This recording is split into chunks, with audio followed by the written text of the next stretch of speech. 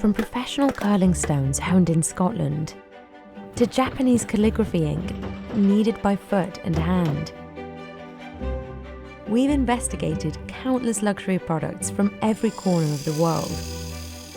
To celebrate 10 seasons of So Expensive, sit back and enjoy this 10-hour marathon.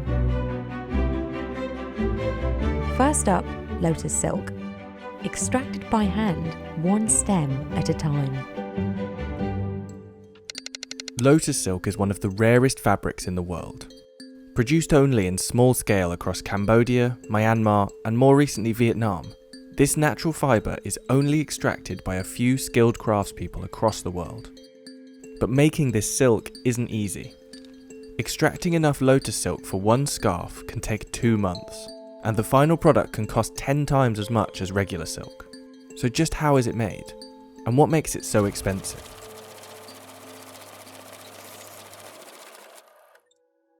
Phan Thi Thuan's family have been making silk for generations, growing and harvesting the threads from silkworms themselves to create luxury garments. But making lotus silk is different. Silk usually comes from silkworms. They're kept on wide trays and need to be fed almost 24 hours a day with mulberry leaves. The caterpillars delicately spin threads to create their cocoons, and it can take hundreds of silkworms to make a kilo of silk. But while the insects require careful looking after, they do most of the hard work themselves. The key difference between the bright yellow silk and the paler lotus version is that every single strand of lotus silk must be extracted by hand. Tơ sen thì nó khác với cái lụa tơ tằm. Là tơ sen thì mình phải rút sợi tơ nó là thân mộc.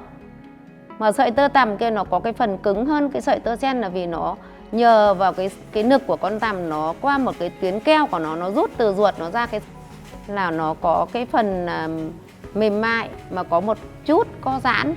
Còn tơ tằm thì nó bóng, sang trọng.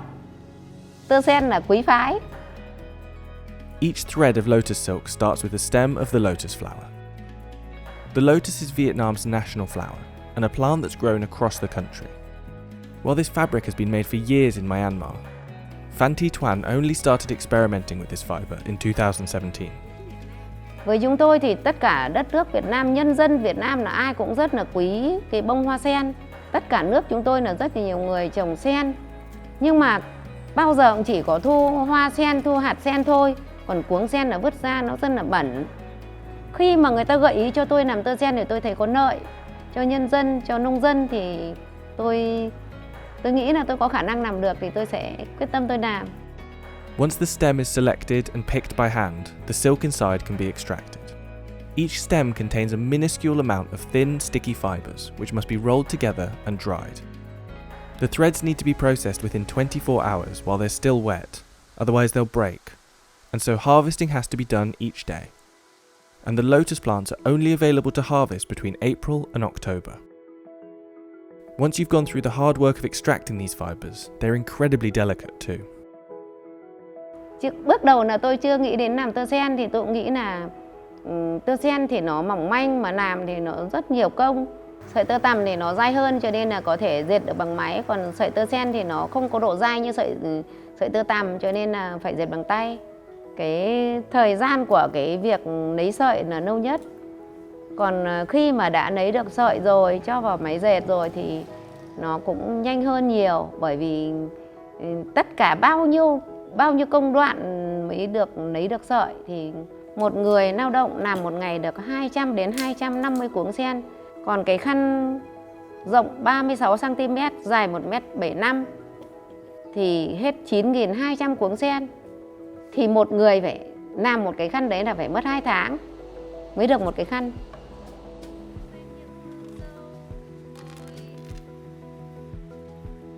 Once dried, these threads are carefully weighed down and delicately hand-spooled. Then they're put into the loom. These fibres are fragile, but once woven can be as durable as traditional silk. Phan has a team of 20 workers creating these fibres each day, allowing them to produce 10 to 20 scarves each month. But when a 25cm scarf can sell for just over $200, the hard work is worth it. The final product is unlike any other fibre. It's soft like silk, breathable like linen, and slightly elastic. These luxurious traits have made it popular with tourists searching for rare souvenirs. It's also recently been picked up by international fashion brands searching for a new luxury fibre. But its scale has been limited, as there are still few trained in the making of these silk threads. But despite the work involved, Phan Thi Thuan is hoping that this skill could one day grow to become a larger industry. Tôi dạy rất là nhiều, nhưng mà dạy những người lớn tuổi cũng nhiều. Những người lớn tuổi họ sẽ không có cái sự sáng tạo, không có đam mê, mà không có cái làm thì nhanh bằng những thế hệ trẻ. Cho nên là năm 19, 20 này là tôi đã dùng các em học sinh trong những dịp nghỉ hè, là tôi dạy các em ấy, mỗi năm là dạy 100 em. Thì là nhìn thấy cái thế hệ tương lai đấy nó mới phát triển được tơ sen của chúng tôi. Nhưng mà tôi chỉ mong là nhân dân Việt Nam và những thế hệ mai sau nó sẽ giỏi hơn chúng tôi, để nó sẽ có những cái cách làm khác đi, thì nó sẽ làm được nhiều hơn, nhanh hơn. Japanese chef's knives are world-renowned for their unique design and durability, and just one can cost you over $900. From heating and hammering the metal, to sharpening the knife's edge and polishing the final blade. These are only a few of the skills a Japanese artisan spends a lifetime learning to master. So what makes these knives so coveted? And why are they so expensive?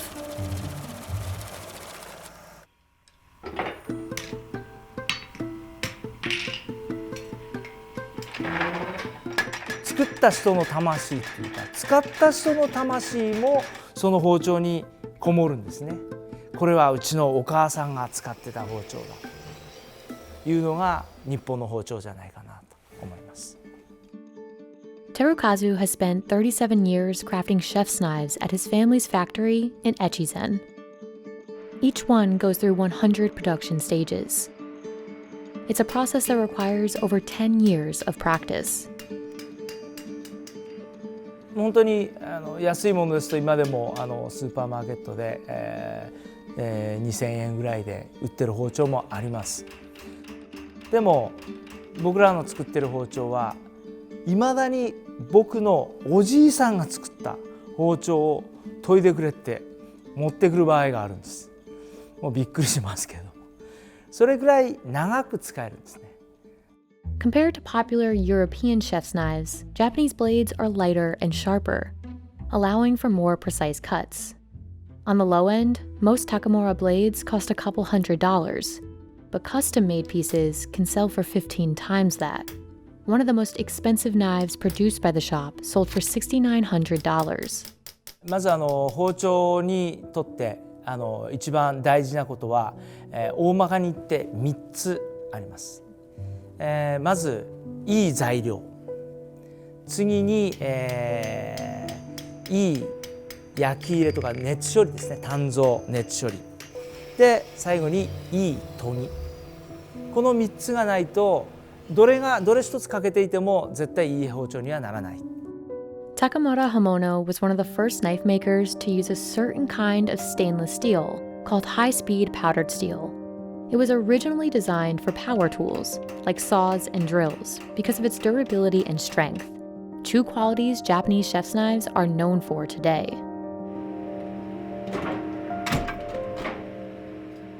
Once the metal is cut, it's heated in an electric oven to harden and strengthen the blade. Then the hammering begins. At this point, the artisan relies on experience and instinct to guide them in producing a blade of ideal strength and thinness.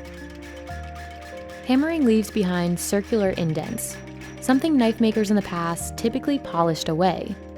But 60 years ago, Terukazu's father and his colleagues discovered the benefit of knives with a textured surface like this. さっきみたいに鍛造トントントントントンとしてもう表面結構デコボコになりますよね。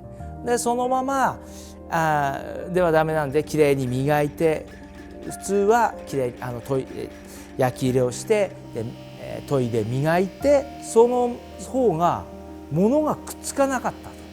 じゃがいもであるとか人参であるとかピタッとくっついてなかなか取れないのに、デコボコだったらポロポロ取れると。This hammered finish, called tuchime, allowed chefs to chop ingredients quickly and more efficiently. It also added a beautiful aesthetic to each blade, another element highly valued in Japanese knives. 今世界中でも土目の入った包丁ってやってますよね。 But a Japanese chef's knife wouldn't be nearly as valuable without a supremely sharp edge. An artisan presses the blade against a rough grindstone made of natural rock, a sharpening material you'll only see used in Japan.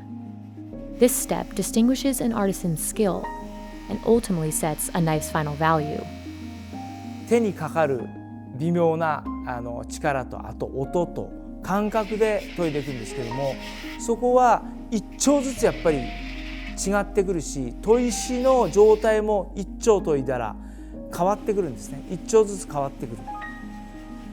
叩き3年、叩きっていうんですね、作業、こっちも手で叩く、叩き3年で研ぎは一生、ずっと勉強だと。It takes one full day to sharpen the blade and another full day to secure and polish the handle. The final knife is totally unique, each with its own distinct balance, thickness, and design. あと包丁って自分の料理人の方がよく言うんですけど、自分の手の延長になってほしいと。でそのためにやっぱりそういった工夫ですかね。やっぱりまずバランスがもう自分のここの一番包丁の先端が自分がどこを当てたいかと、当てたいところにマット持っていけると、指の先のような扱いができる包丁。 Several of the world's best chefs use Takamura's knives, from René Redzepi at Noma to Massimo Bottura at Osteria Francescana. Another one of those chefs is Masakazu Fuji. He uses Takamura's knives to prepare fish at his restaurant in Fuku. おそらくアーティストのライブでメインのギターがなんだとかっていう風になっても、サブであったり、ギターテックがいたりしてやる人間っていうのは、演奏する人間っていうのはそれに集中できる。でそれを高村さんが今してくれているっていうような感じですね。この切ったところから表面に光沢が出てる。でこれって切れない包丁でやったら全くこういうのは出てこない。でそれをストレスなく切ると、こういう感じで切ったところから今にももう溢れようとする。でも止まってる。でそれを口の中で歯で噛んだら出る。Echizen has been the center of high-quality knife making since blacksmiths began crafting chef's knives here 700 years ago. And today the city is internationally recognized for its cutlery production. But before knives, artisans made swords, another valuable trade in Japanese culture. ところが日本の刀って細いですよね。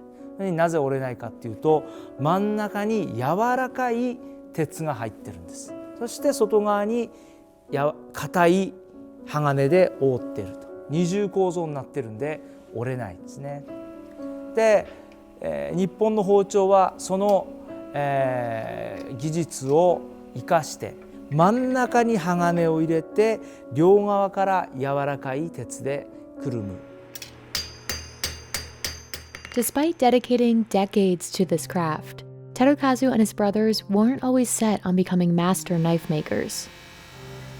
弟もその一番下の弟も3人ともこの仕事をやってるんですけども、この仕事をやりたいとか、これ僕なんかだったらロック歌手になりたいとか、弟だったらオートバイのレーサーになりたいとか、やっぱり、ある程度の年代が来て本当に自分の今までの僕が育ってきたこの背景とか、そういったあと自分がうちが作ってるこの包丁とかをこう見ていくと、やっぱり俺はこれをやるべきなんやな、これをやらなあかんねやなというのと、やっぱこれをやりたいなという気持ちがやっぱり出てくるので。 Professional chef or not, getting your hands on one of Takemoto's knives could take years. With that kind of wait time, coupled with the decades of training required to master this craft, it's likely these pieces will remain costly for years to come. そうですね、やっぱり、本当にこういう価値のある、もちろん時間もかかるわけですから、まあ本当に申し訳ないんですけども、やっぱり、2年半とかそれくらい待っていただいた方も、おられます。でもやっぱり使って本当にそれができた時に、待っててよかったと、もうこれ使ったら他の包丁はもう全然使えないとか、まあ本当に嬉しいことですけど。 With every shaving and small incision, master artisans turn these trunks of wood into 32 hand-carved chess pieces. You can pick up a plastic set for $20, but a wooden set certified for the World Chess Championship costs $500. Much of the value of a high-quality set comes down to how well just one piece is made. The knight. There are less than 10 people who are trusted to carve the knights for the official World Chess Championship sets. So how are these chessmen made? And why are they so expensive?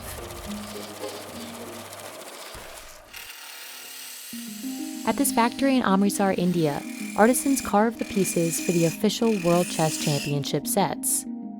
And the factory produces only 250 of them each year. Artisans train over 4 to 5 months, learning to masterfully shape each figure. These small blocks of boxwood were once large trunks, dried for 3 to 6 months, cut down, and shaped to the necessary size. Each block is attached to a lathe, which turns the block rapidly before artisans begin to carve. Artisans use particular steel tools, called cutters, designed to make the proper cuts and overall shape of a chessman. Once the cutter makes contact, it immediately changes the wood, and any slight misstep could ruin the final shape of the piece. No piece is more difficult to produce than the knight. While other pieces are carved in just a few minutes, a single knight takes 2 hours to produce.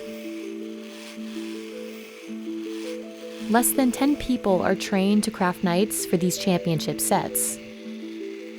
Sir ये घोड़ा बनाने ਨੂੰ 10 ਸਾਲ ਹੋ ਗਏ sir ਇਹ ਬੜੀ ਮਿਹਨਤ से ਕੰਮ ਸਿੱਖਿਆ ਜਾਂਦਾ 5-6 ਸਾਲ ਹੋ ਗਏ ਕੰਮ ਸਿੱਖਣ ਦਾ ਟਾਈਮ ਲੱਗਾ Compare that to the 4 to 5 months it takes an artisan to learn how to carve the other chess pieces.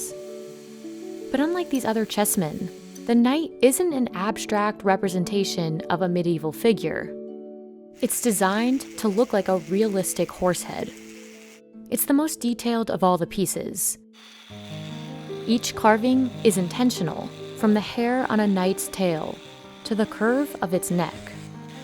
ਇਹਦਾ ਆ ਚੀਜ਼ ਗਲਾ ਬਣਾਉਣ ਵਾਸਤੇ ਪੂਰੀ ਗਲਾਈ ਕਰਨ ਵਾਸਤੇ ਵੀ ਟਾਈਮ ਲੱਗਦਾ ਇਹ ਵਾਲੀ ਸਾਈਡਾਂ ਇਹਨਾਂ ਤੇ ਵੀ ਟਾਈਮ ਲੱਗਦਾ The quality of the final piece largely depends on the skill of the artisan. A top quality knight must be completely symmetrical. Paper ਰੇਗਮਾਲ ਵੀ ਬਿਲਕੁਲ ਠੀਕ ਲਾਇਆ ਕੰਨ ਵੀ ਬਰਾਬਰ ਹੈਗੇ ਆ ਨਾਸਾਂ ਵੀ ਠੀਕ ਹੈਗੀਆਂ ਵਾ ਇਹ ਚੀਜ਼ ਵੀ ਬਿਲਕੁਲ ਬਰਾਬਰ ਹੈਗੀ ਹੈ ਇਹਨਾਂ ਦੇ ਚਲੋ ਇਹ ਆ ਇਹ ਬਰਾਬਰ ਦੇ ਜਾਨੀ ਕਿ ਇੱਕ ਨਾ ਇੱਕ ਕੂੜਾ ਹਰ ਇੱਕ ਚੀਜ਼ ਮਿਲਦੀ ਪਈ ਹੈ ਜਿੰਨਾ ਜਾਨੀ ਕਿ ਦੇਖ ਲਿਓ But it's just as important that all 4 knights in the set look totally uniform. Otherwise, the set altogether won't be nearly as valuable. According to the House of Stoughton, a large manufacturer of chess sets, a set of finely carved knights can represent up to 50% of the total cost of the chessman. The other chessmen have specific height and width requirements, designed by architect Daniel Whale.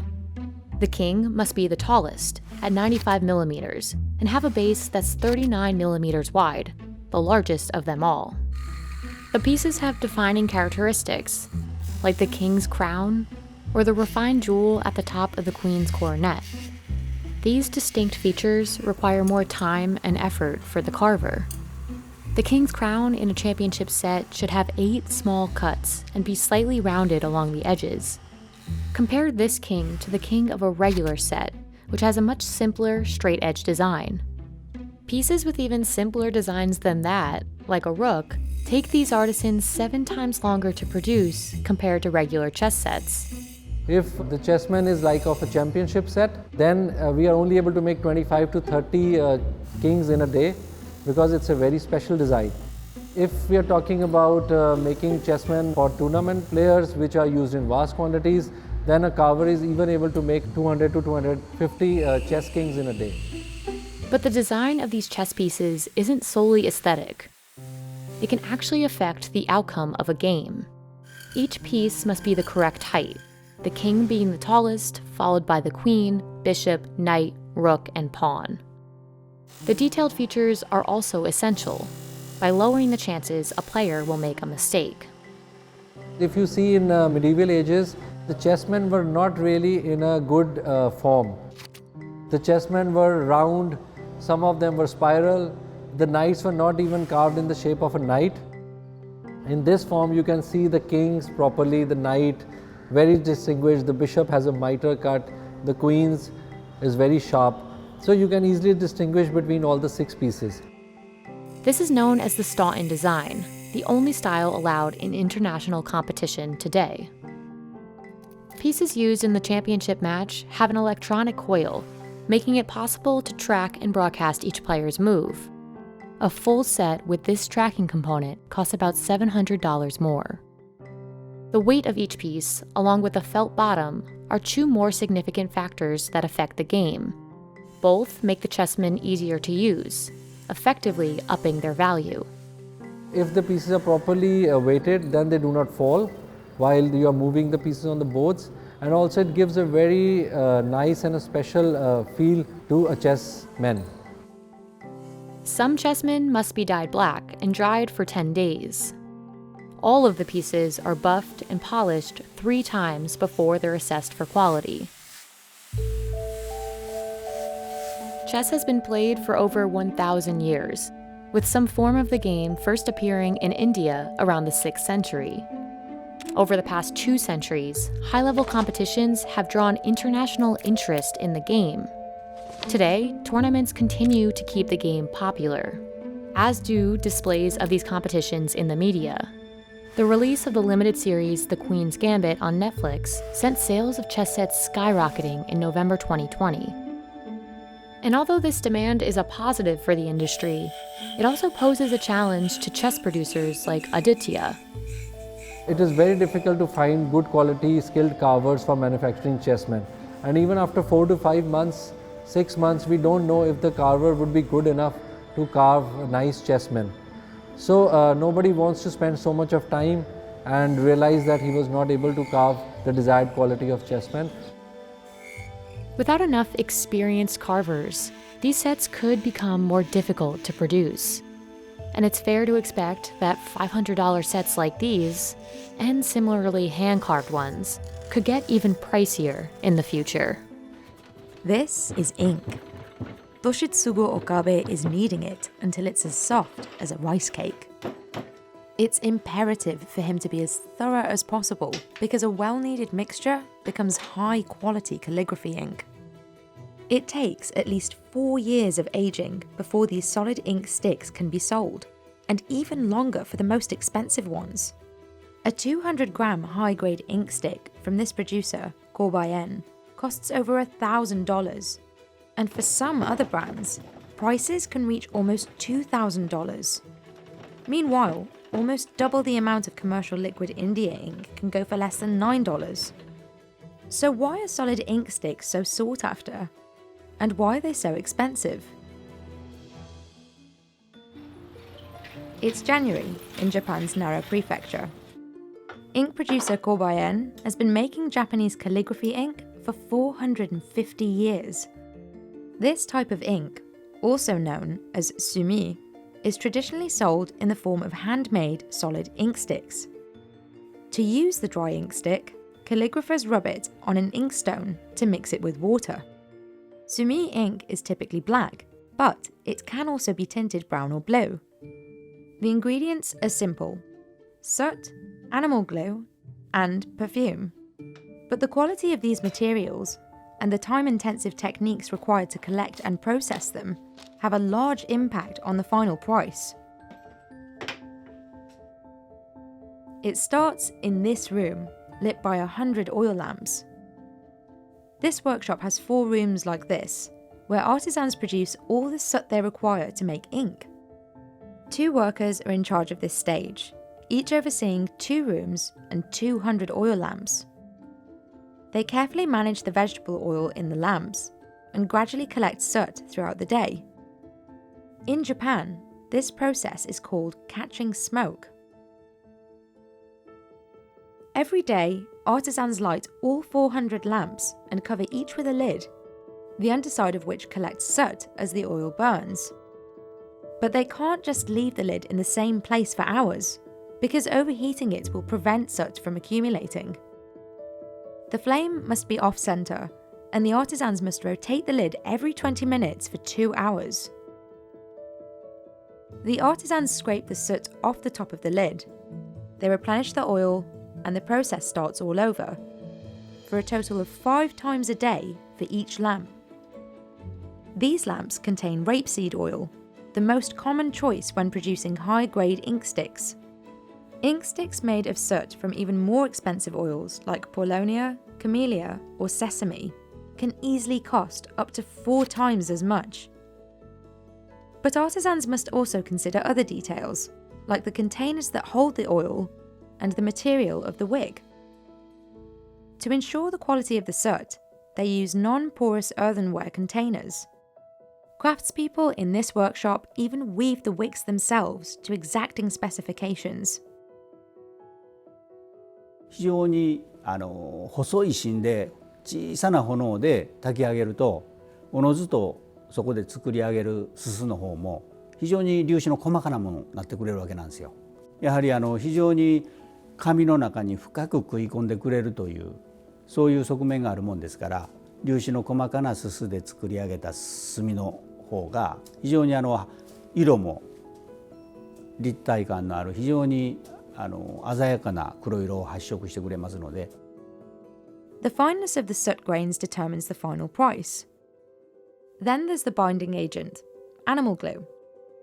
Unlike most of its modern liquid ink counterparts, which use shellac, Sumi ink typically uses cattle glue. For the most expensive ink sticks, artisans sometimes mix in other types of glue, such as donkey, deer, and goat. Cowboy says this improves the ink's glossiness and texture. The company buys glue specially made for Sumi ink, which comes in a dry board-like form. Artisans dissolve it by mixing it with 70 degrees Celsius water, which takes over an hour and a half. According to Cowboy, dissolving the glue slowly at a low temperature is key to producing quality ink. 非常に穏やかなくっつき合いになってくると。そこにニカワというのが介在してくれるおかげで細かな話ですけどニカワの分子が細かなすすの分子をくるんでくれてるわけですね。ですからすずりの上で吸っていくと非常にスムーズに液体になってくる。But animal glue can have a bad smell, so Sumi ink makers add fragrance like borneol and musk to counteract it. で香料を入れるというのはむしろ今はその気持ちを落ち着けるということの作用の方が非常に大きな役割を果たしてくれていると思いますね。The next step is to knead the soot, glue, and fragrance into a soft dough. The dough is kneaded every morning, by hand and foot. Doshitsugu takes care to knead it thoroughly, so the soot and glue are evenly distributed. That way, the solid stick can eventually dissolve into homogeneous liquid ink. Once he's properly kneaded the dough, Doshitsugu cuts it into balls and weighs them for consistency.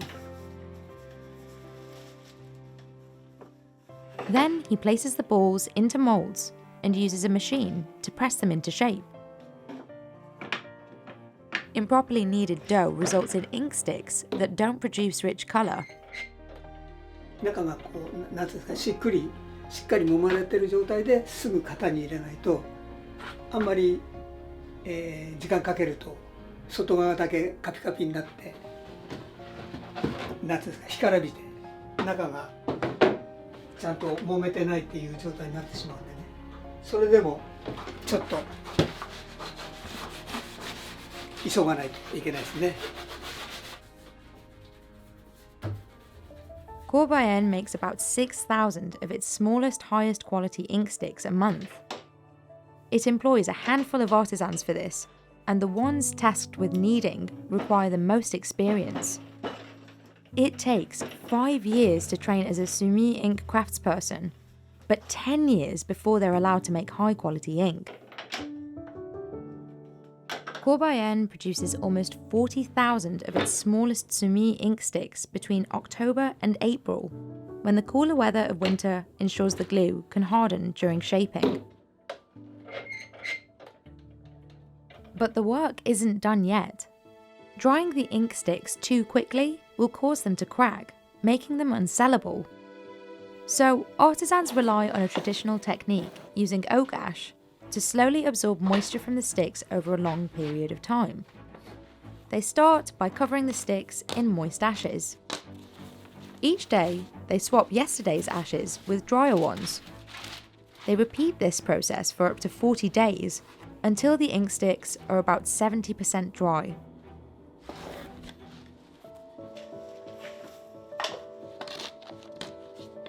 After, they hang the sticks with straw and air dry them in-house for up to 6 months.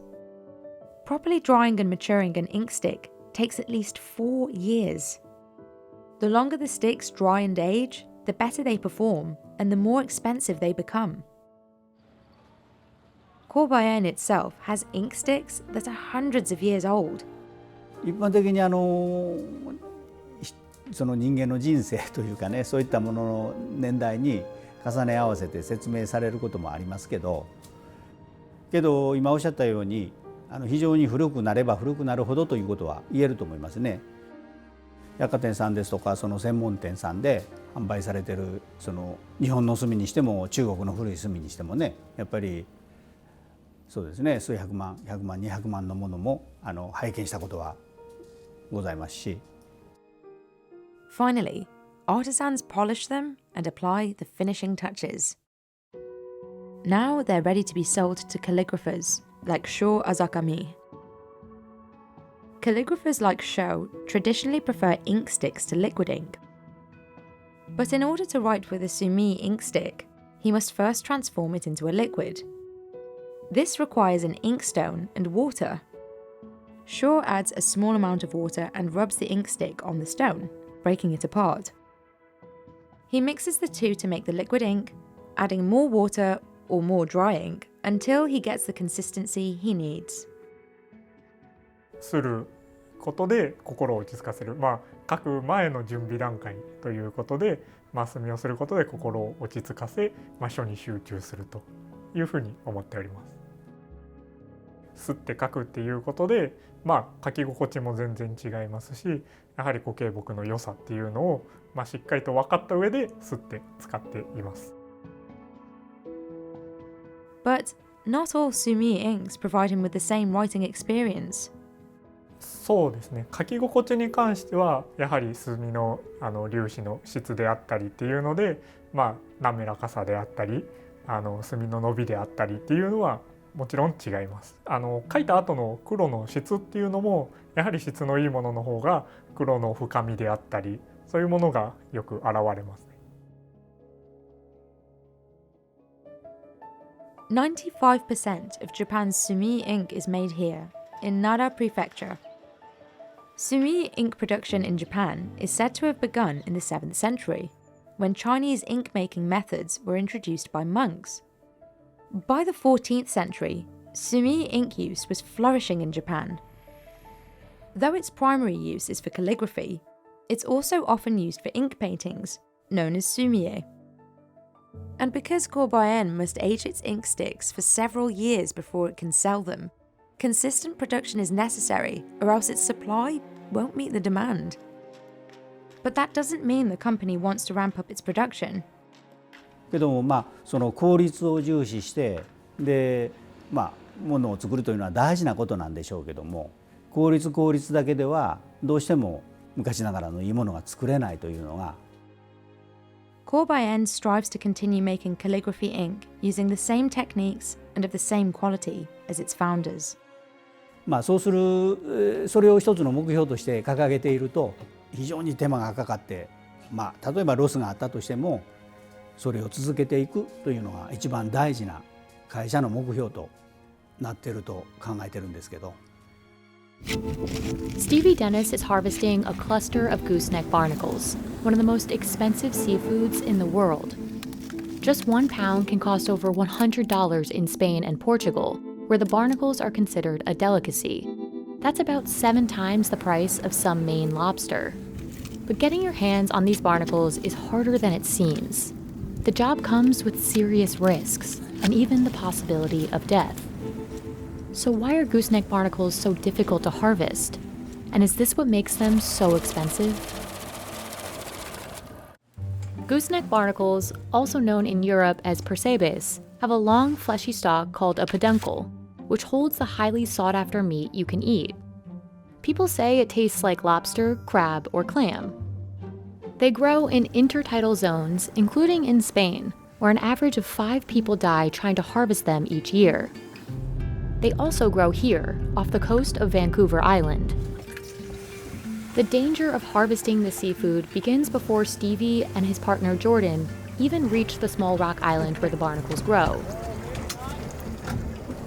A 15-minute boat ride off the coast starts off smooth. But wait a little longer and the waves will be thrusting high as Stevie attempts to make the leap from the boat onto the rocks.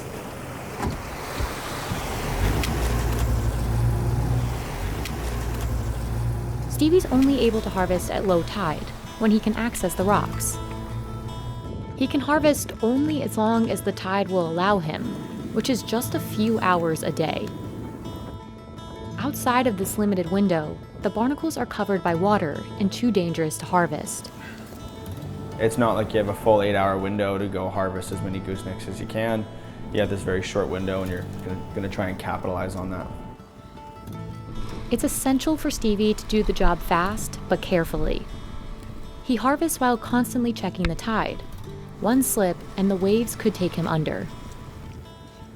It just boils down to skilled labor.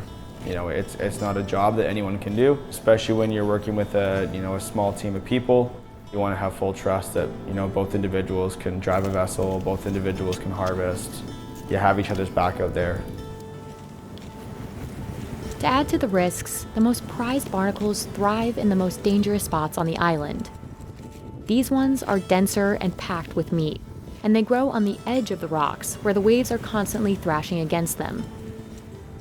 The barnacles here must feed more often so they can grow bigger to withstand the surf, which is how they're able to cling more tightly to the rocks. But this also makes them especially difficult to remove. Stevie uses a leaf spring tool to pry out clumps of gooseneck barnacles. My uncle gave it to me. He used to harvest goosenecks. At times, he uses his hands to pull them out one by one. While worrying about his own safety, Stevie must also be careful with how he harvests the barnacles. Harvesters try to avoid taking or harming other organisms attached to the barnacles, and they take extra care not to damage the gooseneck barnacle itself, since slicing through it will automatically lower its value. Marketable barnacles will have a hard white plate at the end that's about 15 to 30 millimeters long. The peduncle should be between 20 and 80 millimeters. At each harvest site in Vancouver, less than 10% of the barnacles will be considered marketable. I want some with length, It's like, picture a forest. The further you go in and find where the trees are a little bit more protected, the top of the tree is where you're going to find the branches, and they're going to have long trunks. So that's the meat that you eat.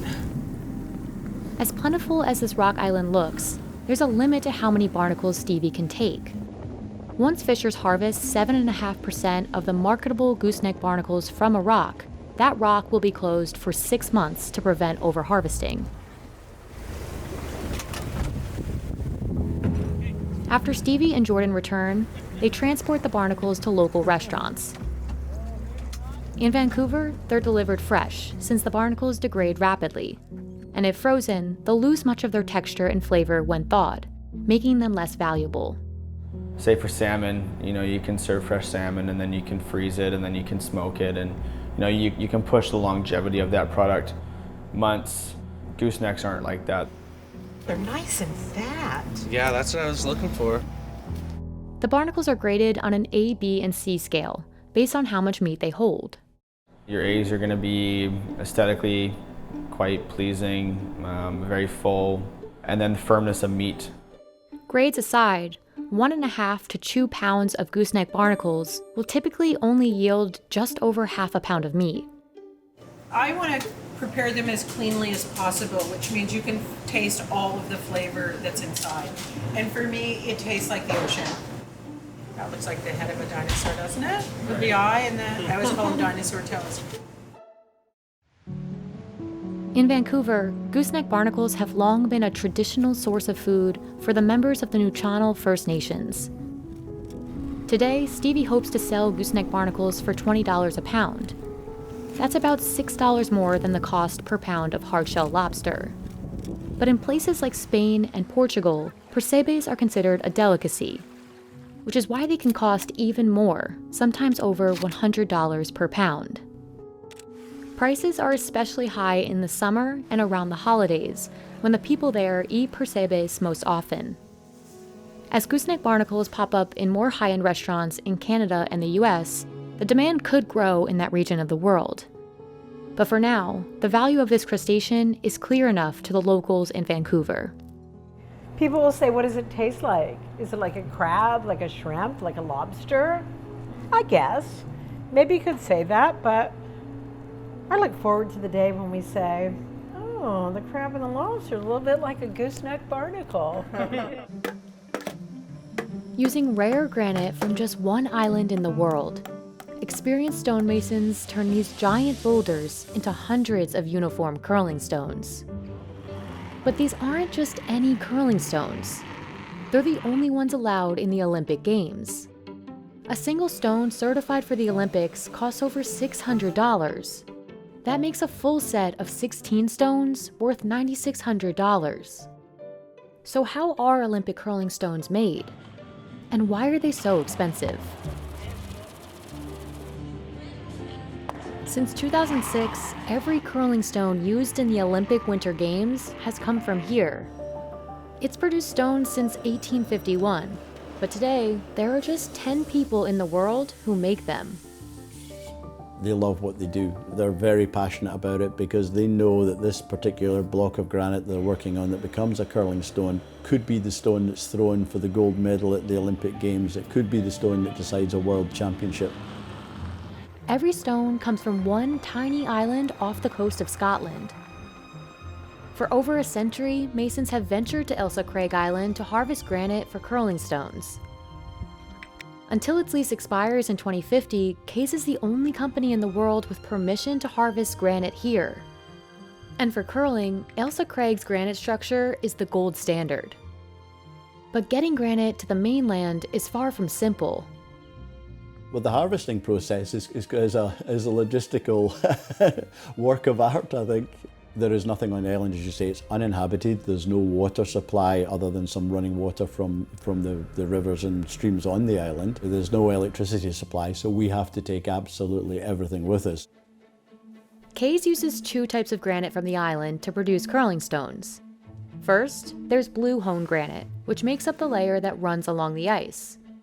Then common green is used for the part that strikes other stones.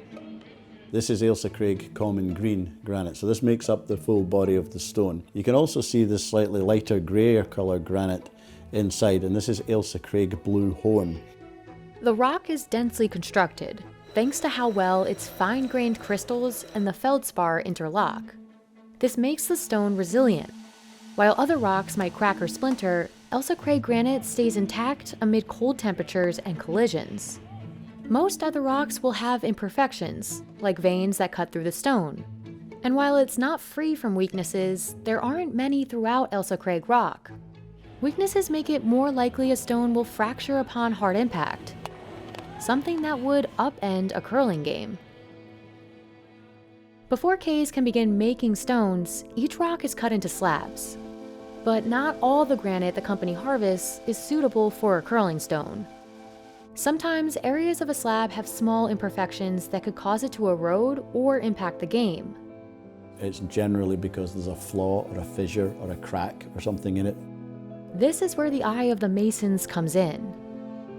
Throughout the process, they assess the granite and confirm it satisfies Olympic requirements. The slab thickness, we're looking for 145 millimeters, 14.5 centimeters thick. Then that gives us the ideal depth for coring, which then allows us to shape the stone while retaining the weight. From the slab, Kays marks only the best parts worth coring, which are the areas it'll eventually shape into stones. We've gone to a lot of time and effort to bring this resource from an island over to the mainland that we want to make the most effective use out of it. We can get boulders off the island that can be in the region of 5 to 7 tons. They will yield way more than 5 or 6 cheeses per ton. But if we average it out across a whole harvest, then if we get around 6 cheeses per ton, we're doing pretty well. They call them cheeses, for no clear reason other than... I suppose in one respect they maybe look like a Baby Bell cheese or something like that. I've never really thought about it too deeply, to be honest. While the process today largely depends on machines, it needs experienced craftspeople to see each stage through. The cutting process or the coring process is a skill or an art in itself. So while it's semi-automatic in terms of feeding itself in, the speed is manually controlled, and that's where the skill of the operator comes in. After each cheese has been cored, masons chip away the excess stone around the corners and prepare it for shaping. The International Olympic Committee determines the size, shape, and weight of each stone for the games. Before the stone reaches its final shape, masons fit the blue hone granite into the common green body. The stone itself weighs 40 pounds, plus another pound for the handle. After it reaches its final form, it's time to polish it. Each stone needs to be uniform in weight, size, and running surface. The running surface on the bottom determines how much the stone curls. To curl, there needs to be friction between the ice and the stone. That roughness is achieved by the experienced hand of a mason. Kays stores granite over time, returning to Ailsa Craig about once a decade. Other producers harvest granite from the Trevor Quarry in Wales. Kays once sourced granite from Trevor too, but Mark says quality control issues turned it away. And it didn't hurt that the World Curling Federation preferred Ailsa Craig stones. They found that the Kays stones with the insert, the blue hone insert, were the best because they also discovered that having a curling stone that's not got a blue hone insert will pit. It will has a certain porosity, it will pull in water, and water and ice will then freeze. When water freezes, it expands, leads to the detriment or the damage to the stone. While curling has recently skyrocketed in popularity, demand for stones has fluctuated since the game began. Curling is believed to have started in Scotland, but today, Canada is the most successful team in the history of curling. Curling here goes back to the late 19th century. A curling stone gets some last-minute polishing. When many of the Scots who immigrated to Canada brought the game with them. By the 50s, Canada was building hundreds of curling rinks. Now retired, Jimmy Wiley worked at Kays during this period and saw the company thrive before demand dropped again. When all of these new ice rinks in Canada were satisfied, the demand fell off dramatically, so we went from 25, 30 people down to about between 5 and 10 people. A major component that's kept the game and Kays alive today, the Winter Olympics. When curling was put back into the Olympics, it was great. It was a momentous moment in terms of curling stone manufacture because it suddenly opened curling up to the world. In 1998, there was only 25 countries in the world that were in any way involved in curling, and now 20 years later, that's almost tripled. As of 2022, 67 countries compete in curling. Naturally, that's created an uptick in demand for stones, which has carried over into their price. We have increased our sales, which is really, really good news. Having said that, we've also increased our costs because we'll have to go back for granite more frequently and to satisfy the demand. In 2000, Case harvested about 1,500 metric tons of common green and about 300 metric tons of blue hone. 13 years later, it took 2,500 metric tons of common green and 500 metric tons of blue hone. Fortunately for the growing interest in the sport, and for the only supplier of Olympic curling stones, supply isn't a problem. The last harvest in November 2020, we took less than 0.01% of the island. So we're scratching the surface. The whole island is made of granite. We're not making that big a dent in it.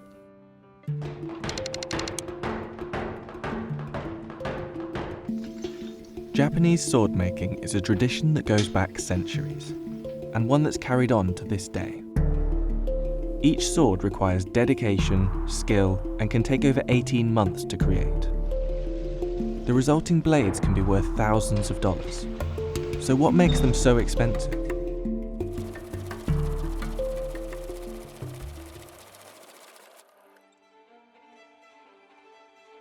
So 世界中に鉄器があってナイフと刀剣の文化はあるわけです。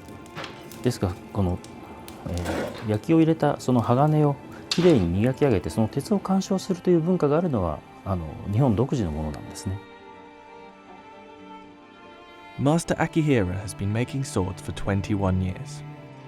He was inspired by a sword crafted by the legendary 13th century swordsmith Masamune, and after a 5-year apprenticeship and years of training, he became one of the 180 swordsmiths working across Japan. Japanese swords have always been more than just weapons. They were artworks, status symbols, and throughout history held a huge spiritual importance. 日本では古くからですね、このように美しく磨き上げられた刀身、鋼には魔を打ち払う力があると信じられてきたんです。そういうようなものを打ち払う力が刀にあると考えて、刀を非常に大切にしたし、それを身につけることによってよこしまなものから身を守ろうとしたんです。決してこれがね、戦いの道具として日本人にと共にあったというわけではないんですよ。現在では確かに美術品として我々刀鍛冶は作っているわけですけども、やはり非常によく切れるように作られていますし、もしいざという時があるならば、武士が命を懸けられるだけのものに私は作っているつもりですから。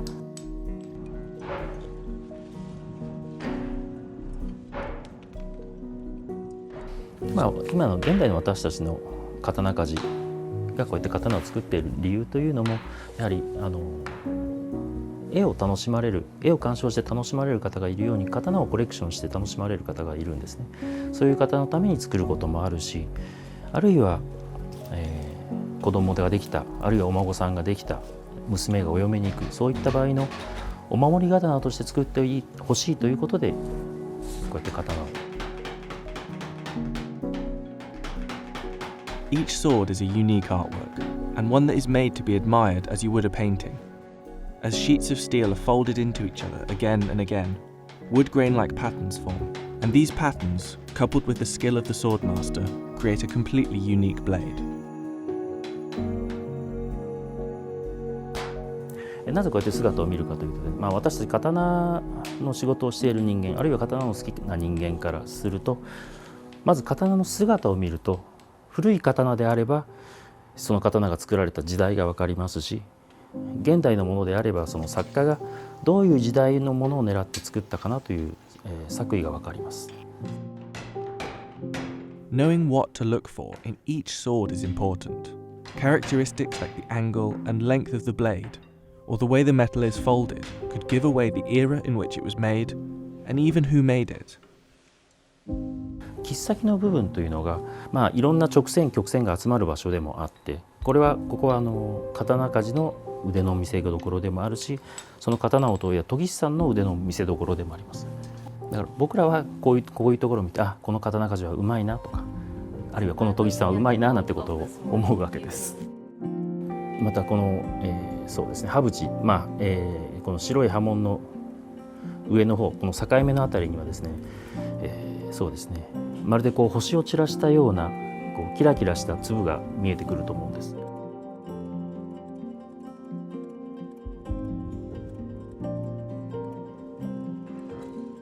Looking at the months of work that go into creating each blade, it's easy to see why these swords command such a high price.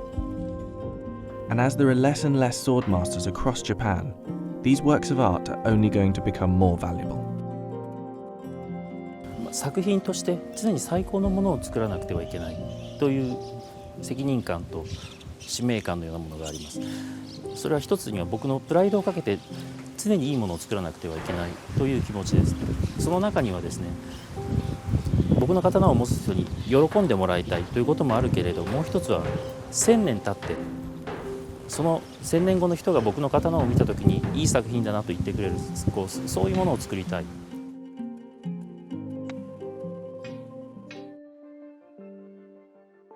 To make Muga silk, laborers must unwind a Muga caterpillar's cocoon into a single long seamless thread.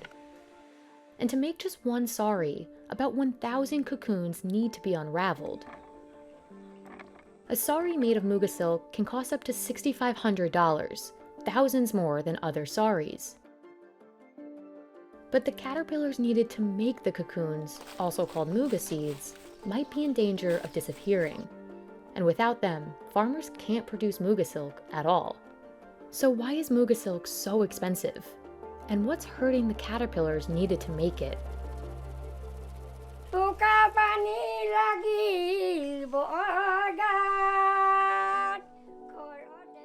Muga can only be made in the Assam region of India. It's so central to the culture here that there's even a traditional song about the golden thread. Muga silk is unique because of its naturally lustrous gold color.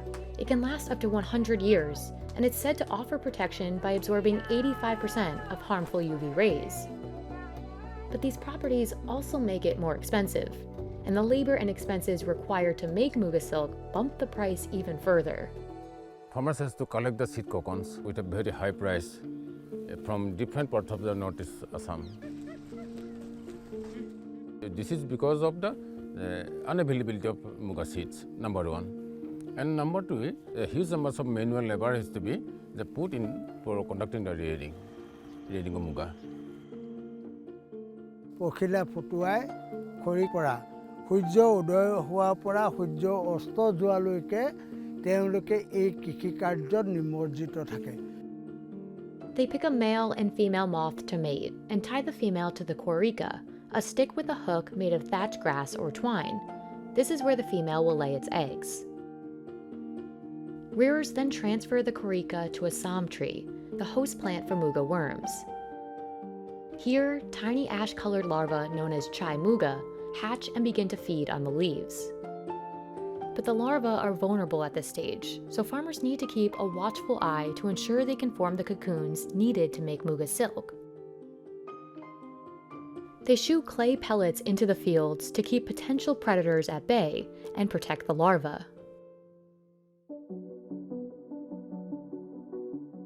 After 1 or 2 months, they can collect the mature caterpillars. And the mature caterpillars are collected by the farmers at night, and they put the mature caterpillars into some zallis for cocooning. Here, the caterpillars rest and weave their cocoons for 3 days, until they fully empty the silk glands and enter pupation. Not all cocoons are used for silk. Some are stored in the sakori pera, a bamboo box for keeping cocoons and moths so farmers can continue breeding Muga worms. The hatched cocoons are used for rougher fabrics, such as winter clothes and blankets. But the most expensive Muga fabrics come from unhatched cocoons. That's because the silk in these cocoons isn't torn and can be unraveled into a continuous thread. Besides being limited in which cocoons they can use, weavers also need a lot of them. For weavers who buy cocoons, this doesn't come cheap.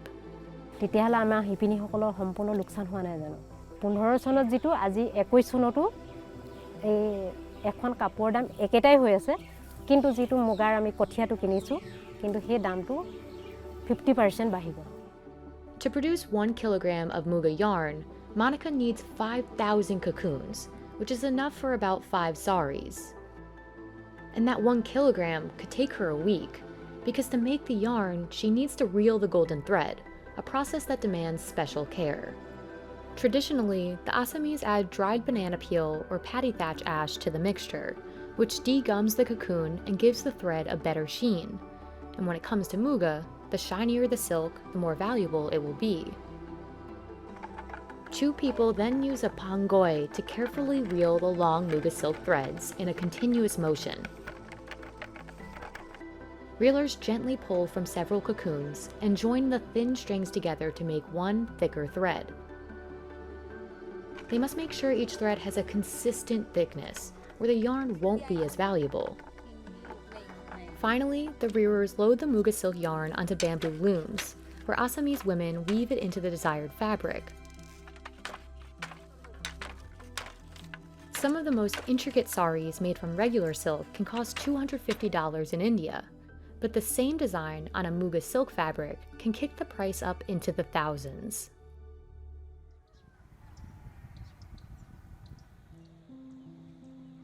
Muga silk is the pride of Assam, which accounts for almost all of India's Muga silk production, but the profits are limited.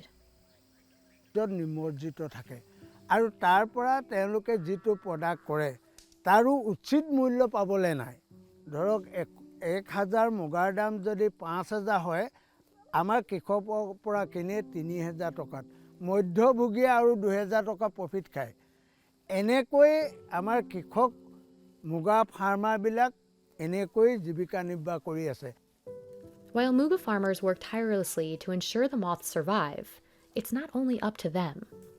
The Muga moth is continuously threatened by the climate crisis. Muga silkworms are reared outdoors, and exposure to even the slightest change in temperature and humidity can wreak havoc. During high temperatures in 2018, farmers had to delay rearing for 10 to 15 days to avoid silkworm deaths. Losing this time during peak commercial season, when production is ramping up, means producers can end up with less Muga silk to sell. This is one of the major threats to the Muga in the coming decades. And second is the pollution. And the pollution generated by the tea gardens and petrochemicals. Tea gardens use some very destructive chemicals like pesticides, herbicides, etc., etc. These chemicals have toxic effects on the Muga moth that impact its mortality and ability to reproduce. This can threaten the relatively low production of Muga silk compared to other expensive Indian-made silks like mulberry silk. Only about 239 metric tons of Muga silk were produced in India in 2021. Compare that to over 24,000 metric tons of mulberry silk that were produced in the same year. According to Jatol, this doesn't meet global demand for Muga, and it drives the price even higher. The limited supply of authentic Muga silk has led some producers to fill the gap with fakes. To combat the rise of fake Muga, in 2007, the Indian government designated Assam Muga silk as a protected geographical indication, or GI product.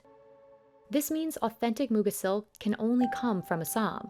But Jatol doesn't believe it's done much to help Assam's Muga silk production.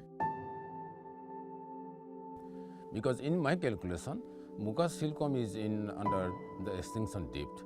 All the habitat area, the Muga silkworm, the host plant sector, will be lost, totally lost in 2046. That's why Jatol and other Muga farmers are relying on environmental conservation efforts, now and in the future, to ensure the survival of this millennia-old fabric. About 20,000 pounds of sea urchins are delivered to this Santa Barbara factory each week. But it's not until you crack open the spiky shells that you see what makes sea urchins so valuable: the gonads. just one 200-gram tray of urchin gonads like this can cost $100, and some in Japan can sell for over 5 times that. Sea urchins are one of the few seafoods still hand-harvested by divers today, and in recent years, masses of them have taken over the seabeds of California.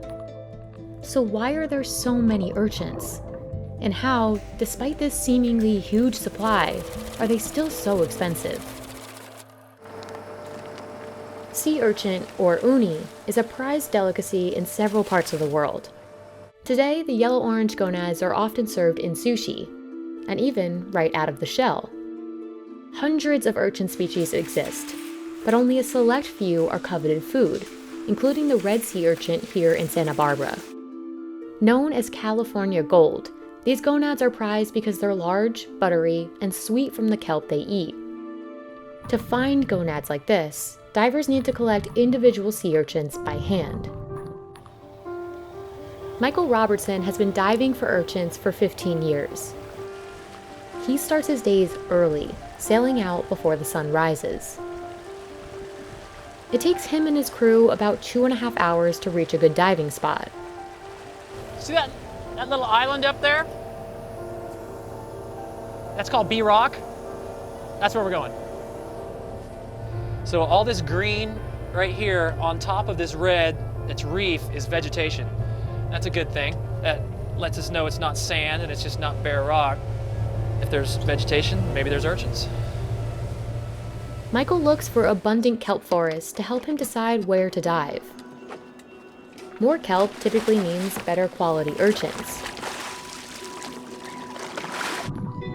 2010, on a good day, a diver could harvest maybe up to 2,000 pounds a day of good quality sea urchins.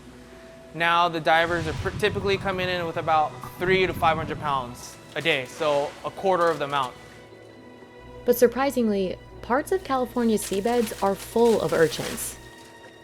If they wanted to, they could still bring in 2,000 pounds a day. There's a lot of sea urchins out there, but there's a lack of kelp. So even if you bring in 2,000 pounds, if they're not marketable, then we don't harvest them. If you want to compare how it was to how it is, this was solid kelp from here all the way in, all the way down. And now you have just little pockets here and there. That lack of kelp impacts the value of red sea urchins. It also strains the ocean's ecosystem and the species that rely on kelp forests for habitat. Along with warming waters and pollution in recent decades, a certain sea urchin is to blame. Sea urchins can survive for years without eating, even without gonads. And after the decline of sea stars, one of its predators, in 2013, the purple sea urchin population exploded, consuming more than 95% of California's kelp forests as it grew. Purple urchins are smaller and produce fewer gonads, so there's little commercial demand for them. And as purple urchins multiply and eat more kelp, red urchins with good gonads become harder for divers to find. Finding the right spot to dive is just the first challenge. Getting your hands on these spiky creatures is the main one. Some people wonder if sea urchin diving is a dangerous occupation. It can be as dangerous as you allow it. If you don't keep really tight tabs on your gear and the mechanics of your boat, it could easily kill you. To make the job easier, Michael and his partner Fred need specific tools. So this is the one essential piece of equipment everybody has to have. It's called a rake. It's custom made. Everybody has their own take on how they like to have it done. I've got all these fancy colors on mine because if I ever drop it, I'll be able to see it on the bottom. And my daughter loves putting the tape on.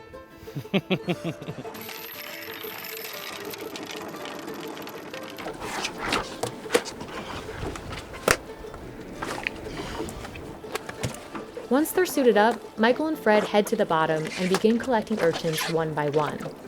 All right. Even with the proper gear, a good dive is never a guarantee.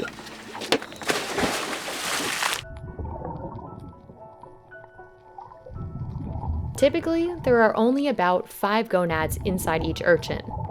And without enough kelp for the urchins to feed on, the gonads start to shrivel up. In some cases, an urchin will be totally empty inside. We do crack urchins on the bottom so that we can see what we're picking, if there's enough product inside, and what the color's like inside. To make things more challenging, Michael can only harvest urchins at least 3 1/4 inches in size. You can't just go out and pick empty urchins.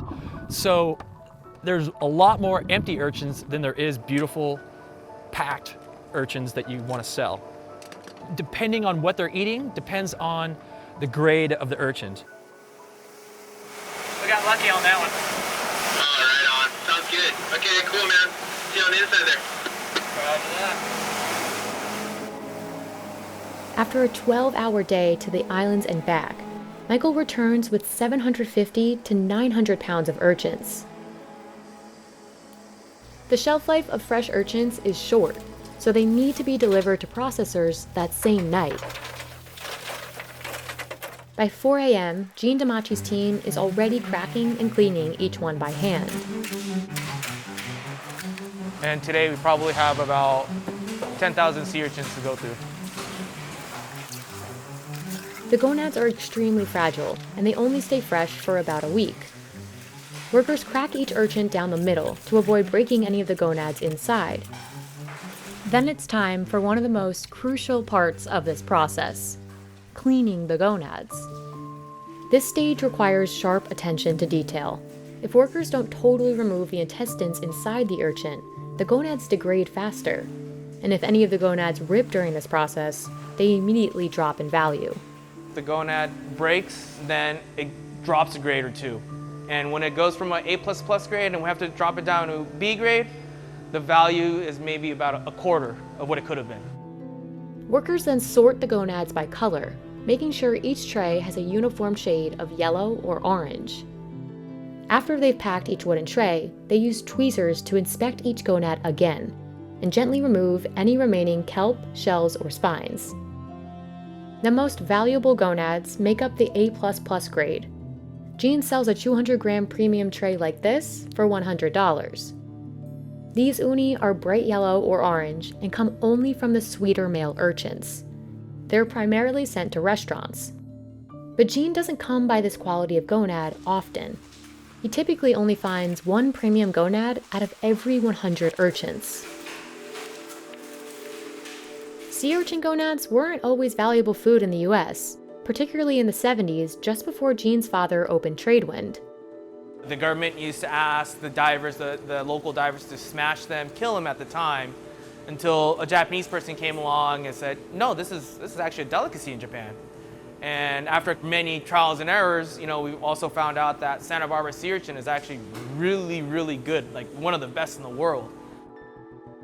Santa Barbara urchin was traditionally shipped to Japan until economic collapse stalled things in the mid-90s. Fortunately for Jean's family and other US producers, a sushi boom took off in the US around the same time. Those of us that was able to make the transition from the Japanese market into the US domestic market survived at the time. Today, Jean ships his product across the US. Uni is one of the few seafood out there that they really haven't perfected farming yet. Until somebody figures that out, uni is probably going to be a limited, highly sought after item. This ultimately raises the price of rare premium gonads. This year, we're actually seeing a good quality, high quality uni that we haven't seen in about a decade. We're seeing a lot more colder waters. We're starting to see kelp grow back where it hasn't grown back in the last 10 years. After a difficult decade, things might be looking up for red sea urchins and the kelp they depend on. It takes about 11 months to craft just one Steinway & Sons grand piano, and these instruments don't come cheap. A Model D concert piano in ebony, the most affordable finish of any Steinway piano, will cost you about $187,000. But that's nowhere near how high prices can reach. Steinway has produced 2 of the most expensive pianos in the world, worth over $2 million each. The next most expensive piano is half the price, at $1.2 million. But with several other premium pianos on the market, Is there something about Steinway's sound that stands out? And is that what makes these pianos so expensive? Named the Rolls-Royce of pianos by the BBC, Steinway has produced some of the most sought-after grand pianos for over 160 years. It's the piano of choice for Billy Joel, Lang Lang, and many other professional musicians. But compared to other high-end piano makers, it's often Steinway's sound that sets it apart. As a performer, I can wear many different masks depending on the piece that I'm playing. There's some pieces you want to be very, very diabolical, and Liszt,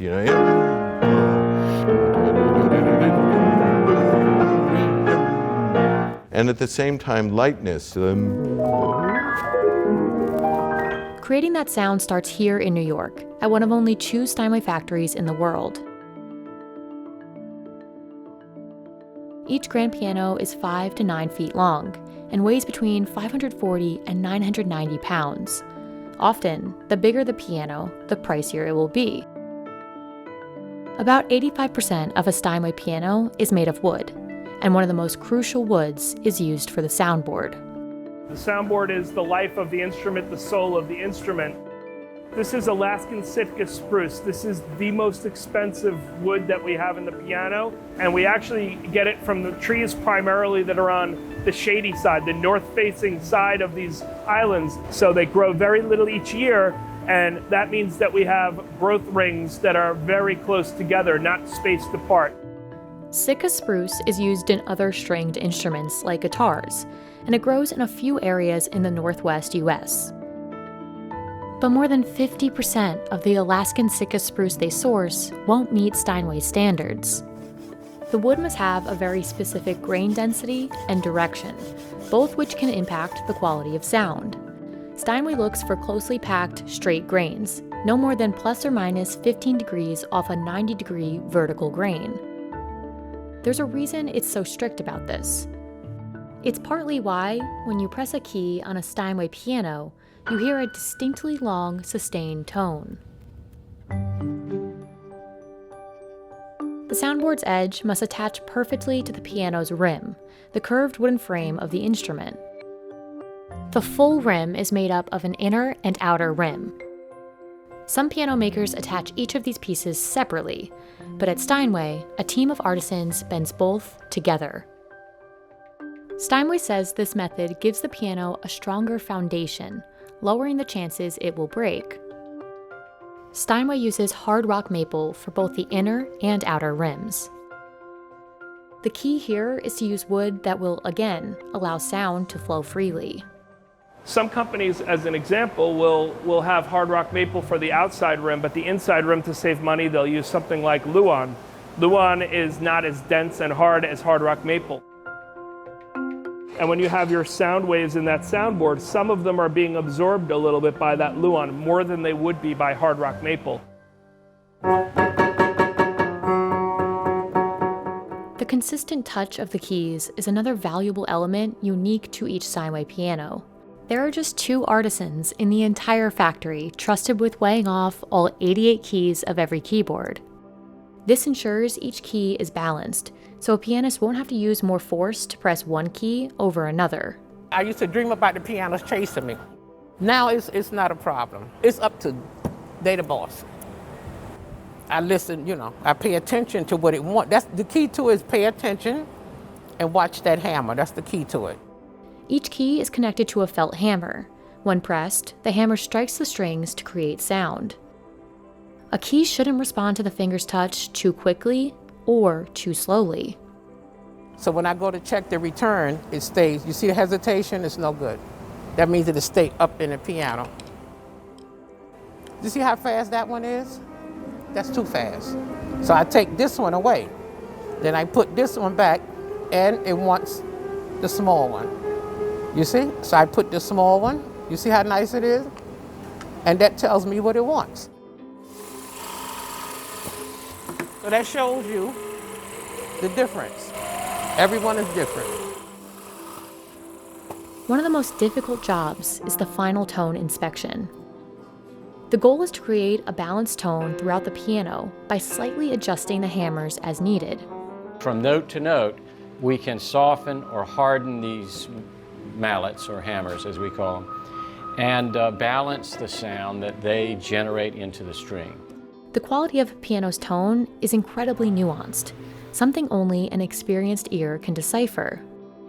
Well, if I take this note and then soften it, in this case I will put a needle in the hammer to soften it, then you'll hear that tone change.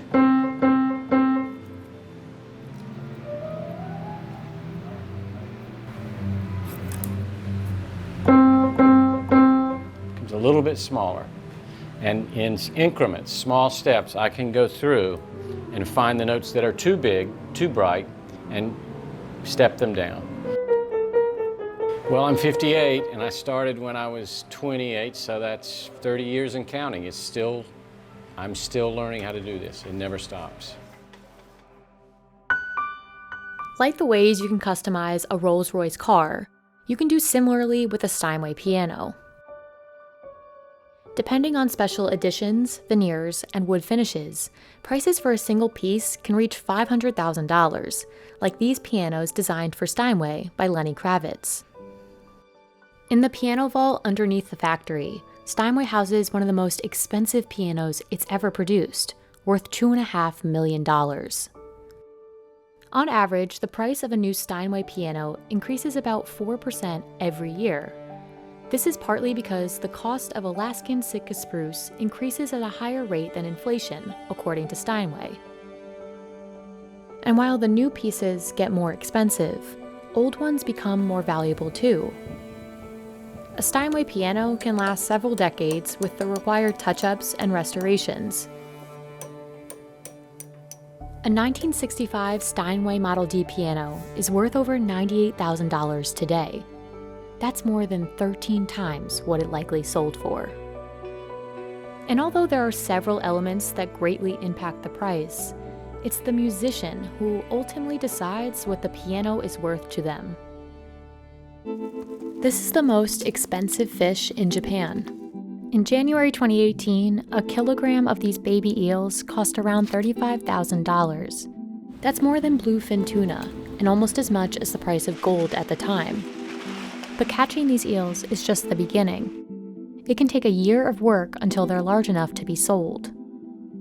So what makes these eels so popular? And why are they so expensive? People in Japan have eaten eel for thousands of years. Restaurants like this can sell 40 to 50 tons of eel each year.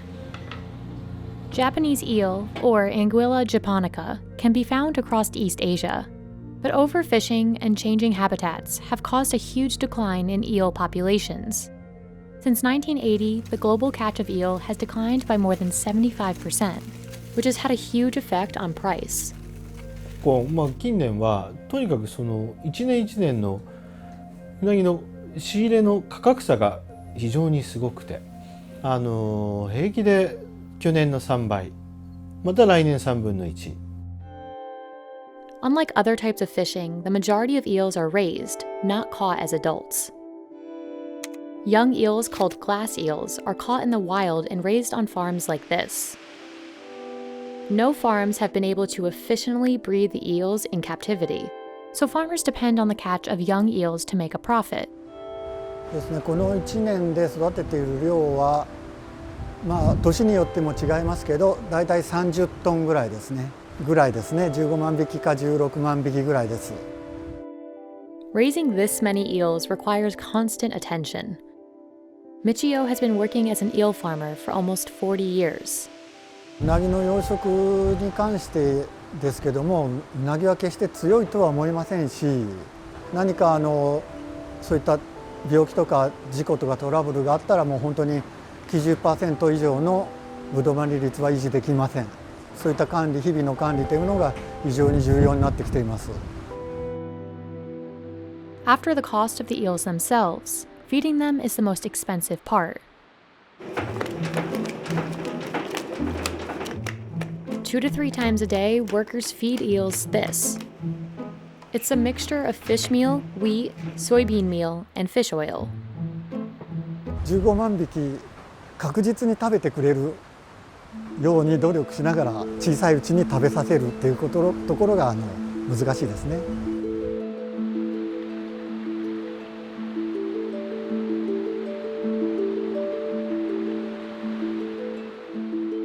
最初はそこから始まりますので、その時期は非常に気を使いますね。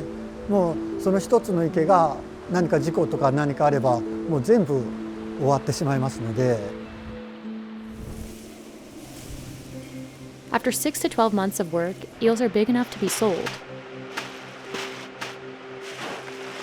Workers unload the eels and sort them by size to determine where they'll be sold. Experienced workers can quickly tell the difference just by feel. Some of these eels will end up at restaurants like Sirugaya, which has been serving eel for over 150 years.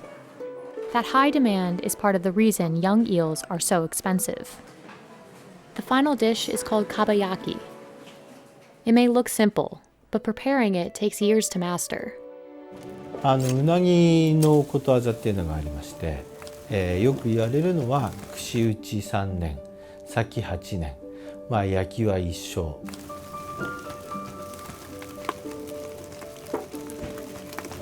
Workers prepare eel live to maintain freshness, but this makes handling much more difficult. Workers remove the bones and cut eels to the proper size for the skewers.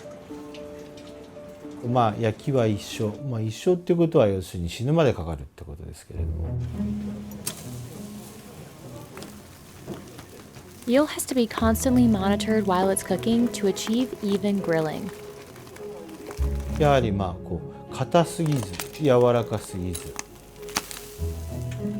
Chefs steam, then grill each eel 3 times, dipping it into sauce between each grilling. 実際の食べる美味しさ、それを両立させるっていうことが蓋を開けた時の見栄えが美しい。Kabayaki presented in a lacquer box with rice is called unaju. It can cost up to $91 depending on the price of adult eel. If prices are too high, restaurants struggle to make a profit. うなぎの資源量に関してはやはり我々うなぎ屋さんみんな死活問題ですから非常にそれは皆さん考えていると思います。僕も当然そうですし。In Japan, eels are eaten year-round, but consumption peaks in the summer, and it's become a big part of some local economies. But the high demand has caused concern. In 2014, Japanese eels were classified as endangered. And because of low domestic catch, the majority of eels eaten in Japan are imported from China and Taiwan. やはり必要量よりも少ないと高騰してくる。高騰してきた時に生産者が、どういうふうな利益というをそれのバランスをどう取っていくかというのが非常に課題が大きいということになってます今。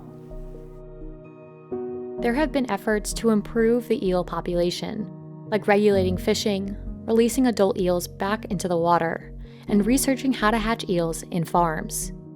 But the future of Japanese eels remains unclear, and the price is likely to increase with demand.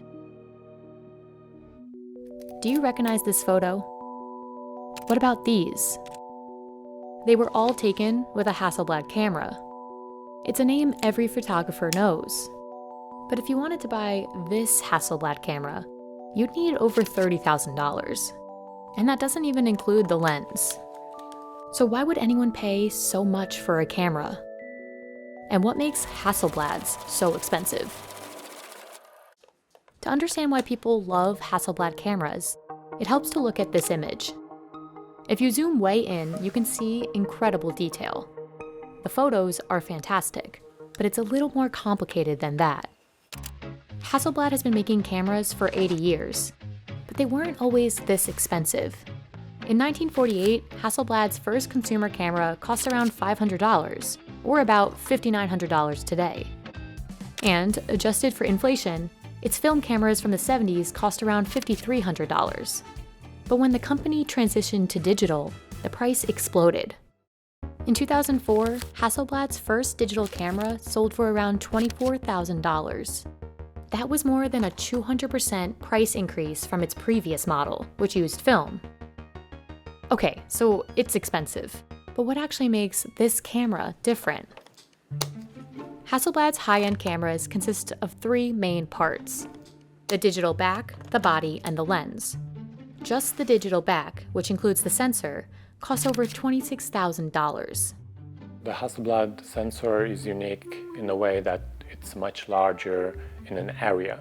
The individual pixel is bigger, and that provides lower noise and wider dynamic range. Take a look at this photo of a motorcycle. When you zoom in, you can clearly see the texture of the handle and the wear on its tires. Larger sensors capture more detail, and Hasselblad's is one of the biggest available. Its cameras are what's called medium format. Basically, it means the sensor is big, and it's what makes these cameras so expensive. Your smartphone camera sensor is around this big. A popular professional camera, like the Sony a7R, is much larger. But it looks tiny compared to Hasselblad's sensor. When medium format technology transitioned from analog to digital, the medium format sensors became extremely expensive, and the camera systems became extremely expensive and very niche. The sensor in this camera is actually made by Sony, but Hasselblad has its own proprietary calibration process to achieve the colors and image quality it wants. It's very useful for the skin tones or the reproduction of the artwork and so on, where you really need to make sure that the colors you have in real life are the ones that will end up later in the photographs. Medium format cameras are mainly used for product and fashion photography, as well as art reproduction. Photographers who need this type of specialized technology can't use off-the-shelf consumer cameras, and these shoots usually take place in a studio where the camera's bulky size isn't an issue. But there's another factor that makes Hasselblad cameras unique. Unlike other companies, Hasselblad doesn't mass-produce its cameras. It makes them in small batches assembled by hand. This is partly because Hasselblad doesn't make that many cameras. Hasselblad doesn't disclose exactly how many cameras it makes, but in 2018, The Verge reported that Hasselblad's yearly production was under 10,000 units. Other manufacturers like Canon produce millions of cameras each year. But this process also ensures that each camera meets Hasselblad's quality standards. Here in production, we have people that works here for over 30 years. And for special tasks, we have people that they just do that task, nobody else can do that. Hasselblad assembles its cameras here in Gothenburg, Sweden. Remember this old photo? Production today looks pretty similar. Its facility is more like a lab than an assembly line. Here, each component is tested, connected, and soldered. But learning how to adjust each part isn't easy. Assemblers rely on both precise instruments and the sound and feel of each component to know that it's working properly. My favorite part is the mirror assembly, this part. I know that's not working well because of the click. You have to work here maybe in assembling these parts, maybe months, until you're capable of making it right. When you charge $30,000 for a camera, quality control is a top priority, and assemblers take their job very seriously. The whole process requires a lot of patience. You will end up learning to be very careful while mounting these tiny parts. Otherwise, you will run into different issues afterward while testing the camera. Assemblers complete a camera in around 6 to 8 hours, but calibration can take up to a third of that time. What's unique about Hasselblad cameras is that each sensor is individually calibrated and tested to a single pixel level, which is very time-consuming and quite unlike in this industry. But pressure to deliver consumer-focused cameras has increased. In the past few years, Hasselblad has released more affordable cameras, around $6,000. These cameras have a smaller sensor compared to other, more expensive models. But competition in this price range is steep. Sony's latest Alpha 1 camera costs a bit more, but it can shoot 8K video and has super fast autofocus. And while the sensors on cheaper cameras aren't as large, those cameras pack more features that appeal to a wide range of photographers. Hasselblad says that it's working to introduce more entry-level, medium-format cameras, but that it will continue to support its high-end customers. And for many photographers who need uncompromising image quality, this Hasselblad continues to be worth the price. Just one 2.5 kilogram durian from Nonthaburi, Thailand can cost $380. Yet the fruit has a smell that some people find extremely unpleasant.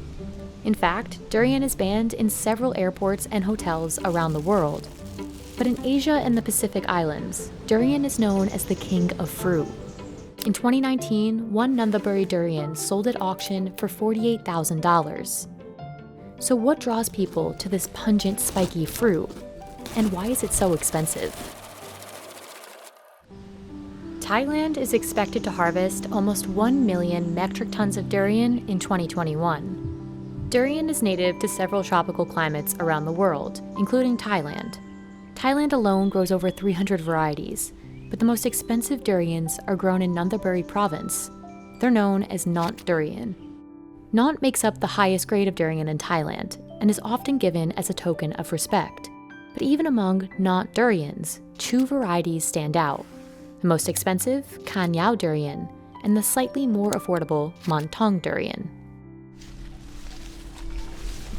เพราะว่าผลไม้ต้องเข้าใจว่าคำว่าผลไม้มันก็เหมือนงานโมเดลที่แบบว่าออกมาทุกลูกแต่ก็ไม่เหมือนกันทุกลูกรสชาติมันก็จะแตกต่างกันทุกลูกมันไม่เหมือนกันทุกลูกเหมือนกันก็คือ Nont durian is described as having refined and sweet pulp with a mild fragrance and creamy texture, whereas other lesser grade durians are said to have a stronger smell and a watery texture. Nont durian has a distinct taste and smell for 2 main reasons: Nonthaburi's environment and the growing practices of its farmers. Nonthaburi province has been a center for durian farming in Thailand for over 300 years. Farmers in this region have been honing their technique for generations, using their resources and skill to grow the highest quality durians possible. One of the resources they depend on is the Chao Phraya River, which flows through Nonthaburi and fertilizes the soil. แล้วดินที่เราปลูกเนี่ยเป็นดินเหมือนดินตะกอนตั้งแต่สมัยปู่ย่าตายายอะค่ะมีใบท้องหลามีพืชตระกูลถั่วปลูกเพื่อให้บำรุงดินอยู่ตลอดเวลาค่ะรสชาติเลยแตกต่างจากที่อื่น But the river water isn't used to water the durian trees themselves. Farmers in Nonthaburi prefer to buy fresh water, which they believe improves the final quality of the durian. จะบอกว่าทุเรียนนมเป็นทุเรียนที่ปราณีตในการปลูกใช่ไหมของคนอื่นเขาคือเขาใช้น้ำบาดาลน้ำในแม่น้ำลำธารได้แต่ของจังหวัดนนท์ต้องใช้น้ำประปาคือคุณทำสวนคุณก็ต้องซื้อน้ำแล้วอะก็คือถ้าเวลาปลูกทุเรียนนนท์เนี่ยเขาจะปลูกด้วยการวิธีการยกโคกยกให้สูงขึ้นแล้วก็ปลูกต้นไม้ใต้โคนต้นเพื่อให้ความชื้นแล้วก็รดน้ำทุกวันละครั้งตอนเช้า After planting, it takes about 6 years for a healthy durian tree to bear fruit. Once the trees start to flower, farmers count the days until the fruits are ripe. Depending on the breed, this can span 90 to 150 days. But it's not only the time and labor that make Nont durian so pricey. The costs to provide this kind of care add up. Just the water costs about $2,200 per year. ถ้าสมมติพี่ถามหนูมั่งนะว่าถ้าหนูเป็นชาวสวนอะหนูปลูกก้านยาวปีนี้ทั้งสวนหนูมี10ลูกหนูขายก้านยาว10ลูกในราคาโลละ160 บาทเหมือนคนอื่นเขาอะหนูจะได้ค่าน้ำคืนไหม Farmers have to constantly check the trees and look for any infections or insects, and they wrap each durian in plastic to protect it. They must harvest the durians one by one, when each fruit is perfectly ripe. ตัดทุกลูกแล้วก็ห้อยเชือกแล้วก็หย่อนลงมาทีละ1ลูกเราจะไม่ตัดโละต้นนะเราจะคัดแต่เฉพาะต้นที่แก่ถ้าเป็นสีน้ำตาลแล้วคั่วแข็งคั่วโปนอย่างเงี้ยก็คือสามารถตัดได้ these time-consuming and labor-intensive techniques have a major impact on the flavor and final value of Nont Durian. A 2.5 kilogram Montong durian from Apriranya farm can cost over $100. That's about a third of the price of Canyao, making it a more popular and affordable option for customers. ก็ที่ชอบเป็นพิเศษก็จะเป็นหมอนทองค่ะเพราะว่าคือมันจะเป็นอะไรที่เนื้อแต่ละคนก็อาจจะชอบไม่เหมือนกันเนาะแต่ที่พี่ชอบหมอนทองเพราะว่าเนื้อเขาจะละเอียดเนื้อเขาจะแน่นแล้วถ้าอร่อยเลยนี่ก็คือต้องกรอบนอกหวานในอย่างเงี้ยค่ะก็คือจะอร่อยอันนี้ก็คือเป็นตัวที่ชอบค่ะค่ะ Canyao, on the other hand, is the most expensive Nont durian you can buy. Depending on its size, Canyao durians from Apiranya farm can range from about $380 to $530 per fruit. But despite Canyao's steep price, demand for this variety is growing, and supply can't keep up. อย่างปีเนี้ยนะคนจองก้านยาวประมาณ60ลูกคือเต็มหมดแล้วนะโลละ 5,000 บาทนะไม่มีลูกค้าท่านใดต่อเลยนะแต่ยอดก้านยาวสำหรับปีหน้าเนี่ยที่คีย์ออเดอร์มานะตอนนี้คือจองไปอยู่ที่ 60-70 ลูกแล้วนะซึ่งยังไม่รู้เลยนะว่าปีหน้าก้านยาวจะติดได้พอกับผลผลิตที่จองไหม One of the main challenges is the climate crisis. แล้วการดูแลก็คือจะยากกว่าเดิมตรงที่อากาศเปลี่ยนแปลงเพราะว่าจังหวัดนนท์ล้อมรอบด้วยหมู่บ้านล้อมรอบด้วยคนเมืองก็คือดูแลยากนิดนึงไหนจะน้ำเน่าน้ำเสียฟันพิษมลพิษอะไรอย่างเงี้ยแต่เราก็ใช้ประคองด้วยการปรับภูมิศาสตร์ปลูกต้นทองหลางให้รอบสวนช่วยปรับอุณหภูมิให้เย็นขึ้นอะไรอย่างเงี้ยค่ะ The tropical climate required to grow durian also makes the farms susceptible to floods, storms, and other extreme weather. In 1995 and 2011, floods destroyed almost all of the durian trees in Nonthaburi. In 2011, about 1,100 acres of durian trees were leveled, and only 17 acres survived. After this, Benjamin had to start the 6-year process over. อันนี้จะเป็นทุเรียนที่รอดจากน้ำท่วมปี 54 ต้นมันก็จะใหญ่ขนาดเนี้ยสูงจะเป็นพันธุ์หนุนทองอายุยิ่งนานรสชาติยิ่งอร่อยทุเรียนอะ The global market for durian is expected to reach over $28 billion by 2025. And that means Apiranya and other Nonthaburi farms will likely continue selling out of Nont durian in the years to come.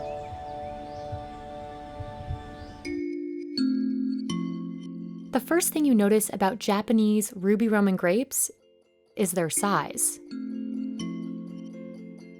Just one is about 4 times the size of an average grape. But inspectors look even closer. If the color of these grapes matches categories 3 or 4 on this color card, then just one bunch could sell for $90 to $450.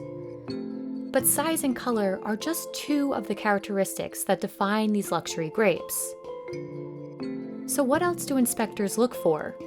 And why are these grapes so expensive? これだけの大粒で鮮やかな赤色の品種っていうのはもう世界探してもないので、そのもう圧倒的な特徴、これはもうルビーロマンだけしかないということで、それも非常に価値が高いと。In Japanese culture, fruits are considered a luxury and gift item. In fact, Japanese supermarkets often won't sell fruits if they have any blemishes or aren't the right shape. Inspectors like Kazuyoshi Sakurai use very specific criteria to scrutinize each grain or individual grape that grows in Kahoku City. まず1つ目には、ルビーロマンの色ということで、2つ目には、粒の大きさということで、1粒あたり 20g ということですので、約30ミリ以上あるかということを確認しています。あと3つ目に、糖度ということで、専用の非破壊糖度計で、糖度を測りまして、糖度18度以上を確保しております。Superior grade grapes make up almost 90% of the harvest, and special superior grapes make up about 10%. Superior bunches can cost between $90 and $140. Special superior grapes are priced at $180 to as high as $450. But there's still one category higher than these two. そして最上級の、規格がプレミアムということになりまして、プレミアムに関しましては、通常の、粒の大きさが1粒約 20g というものなんですけども、プレミアムに関しては全ての粒で 30g 以上という決まりがありまして、Only 1 or 2 bunches a year qualify as premium in Kahoku. Farmers hope to sell 1 bunch of premium grapes for over $1,000. 2 bunches made the cut this year, but in 2019 and 2020, no grapes qualified for the premium category. No matter the grade though, all Ruby Roman grapes have a uniquely sweet flavor, according to Isu. 甘いんですけども、すごく香りが良くて、上品な甘さで酸味が少ないです。で、あとすごく特徴的なのが、果汁がものすごく多くてすごくジューシーです。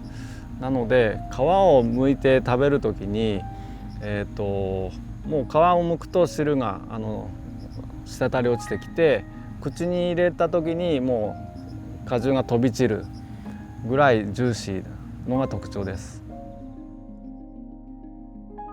Harvesting starts in July, just in time for one of 2 main Japanese gift-giving holidays, Ochugen.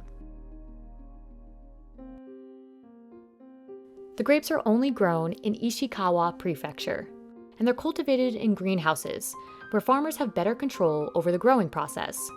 Each grape is monitored and manicured, so that every one in a bunch looks totally identical. To produce grapes of the proper size, they use a grape thinning device and a simple pair of scissors. どういった粒を取ればいいのか、どういった房を取ればいいのか、色のムラができちゃうとやっぱりダメなので、それをこのハサミでですね、粒をいかに揃えるか、形よく揃えるか。The second factor they control is light. 房にある程度光が当たらないと、色が進まないので、明るさの管理というものも、すごく、他の品種以上に意識します。One way to control light is by adding or removing leaves near the vines. To confirm that enough light is getting into the greenhouse, farmers use a different tool.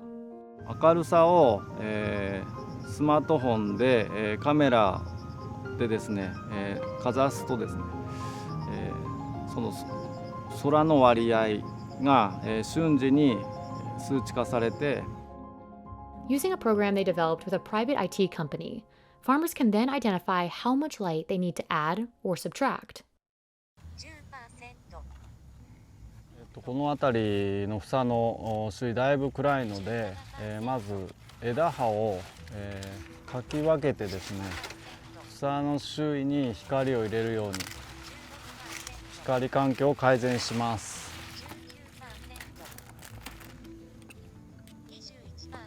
だいぶ明るくなりました。The final, complicated element for Ruby Roman grape farmers is temperature. で、猛暑の年も多いんですけども、ハウス内がですね、やはりもう30度超えてすごく暑いと、綺麗な赤色にならずですね、色が白っぽく色が進まない。They open the sides and ceilings of the greenhouse to keep it as cool and ventilated as possible.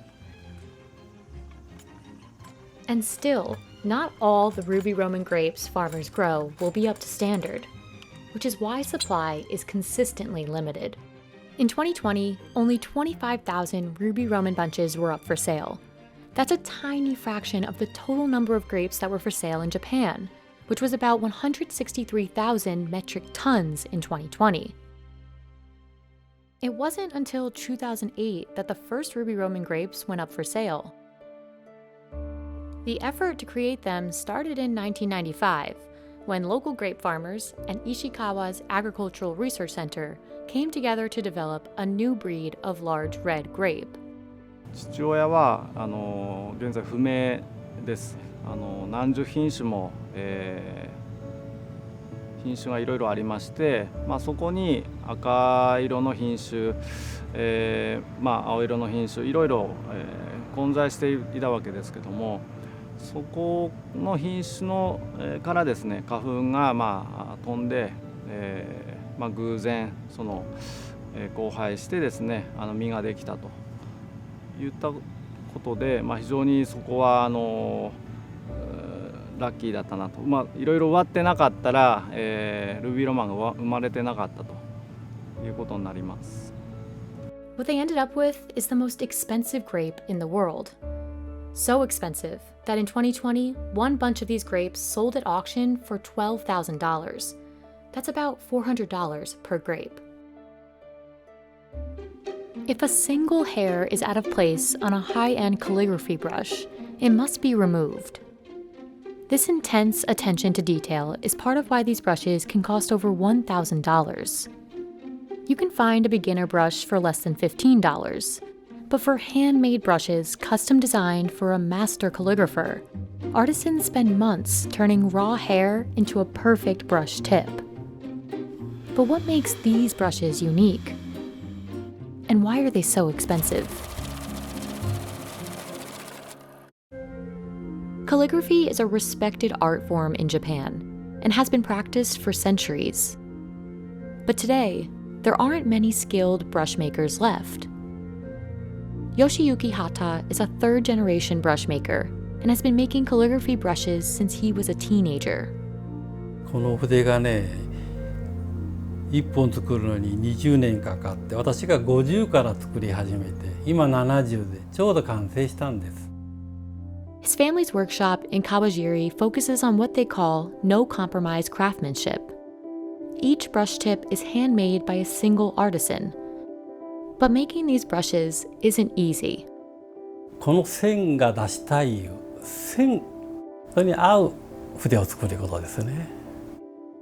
For a master calligrapher like Daiso Kaneko, small differences in a brush's hardness or ink retention can drastically affect the lines it can produce.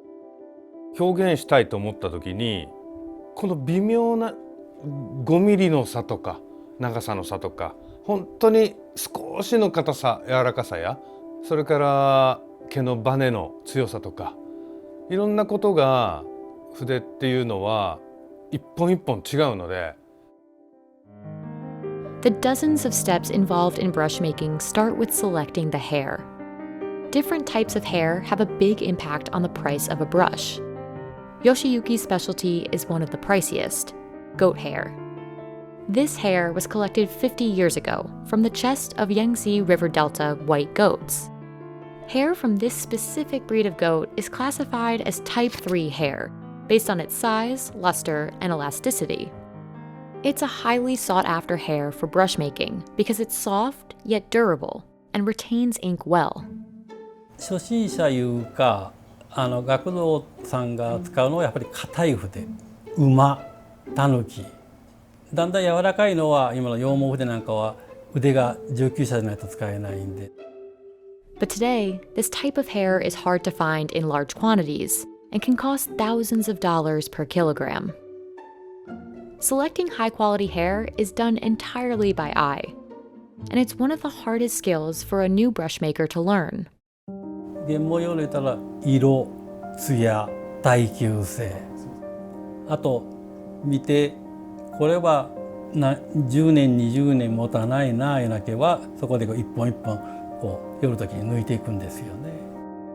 But this long process is just beginning. Once the hairs are chosen, they're boiled and combed to remove any fluff. This process separates straight, long hairs, which are ideal for brush making. One of the most time-consuming steps is aligning all of these hairs. This delicate work is key to making a uniform brush, but it's largely based on experience and instinct.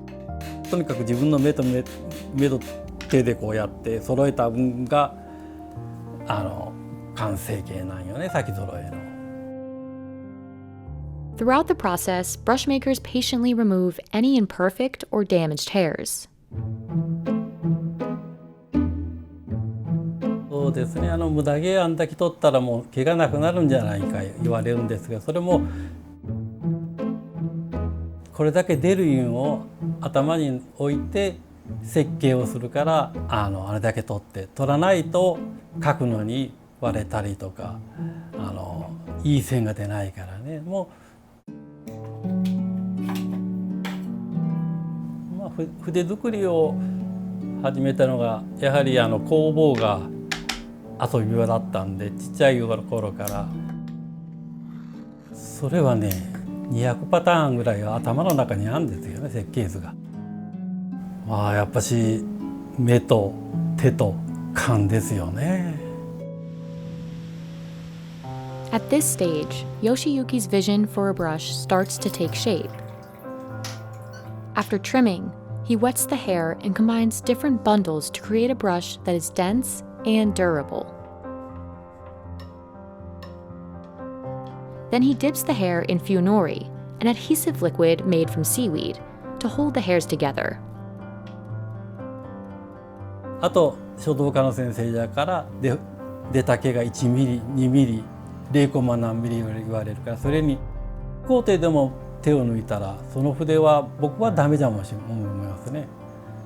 魂が入っとらんから。The finished brush tip is almost unrecognizable from the raw hair. But the precise work isn't over yet. Once the hair dries, Yoshiyuki ties up the ends and burns each one with a hot iron, binding the hairs together. Any mistake here could ruin a month of work.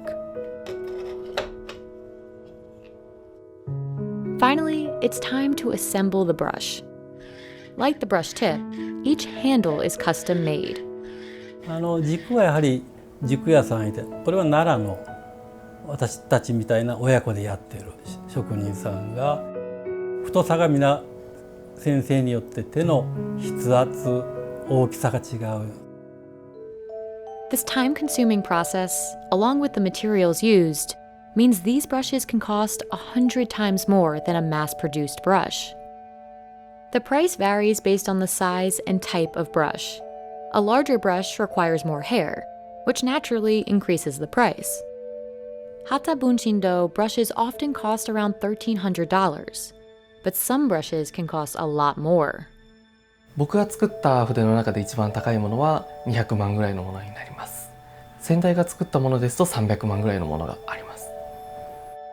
Despite the high price, these brushes are essential tools for calligraphers like Daizo. He followed in the footsteps of his father and grandfather and has been practicing calligraphy for 20 years. だから自分がイメージしているものに筆を合わせてくる場合と、筆で作品がイメージが膨らんでいくというか、これは優しい表現をしたいときは少し柔らかいそういうことを選びますし、きちっとしたものを描きたいときは少し短めのちょっと硬めの筆を選んだりということで、自分に合う筆っていうのを探していくのは非常に楽しいですし。Some brush makers mix natural and synthetic hair to make brushes more affordable, but Yoshiyuki remains committed to using only the highest quality materials. Kozo, Yoshiyuki's son, will be the workshop's fourth generation brush maker. やはり父も職人であまり言葉を通して伝えるっていうことはしないしできない人間なので、自分が見て学ぶ、それから作っていったものの結果がいいものになれば父はうなる、よし、それ悪ければもうただひたすら違う。But like many traditional crafts, the future of brush making is unclear. Demand for handmade brushes is in decline. Some brush makers have started selling makeup brushes to bring in new customers. But the main concern for Yoshiyuki and his family is the lack of raw materials. 5代目がこれから出てくるのか、それからその人がやるときにいい原料が果たしてあるのかっていうものが一番懸念してますね。筆業界全体が作る人が減ってきたり、書道業界の人口も減っているので、やはり下火にはなるんですが、それは常にずっとこれから僕が職人人生の中で課題にあると思います。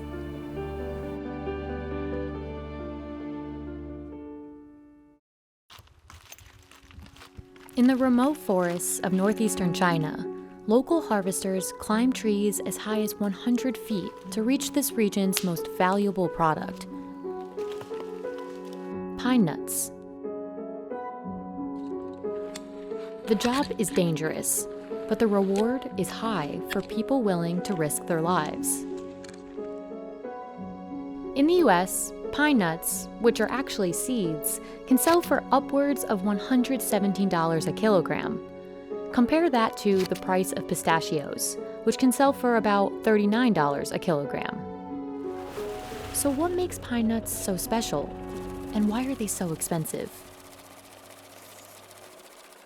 Around the world, there are 30 species of pine trees that produce edible seeds, yet only a handful are sold commercially, like Korean pine, which grows here in northeastern China.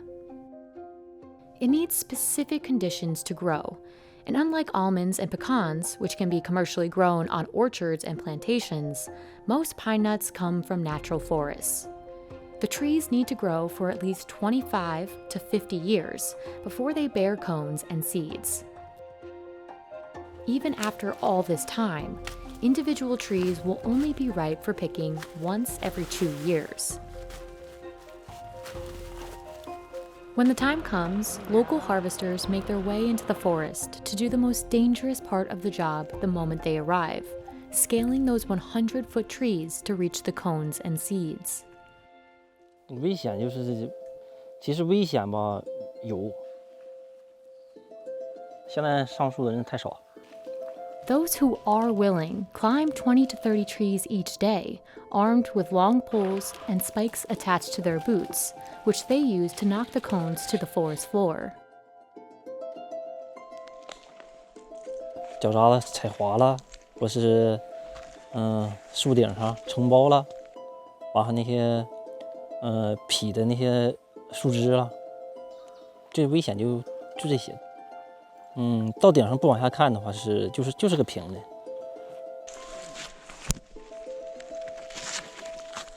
Because of the risk, and because this job can't be done by machines, processors must also pay for accident insurance. It costs about 900 yuan, or $139 per worker each month. And insurance costs get even more expensive for harvesting companies when paying for workers by the day. 现在 爬树上山摘松塔的人工，原先我们雇一台车去拉才500块钱，现在是800。人工最早的从300、400，现在涨到已经900了，最高峰的时候。 Another unpredictable element of harvesting pine nuts is just how much time harvesters have to collect the pine cones each season. For example, the Korean pine season typically starts on September 1st and can last as long as 2 months or be as short as 20 days. This brief window of time means laborers have to collect as many cones as possible into their large burlap sacks. On average, they can fill 4 to 6 bags a day, with a single sack often weighing as much as 142 pounds. They get paid by processors in 2 ways. First, they earn a day rate, which is around $123 a day. And second, they get paid by how much they harvest. As of September 2021, a processor will pay $720 for 4 full bags of cones. These bags then go to a processing facility, where the cones are opened and crushed to reveal the pine nut shells inside. Cones that are sold to processors often come in green and unripened and need additional processing. 要是早期的话，因为这个有点太轻了，它没有开口嘛，它必须也得发酵，就用帆布啊，用塑料布给它捂一下，这样它就是让它发热，它就开口了。像这种情况，开口了，这样。 比较脱粒，就用我现在买这个脱粒机。9月1号，一般得到15号才能脱粒，或者是10号才能脱下来。但是在9月15号以后就不需要再沤了，就当天打下来，当天可以脱。Knowing exactly when a pine cone needs to be threshed is an important part of the process, as it can determine the quality of the seeds inside and ultimately the final price they can be sold for. 湿的，你要是不及时处理，它会自己发热发酵，就影响这个松子的这个色泽，影响它的这个质量，还影响它的口感，都会有影响。但是我们会，很快会出手，不可能让它在手里那个发生一些变化。 It's only after the pine cone scales are opened that the pine nuts can be extracted, and even then, the cones don't yield many seeds. 它是一个塔子，平均能出2两籽，所以说，这一个也有的是将近1斤。 This means that 250 kilograms of pine cones yields only 50 kilograms of pine nuts. Because a majority of pine trees grow in natural forests, there are large variations in the yield from year to year. This causes demand to often outweigh supply, driving the overall price of pine nuts up. But the price of each pine nut also depends on its size. 这个季节也就是28到30，大颗粒30到32之间，5块到6块之间，那差很多，因为高端的东西还是值钱的。 Once processed, some seeds are sold as they are now, in their shells. Others are sold as the white nuts you see in dishes like pesto. They are the same nuts, just with the outer shell removed. The two largest producers of pine nuts are East Asia and the Mediterranean. Korean pine, which is the most common species to grow in China, makes up 59% of the world's global supply. By 2025, the pine nut market is expected to grow by $332 million. And with a growing demand for foods like pesto and hummus, it's likely that the price you pay for pine nuts will only continue to rise. Green cardamom is one of the most expensive spices in the world. Just 1 kilogram of it can sell for $90. But getting that little bit of green cardamom requires a lot of work. Harvesters need to collect 6 kilograms of these small raw pods by hand to produce just 1 kilogram of the spice. So why is it so hard to grow green cardamom? And is that what makes it so expensive? Known as the queen of spices, cardamom comes from small oval-shaped fruits called pods, which contain several black seeds inside. Those seeds are what give green cardamom its uniquely citrusy, sweet flavor and aroma. The green cardamom plant grows in select regions around the world, but it especially thrives in India's Idukki district, where Raja's family has grown the spice for 30 years. After cardamom is planted, farmers must wait 3 years for the plants to mature. When that waiting period is finally over, workers have most of the year, from July to next February, to harvest. While that's a long harvesting period, not all of the pods can be harvested at the same time. And knowing precisely when to harvest is a job for highly skilled workers. அந்த நம்ம தோட்டத்தை பார்த்துக்கிட்டே இருந்து பழுக்கிற சமயம் பார்த்து எடுத்துடணும். எடுக்காமல் விட்டாலும் வேஸ்ட் ஆகிரும். முன்னாடி எடுத்தாலும் பிஞ்சாகி அது மார்க்கெட்டில் விலை போகாது. அது வாட வராது. அது எல்லாமே அது பறிக்க முடியாது. அந்த பழம் பறிக்க தெரிஞ்ச பெண்கள் அதை தொட்ட உடனே அப்படி முன்னாடி 5 காய் இருக்கும். 5 காயில் 2 காய் எடுத்துருவாங்க. ஒன்று பழம் கருங்காய். தொட்ட உடனே வந்தோடனே பழம். ரெண்டாவது கொஞ்சம் கஷ்டமாக வந்தால் கருங்காய்.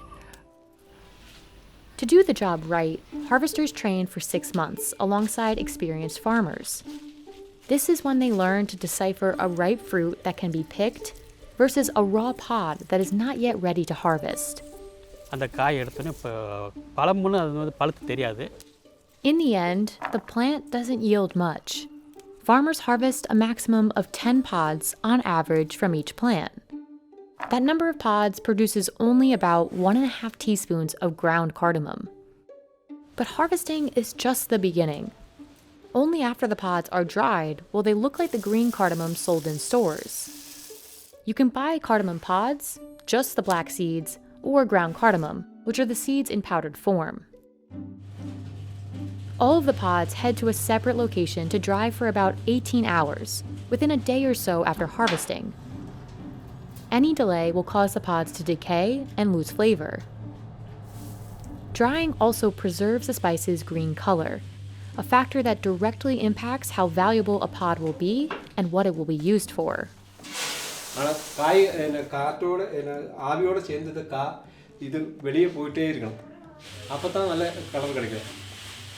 From here, the pods are cleaned and sorted.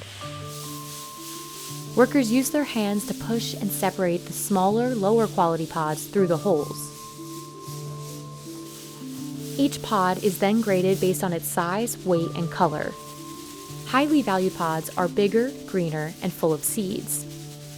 Out of all the cardamom Raja harvests, the majority won't be worth very much.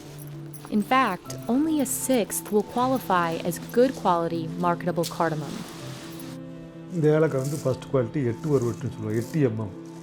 இது வந்து எக்ஸோ குவாலிட்டி நல்லா இருக்கும் பார்க்குறதுக்கு. இது வந்து விதைகள் அதிகமாக இருக்கும். இது வந்து 1600 ரூபா இன்னைக்கு cost. Some exported whole grain cardamom pods from other producers can be even costlier, retailing for over 4 times the price at $90 per kilogram. The company's lowest grade costs 900 Indian rupees, or about $12 per kilogram, and can be sold as ground cardamom. Pods with any sign of discoloration or rot aren't marketable and will therefore be rejected. இது பேர் வாவிடுதல்னு சொல்லுவாங்க. இது வந்து அதிகமாக விளைஞ்சி வெடிச்சதுனால இது வந்து இந்த மாதிரி ரிசெக்ஷன் ஆகுது. இது வந்து அழுக்கல் ஏலக்காய் அழுகி போச்சு, செடியிலே அழுகி போனதுனால இந்த மாதிரி ஏலக்காய் ஒன்று இருக்காது, உள்ள ஒன்று இருக்காது. But this whole process could be totally disrupted by changes in weather. If there's too much rain, the pods will rot. If there's not enough, they'll burn out from the sun. More recently, the world's climate crisis and unpredictable weather in India's Idukki district specifically have hurt supplies of green cardamom.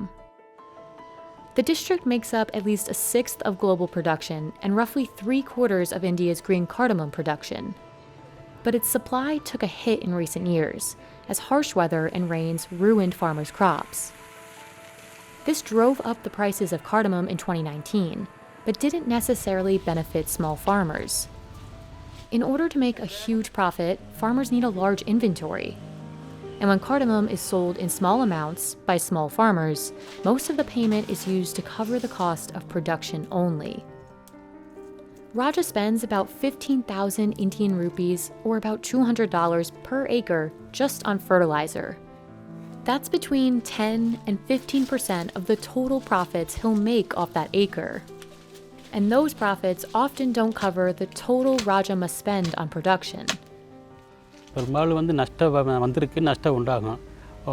புயல் மழை அடித்து காற்றடிக்கும் போது மரம் செடி மரம்லாம் விழுந்து செடியெல்லாம் விழுந்து நஷ்டம் வரும்போது நம்மளுக்கு வந்து கையிலேருந்து பணம் செலவழிச்சதை அந்த செடியை வந்து மறுபடியும் நம்ம ரீப்ளான் பண்ணி அதை உண்டாகணும். நமக்கு நஷ்டம்தான் வரும். இது வந்து நம்ம வந்து கையிலேருந்து பணம் செலவழித்து லேபருக்கு சார்ஜு மருந்து உரம் கூலி அதிகமாக வரும்போது எல்லாமே நம்மளுக்கு வந்து சாதகமாக காலநிலை ஒத்து வந்தால் தான் நமக்கு வருமானம் எடுக்க முடியும். All this considered, the global cardamom market is expected to grow by about $169 million between 2021 and 2025. This is good for the industry, but could present a challenge for farmers unable to meet demand, as the climate crisis continues to threaten the supply of this coveted spice. A Stetson cowboy hat is stretched, shrunk, and submerged in water before it fully takes form. Those are only a few stages in the 2-day process that can make these hats so costly. You won't find the popular Skyline style for less than $245 on Stetson's website. That's little compared to this one, which will set you back $5,000. But it's not just how these hats are made. Stetson is one of the few hat brands that have reached icon status. So what made Stetson so iconic? And is that why these hats are so expensive?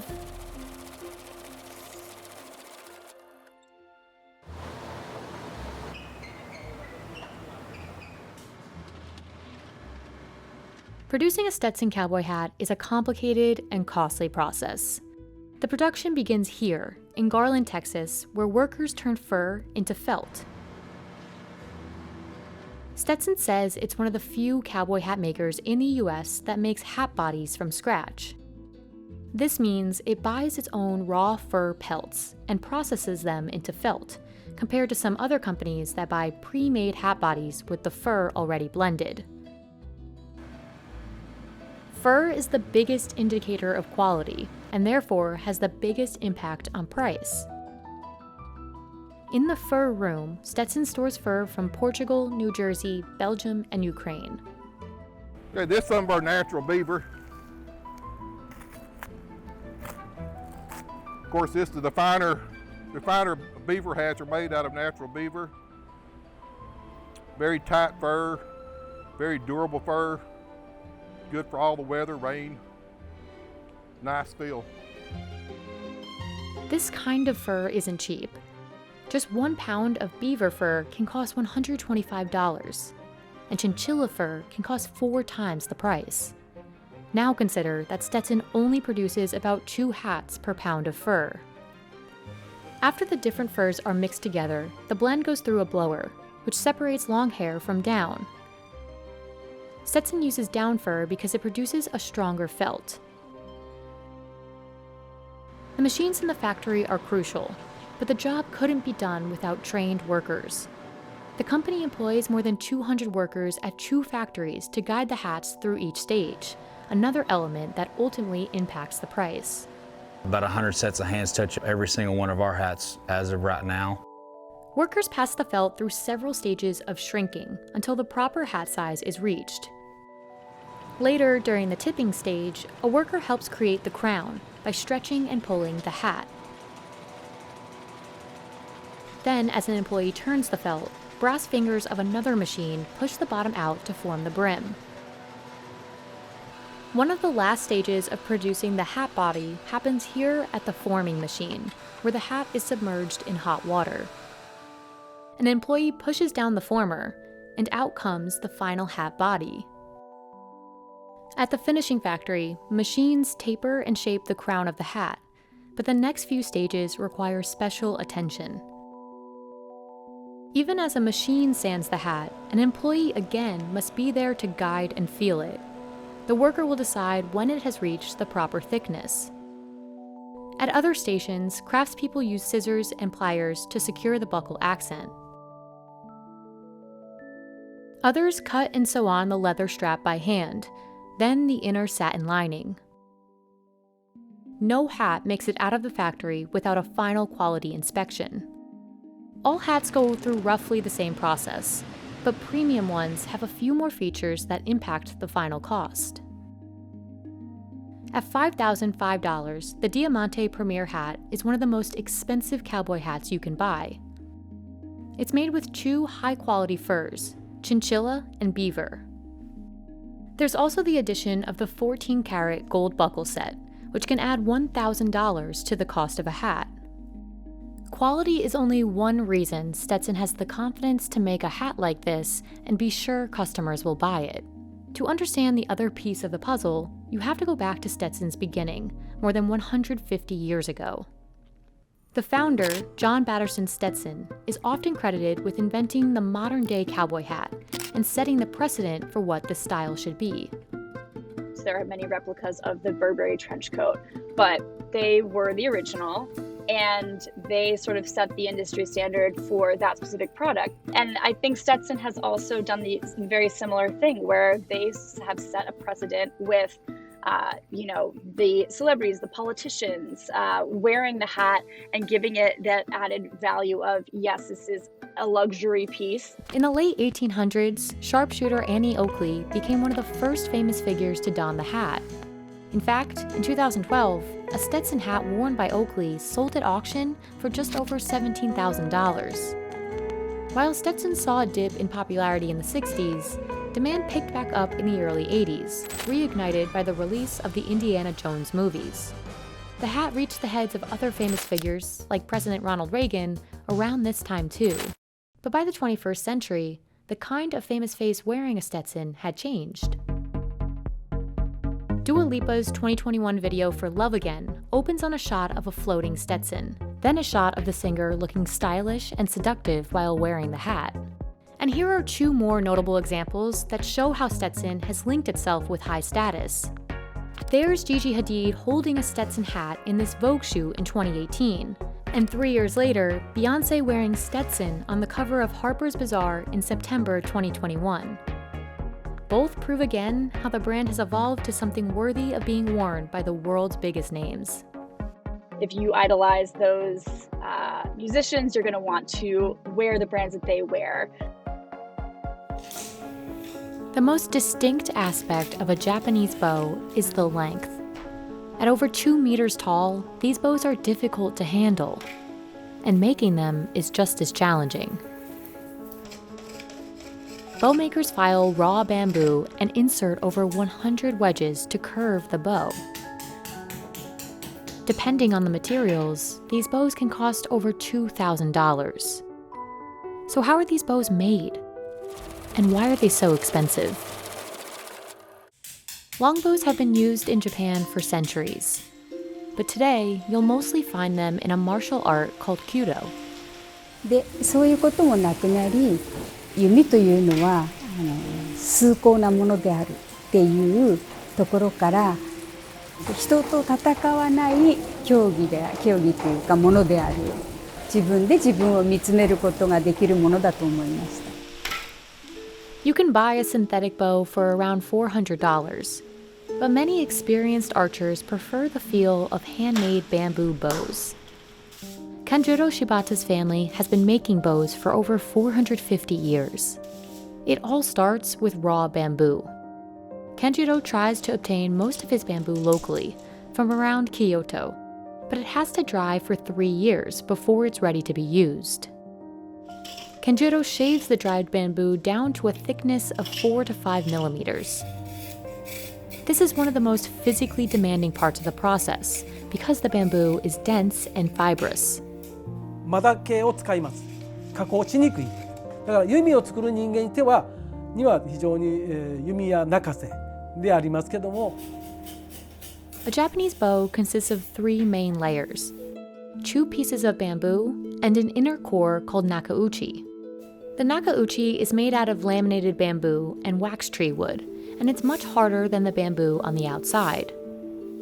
でその柔軟性に飛ぶ材料だけで弓を作りますとよく曲がることは曲がるんですけども元へ戻る力がすごく弱いんです。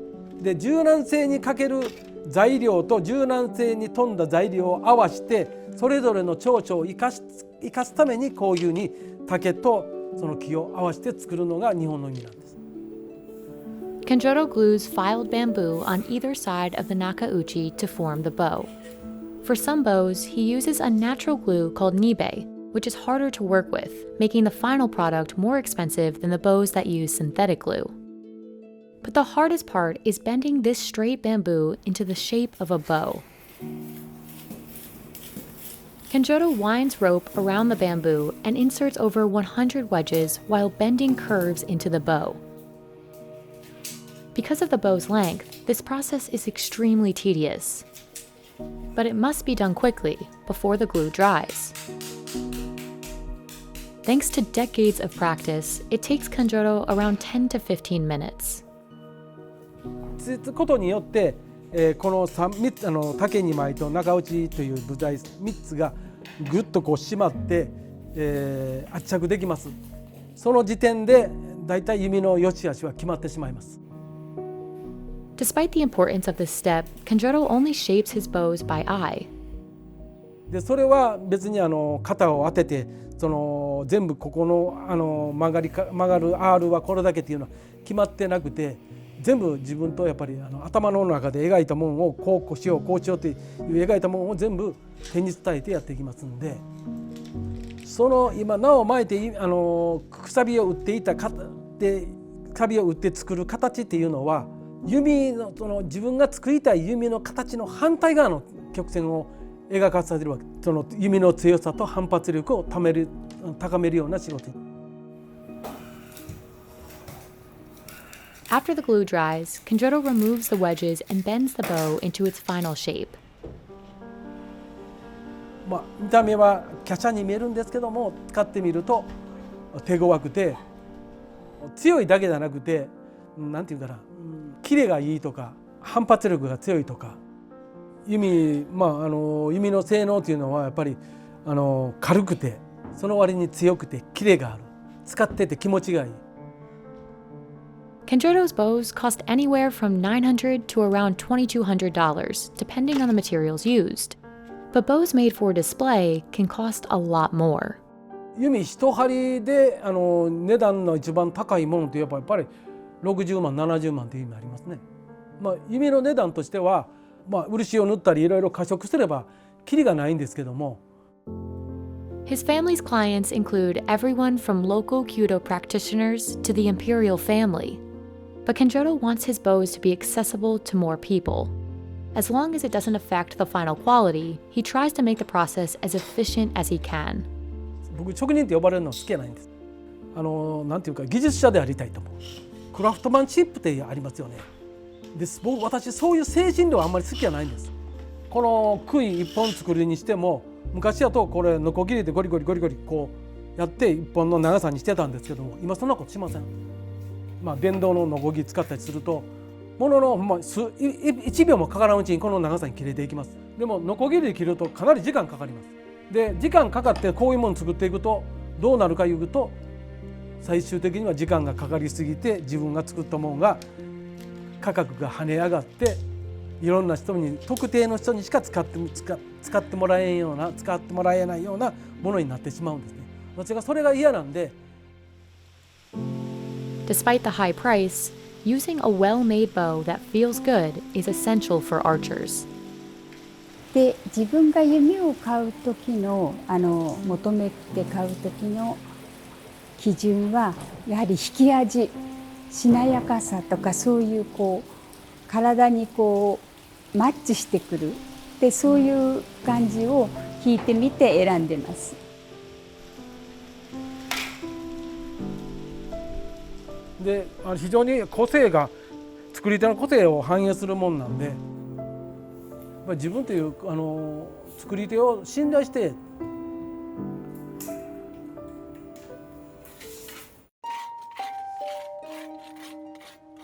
If you look closely, you'll see these farmers are scraping more than just the bark of this tree. They're actually harvesting small, clear droplets of mastic tree resin. Those tiny drops are one of Greece's most valuable products. Just 1 kilogram can retail for about $350. But for a tree like this to produce any resin, farmers must first harm it. They do so by making as many as 600 cuts into the bark, depending on the tree. So what exactly is mastic resin used for? And why is it so expensive?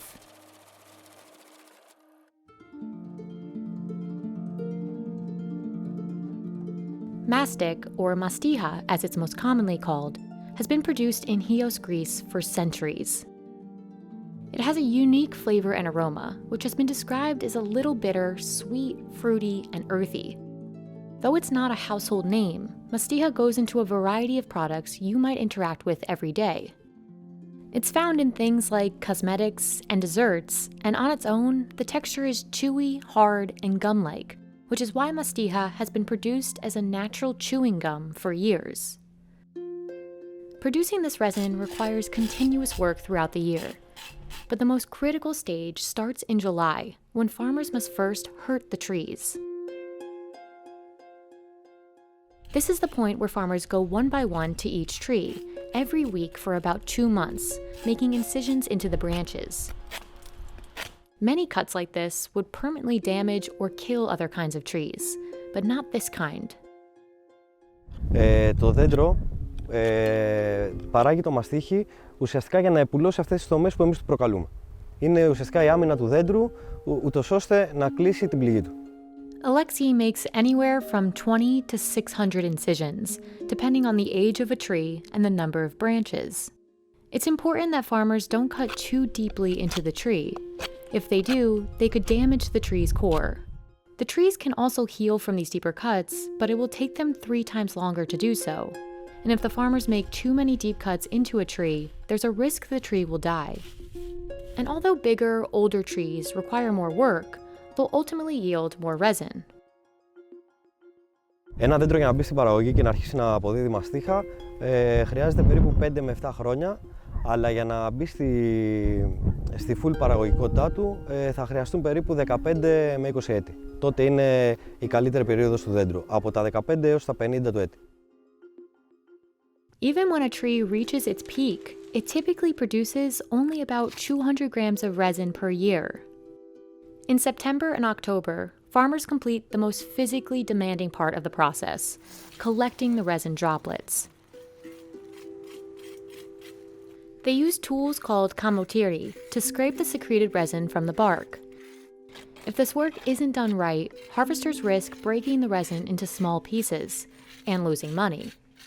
Γιατί αν γίνει σκόνη, ξύνοντας πολύ δυνατά το δέντρο ή πολύ απότομα ή πολύ γρήγορα, τα δάκρυα θα σπάσουν και θα γίνουν σκόνη, οπότε χάνουμε από το τελικό προϊόν. Mastiha trees flourish here because of the distinct climate of Chios Island, where there is little rain in the summer. This makes it easier for farmers to collect the resin. In fact, people have tried unsuccessfully to plant mastiha-producing trees in places like Italy. Η μαστίχα είναι η Χίος και η Χίος είναι η μαστίχα, δηλαδή είναι συνυφασμένο το προϊόν με το νησί. Καλλιεργείται από τα αρχαιοελληνικά χρόνια, έχει κάνει τη Χίο διάσημη σε όλο τον κόσμο. Producers collect each droplet from the ground and sieve it to separate the clear drops from the soil. The resin at this point is a semi-transparent and sticky liquid. Farmers store the resin until the weather cools down so it will harden, becoming less sticky and easier to handle. After this, they wash the drops before workers remove any remaining dirt or impurities and divide the drops according to size. Cleaning the resin lasts several months, and it requires patience and a good eye. The women who participate in this work are crucial, as it plays a huge part in determining the resin's final value. Όσο πιο καθαρό είναι το τελικό προϊόν, τόσο καλύτερη τιμή έχει. From here, the resin goes to a processing facility run by Chios Gum Mastic Growers Association. This is where it will be packaged as raw mastiha or further processed into gum, supplements, and oils.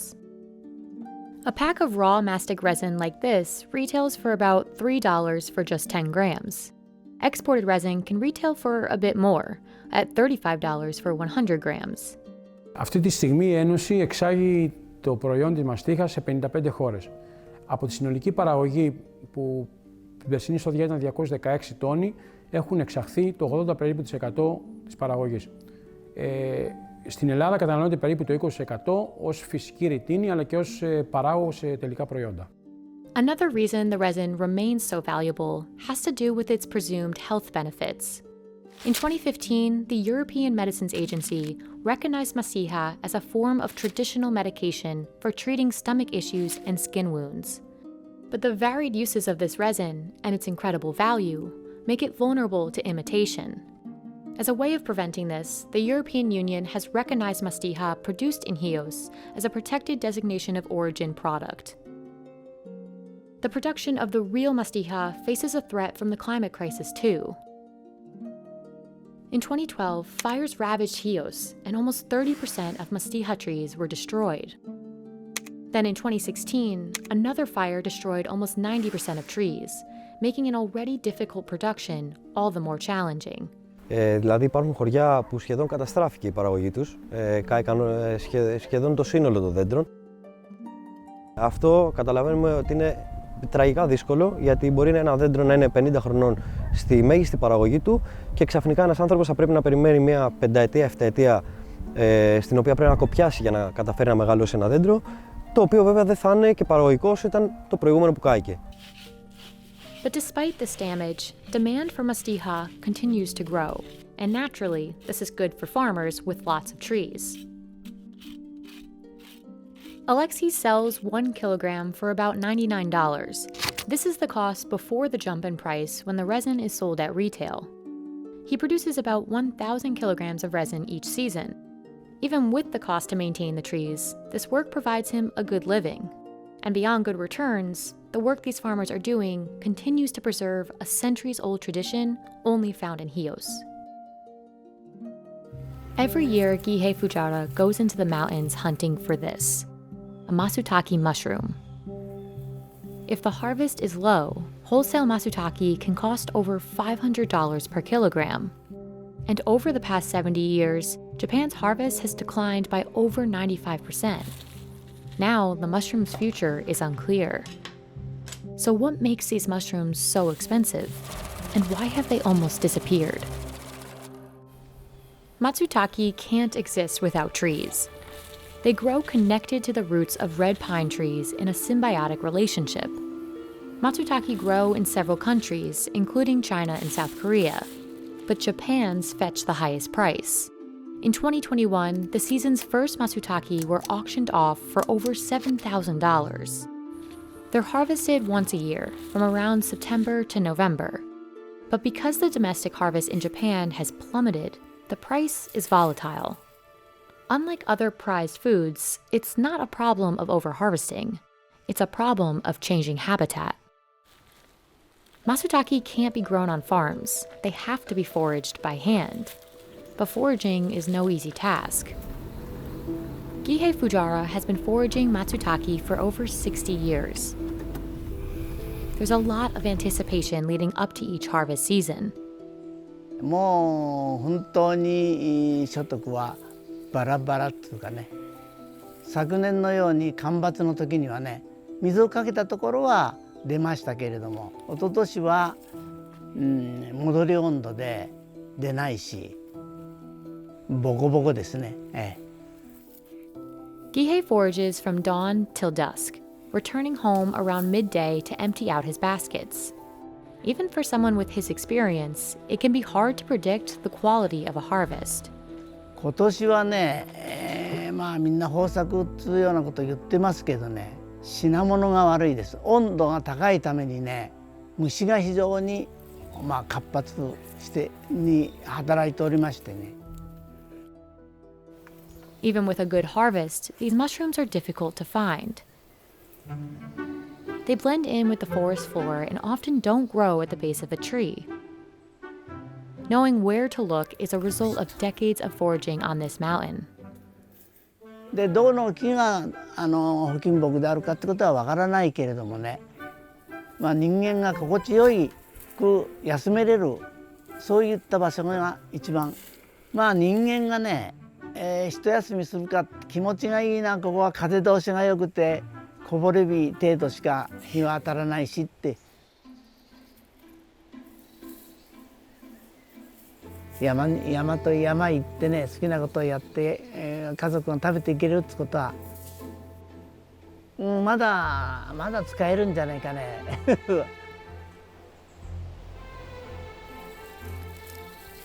It's exhausting work. But today Gihei is rewarded, filling several baskets each trip.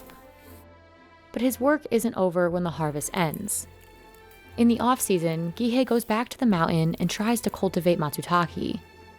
そうですね、山を秋収穫しながら歩いてですね、これはちょっともう少し光線を入れた方が良いという時には枝打ちをするとか、それから芝が厚くなったところは芝かきをするとか。Gihei also tries to spread the spores of Matsutake to help them grow. But cultivating Matsutake this way takes around 5 years, and success isn't guaranteed. Even though this year was a big harvest, the long-term trend is in decline. In 1953, Japan harvested around 6,400 metric tons of Matsutake. But in 2019, it harvested only 14 metric tons. One of the biggest reasons for this decline is a change in how forests are maintained. 山へ上がって手を入れる人もなくなっちゃった。薪を大体焚かなくなっちゃった。ね、昔はもう薪を焚いてたから、もう非常に山を大事にしてたわけ。ところが今薪なんてものは必要ない。山のね、落ち葉を全部集めてきたもんで、山は自然に痩せちゃったんですよね。でそこで松茸がどんどんと増えて、Matsutake also grows best with red pine trees that are a few decades old. But over the past century, an invasive pest called pinewood nematode has been hurting the growth of red pine trees throughout Japan. Without the trees, Matsutake won't be able to survive. The mushrooms also need ample rainfall and cool temperatures early in the season. All of these factors create a delicate balance for Matsutake. Harvests vary widely each year, which causes big changes in price. In 2018, prices were 20 to 50% lower than the year before because of a good harvest. But in 2019, when there was a period of dry weather, prices almost doubled, reaching over $800 per kilogram in some parts of Japan. 不作の時にはもう想像もつかないような値段で売られてるね。ここね、10年、まあ昔よりはもうどんどんと値段は上がってきております。Today, Japan imports over 90% of its Matsutake from places like China and South Korea. In 2019, only around 14 of the 1,000 metric tons consumed were harvested domestically. Imported Matsutake are more affordable compared to the ones grown in Japan. But some people consider these mushrooms to be less fresh and not as flavorful. Matsutake with a closed cap are often considered to be the most valuable, but different sizes are used in different types of dishes. すき焼きはこういう大きい、こういうのが大きいのあれして、網焼きはこのくらいの15センチくらい。こういったあとお寿司はこのくらいの。こちらの土瓶蒸しね。A full course meal at this inn costs around $130. やっぱりこうそんなたくさんね食べれるものじゃないから1年に1回ぐらいこうやって贅沢をしてこのシーズンにね食べるのが一つまあ私たちとしたら楽しい思い出作りになるかなっていうそんな感じですね。日本人にとって松茸というのは秋に贅沢ですけど皆さんが一度でもいいから食べたい。Due to the declining harvests, Matsutake mushrooms were listed as vulnerable in 2020. But the species isn't gone yet. 松を大事にして山を手入れをして松茸のこの分あんまり日が当たったじゃいけないけれどもこぼれ日が入るぐらい。But if its growth and environment aren't sustained, this legendary mushroom likely won't get cheaper anytime soon.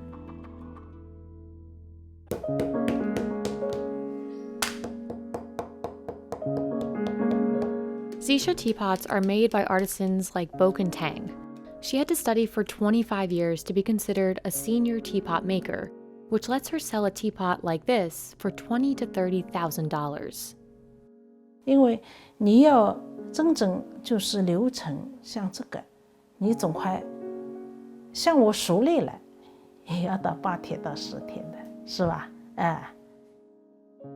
？But before Tang ever touches the clay, the process starts with a unique raw material that's disappearing. So what does it take to make a Zisha teapot? And why are they so expensive? Zisha teapots were one of the first teapots ever made, dating back to 10th century China. They're named after the rare clay that is made from 350 million-year-old Zisha ore. The ore can only be found in Dingshuzhen, primarily in Huanglang Mountain. It's near the city of Yixing, which is known as China's ceramics capital. Zisha teapot experts have been using the same process for over 600 years. The ore is powdered, then folded, and worked in a way to create small pockets that promote airflow in 2 directions throughout the pot. This is known as dual porosity, and Zisha teapot makers and customers say this oxygen flow can intensify the flavor of tea, just like with a finely aerated wine. It's one of a few of Zisha's special properties believed to enhance the taste of the tea. Scientific analysis shows that the mineral composition of Zisha allows the temperatures to fluctuate less when these pots are put to heat. Fewer fluctuations means the flavor of the tea is more likely to be preserved. Making Zisha teapots is a painstaking process. Each step is done by hand. 你就是光一个嘴巴，就是做了一个嘴巴，可能一天也做不好。 Artists first smash the prepared Zisha clay into very thin layers with a wooden mallet. It can take a year to learn how to do this correctly. For a round teapot, the largest slice is formed into a tube on a revolving round plate. Boken will then pat the body using a thin wooden tool, beating the clay into the desired shape. For more intricate teapots, makers scratch patterns onto the hardened clay and attach extra decor, all of which can increase the final value. Zisha teapots are typically small and hold just a cup of water, so they don't require much clay. But getting that little bit of clay isn't simple or affordable. The limited supply of Zisha ore boosts the cost of the raw material. To protect the resource, China's government has banned mining in Huanglong. 05年，宜兴黄龙山封矿之后，原矿的紫砂料涨了将近上百倍，然后每一年还在往上走，因为矿料是不可再生资源。Boken uses clay her family has reserved since the 90s. That's also the decade she officially began making these teapots. To achieve her senior title, Boken needed 25 years of experience, at least 5 gold awards for her creations, and to pass a rigorous test. 这把壶是我考工日，高级工日试的时候还是什么的。晚上回来，他是在检查的，每一步他都有人来监考，他每一步都是在拍照的。一般考3天，做3天，3天我们是很累了。 The next level for Boken to achieve, which is also the highest, is the title of Master Craftsman. This requires at least 30 years of experience. Why? Because customers aren't paying for just the finite raw material, but also for a high level of artistry. 就是这个老师他的一个市场的知名度和市场的流通的认可度，也会影响到紫砂的价值。就是说，它可能单纯从工艺品的一个角度来说，它的料的价值就已经存在了。那第二的话，它如果再跳到艺术的一个高度来讲的话，它的这个料的，它的这个壶的价值溢价就会更高。所以说，这也是造就了为什么紫砂壶。 For tea enthusiasts, buying a senior or master Zisha teapot is like buying functional art. Functional in that it's made for a great tea drinking experience, and like art because drinkers appreciate the delicate work and skill required to make it. 其实呢，就是做壶啊，就是实质上主要是韵味，你的韵味一定要，因为你要工艺就是要线条，你要。 包括自己对自己要求高，对工艺的要求高，要当它一件事情去做。你就是每一把壶的嘴巴搭配，你的声筒，你是日行的，或者是就是你感觉你就是一看你的嘴巴，你不可能这个壶那么大，嘴那么小，或者是这个把，你这个把都有规定。 A telltale sign of just how well a teapot is crafted is how liquid pours from the neck. The tea should pour out splatter-free from a well-made Zisha teapot. In the end, it's the importance tea making and tea drinking have in China that makes such expensive teapots worth what customers pay. 就比如说我看中了这一件作品，我把它收回去，这就是我和他之间的一个缘分。中国人讲这个是缘分，眼缘。 Hong Daesik has stumbled upon something truly rare. 이게 엄청 좋은 감이거든. It's a ginseng root that grew naturally in the wild, and it will sell for tens of thousands of dollars. 이게 얼마라고 해? 2천만 원이 넘는다고 이게. 최소한 2천만 원 받아. But most other classes of ginseng won't sell for anywhere near this much. So what makes this root so special? And why is wild ginseng so expensive? Ginseng is one of the most popular herbs in the world, but there's a wide range for what it'll cost you. On average, a single ginseng root found growing naturally in the wild in South Korea can cost thousands of dollars, depending on its age. Farmed ginseng, on the other hand, could only cost about $25 for 10 roots in South Korea.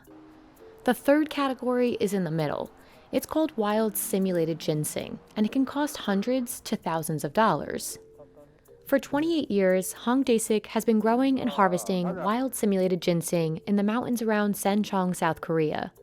Wild ginseng used to grow here naturally, but demand for the herb has led to overharvesting, making it incredibly rare to find today, which is why harvesters have moved to growing the similar-looking but less expensive wild simulated variety. In order to harvest wild simulated ginseng, Dae-sik has to plant seeds. But growing this type of ginseng may not be worth the hassle. In fact, 90% of the wild simulated plants Dae-sik grows won't survive. 근데 가령이라서 100개를 심었다 치면은 한 30년 되면은 10개 미만이야. This is partly due to the plant's need for ample shade and its sensitivity to high temperatures, overhumidity, and disease. When grown in forests, ginseng is also vulnerable to hungry animals. 이걸 샴을 이 씨앗을 보니까 두더지가 많아. 지하고 산지 두더지가 다 파머리 다니면서 여기도 두더지 굴이 있을 거야. 방금 이제 파니까 있더라고. 여기 있잖아. 여기 굴이. After 8 years, Dae-sik can begin harvesting the ginseng he's planted. Harvesting these roots requires special attention and care. Dae-sik must dig around the root, being careful not to damage any part of it.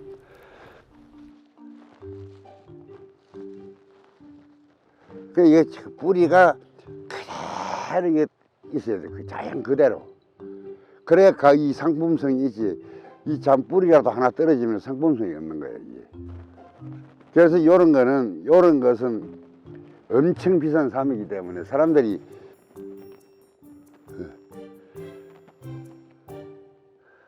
Roots that grow in forests are often much smaller, knobbier, and have more growth scars.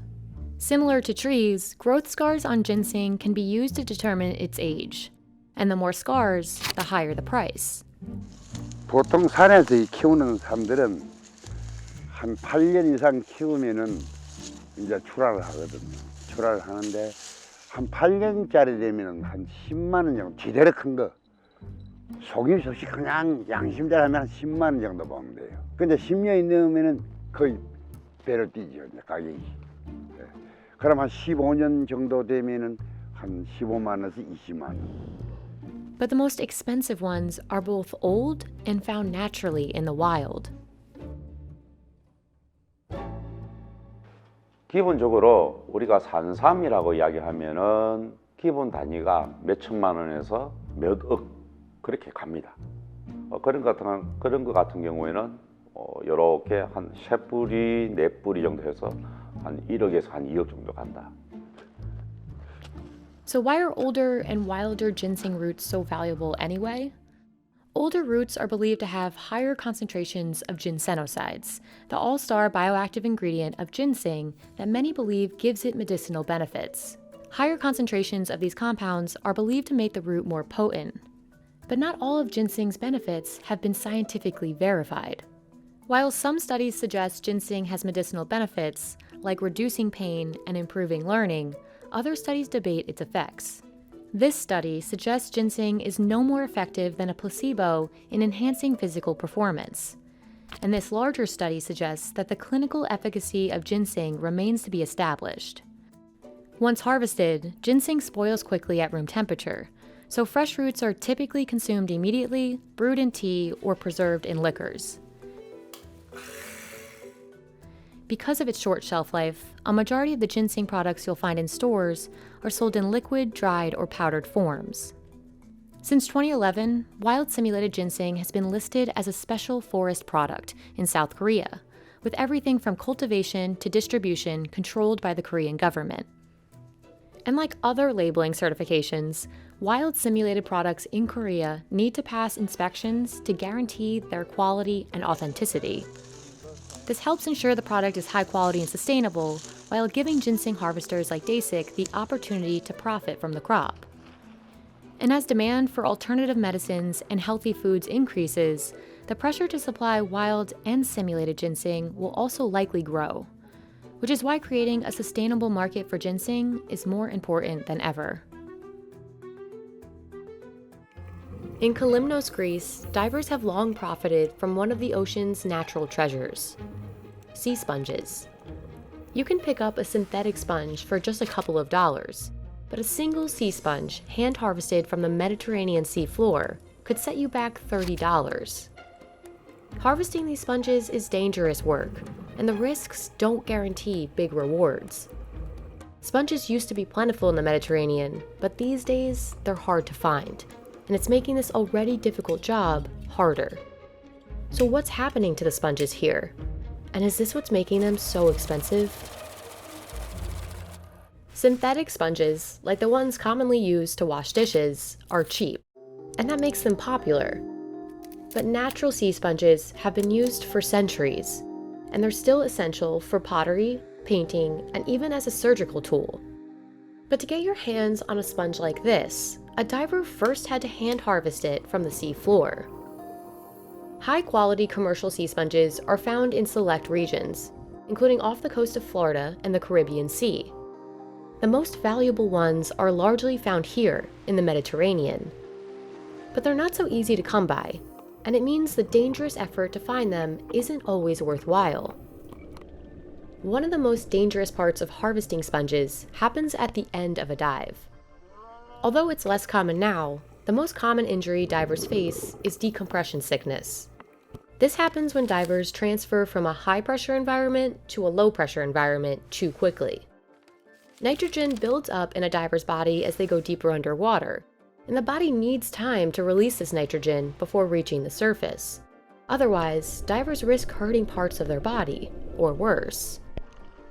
Αν είναι κεφάλι, να πεθάνει από εγκεφαλικό, αν είναι στην καρδιά, από καρδιά, ή να μείνει στην καλύτερη των περιπτώσεων παράλυτος, εφόσον αυτή η φυσαλίδα μπλοκάρει μια αρτηρία που πάει χέρι, πόδι κτλ. Not only is this one of the biggest risks, but it's also more time-consuming than the dive itself. The time it takes to resurface depends on how deep a diver swims.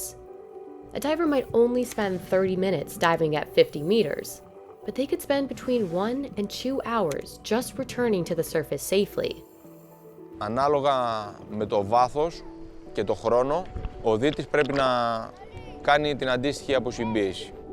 Τηρώντας τα μέτρα, δεν εξαλείφουμε τελείως τον κίνδυνο για ένα ατύχημα καταδυτικό, αλλά σίγουρα το περιορίζουμε. It's becoming crucial for divers to fish in deeper waters, where more valuable sponge species can be easier to find. But diving deeper also means a diver has limited time to harvest. Otherwise, too much time is lost to resurfacing and resting between dives. Despite the little time they have, extracting the sponges isn't a quick or simple task. At times, divers must grab hold of a sponge with both hands, using their force and a bit of wiggling side to side to extract one. It's important that they leave enough sponge substrate attached to the seabed.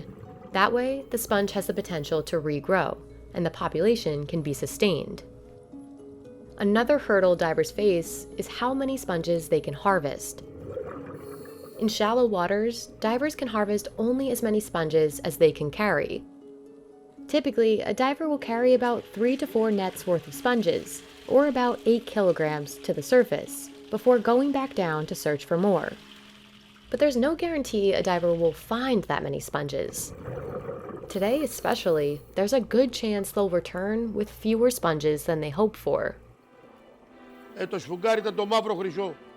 Το 80 κοντά 20 καΐκια φέραν 20 τόνους, οι 30 καΐκια 30 τόνους. Τώρα πάνε 10 καΐκια θα φέρουν 1 τόνο. There are likely a few factors causing this decline.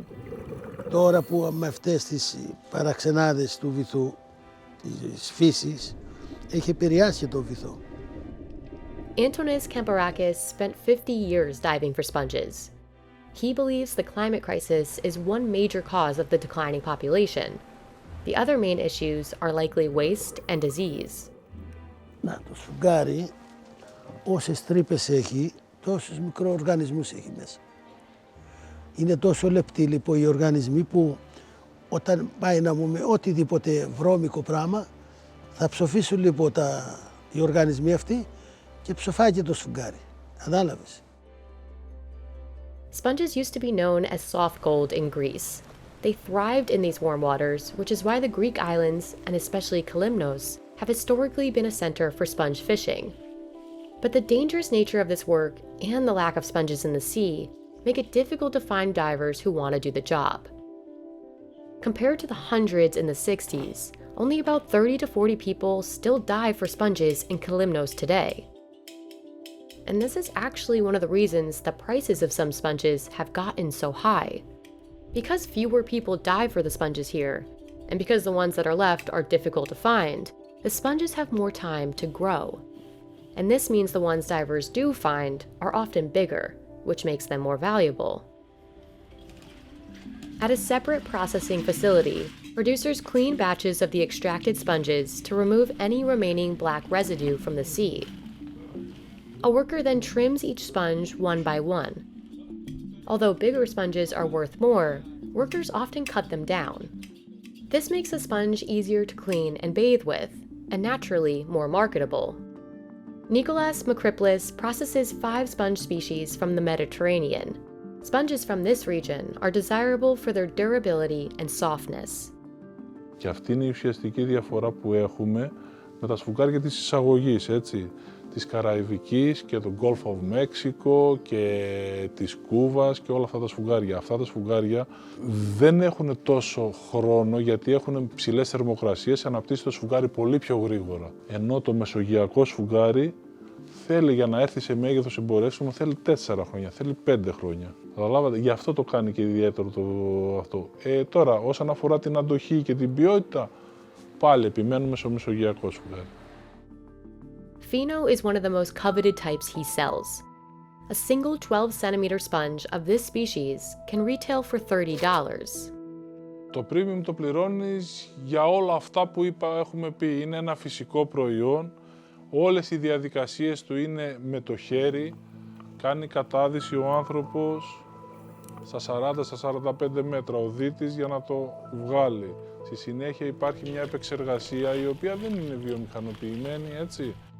Ψαλιδίζεται με το χέρι, ασπρίζεται, λευκαίνεται με το χέρι, πλένεται με θαλασσινό νερό. Higher prices mean a better return for divers and merchants like Nicolas. But with fewer sponges to find, the future of an industry that once carried the island of Kalymnos has a major hurdle to face. Όσο θα υπάρχει λιγότερη παραγωγή και μικρότερο η αλίευση, αντικείμενο αλίευσης, θα ανεβαίνουν οι τιμές. Ναι.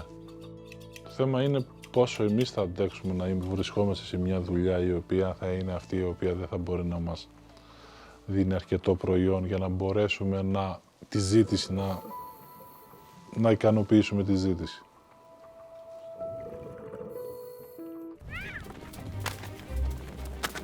Meet the elusive Vicuña, whose wool is worth more than gold. Here in northern Bolivia, a single kilogram of this wool can sell for $370. And once the product hits shelves in Italy, a coat made of Vicuña wool can cost around $35,000. But herding communities in the Avalabamba mountain range can only shear Vicuñas once every 2 years.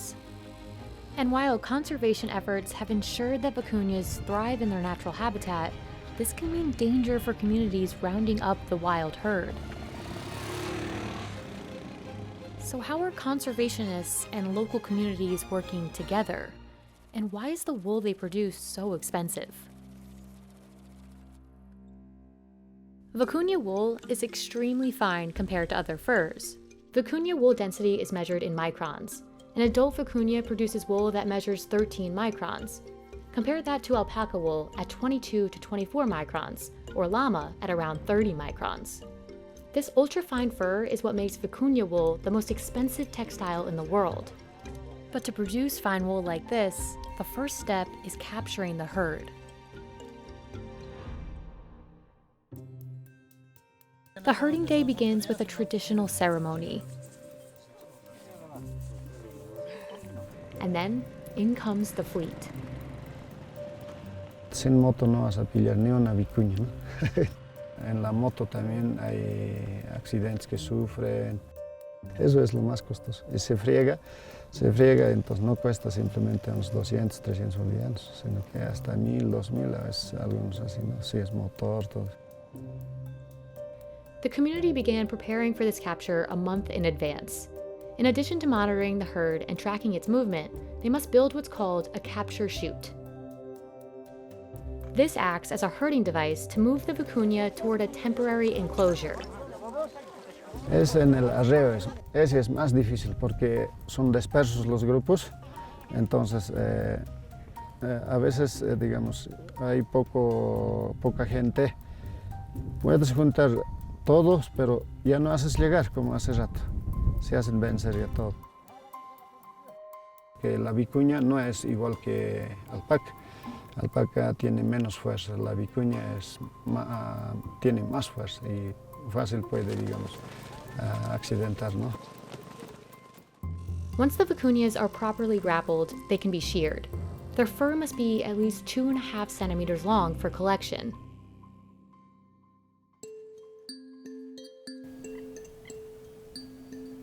In an effort to organize the herding and conservation of the vicuña, a management board was created. Richard Ponciano serves as the authority of his province.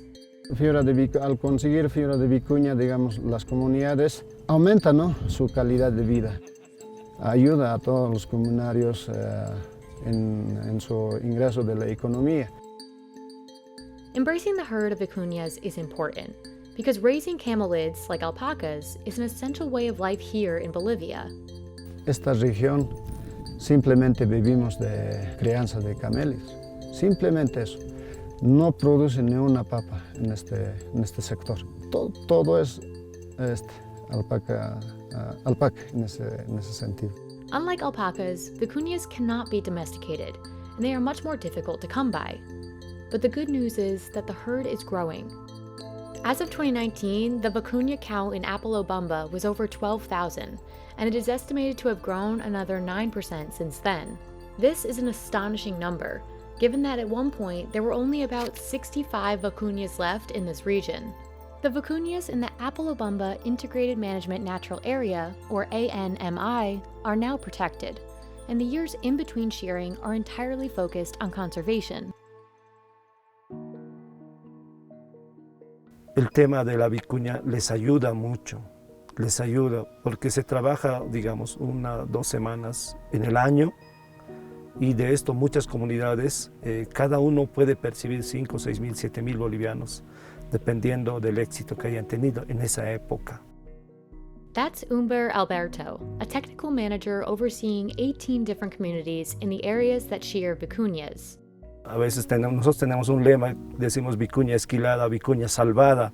Managers like Umber make sure that communities are equipped to produce the best possible product, therefore getting the best price for their yield.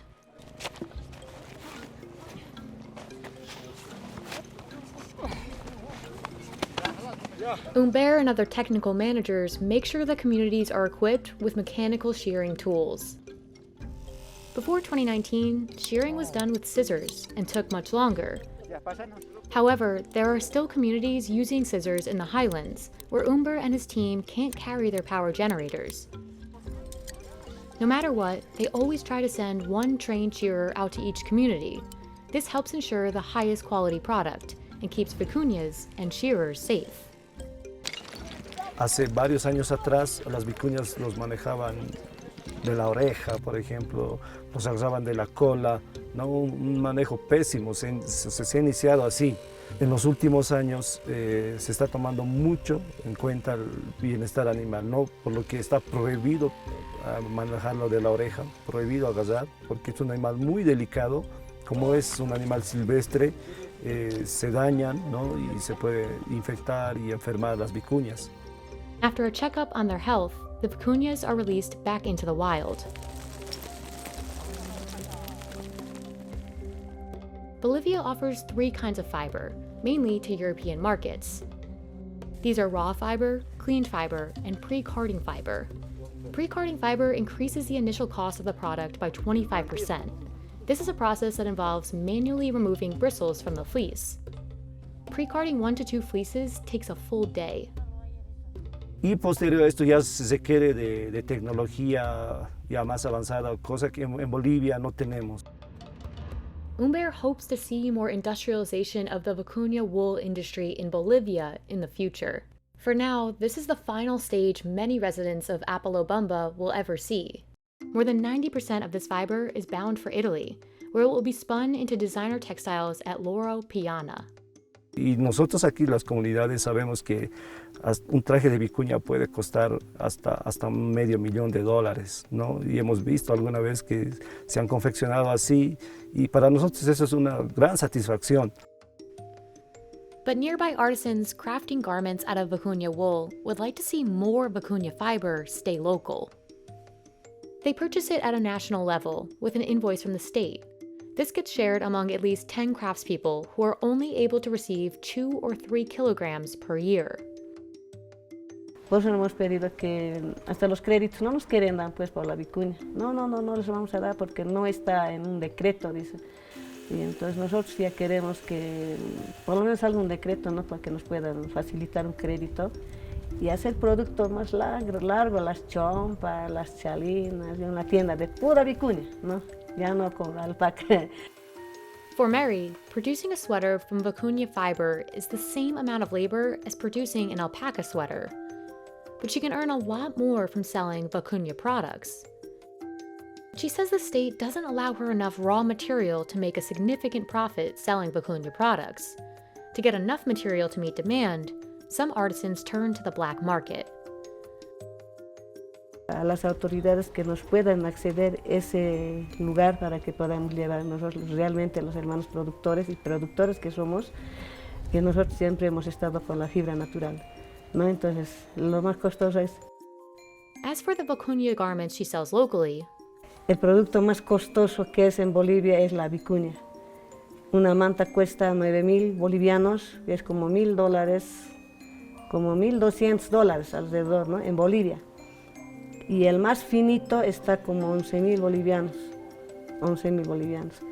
That's a far cry from the $11,000 that it costs to purchase a Vicuña shawl from Loro Piana. But the Vicuña industry is still growing in Bolivia as more communities develop the skills and tools necessary to produce the fiber. Pero en Bolivia se mantiene esta unidad de las comunidades. Es sociocomunitario, es para las comunidades. Son porque son de las comunidades también, ¿eh? Por eso dicen, no, es mi vicuña, es nuestra vicuña, y lo cuidan.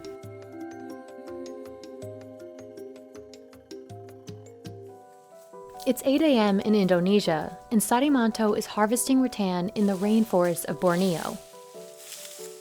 Depending on the length and thickness, just one pole of exported rattan can cost $35. That's over 3 times the cost of a similar bamboo pole. And when it's woven into furniture, a rattan chair can cost over $2,000. But to get his hands on rattan, Sarimanto often has to harvest it in difficult and dangerous conditions. So why is rattan so hard to harvest? And is this what makes it so expensive? Rattan is a climbing palm vine that grows on rainforest trees. It flourishes in the tropical climate of Indonesia, which accounts for most of the world's rattan supply. Often, rattan is incorrectly referred to as wicker, which isn't a material but a style of weaving. Other materials, like bamboo and sugarcane, can also be made into wicker products. Rattan, however, is coveted because it can be bent and manipulated more easily, making it more versatile than the alternatives. But harvesting rattan is tiring and risky. Just after dawn, Sarimanto begins his journey to the rainforest of Borneo by boat, carrying all he needs with him.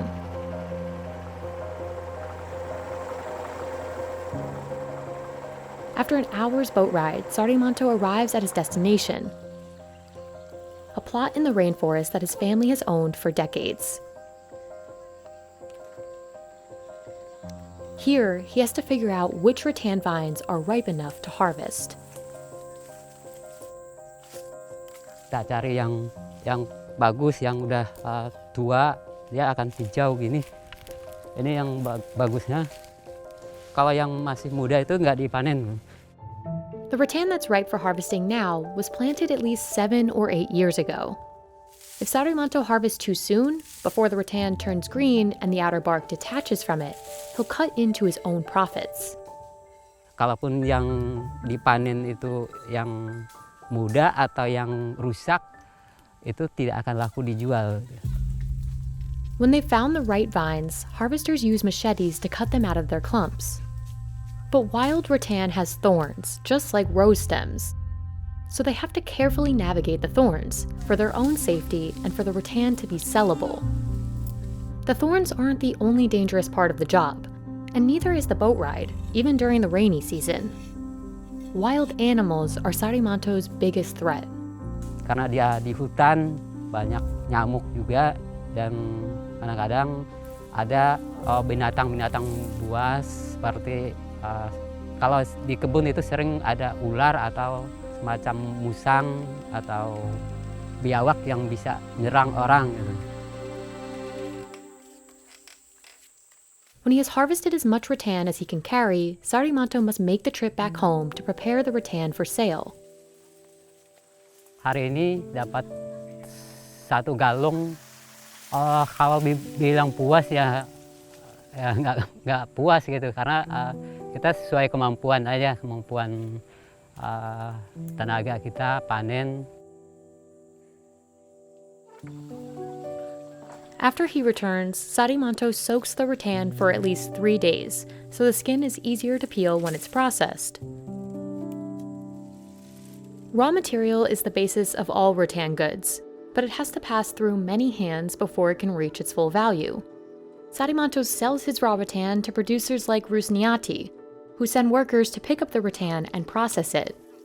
While Rusniati can buy raw rattan from harvesters like Sarimanto at an affordable rate, she still has the cost of preparing the rattan for weaving. That includes wages for workers and electricity for machinery. Bisa jadi kurang lebih sejutaan mungkin. Those 50 kilos will last her about 2 to 3 months. And the costs are even higher for larger producers, who are often located further from the processing sites. That typically requires more transportation and higher expenses, especially during rainy season. If there's flooding, it could take longer to get from the harvesting location to the producers.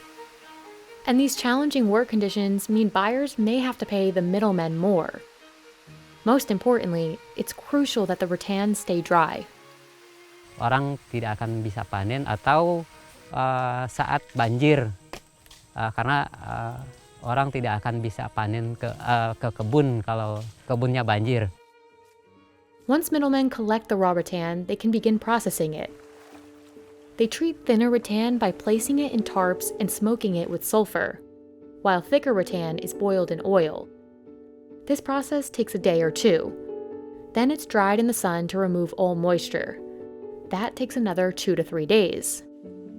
Depending on the processing costs, just preparing the rattan can cost half of what Rusniati sells in a month. Ya mungkin bisa jadi sejuta mungkin sampai 1 bulannya. Rusniati sells small handmade rattan items, such as plates and baskets. She'll price each one at a little over $10 to sell locally.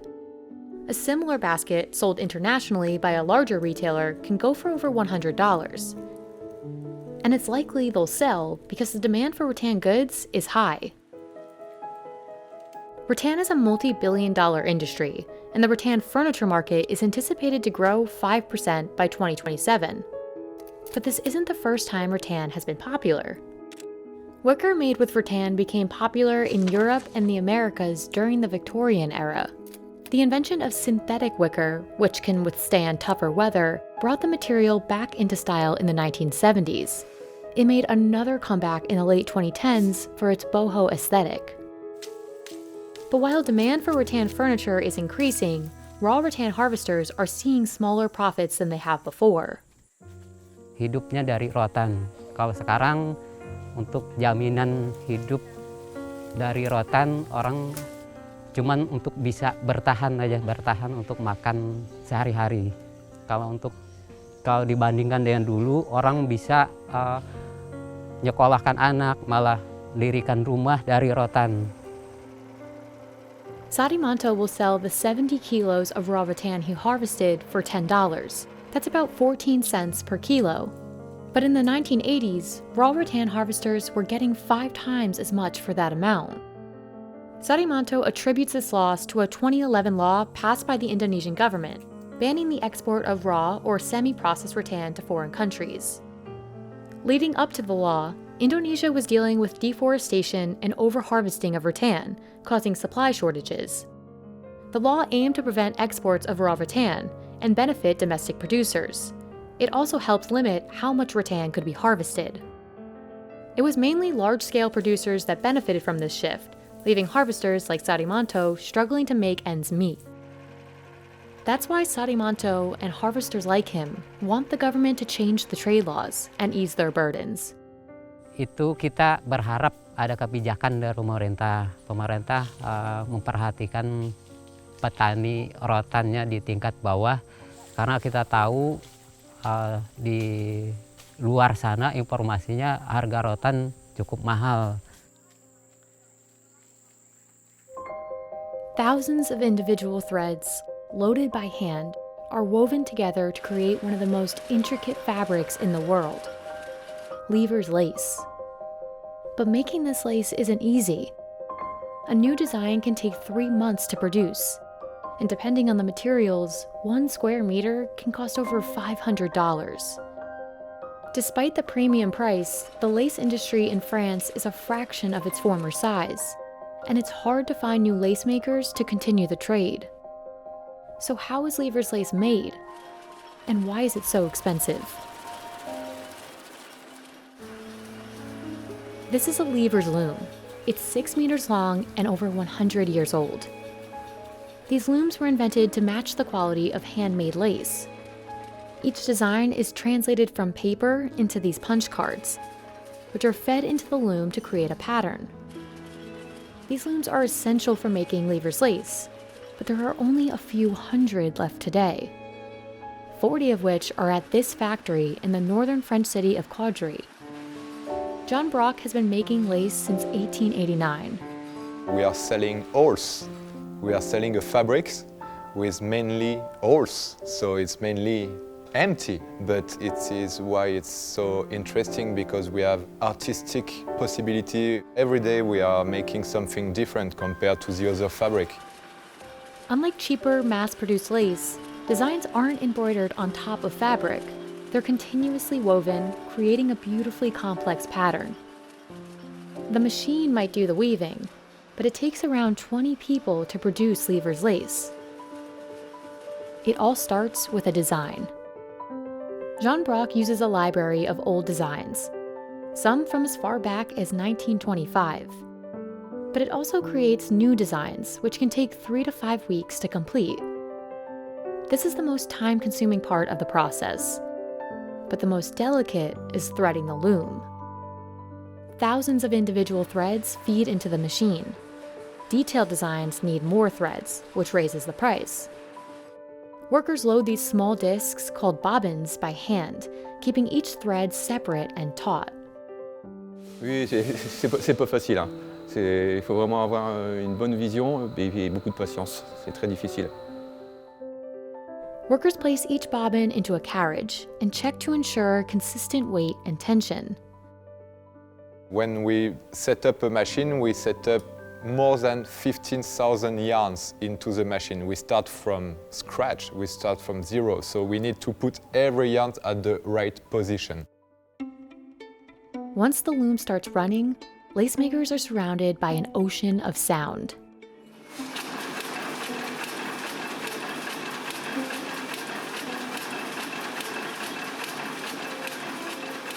Despite being such an old machine, each loom runs with extreme precision.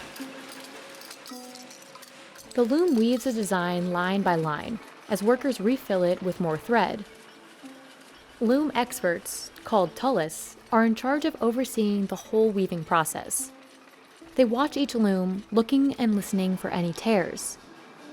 A mistake at this step could seriously set back production. If there's a break, tullis reach into the loom, carefully repairing individual threads. Frédéric has been working on these looms for 26 years. He checks to ensure that the original design is being recreated on the loom.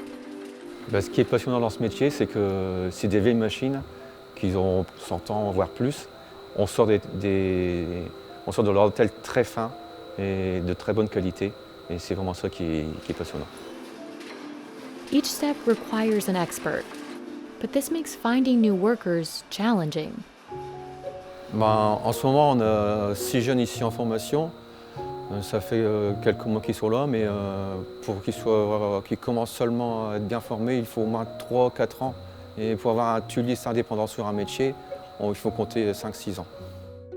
It's a work of passion, and it's for that reason that all the people who work with us, most of them spend 15, 20, 25 years in the same company. That's the main difficult things to find for the new generation. But even after 20 or 25 years, you still learn things. It's so fascinating and it's a passion for people. Mon père, étant tuliste, m'a proposé de venir essayer le métier de raccommodeuse. Les filles qui étaient présentes m'ont tout appris. Isabelle is a lace inspector. Lace right off the loom is never perfect, so it's the inspector's job to spot any mistakes. Donc ici, le tuliste a signalé un défaut par une pastille. Donc ici, le but, c'est de regarder. Donc là, effectivement, on voit qu'il y a un écart, donc c'est un défaut. Je tire bien pour bien voir, je cherche les défauts, les trous. Donc là, on peut voir un trou. Donc quand c'est comme ça, hop, on enfile l'aiguille. These highly skilled workers inspect every inch of the lace and repair each section by hand. The repairs must be indistinguishable from the rest of the lace. Donc ici encore pareil, hein, on appelle ça un manque. En fait, il y a un fil qui a sauté, le fil il est là. Donc hop, elles mettent une épingle toujours. Lever's lace with no additions costs around $45 to $90 per square meter. That's over 10 times the price of mass-produced lace. But lace with add-ons like pearls, crystals, or sequins can cost several $100s more. Dresses or lingerie made with Lever's lace usually cost a few $100s at minimum. But some can cost a lot more. For the haute couture things, it can go just no sky limits. In addition to the materials and complicated manufacturing, the looms themselves increase the price. Lever's looms aren't made today. Companies have to maintain the looms that they have. It's not impossible to build a Lever's loom, but the costs required to manufacture it would be more than the demand for the product. Because of that, lace manufacturers rely on existing looms and even share spare parts between companies. But the lace industry in France used to look a lot different. In the early 20th century, there were tens of thousands of lace-related jobs. But as production modernized and fashion trends shifted, the industry consolidated to 2 main parts of France, Caudry and Calais. Today, only a few thousand jobs remain, and only a handful of the traditional lace producers are left. Competition from cheaper lace manufacturers has eliminated a lot of the industry. Many remaining producers focus on the high-end market. I think our customers are really different, but we still always looking what the mass production does. Our main advantage is to be ahead of the fashions. We work with creative trends office to know what the fashion will be, and we need to anticipate the next fashion trends. Demand for Jean Broc's lace had actually been increasing for the last few years, but the COVID-19 pandemic hit the industry hard. Brands like Chanel and Ralph Lauren rely on companies that create Lever's lace, but if demand doesn't increase, it'll be difficult to maintain the industry.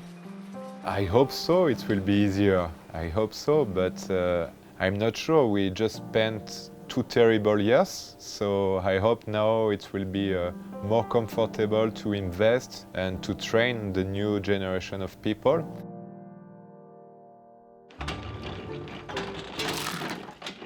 This is one of the most expensive woods in the world. but it's really one portion of a sandalwood log that makes it so valuable. To get to it, these men tirelessly chop away the lighter outer layer of sapwood until they're left with this. The dark inner core that makes a kilogram of Indian sandalwood costs $200 today. This is where sandalwood's unique fragrance comes from. And when it's distilled, it's used in all kinds of products, from bath soaps to luxury brand perfumes. So what makes sandalwood's aroma so special? And is that why the wood is so expensive?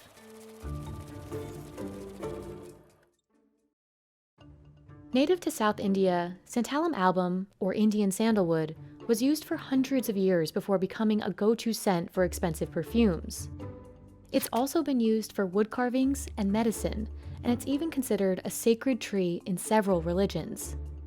Once distilled, sandalwood's sweet, woodsy aroma retains its scent for decades. This is the crude oil portion. This we take separately and it is weighed and it is handed over to stores department. After harvesting, the forestry department sells sandalwood at auction to factories like this one in Mysore. This is Judge Pokal class of sandalwood. We have received from Marayur in Kerala. This we are going to process in next week. Hollow heartwood logs are classified as Judge Pokal, one of the 18 classes of Indian sandalwood. Factories can purchase pure heartwood like Judge Pokal or raw sandalwood logs. But if they buy the raw wood, they'll need to break down each log themselves. Although a machine helps split sandalwood into more manageable pieces, stripping the logs down to their heartwood core requires the effort of several employees. It is totally manual process and a very skilled process. In a physically demanding process, these men chop each log to remove the sapwood, the non-fragrant portion of sandalwood. You can see the brown portion. This is heartwood. The outer portion is called sapwood and the exterior portion is bark. Pure heartwood is the most valuable class of sandalwood. In some trees, pure heartwood is easier to extract because it forms in one circle at the center. In other trees, the heartwood mixes together with sapwood, which impacts the final value of the oil. This brown portion is heartwood and this white portion is sapwood. So it is mix of both heartwood and sapwood. That's why it is called mixed wood. So it is a little bit inferior quality as regard to sandalwood oil contents. After employees have gathered all they can, a machine breaks down the strips of wood into chips. Employees do a sift through these chips to grab any leftover pieces of usable heartwood. Then a separate machine turns those chips into powder. Now, distillation can begin.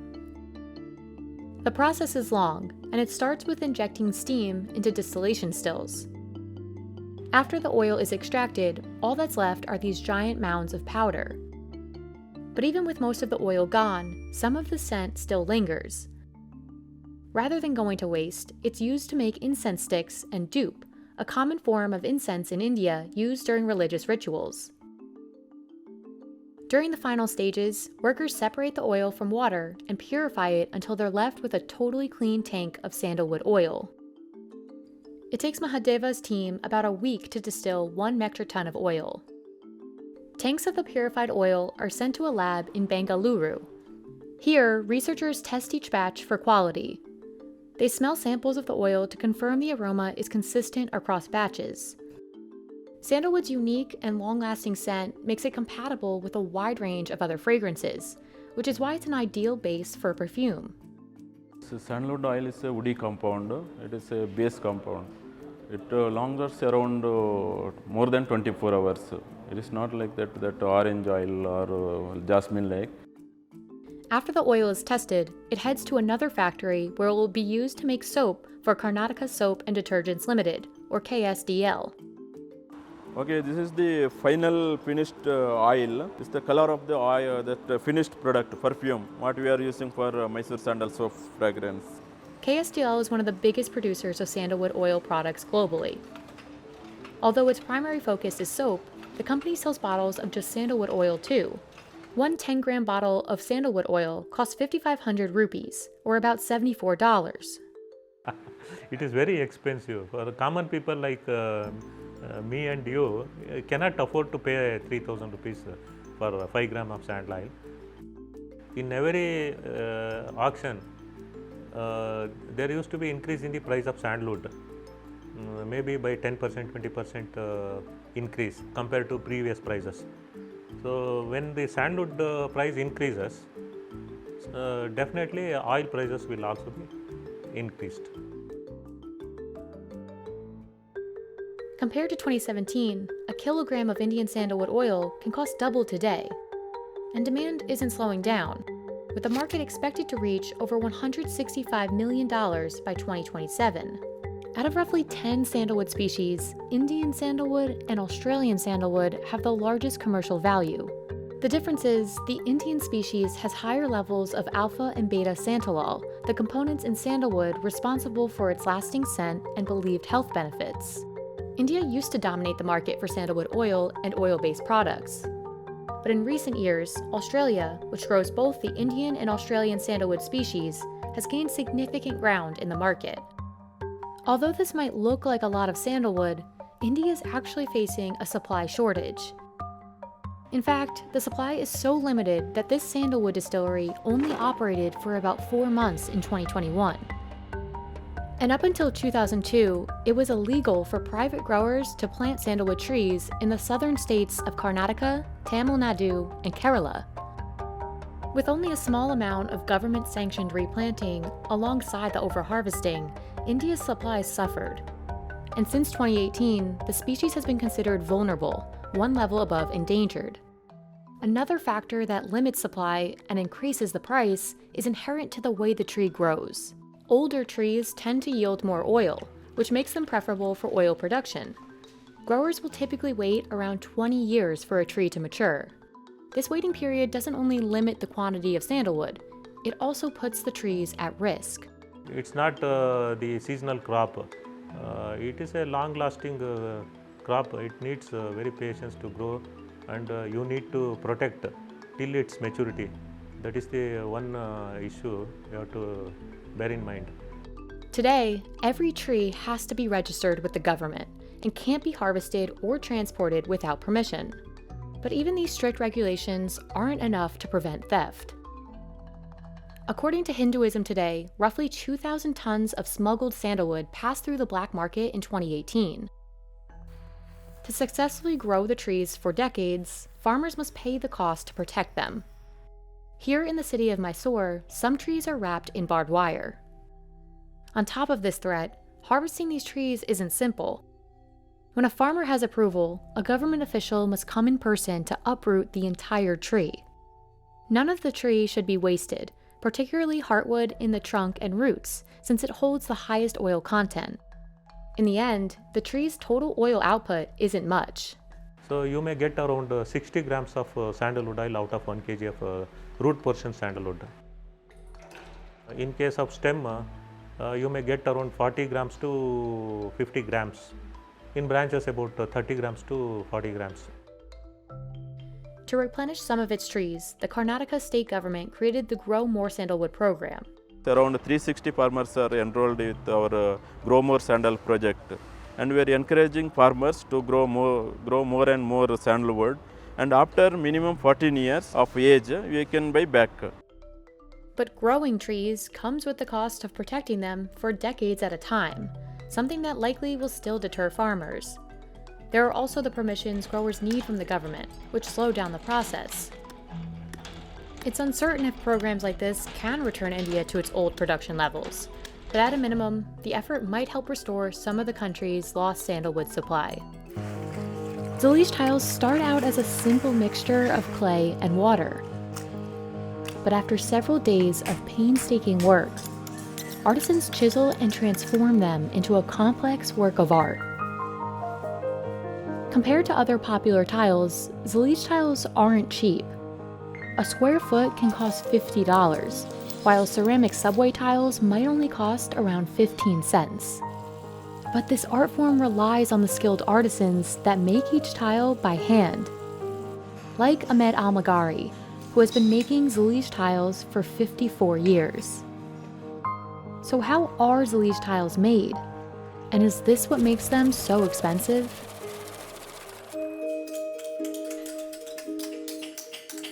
While perfection is often valued, it's the imperfect qualities of Zellige that make the tiles so unique.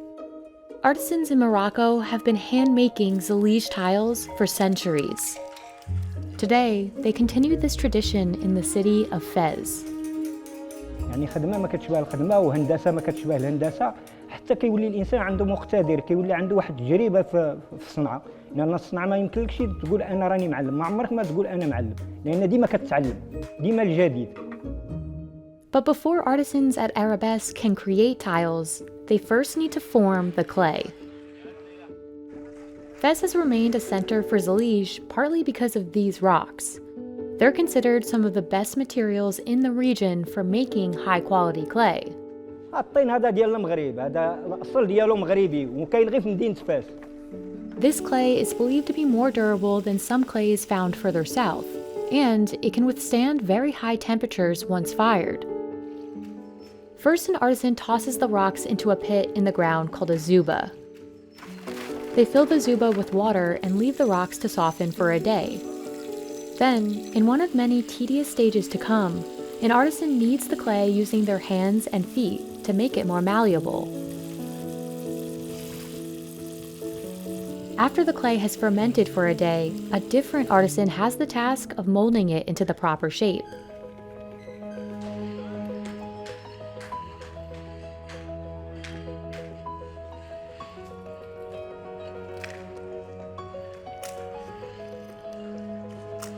The artisan places the clay into a mold, smoothing it over with one hand so the surface is flat. For every 10 kilograms of clay, artisans can make over 10 square feet, or about 1 meter, of tiles. After molding hundreds of tiles, they leave the clay to dry under the sun. The next stage is vital to ensuring the tiles will remain intact.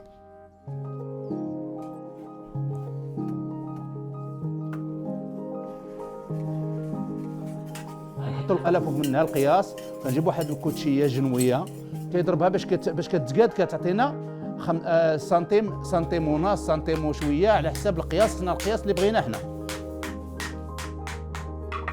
Hitting the clay repeatedly also removes air bubbles. If the air isn't removed, the tile may break when an artisan later tries to chisel it. Once each piece is perfectly square, the tiles dry again under the sun. Finally, it's time for the clay to head to the kiln. Precision is critical at this stage, which is why just one person is trusted to lead the job.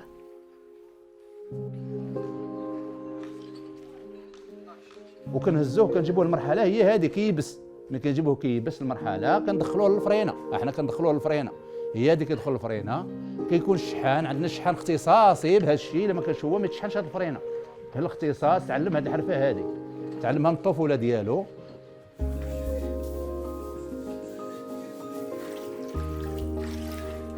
Abdelwahed glazes the tiles and then they're fired for a second time. This second firing ensures the color won't fade. It also gives Zellige tiles one of their most distinct features. Heat doesn't circulate evenly in a traditional Moroccan kiln, which is why each tile, even those with the same color glaze, will have a slightly different shade. But these tiles are just getting started. After glazing, the tiles move on to the cutting stage, where artisans trace the small shapes they'll later carve. Chiseling the tiles requires total concentration.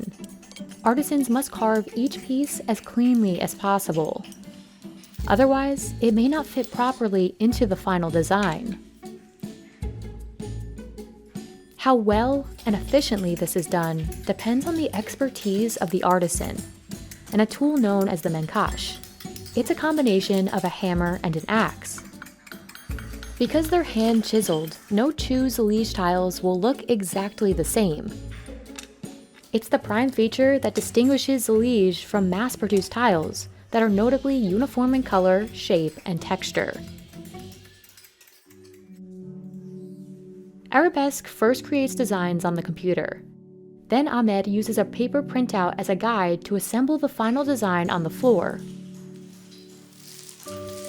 Ahmed inserts each individual tile by hand, like a puzzle piece, making sure every tile seamlessly fits next to its neighbor.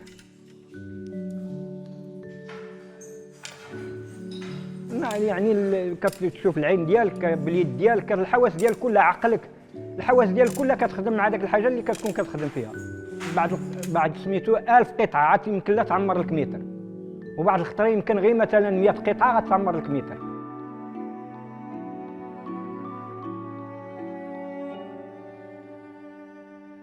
After about 15 days of assembling the pieces, Ahmed can reveal the finished design.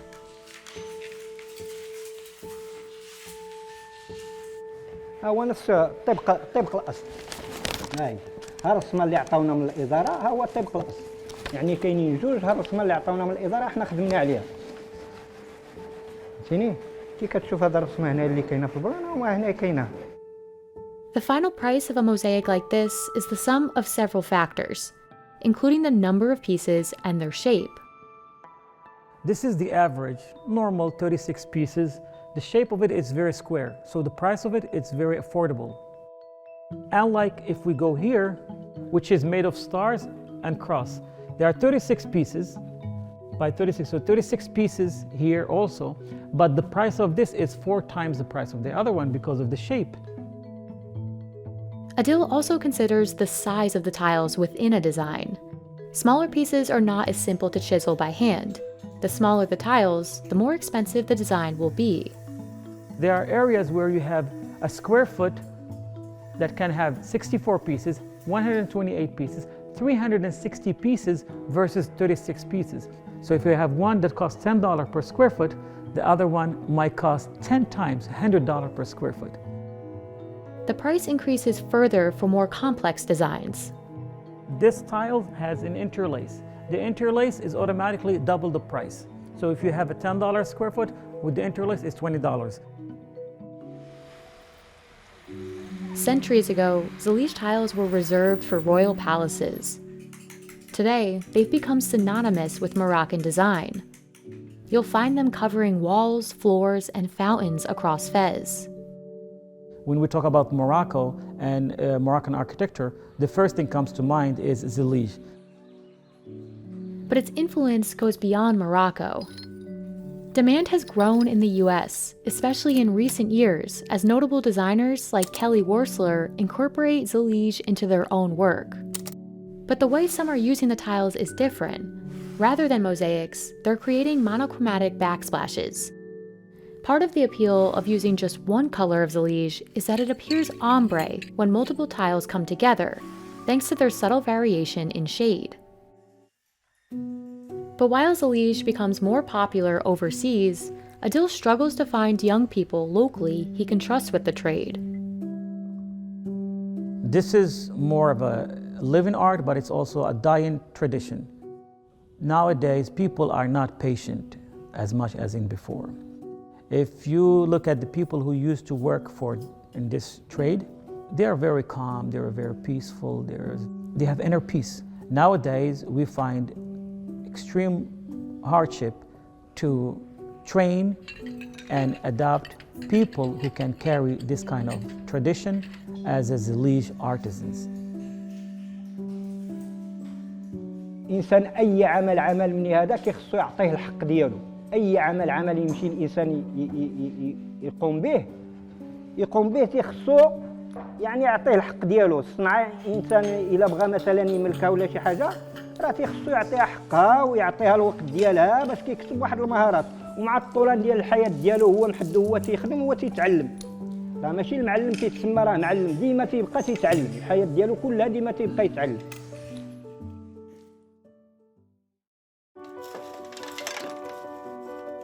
This is a handmade iron kettle.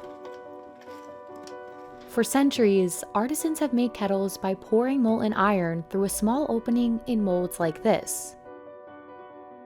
Once the iron hardens, they continue the tedious work of hammering the kettle free. It's only used to boil water, but that doesn't make it cheap. You can buy a mass-produced kettle for $20, but a handmade iron kettle can cost over $300. So who makes these kettles? And why are they so expensive? This is Iwate Prefecture in Japan. Iron kettles have been made here for hundreds of years. Each one starts with a sketch. Nobumiya runs Kamasada, a workshop founded by his grandfather. 大体20歳ぐらいから始めてますんで、50年、まだ50年です。Designing a new kettle takes him 2 to 3 years. 売れるものを作るっていうのは意外と早くできる仕事なんだろうと思いますけども、確かにビジネスですから売れるものを作るっていうのは絶対必要なことなんだけれども、じゃあ自分の気にそぐわないでも見にあんまり綺麗でなくても売れるものを作るかっていうと、それはうちはしないし。At this workshop, every single kettle is made by hand. But before you start melting iron, you need a mold. The mold is made from 3 parts that form a gap where the iron is poured in. そうすると、言った通りに外側と内側が間がこの 2.5 ミリから2ミリの隙間になるんですけども、その隙間を、この尻型の穴から流し込んだ液体の鉄が通って、鉄瓶になるという感じですね。The core is destroyed with each use, but the outer molds are reused 2 to 3 times, depending on the design of the kettle. それ以上になると明らかに質が目立って悪くなりますので、だから一型から一つしか取れないっていった場合ですと、単純に普通の品物の3倍はするわけですね。According to Nobu, around 70% of the work is making the mold. This process also creates the most recognizable aspect of the design, this bumpy pattern called arare. This mold has around 2,000 dots, all placed by hand. 僕の場合はだいたい2時間半から3時間で全部押し切ってしまう感じですね。洗いの数が多くなればなるほど基本的には鉄瓶の値段にはかかってきますね。はい、高くなってきますね。Artisans coat the core with charcoal dust to make it easier to separate from the iron. Then Shitaro delicately places it inside the outer mold. But he won't know if something went wrong until the iron has cooled. There's a lot of anticipation waiting for the iron to melt. Shitaro has to mentally prepare for the pour, a dangerous and physically demanding task. A mistake here could ruin the kettle, so experience and confidence are essential.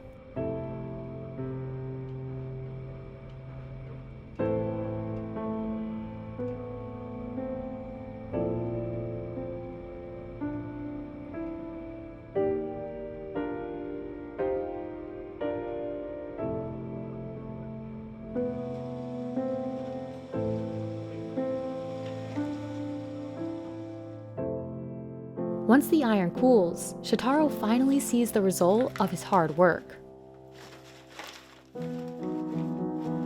ここが一番ホッとするか、ああ失敗したってなるかっていうのが分かる瞬間でもありますね。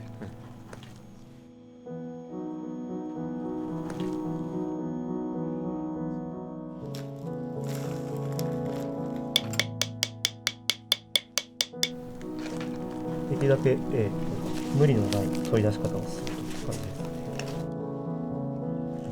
これが多少欠けている部分がありますけど、ほぼ元通りになったということで、もう一回使いますね。まあまあですね。この中子の取り出しやすさっていうと80点ぐらいですかね。はい、安心ですね、ここでやっと。Traditional iron kettles like this one don't have any enamel coating inside. Instead, artisans heat the kettle to 900 degrees Celsius on a bed of charcoal. This creates an oxidized layer, which helps prevent rust. Without an enamel coating, the iron subtly changes the taste of boiled water. But this kettle isn't done yet. The final stage is one of the most skill-intensive steps. Nobu heats up the kettle and brushes on lacquer, coating and coloring the outside. 仕上げ着色っていうのは意外とかなりベテランにならないと綺麗な仕上げができないっていうのは温度管理なんですよね、これ難しいのは。そういう意味では、一番最終工程にふさわしく、あとは自分が思い描いてたものがこの着色一つで全然違うものになったりすることもあるんで、分業の方が効率的であることは分かってるんですけども、どうしても責任の所在が曖昧になったり、作る側が面白くなく作るんですね。で、物っていうのは面白く作らないといいものはできないっていうのは僕の考え方なんで。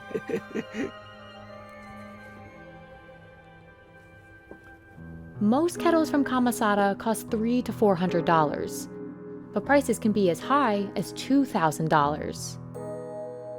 Despite the high price, customers appreciate the slow-paced nature of these kettles. The design is considered wabi-sabi, which is difficult to translate literally, but refers to the concept of appreciating imperfection and practicing mindfulness. で、僕はデザインするときに決して便利なものっていうのがいいものではないと。っていうのは使って幸せになるものがいいものだと。お金を出してその僕の作った品物を評価して買ってくれるっていうのは、これはとても大事なことだと思います。それから一生使って次の代にも受け渡して自分らの美意識っていうのかな、心とか文化を伝えたいと。Iron kettles were common in Japan in the 17th and 18th centuries when they were used in tea ceremonies. But they struggled to compete with convenient, mass-produced options after World War II. In recent years, interest in their aesthetic qualities has reignited demand.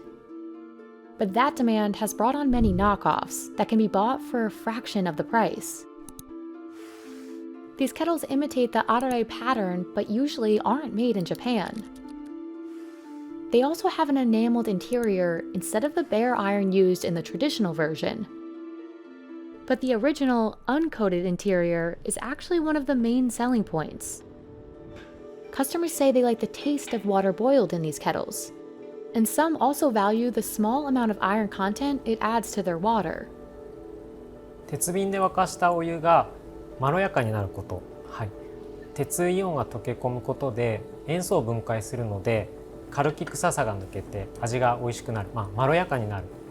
1世代前2世代前おじいちゃんおばあちゃんの家にあったっていう方の方が多いのが現状です。で今こうやってカフェで見に来ていただいた方は見たことはあるけど使ったことがなかったっていう人の方が多いです。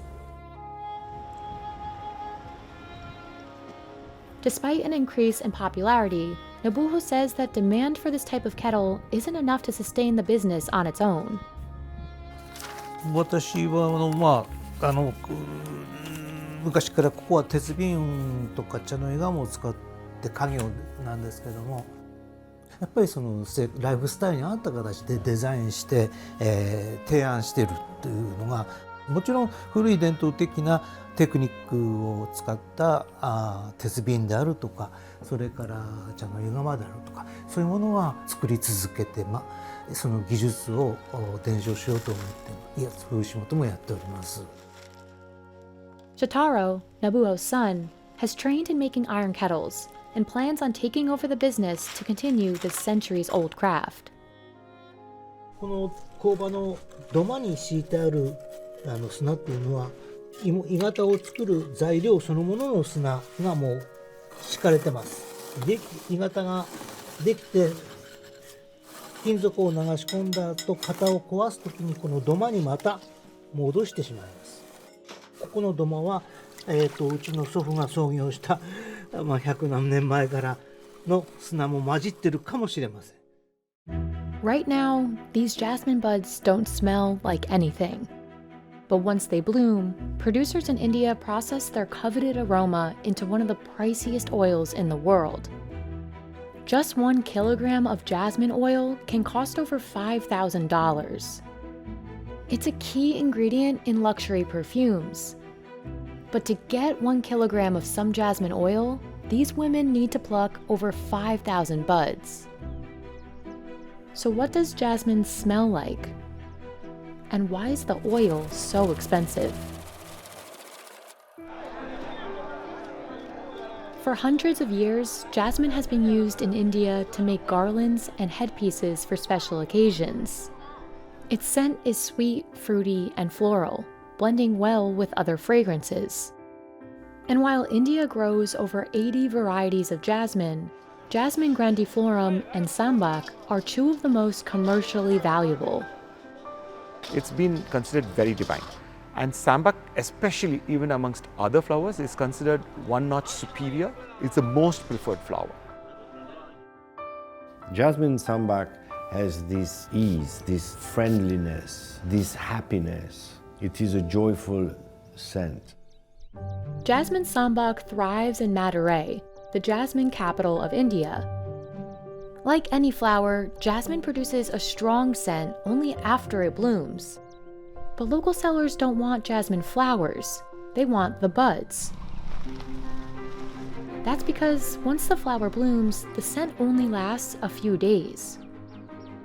The buds last longer, so they're easier to transport, whether it be for garlands or oil extraction. Raja runs a jasmine oil company, but before Raja can produce the oil, he'll need to wait for the day's harvest. Jasmine is a night-blooming flower. To maximize the harvest and ensure the buds make it to the markets in time, harvesters head to the fields early. Rati is one of a handful of women tasked with plucking the buds. It's not as simple as grabbing each bud she sees. Only the right bud blooms that day. Otherwise, it's not going to bloom. So if it doesn't bloom, no fragrance. Deciphering which buds to harvest requires a keen eye, one that Rati has trained over the last 10 years in these fields.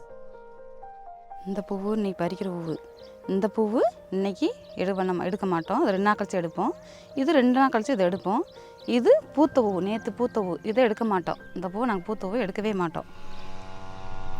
Rati goes to each bush one by one, plucking thousands of buds before she collects a kilogram of jasmine. Gathering that much takes her about an hour. The work must be done gently by hand, so as not to damage the buds. Damaged or wilted buds mean more work for Rati. Jasmine is a very laborious picking process. As a kilo of jasmine, just to give you a perspective, will have about 5,000 to 6,000 independent flowers. So to pick 1 kilo, they have to move 5,000 times. The hand moves back and forth 5,000 times to pick just 1 kilo of flowers. But that's still a tiny fraction of the buds needed to produce a kilogram of oil. For 1 kilogram of jasmine oil, Raja needs 1 metric ton, or 1,000 kilograms of flowers. As she works, Rati collects the buds in her sari to protect them and preserve their fragrance. சவுக்கரை பேத்துல கொட்டினா பூ வெந்துரும் market போவங்களும் பூ வெந்துரும் எடுக்க மாட்டாங்க மார்க்கெட்ல கட்ட முடியாது வண்ண முடியாது பூ வெயிலுக்கு வெந்துரும் சாக்கையில போட்டு அனுப்புனா அது பூ வெந்துரும் அது வச்சு நாங்க சாரில கட்டி. She'll harvest for about 5 hours straight. It's tedious and tiring, but it's critical for her to keep moving before it gets too hot. Then the buds head to the local market.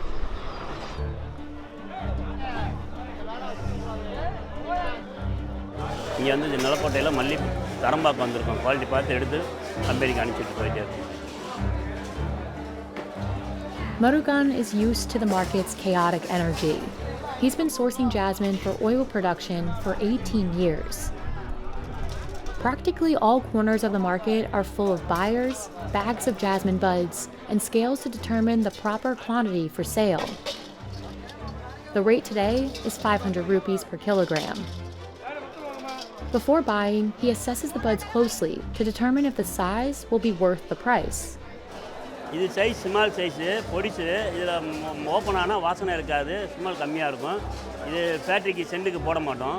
இது நல்லா இருக்கும், best quality. இதை போடுவோம். இது நல்லா smell இருக்கும், நல்லா open ஆகும், நல்லாவும் இருக்கும்.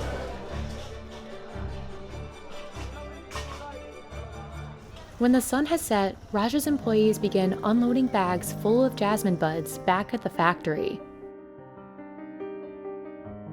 The first step is to spread them out with rakes, and then again with their hands and feet.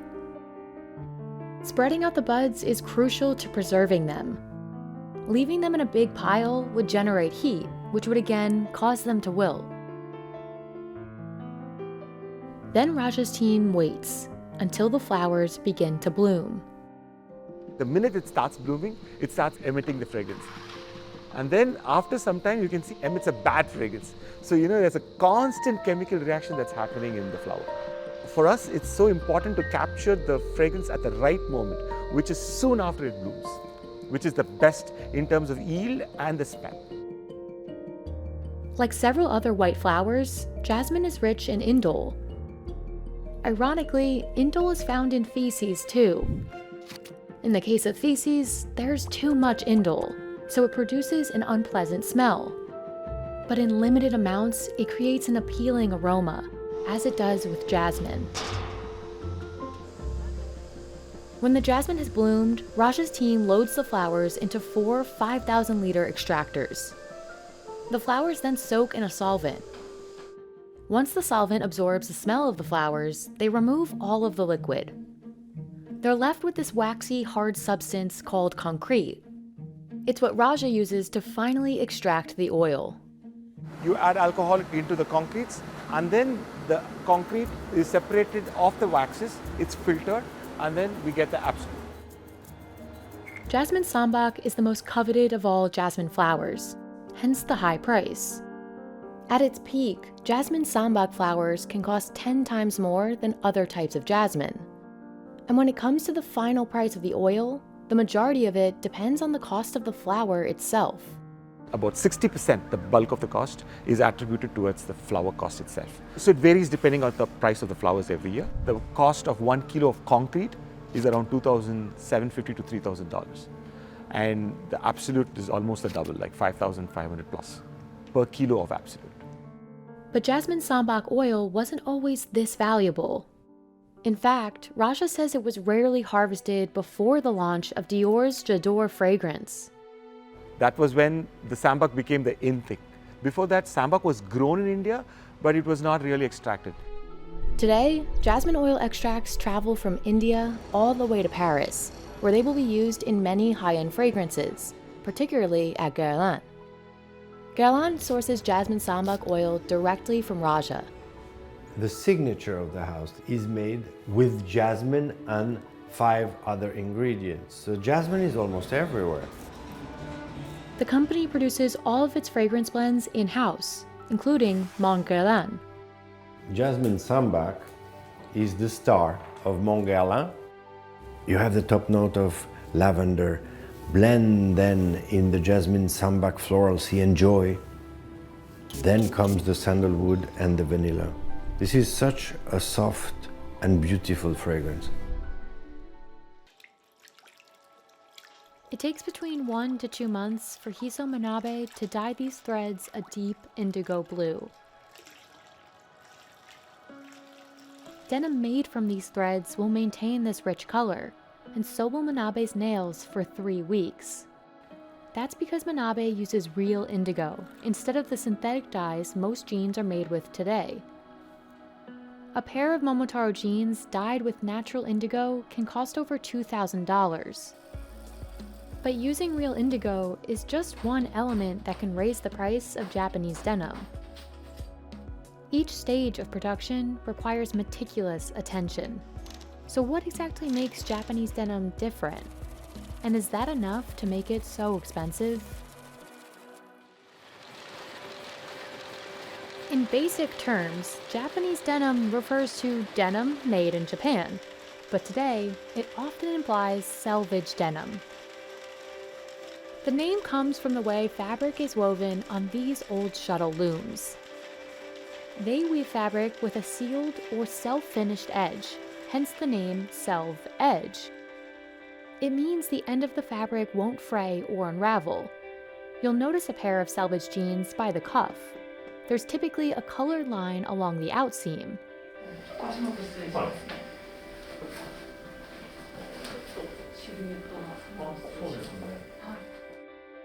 This type of denim is made here in Kojima, Japan. 本当に10代からジーンズはこの町のジーンズを履いてたと。Momotaro is one of Kojima's most well-known denim brands.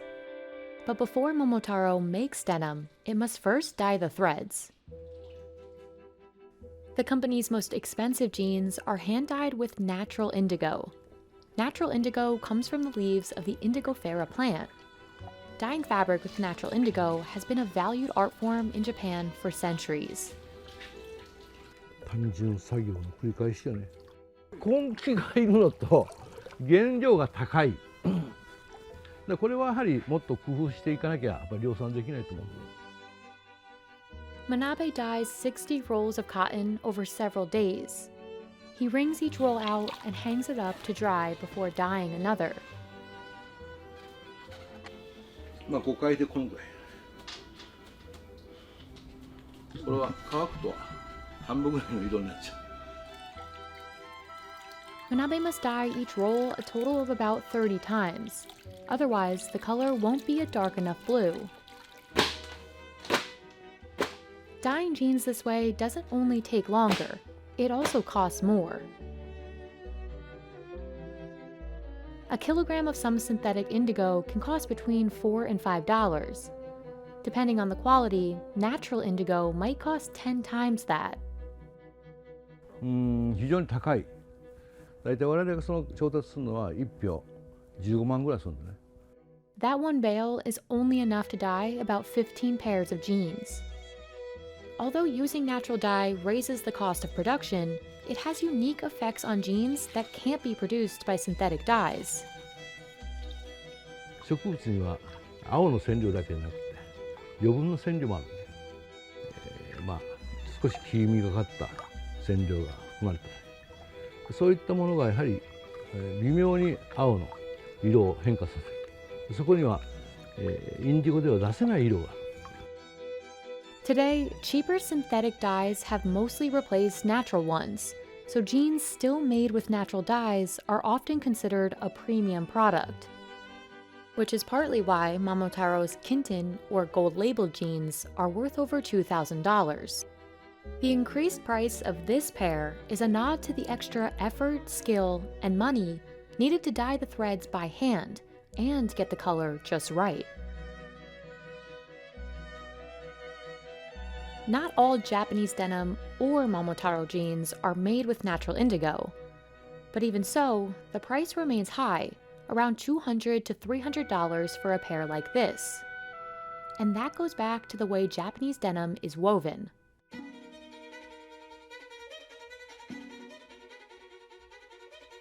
Before Toyota made cars, it made looms like this. Originally introduced in the 1920s, these Toyota looms are no longer made today.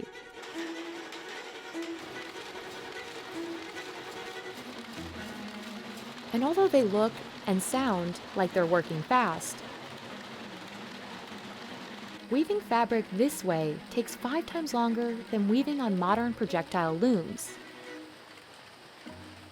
もともと世界で、アメリカで作られたジーンズもその当時はその機械しかなかった。もう今1世紀経ってもヴィンテージのそのジーンズがやはり1900年あるいは1920年、ね、あたりのジーンズがいいってやはり何百万も出して古着を買い集めるわけです。Despite the looms being automated, an experienced Momotaro technician has to keep a close eye on them as they run.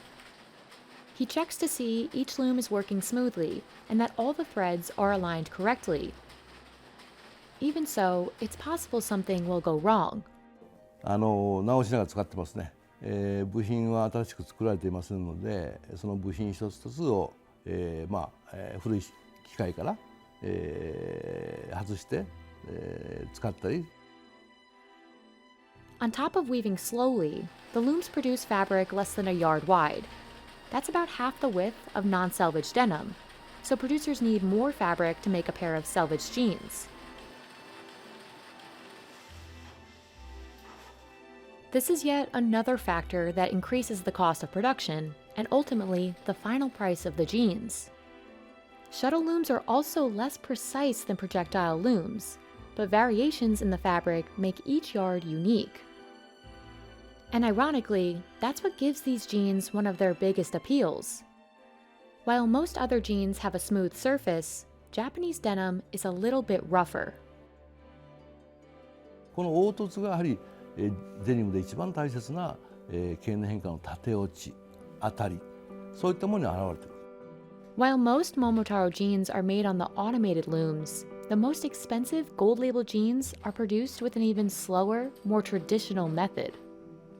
By hand with an antique loom. It takes 1 hour for Kazuki Ikeda to weave just 10 centimeters of fabric. While this process raises the price, the extra effort gives the jeans a distinctly different feel. 一番の違いというのはやはりこの肌触り。通常の汎用のものでしたら、ちょっとこう硬さであったりゴワゴワした感じがするんですけれども、手織りの場合は最初から、柔らかい、質感で履いていただくことができます。And for denim enthusiasts, traveling from Thailand to Tokyo is worth the trip to buy Momotaro's most expensive pair. Usually when you brought a new pair of jeans, you feel it's a little bit hard and you feel like it's a little bit hard to move at first, right? But this one, even from the start, yeah, it feels so comfortable, like you have worn it for some times. After the fabric is woven by hand or shuttle loom, it heads to the sewing room. According to Kettles, on average, most other types of denim weigh between 11 and 14 ounces, while most denim from Japan weighs 20 ounces. A heavier fabric makes Naomi Takebayashi's job more challenging. で一番太いのはタコ糸状態の0番はもう本当に太くてとても縫いづらいです。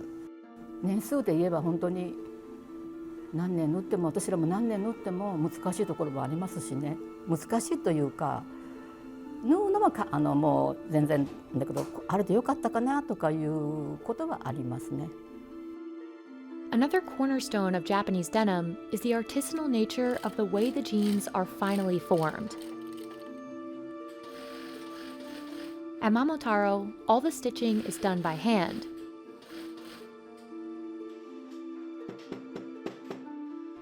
The same goes for adding each copper rivet. The final look and feel of a finished pair largely depend on Takebayashi's dedication to detail.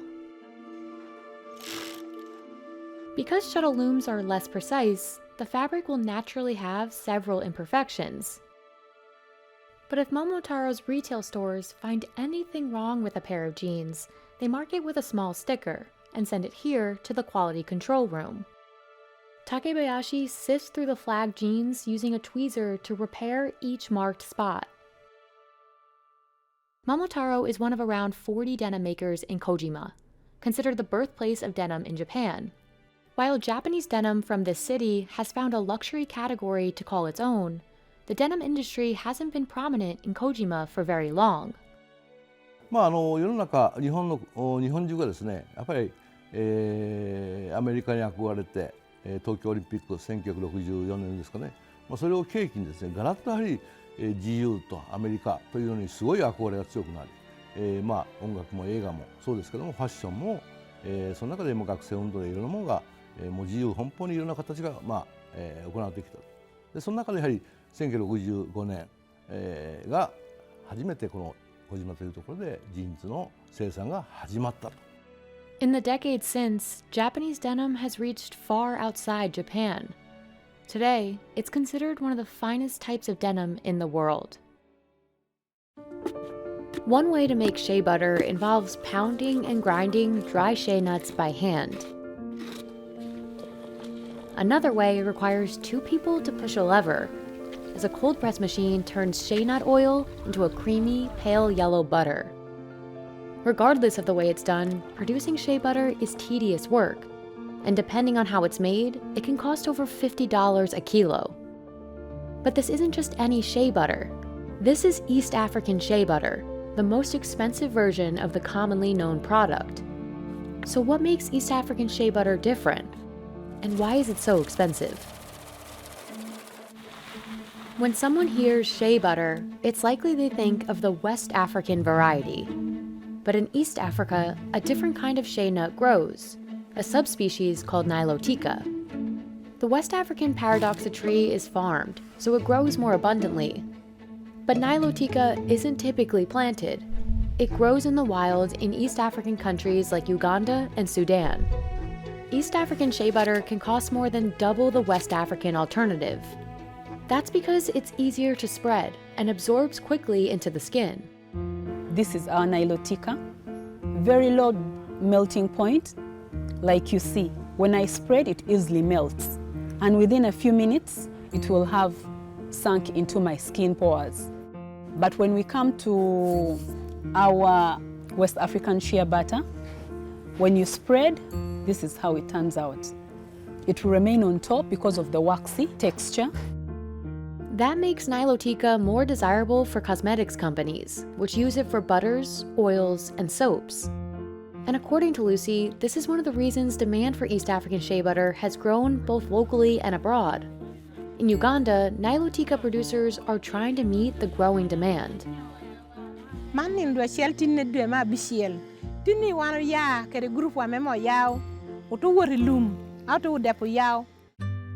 Akello and her peers have been harvesting shea fruits since 5 a.m. They're part of the Corner Adware Moya Women's Group, a self-help group for women in Uganda. In Uganda, shea producers are primarily organized women's groups like this. They start their day early so they can pick the best fruits before other groups come. Akello and the other harvesters pick the fruits off the ground once they've already fallen. Then they remove and eat the fruit to reveal the shea nut. They eat it because they won't need it to make the butter, and it's delicious.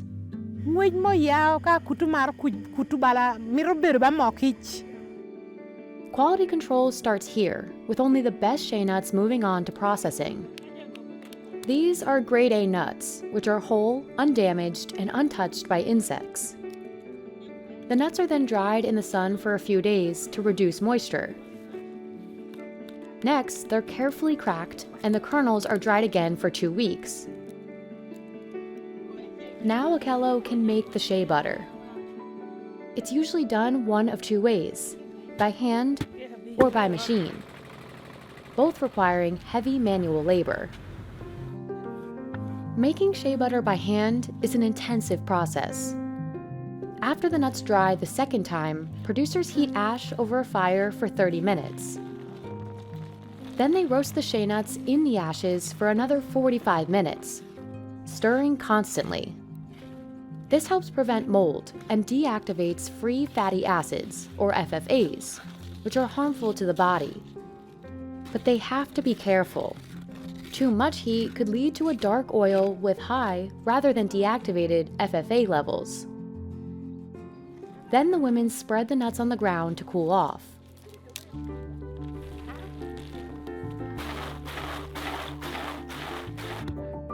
Producers grind the nuts 3 times.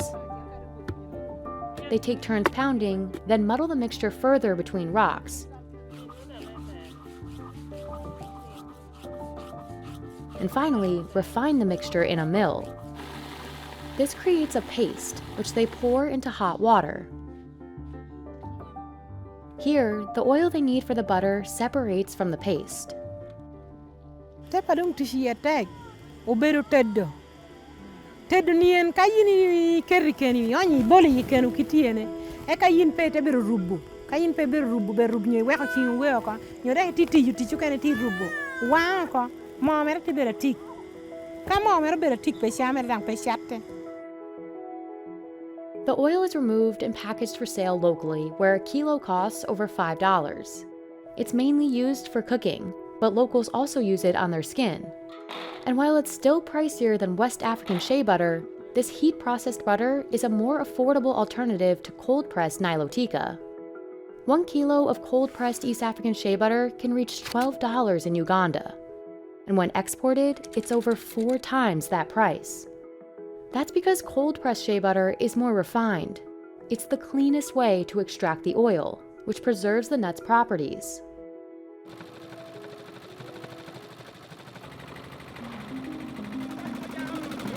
After harvesting, drying, and grinding the shea nuts, producers place them in cloth bags and load them into a cold-press machine. They've had this machine since 1997.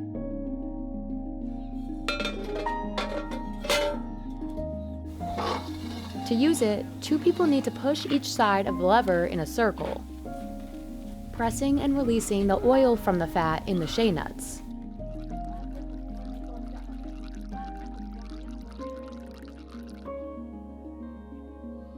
When left to rest, the oil hardens into shea butter.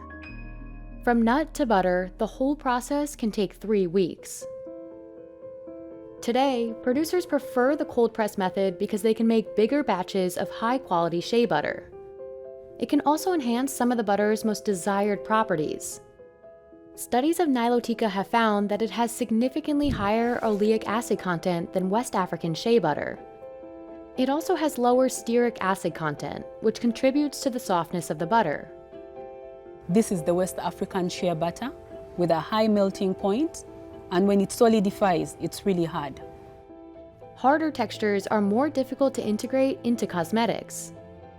Lucy says that's why Nilotica has the upper hand in cosmetics. Her American buyers prefer it because it absorbs faster into the skin. But Nilotica has other special properties. The demand at the moment is growing because of these contents, the olein, vitamin E, and then it has antioxidants that make it easy, especially for cosmetics. It has to have a healing factor within it. This growing demand is being met with limited supply. The supply is a little lower because the number of producers is still a bit low. The shea tree fruits only once a year, and producers are still figuring out how to bulk their harvests. And while some efforts are underway to farm more shea trees, the nuts are primarily harvested in the wild, limiting producers further. Then there's deforestation. According to the Ugandan National Forest Authority, the country has lost 63% of its tree cover in the past 25 years. Locals use the wood for charcoal, firewood, and timber. But Nilotica producers hope that as demand continues to grow and locals learn more about Nilotica's value, they'll work to preserve the trees, and in turn, scale up production of East African shea butter. In Carrara, Italy, extracting Calacatta marble doesn't always go as planned. Però si pensava che non andasse, invece è andato e si è aperto. It'll take more work to fix, but luckily it's still usable. And in 4 days, it'll be processed into one of the most expensive marble slabs in the world. Just one slab can cost over $10,000. So how is Calacatta mined from mountains? And what makes it so expensive? Marble has been used for centuries by artists and designers. But Calacatta marble isn't just any kind of marble. A square foot of some Calacatta can cost over $400, more than 4 times the price of high-end Carrara marble, which is mined in the same mountains. Its warm, ivory-white background and thick gold or gray veins sets Calacatta apart from other marbles. But the key to Calacatta's price is its rarity. It's found only in the Apuan Mountains of Carrara, Italy. Marble has been mined here for over 2,000 years. Extracting Calacatta marble from the mountains requires decades of experience. Enrico has been a miner for 40 years. He learned from his father, who worked at the same quarry. Ci vuole l'esperienza, ci vuole la visione della cava, i difetti, i fronti di cava, stare a vedere. It's important that miners have a trained eye and are precise. They need to work around the mountain's defects to avoid the risk of the marble breaking. These flaws affect where the miners can extract, how much they can extract, and eventually how much they can sell.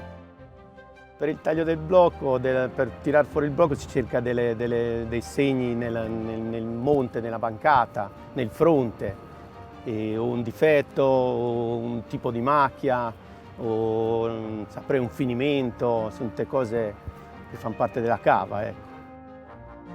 Despite Enrico's care and attention, he doesn't always get the result he wants. Come abbiamo visto prima, che magari quando si ribalta si stacca un difetto che magari si prevedeva, però ci può essere anche di dietro che non lo vedevi. Quindi quando si ribalta la bancata, la criticità può essere quello lì. But before they can detach the block, they have to drill and saw. In the first stage of extraction, miners use drills to make strategic holes in the mountain. They then run diamond braid cords through these holes, cutting the marble into a block. The machinery is kept wet to protect the marble as chainsaws help detach the block from the mountain. An average block is 12 cubic meters and can weigh 36 metric tons. It's then carefully loaded into a truck, which brings it to a processing facility. Here, the Calacatta marble blocks are sliced into slabs. At this stage, processors can't afford to make a mistake and risk ruining the rare marble delivered to them. They mount over 100 very thin blades onto a wet saw, and the cutting begins. The saw cuts slabs as thin as 2 centimeters. Then they're prepared for shaping and polishing.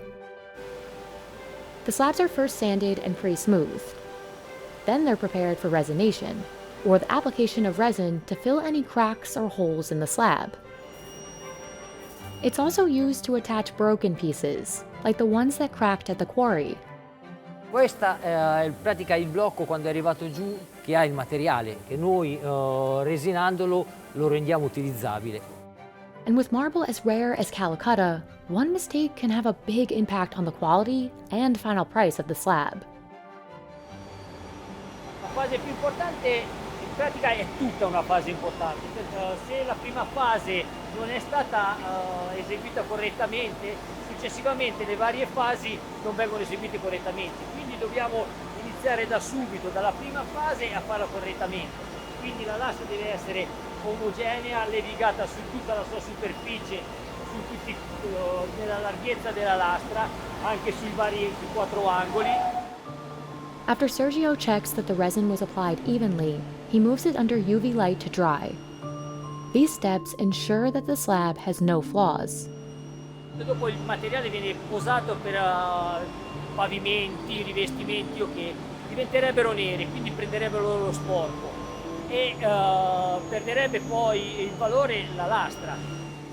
Then the Calacatta slab reaches its final stage. It's honed and polished until it almost sparkles, becoming, as Sergio says, shiny to the eye. It's now ready to be sent to the buyer. Calacatta is extracted and processed on a per-order basis. Producers consult the customer every step of the way. This way, the Calacatta is perfectly customized to the client's needs, because once it's fully processed, there's no going back. Even with these risks and high costs, customers still want Calacatta. Our customers prefer Calacatta because it's a luxury, it's a high-end product, it's timeless, and it's classical. It fits very well with any kind of furniture. White marbles like Calacatta are more desirable because they have fewer flaws than darker marbles, so they require less maintenance and repairs. Calacatta is in even higher demand than other white marbles like Carrara. The veins look crisper, less faded. There are generally fewer veins in Calacatta, making it easier to incorporate in exterior and interior design. And it has a softer contrast than other high-end marbles, like Statuario, which has a milky background, darker gray veining, and fewer changes in color. This is a typical use of Calacatta. It is made in this case to make kitchen countertop, and you can see the typical Calacatta vein. But certain Calacatta is even more expensive. Calacatta Gold, referring to the vein color, is especially hard to find. While standard Calacatta can cost over $10,000, a Calacatta Gold slab can reach more than $29,000. And while specific pricing is considered an industry secret, Memo says selling isn't an issue. In the last 40 years, demand for Calacatta has actually increased. And even during times of crisis, people have had a big desire for this type of material. But this growing demand isn't welcomed by everyone, especially Carrara locals. Sawing extraction techniques have led to slurry and waste being carried to nearby environments through runoff water. This has impacted local groundwater and the people who need it.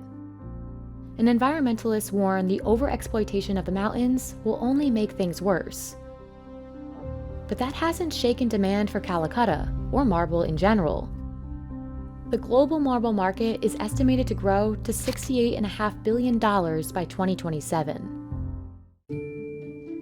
Sculpting, glazing, and firing are just a few of the labor-intensive steps required to make ceramics.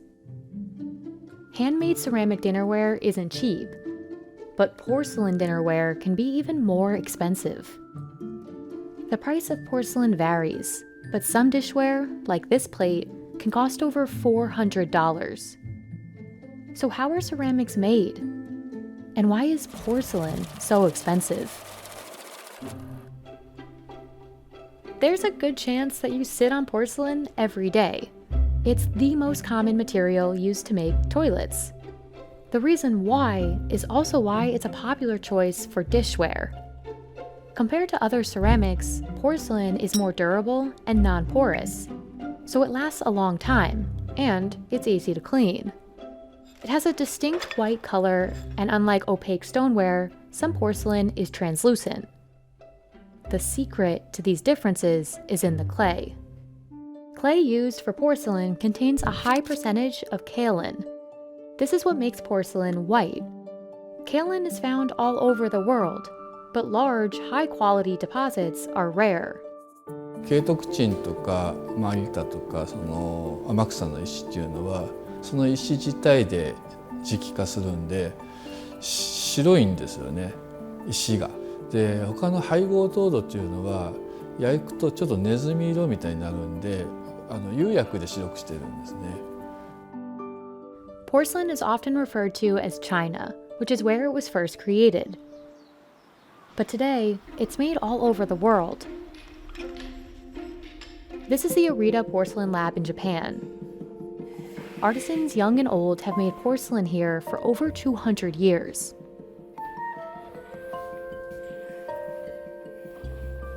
There are countless recipes for porcelain clay, but in addition to kaolin, they usually contain materials like quartz, feldspar, and ball clay. Each one changes the properties of the clay. Ball clay makes it more malleable, and feldspar helps it become glass-like when fired. The whitest, translucent clays need to be free from impurities, and generally cost more than other ceramic clays. But even for experienced potters, porcelain can be tricky to work with. In order to produce a large number of pieces, this workshop has an artisan for each specific step in the process. Even though 10 people work on each piece, producing new dishware can take over a month. あまりこの成形をするときに力を入れすぎるとちょっと出来上がった時に薄くなってしまったりとか、逆にあんまりちょっと軽く当てすぎてもちょっとガタガタガタってなって汚くなったりとかしますね。形が出来上がっていくのは面白いですね。Compared to other ceramics, many porcelain clays are challenging to mold by hand. It's also more prone to cracks when drying.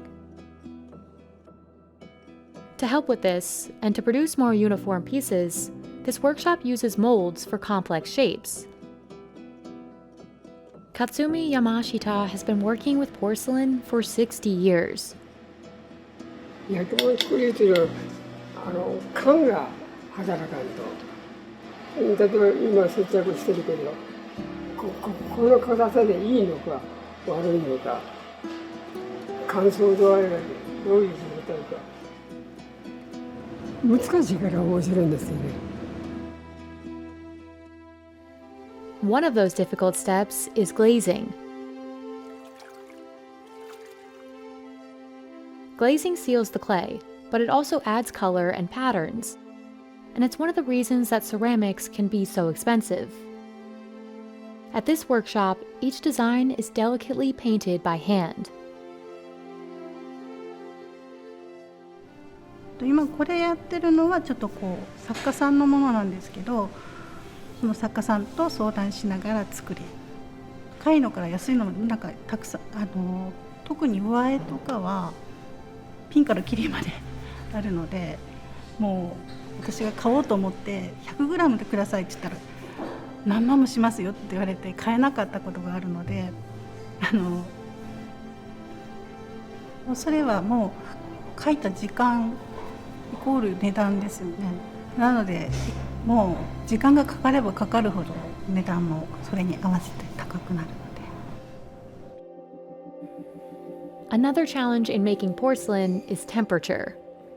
In order to achieve that glass-like surface, porcelain is fired at a higher temperature than most other ceramics, usually around 1300 degrees Celsius. At this workshop, pieces are fired 3 times, a lengthy but crucial process.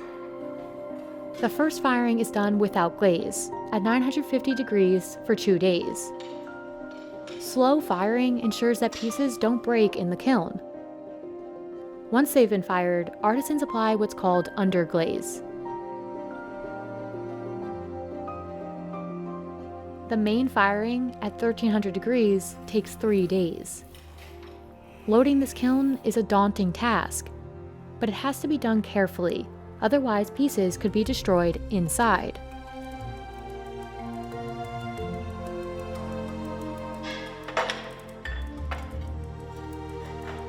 Thankfully, this firing was a success. Now, the final design starts to take shape.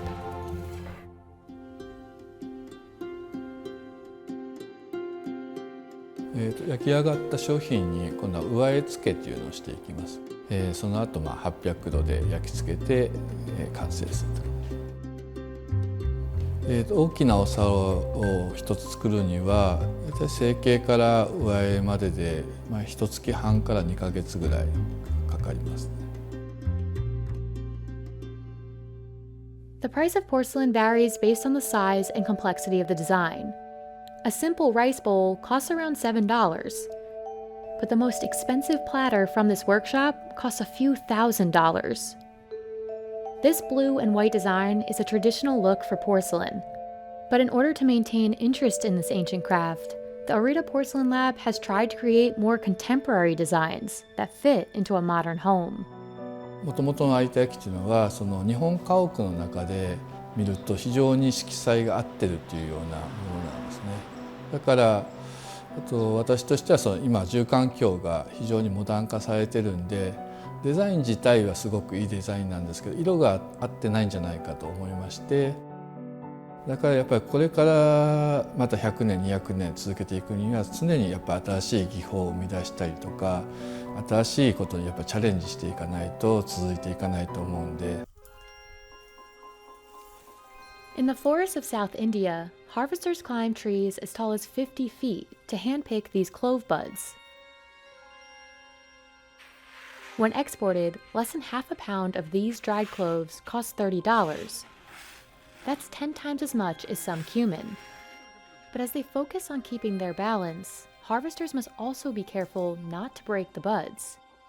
If they do, the value of the clove drops significantly, and that's just where the risk begins. To harvest cloves correctly, workers put their lives on the line. So what makes cloves worth the risks? And why are they so expensive? Cloves are the flower buds of clove trees that haven't blossomed yet. When dried, they're commonly used as a spice. A clove's flavor is complex, with notes of sweetness, bitterness, and heat. The oil found in cloves has medicinal properties that make the spice valuable outside of just cooking. Cloves with the round head or crown still intact have the most oil. But to get cloves with the highest possible oil content, highly skilled workers are needed at every stage. Clove harvesting is a very big job. It's a very risky job. So we have to get special people to do that. To get to the top of the trees, harvesters like Shibu rely on only a ladder and some rope. അത് ഈ 3 കയറ് 3 സ്ഥലത്തോട്ട് വലിച്ചു കെട്ടിയാക്കില്ല ഈ ഏണി side ഏണി നിൽക്കത്തുള്ളൂ.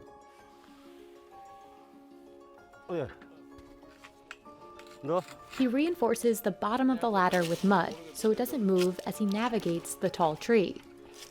Shibu ties a sack to his waist and then he starts his climb, working his way from the top of the tree to the bottom.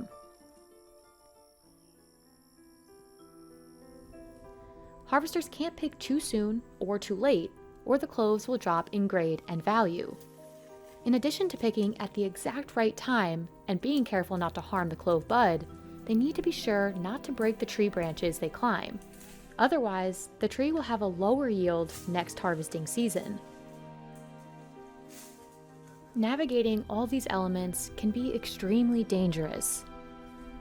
In Black Rock Estates, harvesting cloves has led to death. A couple of years back, we lost a worker who was while he was plucking, the lightning struck him. We lost almost about 6 of them they had paralyzed. We had to take them, rush them down to the hospital, and they were admitted for a month.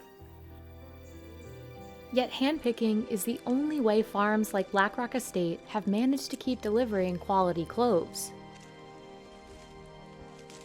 Because timing is crucial, Charles needs a big team to pick the cloves as soon as they're ready, which is usually mid to late February. Charles can sell the cloves for their highest price in the first 25 days of the harvesting season. The more he can harvest during this time, the better it is for business. When the clove season is fully on, when we have a very good crop, we get about 300 workers. During peak harvesting season, these workers make around $30 a day on average. Once the clove clusters are picked, harvesters carefully remove the individual buds from the stalks and leaves. They sift and sort each bud according to its size, age, and whether it has a top. It's best if the circular crown of the clove, where it would otherwise flower, is still intact. This improves the spice's taste and aroma. Even though there are machines to help with this process, Charles prefers to pay for it to be done by hand, to lower the risk of clove damage.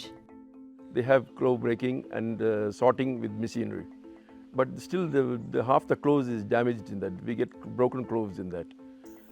So it's not very good doing it to the machine. The highest quality cloves were picked at the right time, just before they turned pink or flowered. They're large and plump and still have the crown. Second quality cloves also still have their tops, but they're smaller. They were either picked too early or too late. And the third quality has no crown, with the top having either flowered or broken off. After the sorting, workers leave the cloves out to dry in the sun. High quality cloves take 3 days to dry under good sunlight. But a quality clove won't always get sold as the highest grade, because official grading doesn't happen until after it's dry. If there's too little or too much sun, the clove's quality drops. Instead of golden brown, it becomes black, and it loses one of its most valuable properties, its oil content. First quality cloves are the most fragrant and have the highest oil content. The headless third quality cloves have the least. And the difference shows in the price. Charles sells his first quality cloves for about $10 a kilogram, and its lowest grade for under $7. Clove oil is mostly made up of the compound eugenol, which is not only responsible for the clove's familiar aroma, but also for its medicinal benefits. Researchers have noted eugenol has antimicrobial, anti-inflammatory, pain-relieving, and antioxidant properties. So the demand for cloves goes beyond their culinary uses. Cloves are so sought after in India that Charles is able to sell more than just the buds. We sell everything, nothing goes to waste. Even the pollen, the dust, everything we sell. That's also because the cloves he grows, Kanyakumari cloves, are known for their high oil content and strong aroma. In fact, these cloves were awarded a GI indication in 2021. Charles says Kanyakumari cloves are the most expensive variety in India. When you go to the market to buy cloves, the clove price will be about 3 times the price what we give. It will be about 2,000 rupees, where we get only 750. The retail price is so much higher because of the supply chain. To maximize on profits for the farm, Charles won't sell his cloves directly to consumers, who only buy smaller amounts as needed. Instead, he sells to clove dealers who buy large quantities. Dealers like Franklin Roosevelt then have to keep the cloves fresh until they sell them to retailers. If he doesn't store the cloves properly, their shelf life drops. Glove के लिए एक temperature है, उस temperature में वो लोग उसको stock रखते हैं और मोस्टली कोल्ड स्टोरेज में ही जाके उतरता है. मतलब नॉर्मल टेम्परेचर में रहेगा तो माल भी ख़राब हो जाता है और उसका टेस्ट फ्लेवर नहीं रहता है. To cover the cost of quality control, Franklin sells cloves to stores for almost $12 a kilo. The shops that buy from Franklin have to pay transportation and packaging costs, bringing the retail price of cloves in India even higher. But one of the biggest challenges in every step of the supply chain has been the changing climate. ज़्यादा बारिश होने की वजह से पेड़ों में fungus गिर जाता है, तो सारा माल झड़ जाता है. तो जो लैंडलॉर्ड होता है, इसका जो ओनर्स होते हैं, उनको भी हेवी लॉस हो जाता है. और जो लोग इन्वेस्ट करते हैं, जैसे मेरे जैसे जो ट्रेडर्स हैं, वो लोग हम लोग ये बहुत बाहर गांव से लेबर्स बहुत लाते हैं, तो लेबर्स को नौकरी नहीं होता है. हम लोग ट्रेडिंग भी उतना ठीक से कर नहीं पाते. Between 2018 and 2019, India lost 13 metric tons of cloves due to heavy rainfall. And while the global clove market is expected to grow by 3.5% by 2027, the changing climate may still continue to disproportionately burden clove farmers. नहीं, अभी farmers लोगों को इतना उसमें profit नहीं दिख रहा है, क्योंकि वो मैं बोला ना, ऐसे बारिश हो जाता है तो ये सब होता है, और उनको उतना जितना उन्होंने इन्वेस्टमेंट किया है उतना उनको रिटर्न नहीं है. वो है, अगर वो लोग भी अगर ट्रेडिंग लाइन में आते हैं तो ठीक है, लेकिन बहुत कम लोग ही आते हैं, क्योंकि वो लोग इतना रिस्क लेके सब लोग नहीं जाते हैं. इसमें रिस्क लेंगे तो है पैसा मिलता है. On day one, harvesters cut out these river reeds. And in 8 days, after drying, burning, and filtering, the reeds will produce one of the most expensive salts in the world. Just 1 tablespoon of river reed salt costs about $1 in Kenya. Compare that to the 4 cents it costs locals for the same amount of sea salt. So how do producers make salt from river reeds? And why is it so expensive? River reed salt, or chumvi ya kienyeji, is made from the reeds of the machua plant that grow along the Nzoia River. Once the salt is extracted, it's typically sold in small quantities to chefs and luxury hotel owners in Kenya and abroad. Buyers describe its saltiness as powerful and umami-like. I buy the river reed salt because of, I will say, the magic in it. The texture is smooth, it is not rough or coarse. For those who have tasted umami from Japan, it tastes almost the same, but this one has more of a sharp taste. So when you're cooking with it, you won't use a lot of it. Today, only the Bukuzu community in the village of Webuye continues the traditional process of making this rare salt by hand. This is the Nzoia River, and this is Andrew Wanyonyi Sikanga. Andrew and his sons harvest the reeds that grow along the riverbanks. Before they go out to harvest, Andrew starts the morning with a prayer.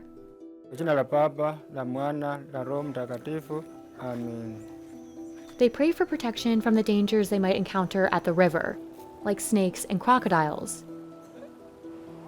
To avoid coming into contact with them, Andrew and his sons need to harvest early. kwa sababu huwa nyoka zinatembea mchana kama jua inakuja, lakini asubuhi baridi iko haitembei. Sasa tunaenda huko kwa sababu ya hiyo vitu bado ingali kwa mashimo. Today, they're looking for ripe river reeds. Vile iko hivi ni mrefu kuliko kama sasa hii ni kitoko. Tunalingana. Sasa hii iko na chumvi, lakini hii bado ichanga, hakuna chumvi. Ndio sasa tunaangalia kwa urefu wa chumvi yenyewe. Ndio nilikuwa nasema 2 meters kwenda juu, lakini kama iko hivi tunaiwacha.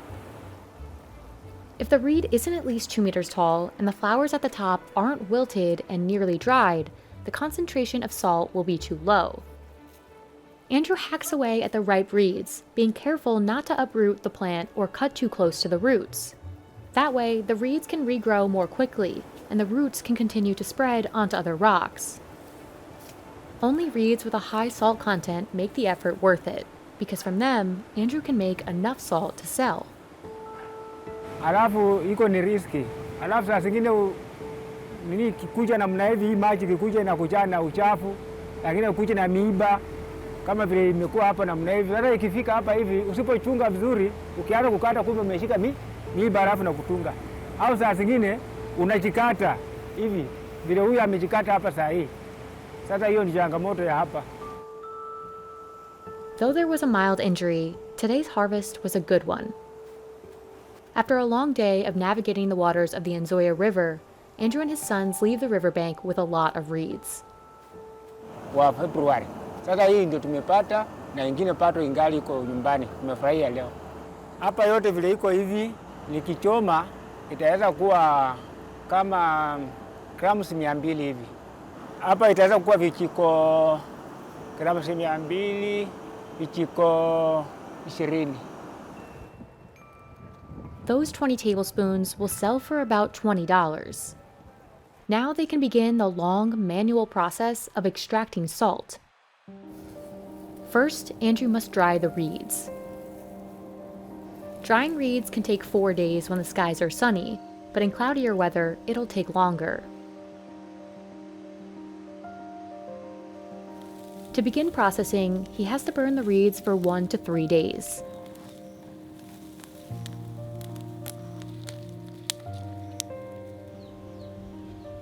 Once all the reeds turn to ash, Andrew places them in a large pot with drainage holes.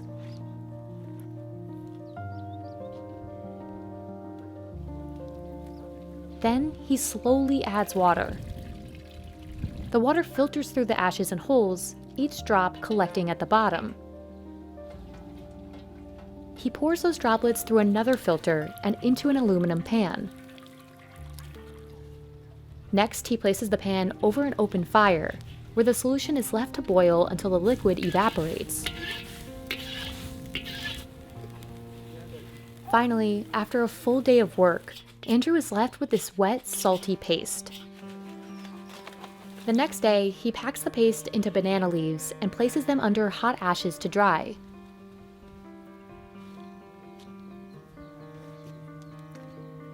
After 3 hours, the salt hardens. From reed to salt, the process takes at least 8 days. Andrew will sell the salt in the banana leaves.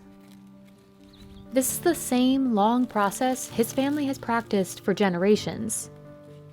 Sasa hii miaka 20 na kwa kupata vile walikuwa wanatengeneza, baba wangu ndiye alikuwa anatengeneza, alafu nami nikajifunza kutoka kwa baba yangu mzazi. It's believed the tradition began in the 17th century when the Bukusu people migrated eastward from Congo. At the time, areas in western Kenya were cut off from salt routes. So they set out to find a way to extract salt from these aquatic plants. Centuries later, the salt that was made out of necessity became a pricey commodity. At the market, this pack containing just 3 tablespoons of river reed salt costs about $3, and this larger pack, $7. It's likely to sell because local demand is high. Buyers know the intense work put into making this salt, so for them, the price is worth it. Although there aren't studies to confirm it, Market sellers say that part of what keeps the salt in high demand locally is the belief it has special medicinal properties. But the most notable feature is its taste. In fact, Andrew's River Reed salt won the title for most unique indigenous salt at an international gastronomy exhibition in Italy in 2014. Slow Food, one of the organizers of the exhibition, established a presidium in 2009 for Kenya's River Reed salt to drive more demand for the product. But fulfilling that demand would require more supply, which is difficult when production is so limited. One of the biggest threats to River Reed salt production is climate change.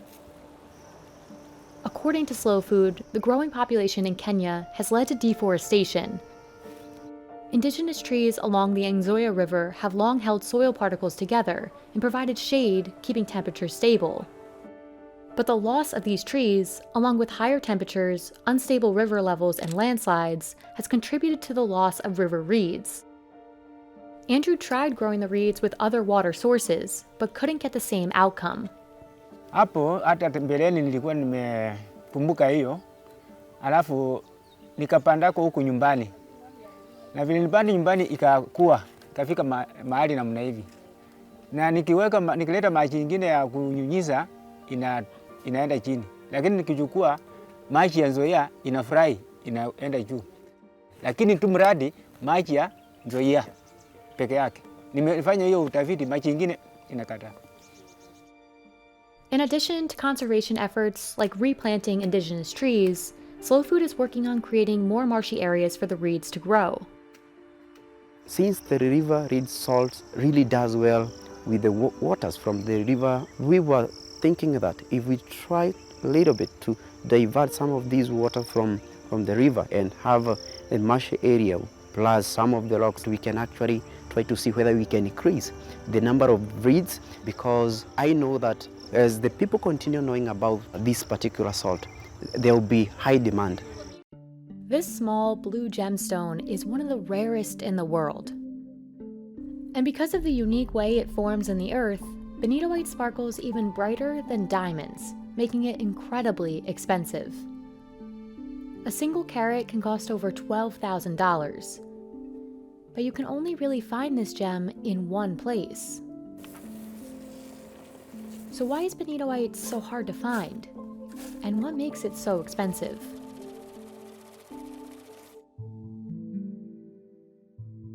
How is bonitoite different from other gemstones? It has a brighter vitreous luster. That means it looks like glass, but brighter, shinier. It also has a high dispersion, or fire, meaning it can sparkle more than other gemstones.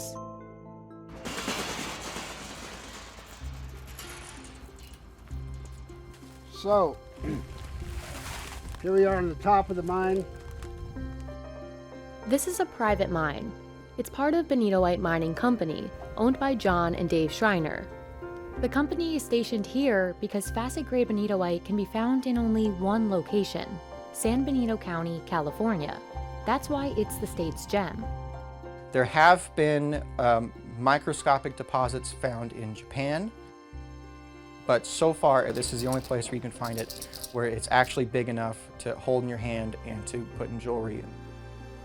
Not knowing how rare it was, miners used to extract bonitoite just like any other gem, with explosions and blunt force. And now, the supply is finite. Gemstones like bonitoite are generally scattered, but sometimes there's a vein underground where concentrated amounts of the gem collect. Bonitoite formed when an oceanic plate and a crustal plate came together. One plate slid under the other and water got trapped in the fault line. Magma then intruded into the fault line and mixed with the trapped water. As cracks and veins formed in the surrounding rock, the superheated mixture flowed into them. Here, the rare element barium bound with titanium, silica, and other elements. Together, they formed bonitoite. But finding the gem is a bit of a guessing game, and if John and Dave guess incorrectly, the cost is high. To help them find where bonitoite might be, they look for this. The white part of the rock is nitrolite, and the dark part, blue schist. These are two minerals that surround and protect bonitoite. If they see the white, it may mean they found a bonito white vein. And when the vein breaks out onto the surface, it's referred to as an outcrop. A big vein or a big outcrop of bonitolite was right here, and it had fallen against the mountain. That was dug out, dynamited, all the material off the top of it's gone. That doesn't mean there's not stones here. They're all over the place. Yet a bonito white vein hasn't been found here since the late 1990s. So today, John and Dave are mining in a location they think has potential. They have to narrow down where they think the vein is, because excavating and drilling is expensive, and they can't afford to be wrong. Core drilling alone will cost them $200,000. Funding is always an issue. Mining is not a cheap venture. Normally that's what's holding us back, just having the funds to actually move forward. So as they work up to that funding, they're also working to confirm exactly where the vein is. After they load all the material they excavated, they can begin processing it to see if there's a concentration of bonitolite. That starts with sorting.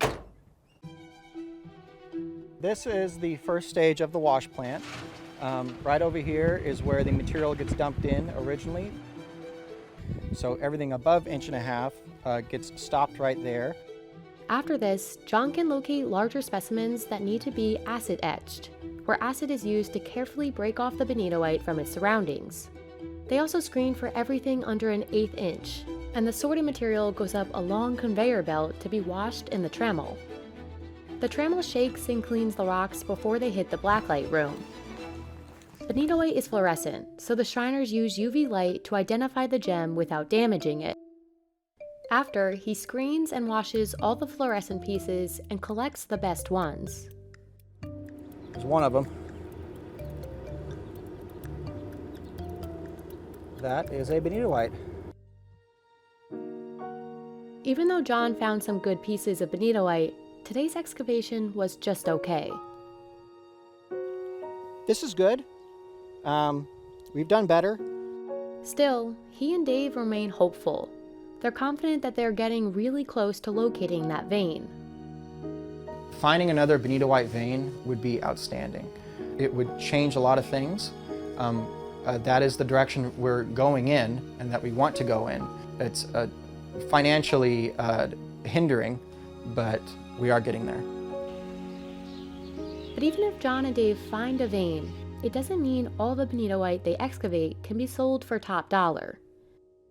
Bonitolite is a naturally small gem, like diamonds, so most of the rocks they find can't be faceted into a clean, clear gem. On average, you lose about 80% of the stone during the cutting process. It also depends on how clean you want the stone to be. But the remarkable and highly valuable properties of bonitolite make all this work worth it.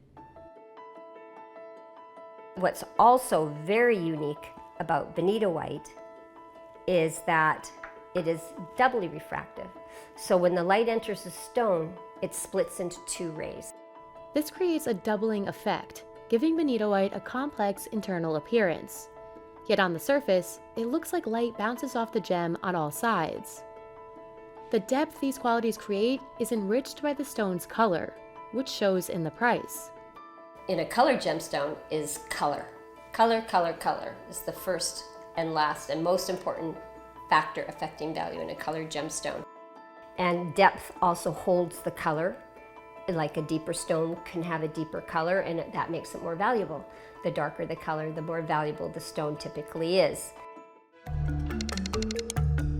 For thousands of years, agar wood has been known as the wood of the gods. First grade agar wood can cost as much as $100,000 per kilogram, making it one of the most expensive raw materials in the world. But for this tree to produce any agar wood, it must first become infected with mold. So how does this infection process work? What is agar wood used for? And what makes it so valuable? Aquilaria malacensis is a tree native to the rainforests of Southeast Asia. Prior to infection, the healthy heartwood inside Aquilaria trees is pale, odourless, and worthless. However, in the wild, damage to the tree by external forces, such as grazing animals, sporadically results in the growth of a specific type of fungal infection inside the tree, called Phylophora parasitica. The Aquilaria's defense to this attack is to produce a stress-induced aromatic resin, called aloes, which is dark and moist. Over the course of several years, the aloes slowly embed into the heartwood to create agarwood. Với kinh nghiệm của những người đi rừng á, thì thường người ta đến cái cây đó, người ta nhìn vào, người ta có thể đoán được là cái con kiến nó đục vào cái lỗ đấy. Rồi khi nó đục vào là nó gây cái vết thương, rồi nó trú ngụ ra vào, rồi nó đem những cái vi sinh vật hoặc cái vi khuẩn hoặc các bào tử nấm ở các nơi nó đem vào. Thì cái cây đó, cái con kiến nó ở trong con kiến nó có một cái chất dịch ở trong con kiến, nó tiết ra, nó làm cho cái vết thương nó tổn thương, thì cái gió nó mới đưa nhựa nó bao lại, lâu ngày nó thành trầm. Once agarwood is harvested, it needs to be separated from the healthy Aquilaria wood around it. In a painstaking task that often takes hours, resin-infused chips, also known as oud, are carved out by hand. Oud chips are commonly used as incense, particularly in the Middle East, where they're burnt both as tokens of hospitality and infused into clothes and garments as a perfume. Khi đốt lên đầu tiên là mình thấy cái khói nó lên trước, rồi có cái mùi hương thơm nó tỏa ra. Thơm nó tỏa ra cái mùi rất là thơm đặc trưng của trầm hương, không có cái hương nào bằng nó hết. Rồi sau đó nó mới từ từ nó có cái mùi ngọt dịu lại, mà nó kéo dài có thể là 5-3 tiếng đồng hồ nếu trong phòng kín. Oud is also distilled into an essential oil, and in its purest form, aged oud oil can cost up to $80,000 per litre, earning the nickname amongst traders of liquid gold. As its popularity continues to grow in the West, oud has become a common ingredient in several high-value fragrances, adding a warm, musky aroma. But due to unsustainable production and poaching, all varieties of Aquilaria trees are now classified as critically endangered, with experts estimating the global population has declined by 80% over the last 150 years. Even for those surviving Aquilaria trees, the frequency of natural fungal infection is extremely low.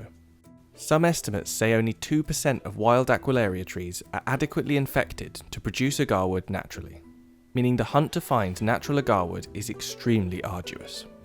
Rồi cái tốp đấy chẳng hạn 5 người, 10 người đi có thể là đi 15-20 ngày, nhưng mà khi mà có trầm ngày nào sớm ngày nào thì về ngày đấy thôi. Có khi đi thì cũng chẳng có đâu. Có khi đi cả 10 mấy 20 hôm về cũng chẳng có gì hết.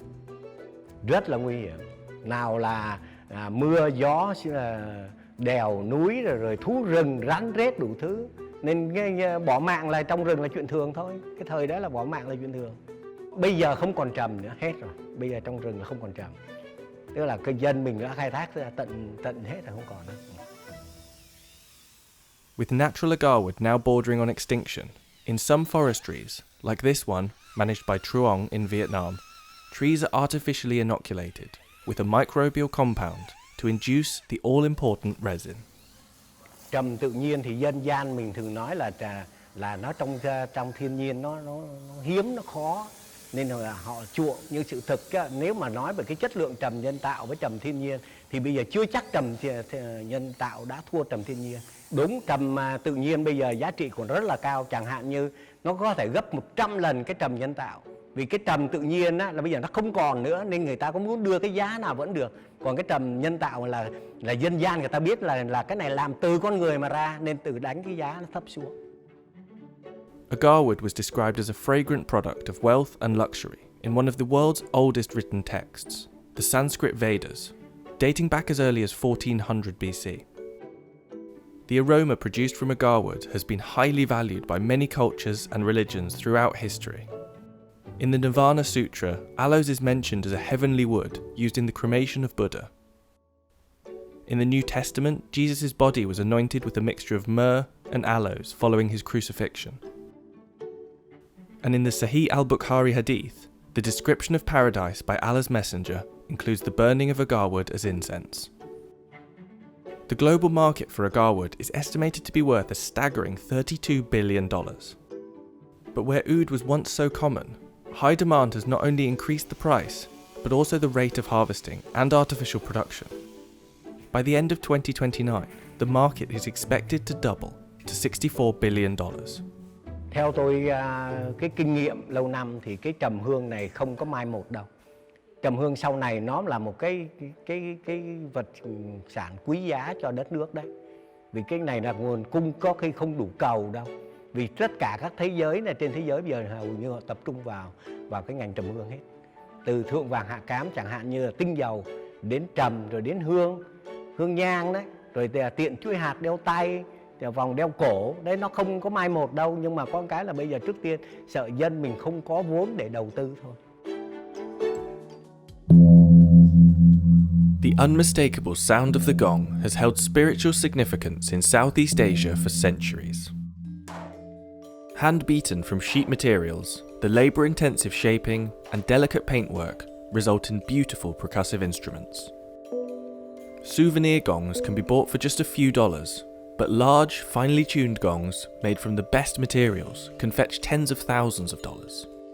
So what are gongs actually used for, and why are they so expensive? This is Thailand's Gong Highway, a 21-mile stretch of road that is home to more than 50 family-owned gong companies, who collectively produce roughly 7,000 gongs each year. In the heart of the Gong Highway is Bunrak Sisinaha's workshop. As a third-generation gong maker, Bunrak has been studying and practicing gong making for almost 50 years. ชอบทำคล้องติดตามการทำคล้องพ่อและปู่ย่าตายายมาตั้งแต่เล็กๆตั้งแต่6 ขวบครับจนปัจจุบันนี่แหละครับก็ชอบการทำคล้องเพราะว่ารักในการงานอาชีพงานฝีมือหรือว่างานแฮนด์เมดนะครับเป็นงานที่ยากก็ว่าได้จะว่าง่ายก็ได้สำหรับคนที่เป็นนะครับ The process begins by cutting the sheet material into a circle. No materials go to waste here. Even the offcuts are used to make the largest shape possible. It's at this early stage where the eventual cost of each gong is determined. ความถูกความแพงนี่นะว่าเราต้องการใบเล็กใบใหญ่หรือว่าต้องการวัตถุดิบครับถ้าวัตถุดิบเป็นเนื้อเหล็กมันก็จะถูกถ้าต้องการแพงกว่านั้นนิดหน่อยก็เป็นเนื้อสแตนดาร์ดถ้าต้องการที่มีคุณภาพสูงสุดก็มีคุณค่าก็จะเป็นเนื้อทองเหลืองครับ Once the edges have been smoothed, a welder attaches the sides. This flat dish is then ready to be hammered into shape. The gongs made here in Thailand are of the bossed variety, where a centre knob is surrounded by smaller nipples. This design is stencilled on the back of the gong with a homemade compass, and bangers begin to hammer out the shape. The bangers use templates engraved into tree stumps that allow the knob and nipples to be hammered out fully and evenly.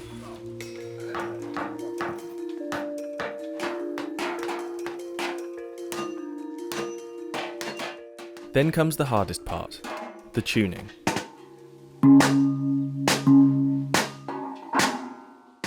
Tuners observe and train for years to master their skill. He strikes the gong in different places and listens for acoustic imperfections.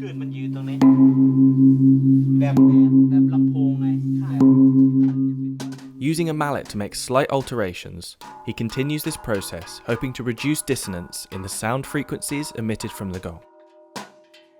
ทักษะเนี่ยเราจะรู้ว่าเสียงคล้องจะทำยังไงให้มันดังครับแล้วจุดไหนที่มันไพเราะจุดไหนที่เสียงกังวานเราต้องรู้ครับต้องรู้ว่าจะตกแต่งตรงไหนดีบางเจ้าเขาชอบเสียงสูงก็ตามเหมือนกับคอร์ดเสียงแต่ได้เสียง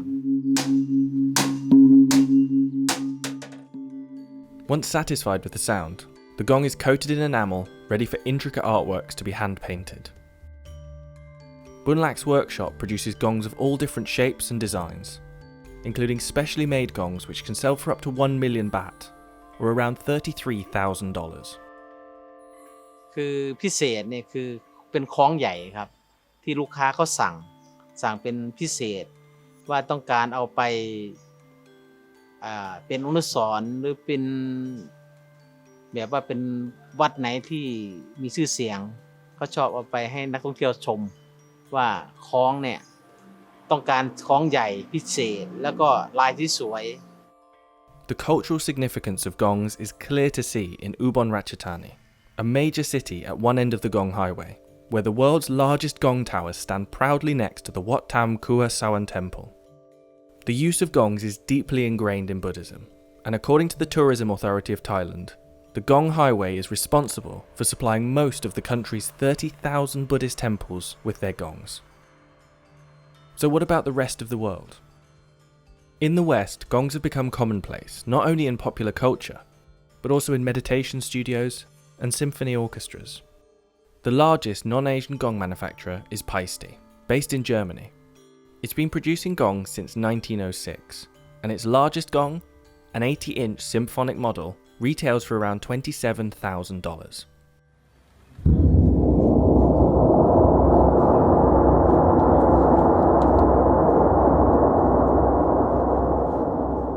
This type of flat-face gong, sometimes referred to as a tam-tam, gives more of a crash sound, which is different from the tuned tones of a bossed gong.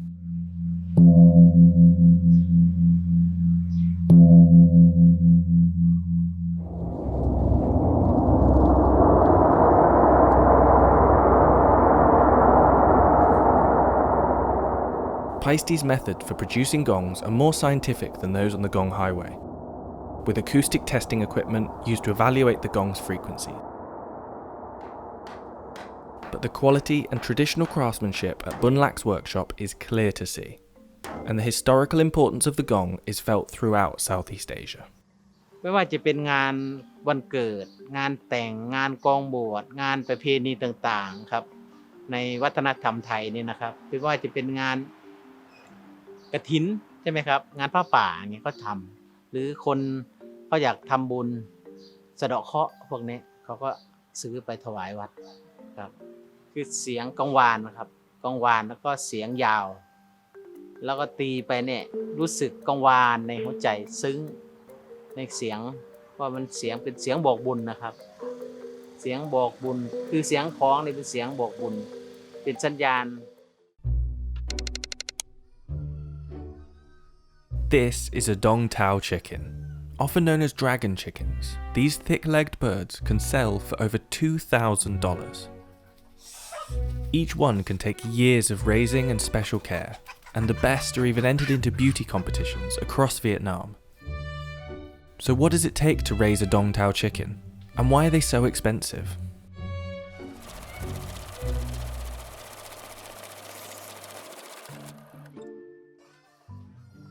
Đông Tảo is a rare breed, exclusive to one small village on the outskirts of Hanoi.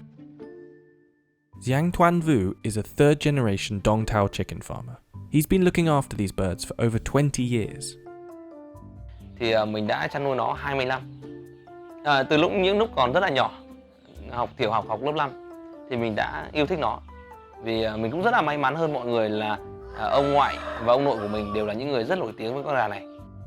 Còn nếu mà phát triển quy mô lớn hơn thì trong khoảng 10 năm nay thì mình đã xây dựng trang trại và chăn nuôi nó với quy mô lớn hơn. Cái lý do mà mình yêu thích cái sản phẩm, cái lý do mà mình yêu thích cái con gà Đông Tảo này thì mình nghĩ là bắt nguồn bản thân mình là một người Đông Tảo. Ngày xưa thì xã Đông Tảo rất là nhỏ, nó chỉ có 2-3 nghìn dân thôi. Đấy, mà nó sở hữu riêng một giống gà riêng mà không có vùng đất nào khác ở Việt Nam có. The majority of these chickens are still raised in Đông Tảo village. While the exact origins of the breed are unknown, they've been around for hundreds of years and were thought to be bred originally for cockfighting due to their thick and strong legs. These days, the birds are a more decorative breed that's often eaten for its unique meat. Ngay đầu tiên khi mà mình nhìn thấy cái miếng thịt gà Đông Tảo thì cái màu sắc của nó sẽ có màu sậm hơn. Nó giống như cái màu của thịt bò. Nó khác biệt hoàn toàn so với các giống gà khác. Nó có một cái chất lượng thịt thơm ngon mà không loại gà nào ở Việt Nam có được. The dramatic look of Đông Tảo chickens means that they've been important gifts for years. Originally presented to royalty, they're now reserved for special occasions such as Tet, Vietnamese New Year. Nếu như có những con gà miếu có thể phải tuyển chọn hàng trăm nghìn con mới được một con. Có thể nuôi hàng trăm con gà giống bình thường mới tuyển được một cặp gà bố mẹ. Sau khi đó chúng tôi sẽ phải tuyển ra những con gà con của những con gà đó và tuyển chọn qua nhiều giai đoạn khác nhau. Giai đoạn 1 tháng tuổi, giai đoạn 5 tháng tuổi và giai đoạn trưởng thành. Mỗi năm trang trại của chúng tôi thì thường sẽ để lại từ 500 đến 700 con để tuyển chọn các cái sản phẩm cho các dịp Tết. Thì trong số đó tôi chỉ có thể tuyển chọn từ khoảng 3 đến 5% là đạt các tiêu chí để bán quà tặng cho dịp Tết. Số còn lại thì chúng tôi sẽ bán theo diện gà thương phẩm từ 200 đến 500.000 một cân. That means that from the 500 chicks, just 15 could qualify to be sold as gifts. So what are the criteria that these chickens need to meet to be worth thousands of dollars? Những cái đặc điểm khác biệt của một con gà đắt tiền nó nằm ở các yếu tố về chân tay, hình thể, và một điều nữa đó là nó sẽ được chăm sóc một cách đặc biệt mà nó không có một con gà nào khác được chăm sóc như vậy. Từ việc rửa chân, ăn chế độ riêng, phơi nắng có cái thời gian nhất định trong ngày. Một con gà loại A sẽ có một cái đôi chân dòng chân đỏ vảy thịt, có kích thước chân lớn và cái hình thức bên ngoài, các yếu tố về hình thức bên ngoài trọn vẹn. Ví dụ như là trọng lượng lớn từ 4,5 cân đến 5 kg và cái hình thái nó cao to và nó có hình thái oai phong. When preparing the chickens for sale or competition, a lot of work goes into looking after them. And roughly a month before, they're fed a special high-protein diet and their legs are washed gently in a mixture of tea and salt. Physical appearance isn't all about the feet either. Every part of their look is equally important when it comes to grading, from symmetrical wattles and earlobes to uniformly covered shiny black feathers. Thứ hạng gà thì nó sẽ quyết định là cái độ hiếm của con gà đó, và cũng từ đó nó quyết định cái giá trị của con gà đó. Một con gà thứ hạng cao thì nó sẽ có giá trị rất là cao. Đặc biệt có những con gà mình đã bán với giá $2,000. While many of the birds are sold off around the holidays for their meat, the really high-value chickens are often kept by the farmers and entered into beauty contests. The longer the chickens live, the larger their features, and so grade A Đông Tảo Chicken could live for 6 or 7 years. Việc tuyển chọn và chăn nuôi một con gà để mang đi dự thi cũng được diễn ra rất cầu kỳ. Cái kinh nghiệm này nó truyền từ đời này qua đời khác. Từ việc ăn uống chế độ ra sao, phơi nắng bao nhiêu tiếng một ngày, ăn những loại thực phẩm nào để tốt cho phần nào thì cũng được truyền lại từ các cụ ngày xưa rất là nhiều. While the chicken's popularity is mostly still contained to Vietnam, interest around the world is growing. And in April 2018, 802 Đông Tảo chicken eggs were seized by police at Ataturk Airport in Istanbul after they were found being smuggled into the country in a custom-made suitcase. These eggs were valued by police at $2,000 each and show that no matter the price these chickens reach, there will always be those willing to pay.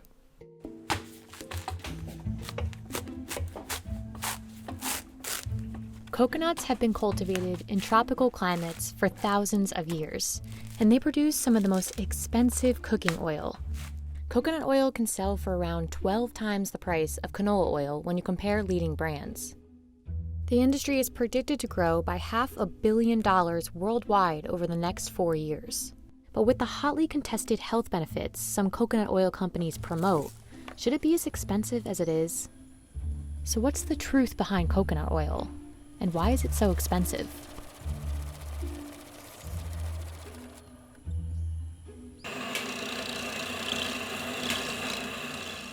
Its supposed versatility is the reason for its high price.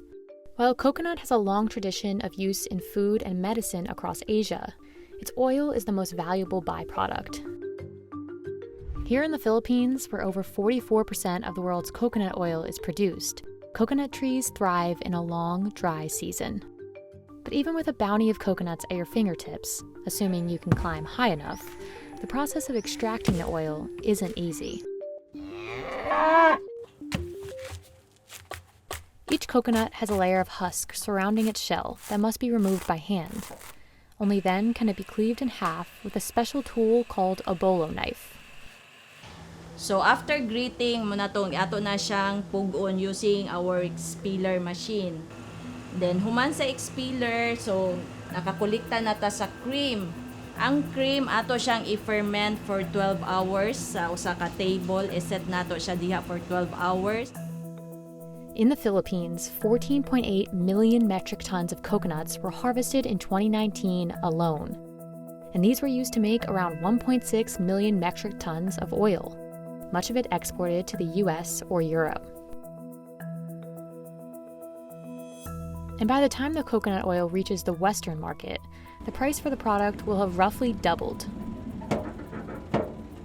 Even with the ideal growing conditions for the trees, coconut oil has grown so popular that farmers in the Philippines struggle to meet the demand. In recent years, the market for coconut oil has surged in the West alongside a cultural shift towards the search for natural, unprocessed products. And coconut oil manufacturers were quick to capitalize on the sensation. Consumption peaked in the US in 2009 at 598,000 metric tons, and coconut oil quickly became the mascot for a healthy lifestyle as celebrities and bloggers adopted the product. Proponents of coconut oil as a cure-all remedy say that it can promote weight loss, improve blood sugar, and even slow the progression of Alzheimer's because of its high levels of antioxidants. But so far, all scientific studies on the health benefits of coconut oil have been inconclusive, and nutritionists remain skeptical. Some nutritionists say coconut oil could actually do more harm than good.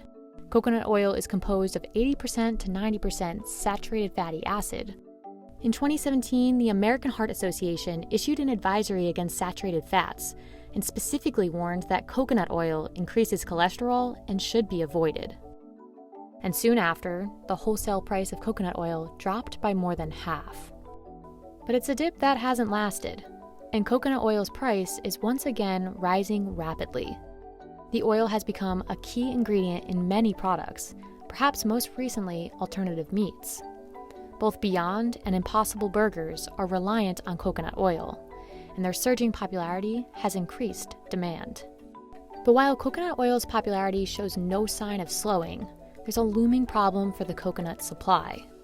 Some estimates say as many as 90% of all coconut trees in Asia are nearing the end of their productive cycle. The majority of coconut plantations across the Philippines were planted 40 or 50 years ago, and many of the trees are now producing as little as 10 coconuts a year, rather than the 100 to 150 a healthy tree might. So 250 ka lubi makahimo ta og 10 liters of virgin coconut oil. So kani nga lubi gikuha nit nato sa 12 ka punuan nga lubi. So ang lubi nga inani nga mo mature ato na siyang harvest on every 3 months or quarterly. And the 10 liters that come from all of these coconuts would only fill up about 21 16-ounce jars of coconut oil that you'd likely find at a supermarket. Given it takes about 10 years for a new coconut tree to fruit, planting new trees is going to be crucial to keep up with this soaring demand. But despite these problems, the market is poised to grow by $518 million before 2024. Sen Mai is a traditional Vietnamese form of lacquer painting, created using a toxic lacquer harvested from one region of the country. It requires months of application and sanding back layers of paint to build up the image.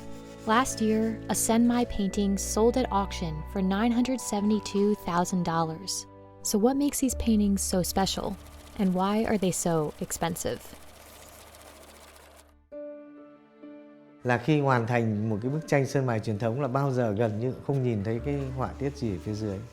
Thế thì trong quá trình họa sĩ mài, tức là lúc vẽ, bắt đầu moi dần nó ra, hình dần dần lên, màu dần dần lên. Nên nó tạo cho họa sĩ một cái sự hồi hộp để mà đi đến cái đích cuối cùng của mình, thì cái đấy rất nhiều họa sĩ thích cái cảm giác đó. Pham Chinh Trung has dedicated almost 50 years to mastering Sen Mai and knows how equally tiring and rewarding the craft can be. It is an art form of incredible value in Vietnamese culture for both the time and skill it requires and the exclusive natural materials needed to make it. The process of making lacquer paint begins in the forests of Vietnam, where planters collect resin from a toxic wax tree native to Southeast Asia called the Rus succedanea.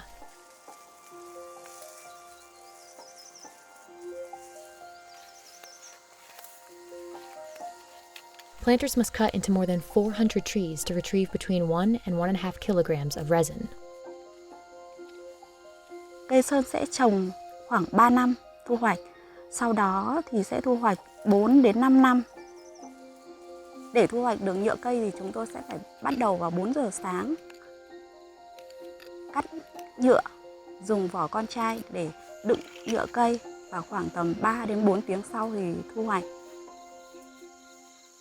After harvesting, the lacquer must be removed of any impurities and mixed for several hours before it's suitable for painting.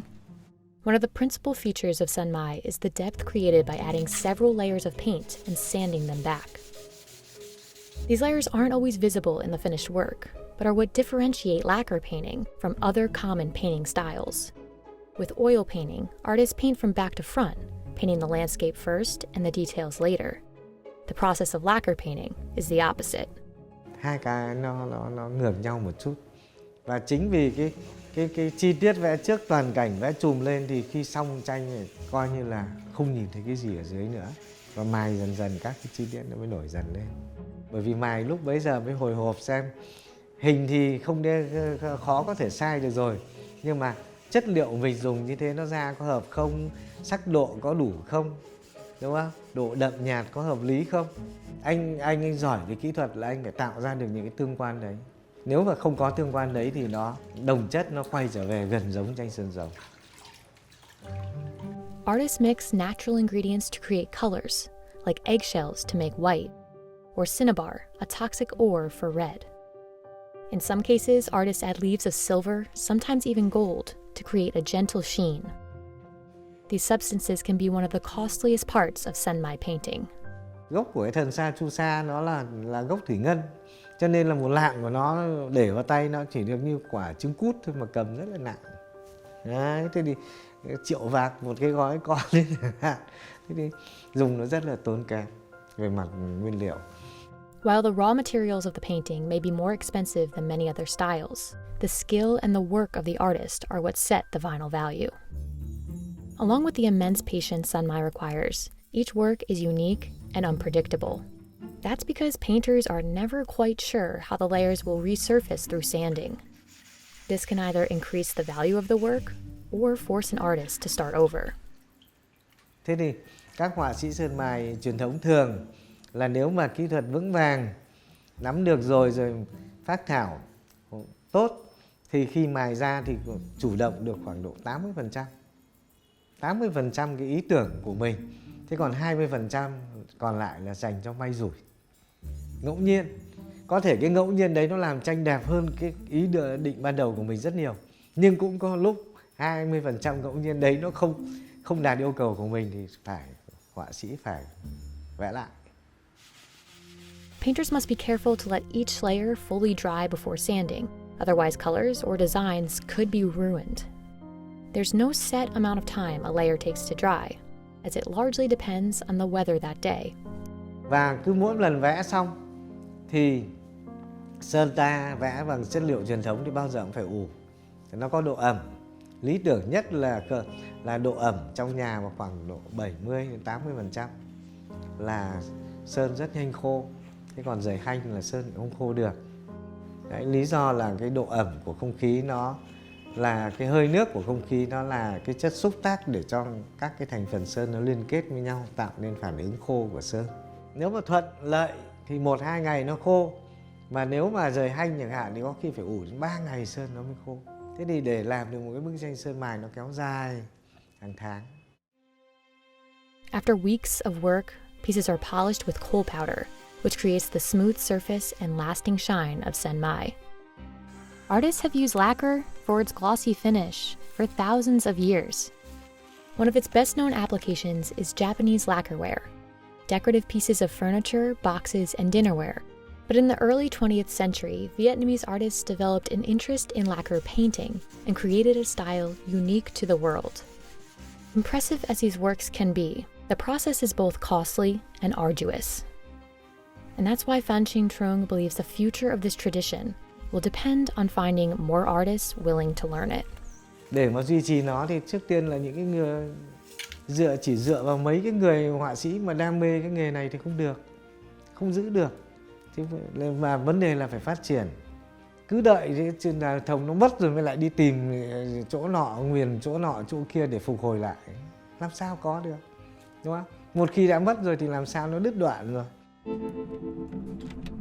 Stone crab claws are one of the priciest seafoods you can buy. And depending on their size, a pound of claws at a restaurant can cost as much as $70. But catching these crabs is hard work. Strangely enough, fishers can only harvest the claws from the crabs, while the bodies must be returned to the ocean. So what makes these claws so coveted? And why are they so expensive? You can only fish for stone crab on the southeastern coast of the US, Cuba, the Bahamas, and Mexico. And it's Florida where more stone crabs are caught than anywhere else. These crustaceans are markedly more expensive than other popular crabs. A pound of claws can cost 2 times the price of Alaskan snow crab legs. Part of what makes these crabs so costly is the labor-intensive process of catching them. There's a nice crab. Ernie Piton Jr. has been commercially fishing for stone crabs for over 40 years. With limited time to harvest each year, his crew must start their days early, sailing out before the sun rises. The process begins with dropping traps down to the ocean floor. This is probably the funnest part, you know? You get to be a little more physical, you know what I mean? It's a little bit of a rhythm thing going on here. It's like dancing mariachi. But plucking these claws can be a dangerous process. The claws on an adult crab can have as much as 9,000 pounds of pressure per square inch. With the enormous pressure that's exerted, they could actually pop a finger off at the joint. These crabs, they have a mind of their own. You can easily get bit, you know, if you're not careful. I've only been bit maybe, say, 8 times in my career. Popped over 1 million claws in my day. The crew leaves the traps in the water for about 2 weeks before they're pulled in by a rope. Then each one must be sorted thoroughly. We come back in a couple of weeks and then got a couple in the trap. We're gonna pull them out. We're gonna pop their claws and hope for a good day. Crews break off the claws quickly so they don't keep the crabs out of water for too long. But even if a trap is full of crabs, Kevin can't necessarily take every claw. The state requires all harvested claws to be at least 2 7/8 inches long. Crabbers can legally break off both claws if they meet the required size. The ones that look smaller, we measure them on the gauge, like that one. Crabs are one of few animals that can regenerate. When a crab loses a claw, or 2, it can grow each one back in time. On average, claws can take up to 3 years to grow large enough to harvest again, which is why the state requires that crabbers pay close attention to each claw's size. This ensures fishers don't remove one prematurely. But despite the claw's ability to regrow, some researchers have questioned the sustainability of this system. The Florida Fish and Wildlife Conservation Commission found that 46 to 82% of crabs died from the loss of 2 claws, while 23 to 59% died from the removal of 1. That's compared to just 12.8% of crabs that died when no claws were removed. Crabs can also only regrow a claw if the joint that linked it is left intact. Otherwise, they'll bleed to death. This makes the way these claws are broken all the more important for preserving the fishery's future. Hiring enough people to make the operation run smoothly is another reason for the high price of these claws. And then there's one other cost you'd never expect. Each trip requires 900 pounds of pig's feet for bait, and that's just about half of the total cost of fishing for the day. Normal running cost to go stone crabbing a day is about $1,100 to leave the dock. Bait prices have gone up, fuel prices have gone up, you know, the trap tag prices have gone up. After 10 hours on the boat, Ernie's crew must boil and ice their catch as soon as they return. Otherwise, the claws won't stay fresh. They finish the day by weighing each claw, which ultimately sets the final value. Claws are sold in 4 sizes. At Billy's Stone Crab, restaurant prices range from $35 to $70 per pound. We run about 4,000 pounds of stone crab through the restaurant each week. On a busy weekend, we sell 700 to 800 pounds of stone crab. The most expensive order costs $140. The plate is made up of 4 7-ounce colossal claws, which yields just under 1 pound of crab meat. Fresh cooked claws sold on ice are less expensive, but even then, the mediums will cost you $29 per pound. Years ago, stone crabs weren't such valuable food. In the 1890s, they were nothing more than bycatch in spiny lobster traps. Fishers began to keep the crabs that fell into those traps, and by the late 20th century, the stone crab fishery had become one of the most valuable industries in Florida. Today, it's worth $30 million, and the prices of these claws aren't likely to drop anytime soon. Data from the FWC show the number of crabs caught each year has declined by 712,000 pounds. That's since peak harvest in the late 1990s. Many commercial harvesters have also started fishing farther offshore, pointing to a lesser number of crabs in the area. The FWC says both of these changes signify a threat of overfishing, and prices have gone up in order to keep the fishery profitable. To further protect the species' future, the FWC instated even stricter regulations last year. 2 changes include an increase in the minimum size of harvestable claws and cutting the fishing season short by 2 weeks. These limitations aren't likely to lower the cost of stone crab claws, but the goal is to help preserve them and keep Florida fishers busy for years to come. Ceylon cinnamon is native to just one region of the world, and producing it requires hours of delicate work. Even the most skilled workers can make only a few pounds of quills a day. 1 pound of cinnamon quills can cost $27, but not all spices labeled cinnamon are the Ceylon variety. Many in the Western market are actually cheaper types of cinnamon called cassia. So what makes Ceylon cinnamon so favorable, and why is it so expensive?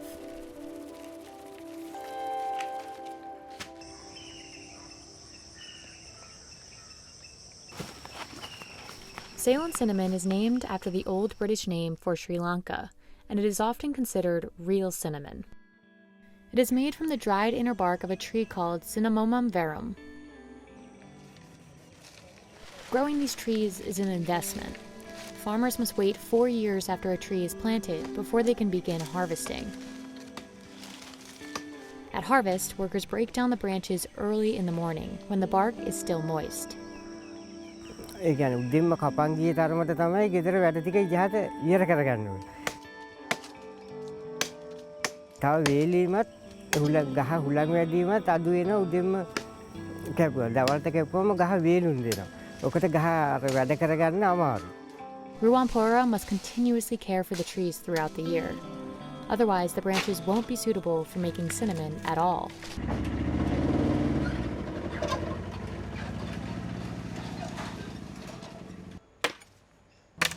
ඉන්නේ කරන්න කියන්නේ දැන් ඒකේ ගහ වැඩක් නේ කරතිය විදිය මෝරලා පාට තියෙනවානේ ගහ ඇද්ද වෙලා තියෙනවානේ ඒව කපන්න ඕන කෙලින් තියෙන එක තමයි ඉතුරු කරන්න ඕන හොඳට කුරුඳු තියෙනවා නම් මාස 8න් අතට කපන්න පුළුවන් නැත්නම් අවුරුද්දට එකපාරයි.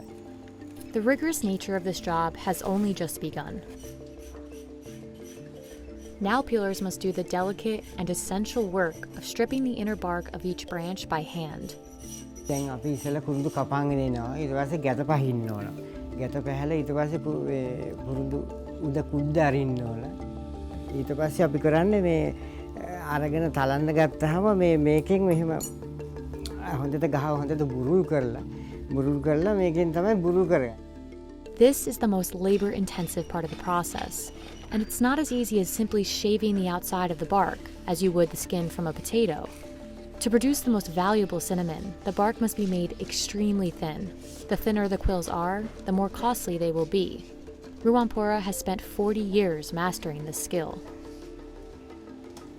Soon after the bark is removed, each piece dries under the sun and curls up within a few minutes. After drying, the small pieces are stuffed inside a straight piece of bark, forming one 42-inch quill. By the end of a long day, workers will have only produced about 3 pounds of quills. Those then need to dry for 3 to 4 days before they're packed into bales and sent off to a separate facility. That's where they'll be graded and officially priced based on their width. P.D. Romanis & Sons buys bales of cinnamon from various peelers.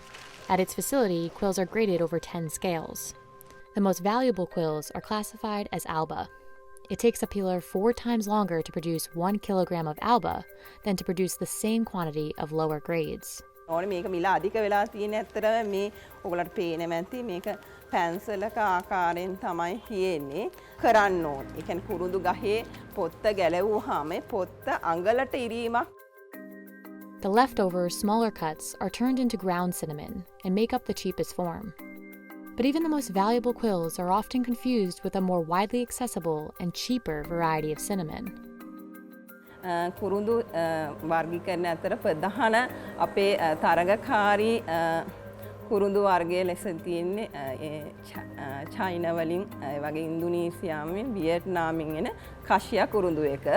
Cassia comes from another kind of cinnamon tree called Cinnamomum cassia, and it doesn't require as much time or effort to make.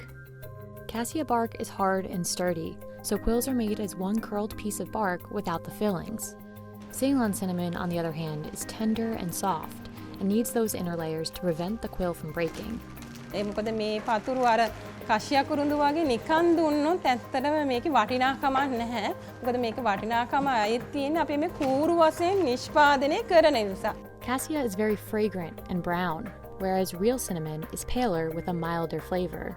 Cassia also contains, on average, higher levels of coumarin, an organic compound that can cause liver damage if consumed in large amounts. This is why researchers say Ceylon cinnamon is ultimately the healthier option. But if you're buying cinnamon in the US, it can be hard to tell the difference between them. Part of the confusion between the two comes from the use of the label cinnamon. In the US, it is legal to label both Ceylon and Cassia cinnamon as cinnamon, while in the UK and other countries, Cassia must be labeled Cassia and cannot be classified simply as cinnamon. Regardless of what it's called in the US, consumers worldwide prefer the real thing. In 2018, Ceylon accounted for more global cinnamon revenue than any other variety. But even as demand is expected to grow through 2025, climate change poses a serious threat to cinnamon production. In recent years, Sri Lanka has experienced droughts over several months, and these long periods of dry weather can kill cinnamon trees, which need marshy, wet soil to survive. There's also a shortage of cinnamon peelers, another threat to production that's likely to drive up prices. This industry relies on experienced peelers who can practice the difficult work of making these quills over many years. අනාගතය කියන්නේ දැන් මෙහෙම බාල පරම්පරාව මේකට යොමු වෙන්නේ නැහැ. ඒක දැන් අපේ ළමයි වුණත් කැමති නැහැ මේ වතු වලට තාම ඇවිල්ලත් නැහැ. දැන් අවුරුදු 18ක් වෙනවා. නිකම්වත් ඇවිල්ලා නැහැ. ඉතින් ඒගොල්ලෝ කැමති නැහැ මේවට මෙයා වෙන්න. ඉතින් අන්න ඒක තමයි තියෙන මේ අනාගතේ සුබ නැහැ වගේ පේනවා. ඉතින් අපිට පුළුවන් කාලේ ඉතින් අපිට කරද හැකි. ඒක තමයි තියෙන්නේ. Poulet donkey cheese is the most expensive cheese in the world. Produced by only one farm in the world, poulet will cost you about $600 for a single pound. Making it requires more time and effort than most other cheeses. You need over 6.5 gallons of donkey's milk just to make 1 kilogram of cheese. That's 2.5 times more than what you need to make mozzarella. So how does poulet compare to other types of cheese? And why is it so expensive? Even in the diverse world of cheese, poulet is unique. There's only one place in the world that makes it, and that's on this farm in the Zasavisa Special Nature Reserve. Slobodan Simic founded the reserve 24 years ago in Serbia. It's one of just 3 areas in all of former Yugoslavia that protects a special endangered breed of Balkan donkey. Poulet is made with 60% donkey milk and 40% goat milk, and it requires months and many donkeys to produce it. Sve je slučajno i ništa nije slučajno. Osnovna naša ideja kad su magarci u pitanju da tu vrstu koja je spala ispod 1000 jedinki u Srbiji spasemo. Tad smo rešili da napravim prvu farmu muznih magarica. Dakle, ovdje su poenta je na muznim magaricama. Proizvode, a kad smo došli do 200 magarica, kad smo imali višak mleka, onda sam ja mislio da treba da pravimo i sir. There are only about 20 donkeys that produce milk on the farm at a time. And even then, each one won't produce much. Each donkey is milked carefully by hand 3 times a day. If the farmers don't empty all of the milk, the donkeys won't continue making it. Mi smo probali da mu uzemo i mašinski magarice, ali je to ispostavilo se nemoguće, zato što ona nije namenjena kao krava da daje mlijeko, nego samo pule sisa i zato kad se stavi muzni aparat, ona blokira i neće da da mlijeko. Today, farmers care for 250 donkeys, but they can't always take milk from all of them. Similar to cows, a female donkey will only produce milk once it's had a baby, and each one carries a baby for a year and 2 weeks. Then farmers must wait another 3 months once the baby has taken milk for itself, before they can begin gathering their own to make cheese. They need 6.6 gallons of milk in total to make just 1 kilogram of cheese, and a donkey produces under 1 gallon of milk per day. That's far less than what comes from a cow, which can produce as much as 15 gallons of milk a day. Each donkey will only produce milk for 6 months. Then you must wait another year to collect milk from that same donkey again. Poulet is only sold on this farm and a few others the reserve partners with, another factor that ups the final value. The farm can produce between 50 and 70 kilograms of cheese a year, but Slobodan only ever sells about a third of that. And it's not just because of Poulet's staggering price. You couldn't legally buy Poulet cheese in some parts of the world even if you wanted to. Stojke i pije se isključivo nekuvano to mlijeko, što je isto dodatni problem za plasiranje tog mlijeka u Evropsku uniju, jer nepasterizovano, nekuvano mlijeko se ne može prodavati u Evropskoj uniji. A ovo ako se pasterizuje, onda se izgube svi ti dragocjeni sastojci i onda je to obična stvar koja nije vredna. Technically, Poulet cheese can be produced with milk from any type of donkey, and therefore any farm that raises donkeys. But there's one major roadblock. Just having donkey's milk doesn't mean you have all you need to make this cheese. Poulet is made in a very specific way, using a recipe only Slobodan and one other person in the world knows. It's because donkey milk contains less fat than the milk of other animals, which means it holds less of the protein casein that allows many other cheeses to coagulate on their own. The recipe requires goat milk and a secret mix of additives and bacteria. This is what allows the milk to form curds, an essential stage of any cheese-making process. Without this, it wouldn't be possible to make poulet at all. Pa ne može da napravi niko, ne samo kod kuće, nego su poznati stručnjaci za mlijeko iz raznih zemalja pokušavali to da naprave i nisu uspeli. Zato što je ono što je tehnolog smislio, to su dodaci određenih bakterija i drugih supstanci koji uspeju da zgrušaju to mlijeko, koje inače malo ima to kazeina koji služi za zgrušavanje mlijeka, i onda su mnogi probali, ali niko nije uspeo da napravi. The cheese is finally placed into 50-gram molds to age for a few days. Once removed from the molds, it's set in another room to age for at least a month more. The final product is crumbly and soft with a rich flavor. Pravo, jedinstveno i posebno. The cost of preserving the donkey species is another element to keep in mind when considering poulet's huge value. Slobodan must maintain the land, buy food for the donkeys, and hire workers to care for them. In a year, he spends about $100,000 just to keep the farm running. And unless producing poulet becomes easier, or someone else in the world discovers how to make it, nothing is likely to bring down the price of this incredibly rare Serbian cheese. High-quality black opal can cost over $10,000 per carat, making it one of the world's most expensive gemstones.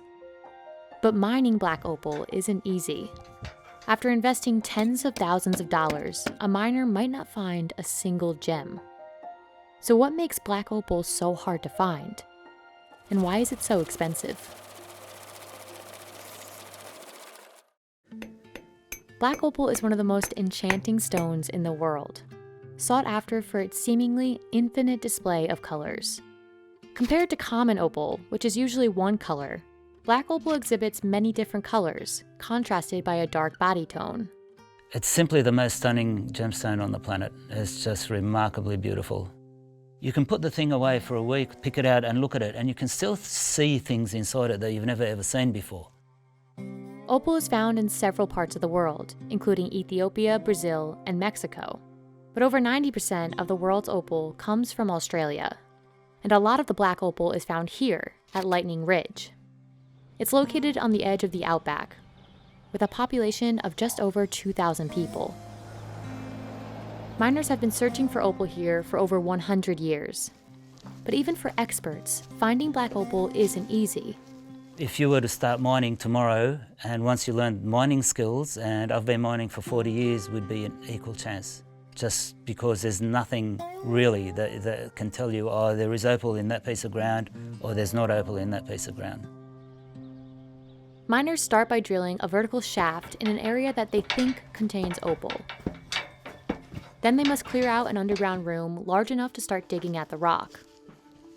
The basic idea of mining is basically extract the opal clay out from the ground, put it onto a truck. I take the truck to a puddling site in town and check if there's opal in that. The equipment needed to mine and the cost to register your claim can be extremely expensive. Really, if you wanted to rock up here and be serious, you'd probably need 150 grand to 100 grand in your pocket to have a go. But buying the equipment doesn't guarantee that miners will find black opal. Some people will go, oh, there's definitely money there because next door they got $200,000 and there was a bit of colour drilled up here, it's got to have come over, and there's a whole epic story of why there should be opal there. And you go and dig there and it's not. Miners search for areas in the rock with trace amounts of opal. They follow these spots, called knobbies, hoping to find more opal deeper in the rock. You'll keep going in a straight line till the trace runs out, and then come back where there was trace in the wall, go left and right, and then if that stops, then you come back and do it again, and you can come back and do it again. So you've always got that in the back of your head, you know, when do I leave, how long do I stay, have I stayed too long, I'm wasting time, I'm wasting money from my next patch. There's a knobby there. When you're in a really good pocket, see how these knobbies are sitting close like that together? They can be like a cluster, like a bunch of grapes. They're all sitting around each other and they've all got colour. Hear that? See that sound? It's like glass. So you get the big one out. There we go. Yep. Doesn't have any value. Common black opal.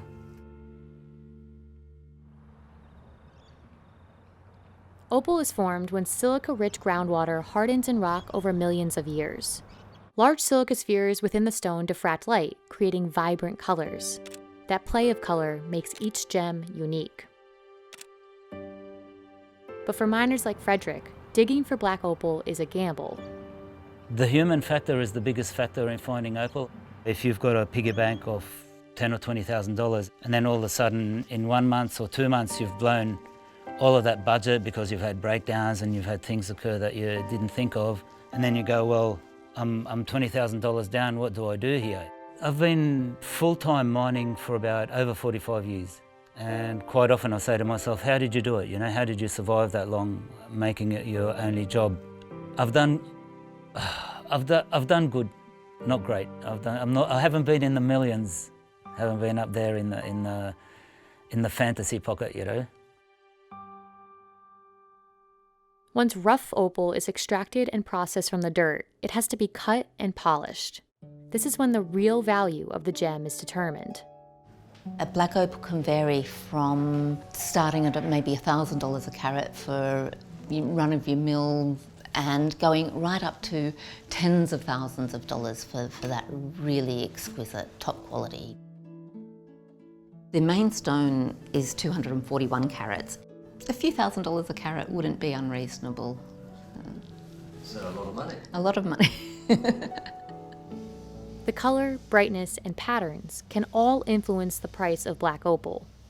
What you're looking for in the best quality opal is a black stone with really bright color and as much red and other colors as possible.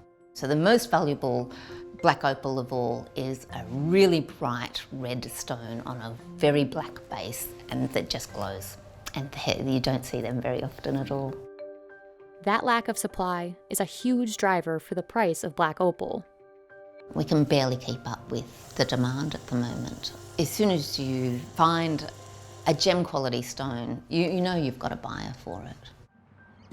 Between 2005 and 2006, approximately $30 million of opal was mined at Lightning Ridge. And for fans of black opal, there's simply nothing else like it. It's just a magic stone, and when I came to Lightning Ridge, just the beauty of it captivated me. In 2017, a single violin bow sold at auction for $690,000. You can buy a beginner's bow for less than $50, but a top-rate professional bow can often cost thousands of dollars. A bow like this is completely handcrafted by skilled artisans, and just one can take an entire week to make. Even the most subtle differences in the way a bow is made will change how well it plays.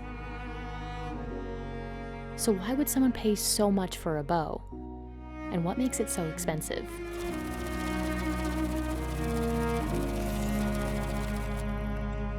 Violin bows are far more complex than they appear, and so much of what sets the value of a bow comes down to the artisan who makes it.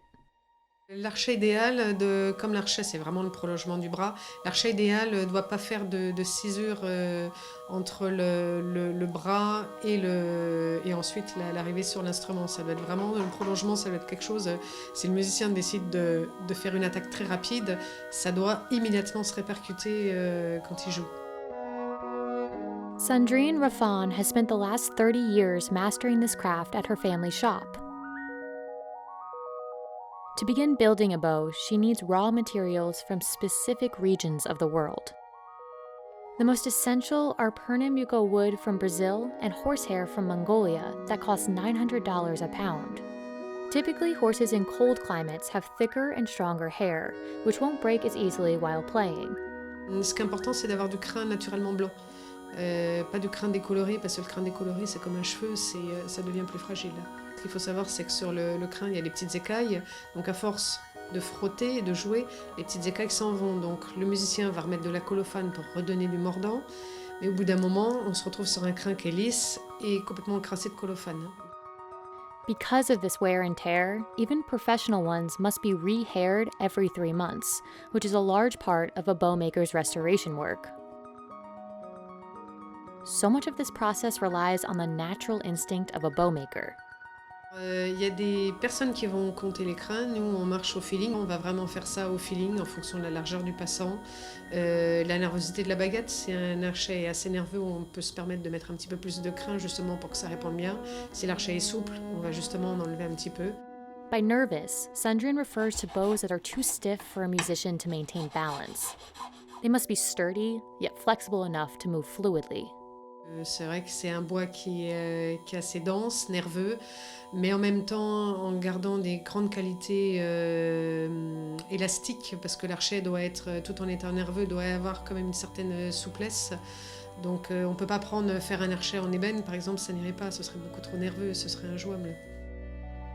Every small alteration by the bow maker, from carving the head of the stick to tweaking the curve of the bow, determines how well a bow will play and ultimately sets the final value. Je dirais comme n'importe quel métier manuel de précision, on travaille au dixième de millimètre, donc faut être juste essayer d'être constant dans son travail, d'être précis. So even as ideal as this wood is for bows, it's up to the bow maker to determine that the shape of the stick is just right.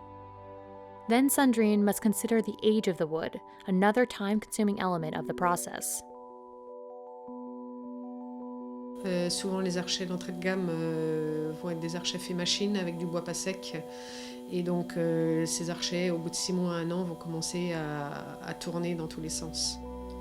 Par l'essence du bois, par le vieillissement du bois, c'est comme un vin. Un vieux vin a eu le temps de mûrir, en fait, tout simplement. Même si on utilise du bois vieux, on ne peut pas comparer un archet moderne avec même du bois de 20-30 ans avec un archet qui a plus d'un siècle, voire plus. Donc voilà. Sandrine has restored bows made by master artisans from hundreds of years ago. These bows only remain playable with routine repairs, but because of their rarity and centuries-old wood, just one of them can be worth tens, even hundreds of thousands of dollars. Whether a bow is ancient or modern, each one appeals to different people, and it's up to the musician to decide whether the price and quality of sound are worth it.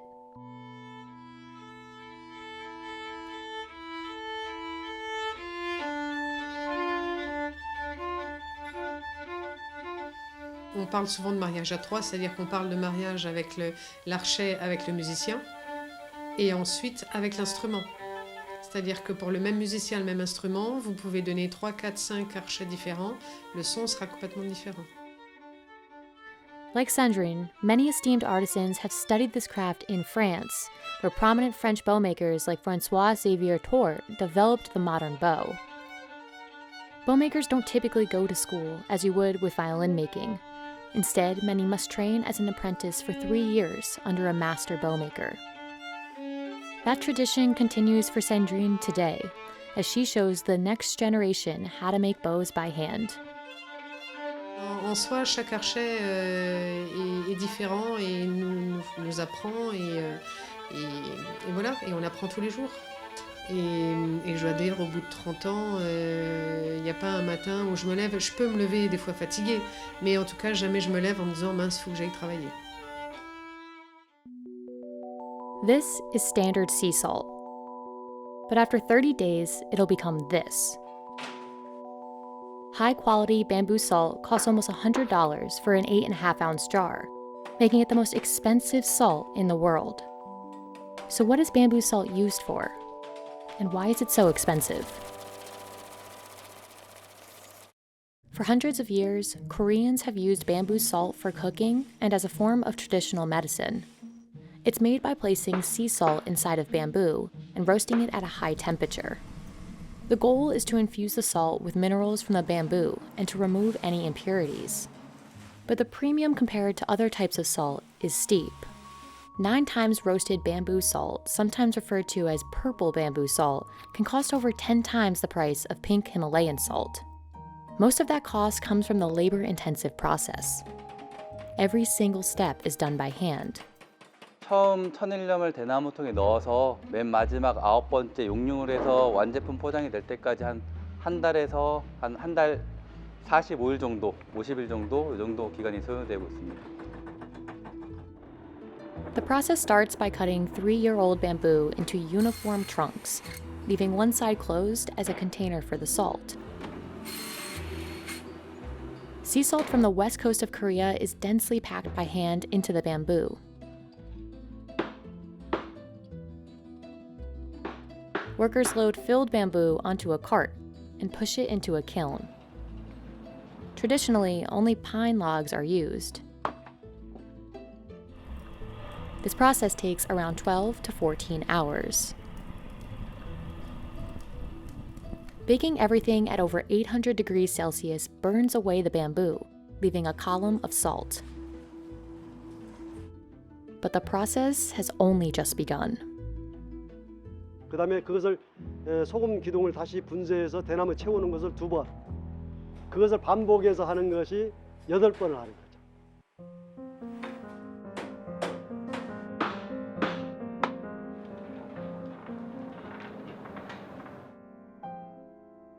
The 9th and final roast is the hottest, at over 1,000 degrees Celsius. It's fired in a special kiln and operated by an expert. Shin Tae-jun has been making bamboo salt for over 20 years.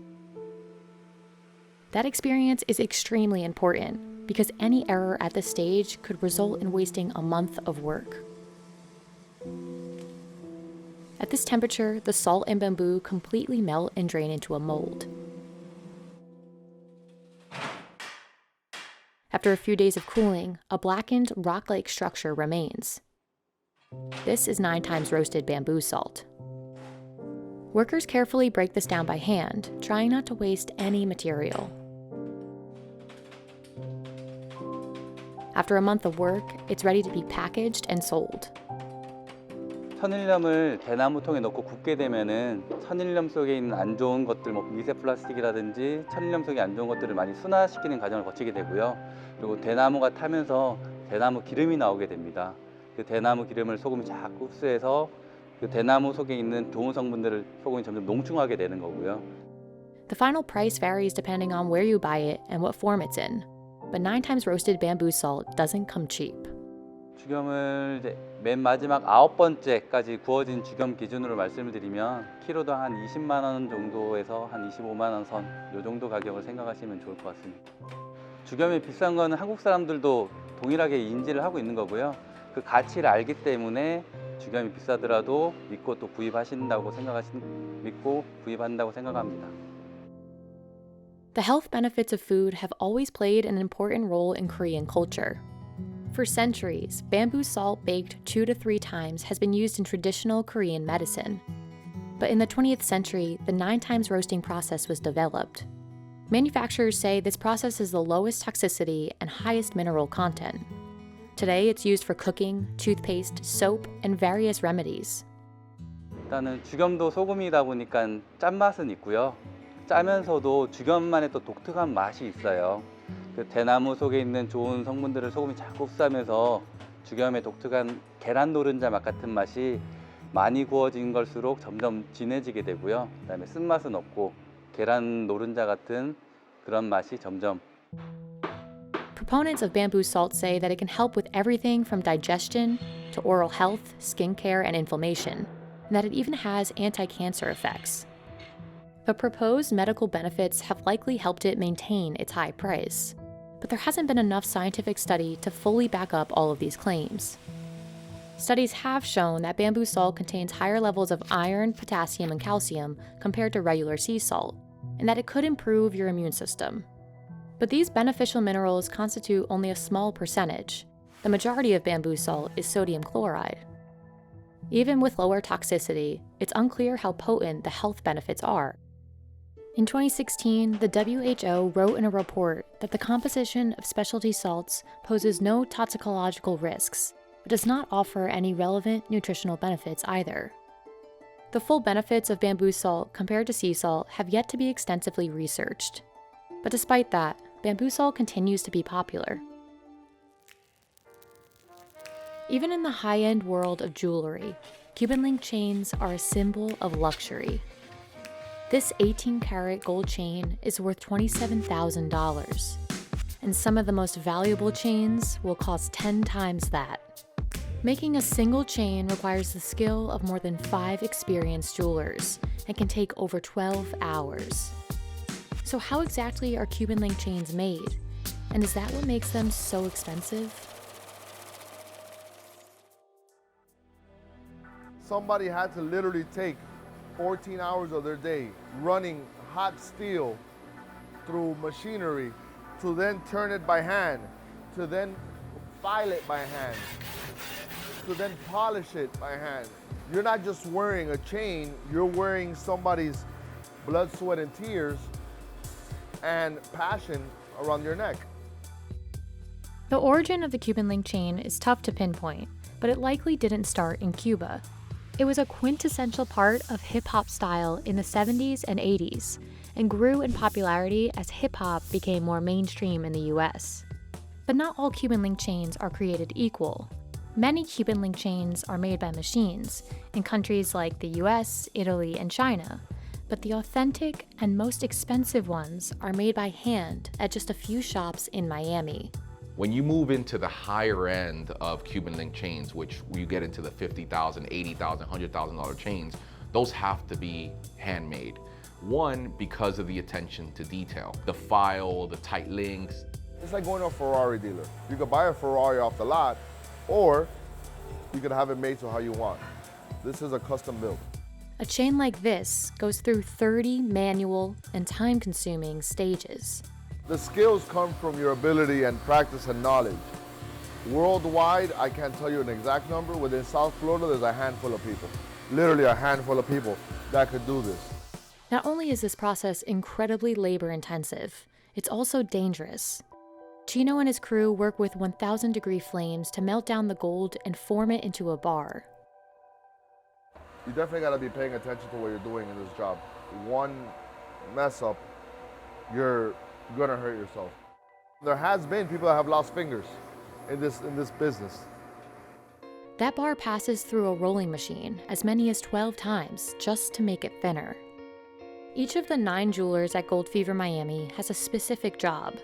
At the stretch bench, one jeweler can spend over an hour just stretching the wire to length. This isn't dirt, it's actual gold. If you look at my hands, you'll see the flakes of gold on them. This wire then gets curled around a copper rod to form the shape for the links. For smaller chains, a drill gets the job done, but thicker ones need the strength of 2 jewelers. The most crucial stage of the process comes next. It also requires the most skill. The soldering is the most intricate part of what you're doing. Essentially what you're doing is you're heating up gold, and right before it begins to break down and melt, you're introducing solder. Solder is another type of metal that's used to permanently close each link. So it's the balance of applying the right amount of flame with the right amount of technique to when those 2 metals meet, that solder melts and fuses into the gold. So if you left too long, the whole thing is just liquid gold. If done way too early, the solder won't melt properly and you won't get that fusion between the links. You can't mess that up, or you're gonna create gaps in the chain. And you can't be scared to stop and just do it all over again. It's no secret the price of gold plays a part in determining the cost of these chains. An ounce of gold costs $1,700 today. But even the most high-end Cuban links are mixed with something else. Gold itself is a very soft material, typically too soft to be made into jewelry on its own. It has to be alloyed with other metals. White gold, for example, is an alloy of gold made of white metals like silver, zinc, and nickel. Those metals make the gold more pliable, allowing it to be stretched and twisted during the jewelry making process, but they can be especially difficult to work with. One small movement can make all the difference. In rare cases with white gold, this can happen. This is the reason why it costs so much. If any one of these links break, you then have to take it back to the soldering table, resolder it, and bring it back here and turn it again. Once the links are properly turned and tightened, the chain will lie flat. A jeweler must then file down the chain so that each side is level and looks exactly the same.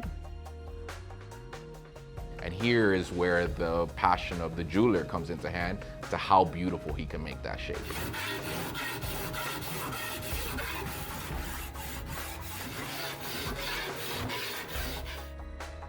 But these Cuban links in particular didn't become so sought after or so valuable until recently. Google Trends shows that searches for Cuban link chains began taking off in 2012. And in the last 2 years, Gold Fever Miami sales have grown 100 times over. The shop used to sell $2,000 worth of Cuban links a month. That number is now over $200,000. Whether you're the most famous or you're just starting off, to legitimize yourself as a rapper, you have to have jewelry. And if you have jewelry, you have a Miami Cuban link chain. In 2012, Jay-Z wore one of the priciest Cuban links made at the time, worth $200,000. A year later, Daddy Yankee debuted his 10-kilo Cuban link chain in a music video. And there's even more traction in the music industry now. They're so intertwined with pop culture, more specifically hip-hop and reggaeton.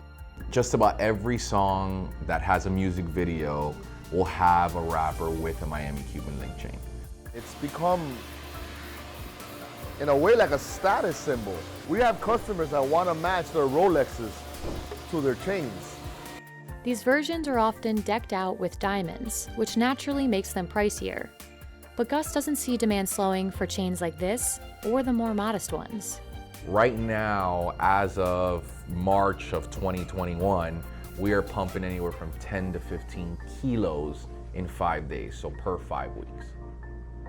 And we still can't keep up with the demand.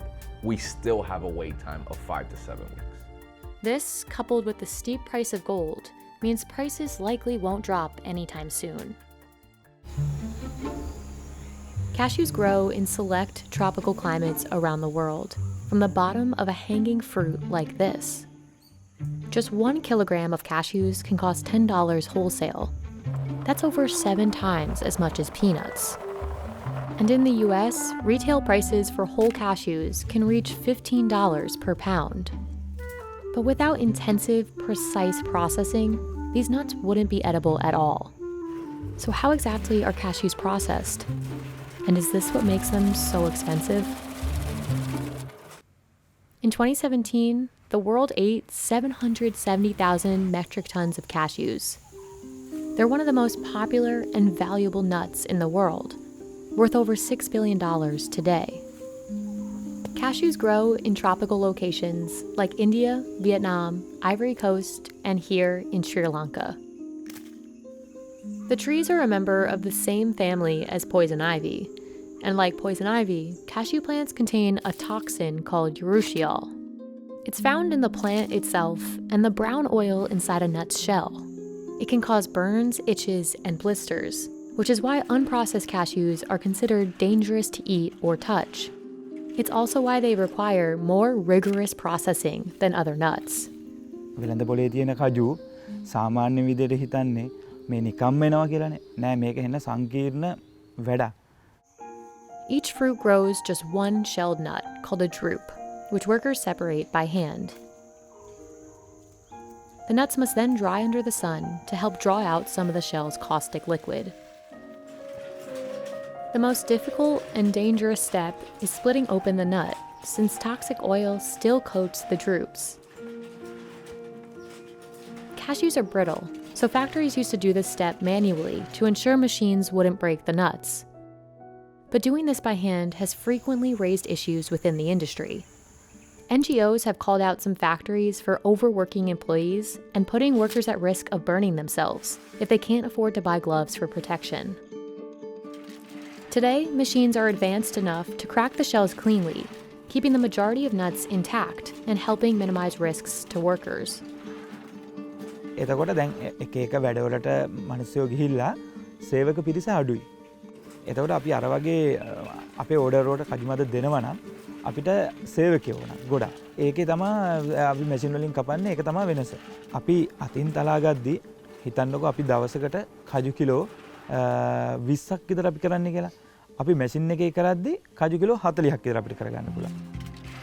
After a machine splits open the shells, the next two crucial stages totally depend on workers who have to do them by hand.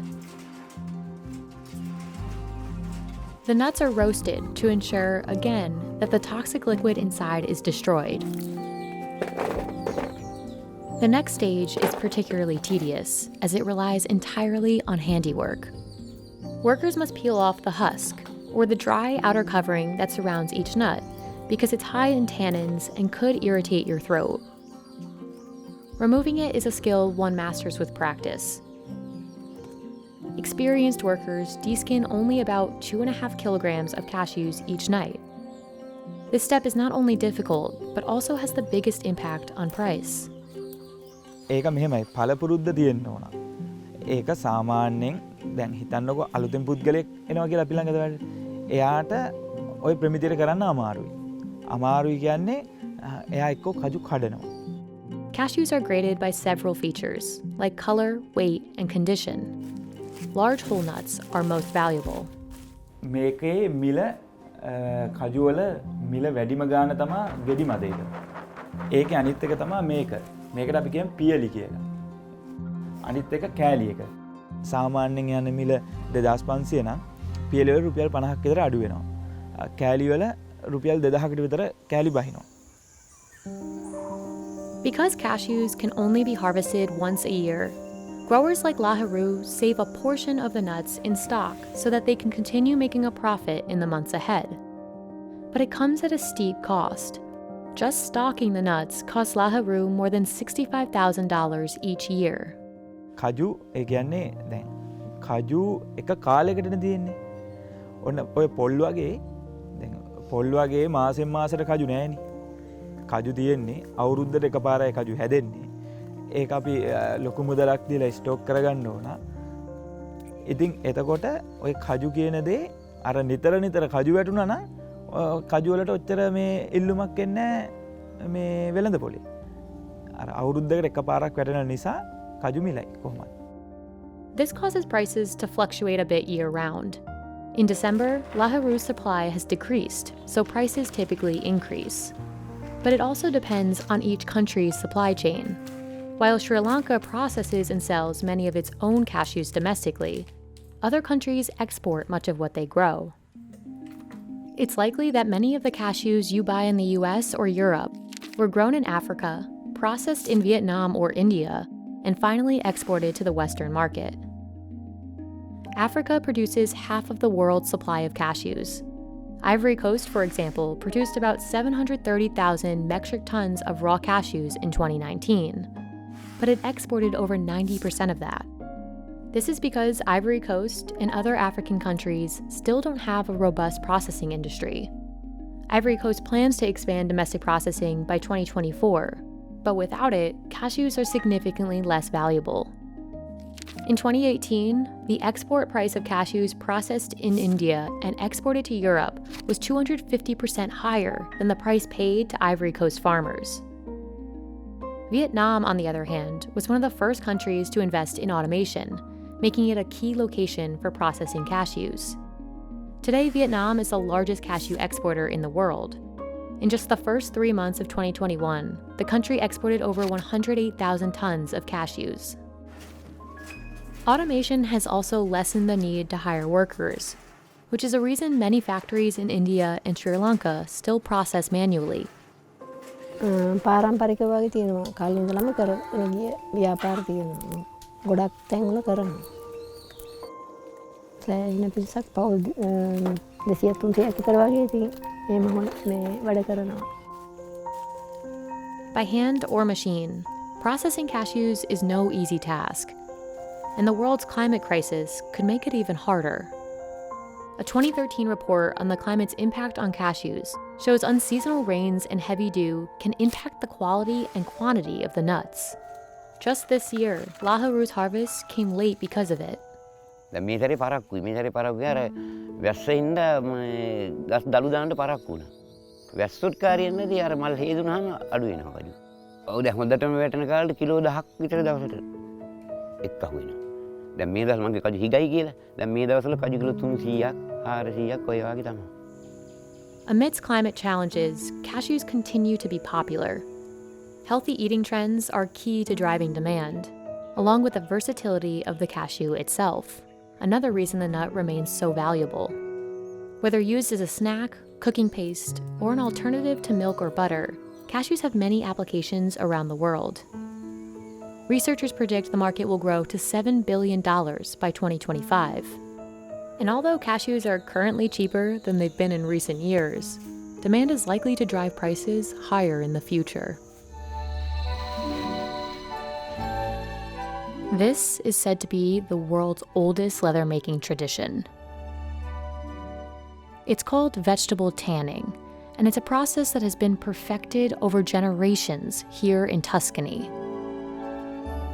Artisans spend 4 to 6 weeks perfecting each piece that they touch.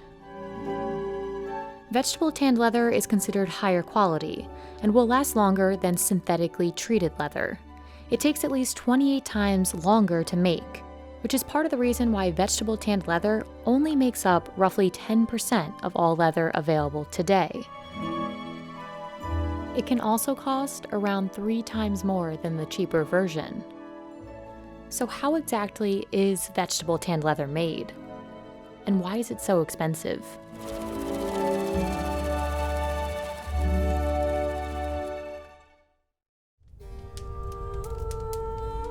Vegetable tanning is said to date back to roughly 6000 BCE, when people living in early civilizations sought a way to make animal skins resistant to weather and decay. Genuine vegetable tanned leather uses these natural tanning agents from sources like quebracho, chestnut, or mimosa trees. The substances, known as tannins, will naturally bind to the collagen proteins in a hide, turning it into leather as we know it. Just as they do for trees, the tannins protect hides being turned into leather from bacteria and other substances, which gives leather the longevity and versatility that it's known for. Until the 19th century, vegetable tanning was the only way to make leather. But today, 90% of all leather goods are made using chrome or mineral tanning, a leather-making process that uses synthetic tannins. On first glance, consumers may think this softer leather is of higher quality, but it won't have the same lifespan.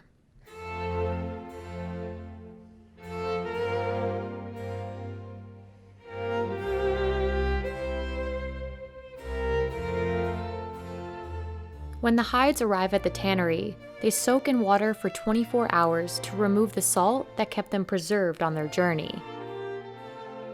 La materia prima utilizzata è fondamentalmente la pelle bovina, quindi un recupero del mondo della produzione della carne per l'alimentazione umana. Sono pelli che arrivano, possono arrivare da tutto il mondo, principalmente arrivano dall'Europa per il nostro settore. Then they are dehaired and limed, a process that prepares the skins to receive the tanning substances. Leather makers add the hides, along with the tannins, to this large wooden rotating vessel known as a drum. The hides stay here for 3 to 7 weeks to tan. Here's where you can begin to see the differences between vegetable tanned leather and its modern-day alternative, chrome tanning, where hides sit in a drum with water and synthetic extracts for only a single day. Just this difference in production time adds to the price of vegetable tanned leather. Once the hides have been removed from the drums, skilled artisans inspect each piece. Depending on the final product, the leather can be retanned, dyed, or greased. This process is known as fat liquoring. These 3 procedures can be done to adjust the elasticity, softness, or color of the leather. Whether they happen depends on the vision of the artisan. Dopo la fase dell'ingrasso, appunto, si procede ad asciugare la pelle e una volta asciutta abbiamo la pelle, diciamo, che è prodotta. Da lì poi si può andare con tutta una serie di passaggi meccanici, si può andare ad affinare la caratteristica che appunto il conciatore vuol dare al suo articolo. The tanned hides dry on hooks for several days in a special environment-controlled room. The humidity and temperature in the room have to be just right. This is something that can't be learned quickly and shows the skill of these leather makers. The time of the year, the weather, and the humidity in the factory itself can all play a part in adjusting for this perfect temperature. If any hide is over-dried, it must be taken back to the drums and reconditioned. You can tell vegetable tanned leather apart from mineral tanned leather by its 2 defining qualities. First, it changes color in the light and develops a rich patina. A patina is the shine that develops over time on a leather product that makes it unique. Second, vegetable tanned leather will become more supple with age. These qualities are made possible by the natural properties of the leather. Vegetable tanning leaves the hides in an organic state that lets them age like skin. With synthetically treated leather, each piece is the same. That's by design. Leather produced with vegetable tanning, however, will garner the most beautiful patina as it is worn or used. No 2 pieces will age the same. After it's dry, the hide goes to the staking machine, where small hammers repeatedly pound the leather to make it softer. Sometimes the leather mills for several hours in a dry drum, giving it a special natural grain. In the end, the leather is trimmed, measured, and packaged. Finished products are valued for their variations, which can add to the price. Artisans take pride in the natural markings and differences that prove the leather's authenticity. Parliamo di una piccola nicchia di mercato che è una particolarità unica. C'è sempre stato il detto l'acqua va in amore. Va in amore, l'acqua cambiava nella falda. Quando cambia l'acqua nella falda dovevamo compensare cambiando la ricetta e questo chi lo diceva? Nessuno, lo diceva l'esperienza accumulata in anni, secoli di conciatura. Queste sono delle differenze chiaramente macroscopiche.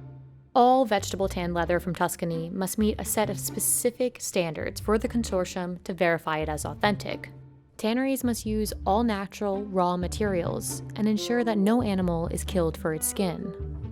And in the end, the most important mission of vegetable tanneries in Tuscany is to keep a cultural craft alive, no matter the cost. È un po' come la cucina toscana, la ribollita ognuno ha la sua ricetta. E così le concerie, gli artigiani come siamo noi, ognuno ha proprio la sua ricetta, che viene poi tramandata anche. Rolls-Royce makes some of the world's most luxurious cars. Known for producing handcrafted automobiles that promise a seamless magical carpet ride for its customers, a Rolls-Royce car does not come cheap. These are some of the best-selling Rolls-Royce models, and these are their entry-level prices. But with virtually unlimited optional extras, upgrades, and customizations, the true cost of a bespoke Rolls-Royce has no limits. In fact, Rolls-Royce refuses to even discuss its base prices. There isn't really a specific base price which we would just discuss because it really depends on each customer as an individual and the bespoke options which they like to design and develop with our bespoke team. So what are some of these bespoke extras? And is that what makes Rolls-Royce so expensive? One of the first obvious starting points probably is the colour. We have a palette of 44,000 plus colours. We replicate people's lipsticks, something from your house, something you own, something you've seen. Even we've done the dog of an owner, a red setter. So we exactly replicate them, whether it be by the DNA, the chemistry or whatever. For us it's unique. It'll be registered as your colour and you can give it a name and it's yours. And if someone else has seen it and wants to use that exact finish, we have to go to that person and ask their permission. When we go to the paint shop, you'll see it's called the Surface Finish Centre because it's a bit of an insult to say we're painting the car. It's more than that. You're going to have at least some layers of coat. There's primers, there's base coats, there's colour, and unusually we put on 2 clear coats of lacquer. But you could have up to 23 layers of coating, which we've done before, equating to about 45 kilograms in weight just of coat. In addition to the endless variations of colour, Rolls-Royce customers can infuse their paint with materials to create special effects. One particularly wealthy customer went one step further, requesting the addition of 1,000 diamonds. We wanted a bit more sparkle in the finish, so it gave us a bag of diamonds. We crushed them, they were infused into the paint. Remarkably, the detailed paintwork on Rolls-Royce cars is done by hand by just one person. My name is Mark Court and I am the coach liner for Rolls-Royce Motor Cars. A coach liner means that I am able to put this pinstripe onto the side of the car. The uniqueness is the fact that I do it completely freehand and I'm the only one within Rolls-Royce that can do this. That's like worldwide within the Rolls-Royce BMW group. So the brushes I use is made of squirrel hair. We found that most brushes nowadays are man-made, which tends to leave brush marks within these lines. This is a natural hair. This natural hair tends to leave no marks at all. So we work to one standard, which is the highest standard. So we use one that leaves no brush marks at all. And if customers without a coach line decide to add one to their car, Mark is on hand to travel worldwide with his paintbrush. As normal, with Rolls-Royce, Rolls-Royce never comes back to us, we go to it. So if it's in Dubai, so be it, that's where I have to go. There are several unmistakable features of every Rolls-Royce exterior.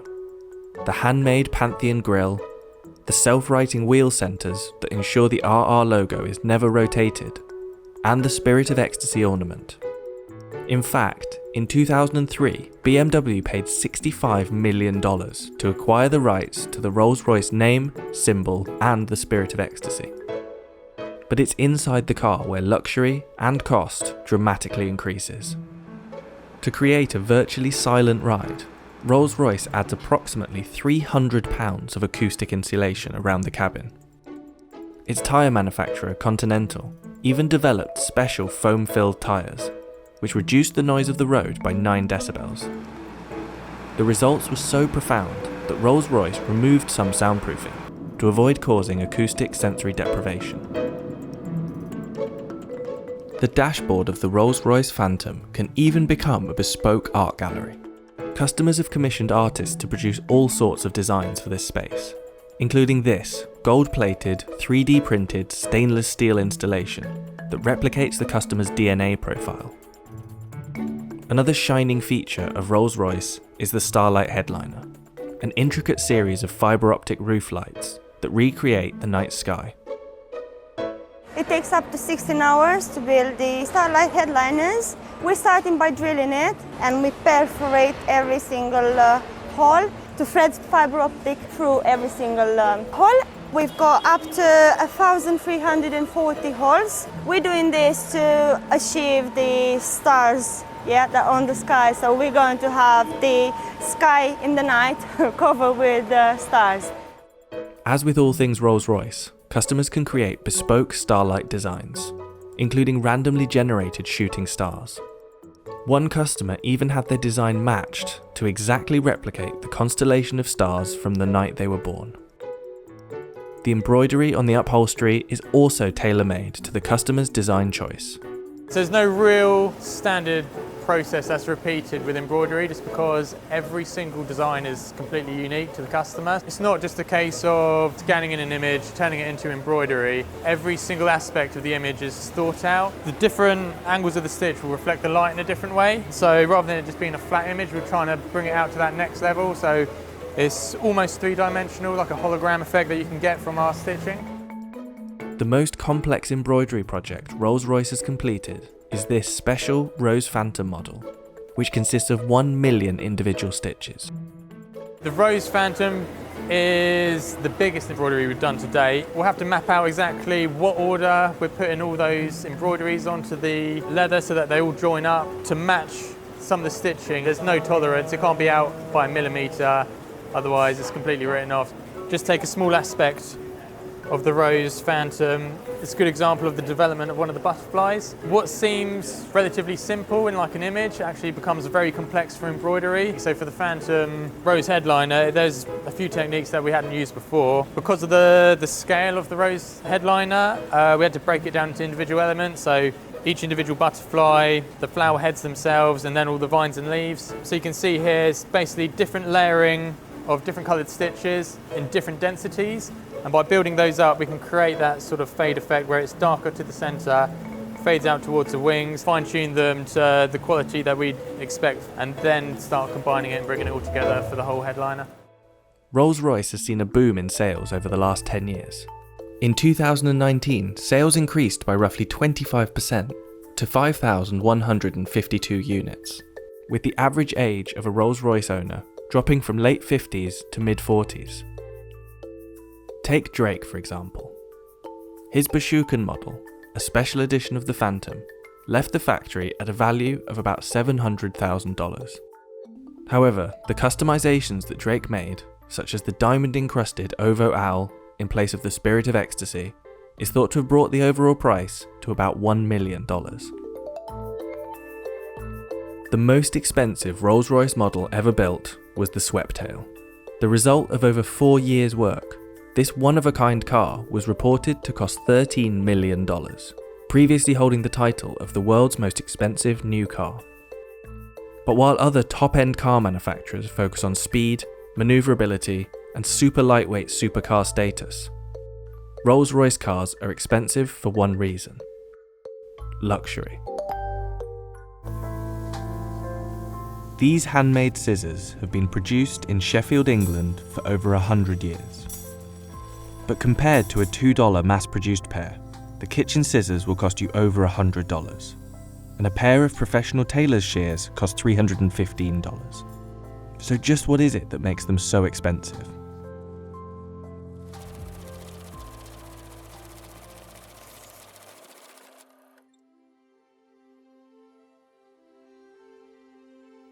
Cliff Denton is one of just 2 master putter-togethers left. Both in their 70s, the masters are the only ones skilled enough to undertake the final, delicate part of the process, the assembly of these scissors, or putting together. When I was young, every street corner had a little shop with masters in and working. They've gone, you know. At one stage, we were doing like 85, 90 different types of scissors. In the 1970s, there were 150 small-scale scissor workshops in Sheffield. Now, there are just 2. And keeping this craft alive relies on training the next generation of apprentices.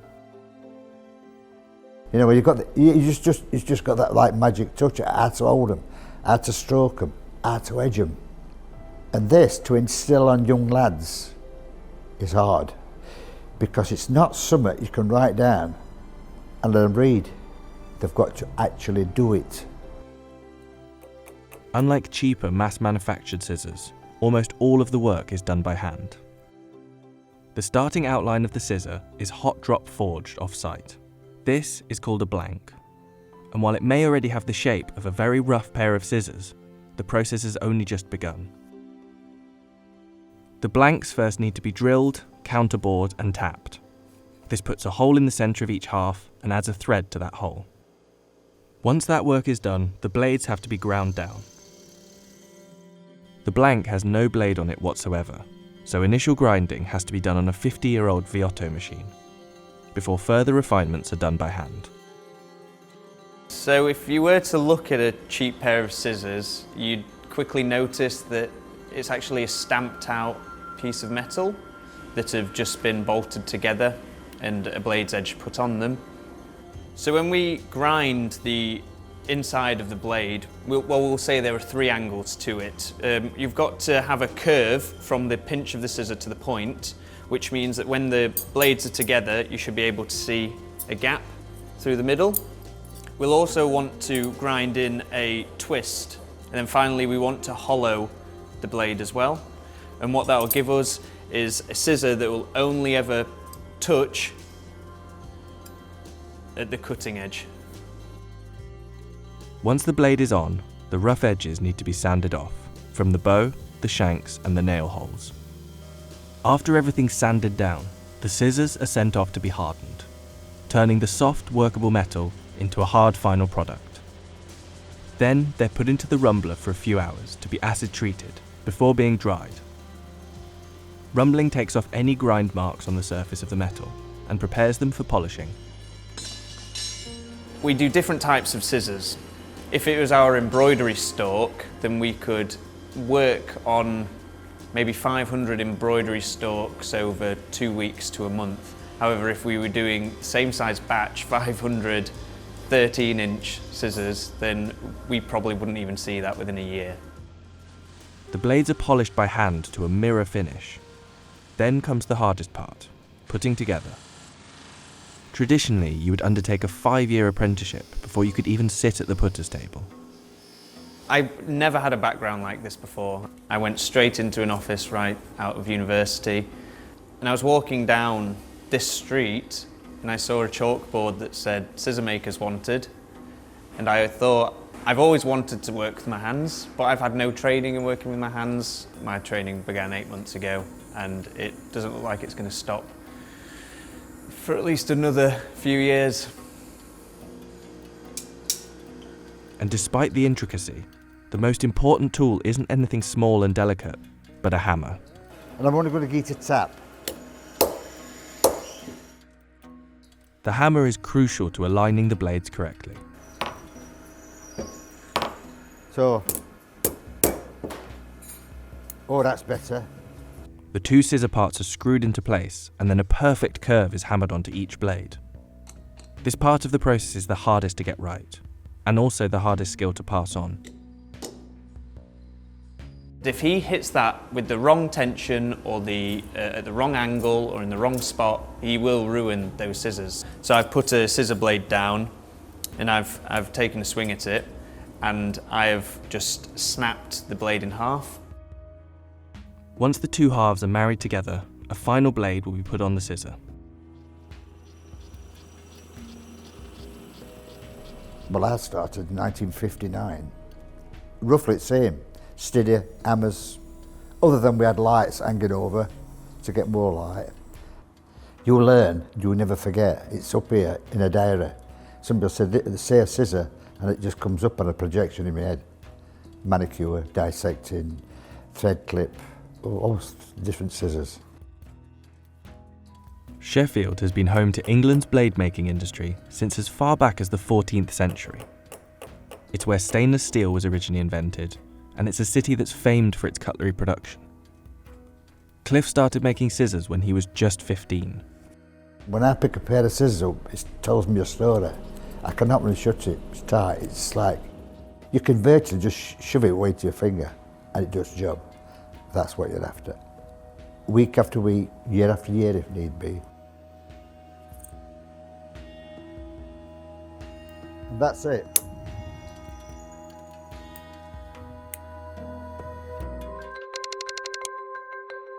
Cuban cigars hold a reputation as the world's most opulent tobacco product. A box of good quality habanos can cost thousands of dollars. Every hand-rolled Cuban cigar goes through about 500 manual tasks from seed to cigar. But over the last 25 years, cigars made in other countries in the Caribbean and Central America have become comparable in quality, consistency, and cost. Worse still for American smokers, your Cuban cigar could be fake. Some experts suggest that up to 95% of all Cuban cigars in the US are actually counterfeit. So why are Cuban cigars so desirable? And is that why they're so expensive? For more than 200 years, the culture of cigar making in Cuba hasn't changed. In a process that takes about a year, tobacco leaves are grown, harvested, and hung in drying houses called secaderos before a slow fermentation occurs, which enhances flavour, aroma, and burning characteristics. Each leaf is inspected for its type, appearance, and quality, and handed to a torcedor, a highly skilled cigar roller, greatly respected in Cuban society. Bueno, yo me llamo José Castelar Cairo, trabajo aquí en La Triada, soy tabaquero hace 61 años. Para hacer un tabaco aquí en Cuba se depende de 5 tipos de hojas. Una hoja que se llama ligero, que es el que da la fortaleza en el tabaco. Otra hoja que se llama seco, que es el de la aroma. Otra hoja que se llama volado, que es el que se encarga de la combustión dentro del tabaco. Le sigue el capote, que envuelve el ligero, el seco y el volado. Y la última hoja es la capa, que es la que viste el tabaco y le da la presencia del tabaco. The heartland of Cuban cigar production is in Pinar del Rio, the westernmost province of the island, where 70% of premium cigar tobacco used by state-run cigar companies is grown. Cuban tobacco growers claim that the fundamental influence on quality is the region's terroir, the unique environmental factors that affect a crop. Lo primero para considerarse el mejor tabaco del mundo es que hay 4 factores que lo hacen único en el mundo, y es el suelo donde se cultiva, el clima de la región donde se cultiva, la mano del hombre y la variedad de tabaco negro que se utiliza. Muchas veces han tratado de llevarse la cepa, han tratado de llevarse la semilla, han tratado de llevarse la mano del hombre, pero en todos los lugares donde lo han puesto con condiciones similares no se ha logrado de la misma manera.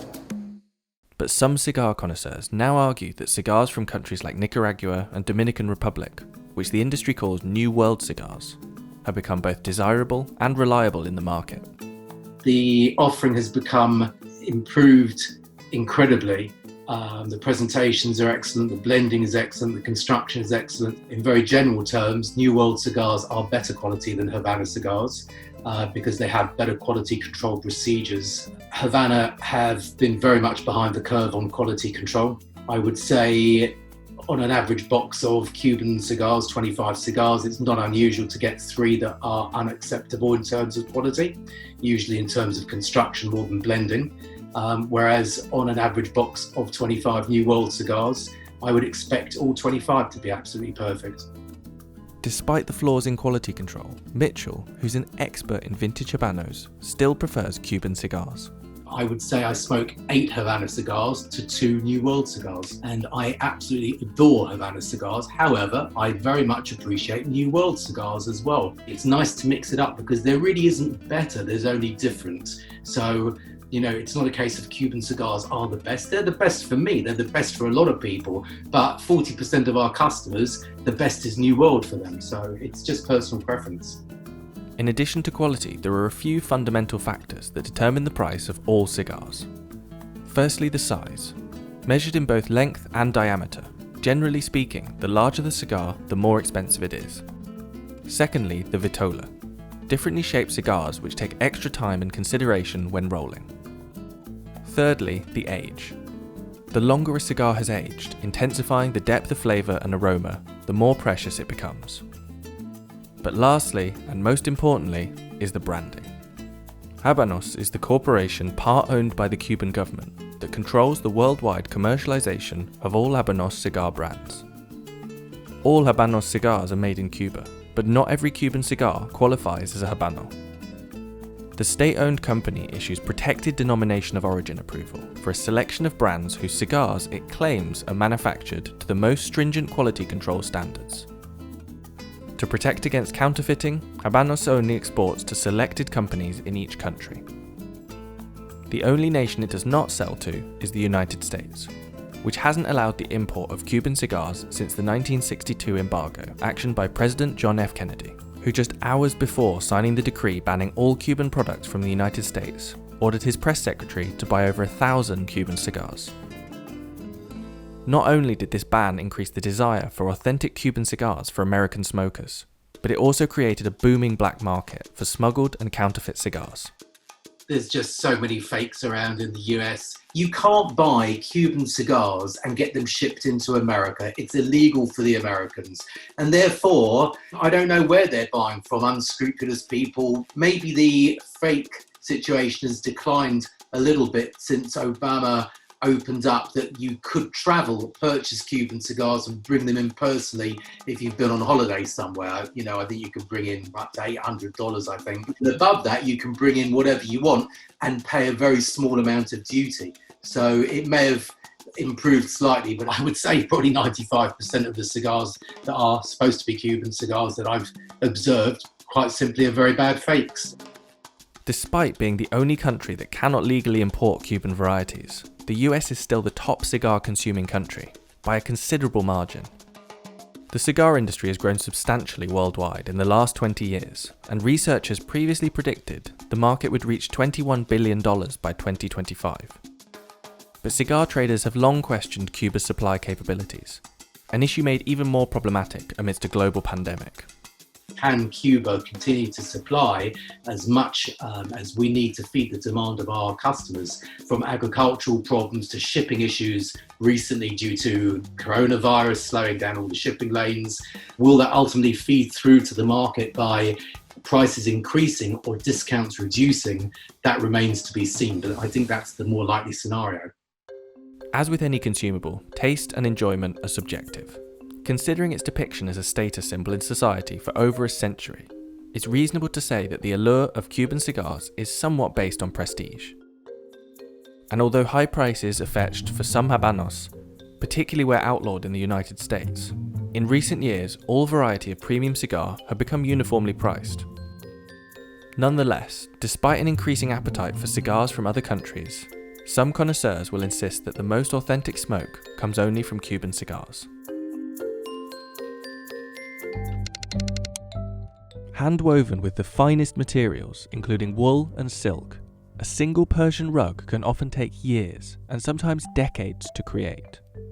A high-quality Iranian carpet can cost tens of thousands of dollars, with antique rugs fetching even higher prices. So how are Persian rugs made, and why are they so expensive? Although several countries are associated with the term Persian rug, authentic Persian carpets and the traditional methods of producing them originate in Iran. Every Persian rug is regarded as a piece of art which reflects the history and culture of Iran. There are many varieties of Persian carpet, each distinguished by their materials, patterns, and weaving techniques, from the floral designs of Isfahan in central Iran to the intricate fine details of Qum carpets and the strong, compact Bijar rugs from the western Kurdish village. Gabe rugs, made in the Fars province of southwestern Iran, are perhaps the most traditional carpets, characterized by their bold designs. یکی از زیبایی‌های گبه اینه که شما همون چیزی که تو ذهن بافنده هست رو می‌بینید. یعنی میشینه یه وقتایی اینجوری بوده که مثلا می‌نشسته توی حیاط خونه‌اش، جنگل و کوه و دشت و مزارع و حتی گوسفندها و چیزهای مختلفی که در رو نقاشی می‌کرد. اصلا گبه از اینجا به وجود اومده. Traditionally, Persian rugs are made from sheep's wool, which is boiled, spun, and dyed by hand. These bright and elaborate yarns are dyed with natural colorings from plants and insects. In many regions, such as Yazd, hundreds of weavers may work in the same factory at any given time. However, here in Fars province, where carpet weaving is recognized as part of the UNESCO Intangible Cultural Heritage List, the materials are distributed to small villages for tribal women to weave in their homes. میگفتم هر خونه‌ای ممکنه بر فراخور سایز خونه‌اش دار همون سایز داشته باشه. مثلا طرف خانمی ممکنه خونه کوچیکی داشته باشه، دار کوچیکتری داره و فرقی که دار فرشای فارس میکنه مخصوصا حالا تو گبه و اینو سخت میکنه بافتشو، برای بافنده خیلی سخت‌تر میشه، اینه که دار فرشای فارس زمینیه. فرشای فارس به صورت افقیه، یعنی بافنده خیلی باید بیشتر زحمت بکشه، از کمرش خیلی اذیت میشه و باید به این صورت مثل دولا شده این فرش رو کامل به بافه بره جلو. The process of weaving a Persian rug differs slightly with each variety, but generally speaking, a bed of foundation material called warp is installed into the frame called the loom. Starting at the bottom, weavers then feed wool in between the warp, tying knots called weft on each one. A highly detailed silk rug can have over 1,000 knots per square inch. However, most carpets are not valued based on knot count, but rather their materials, design, and overall size.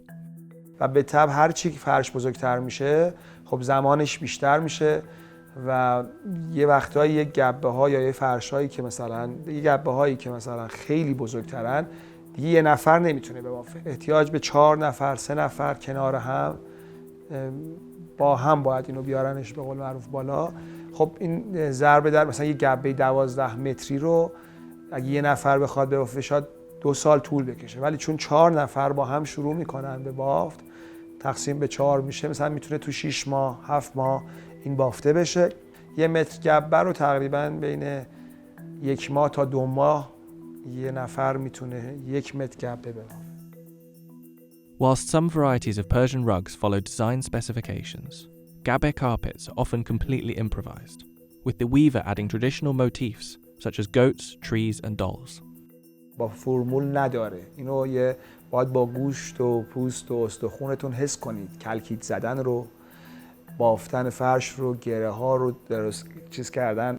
جالب این که کسی که مثلا یه فرش قشقایی خوب میبافه این نمیتونه بره یه فرش تبریز خوب ببافه، یا اون کسی که یه فرش تبریز عالی میبافه نمیتونه بره یه فرش شاید اصفهان خوب ببافه. و جذابیت و بامزه است اینو بدونیم که جالبه که هر منطقه‌ای یه فرش رو میتونه خوب ببافه.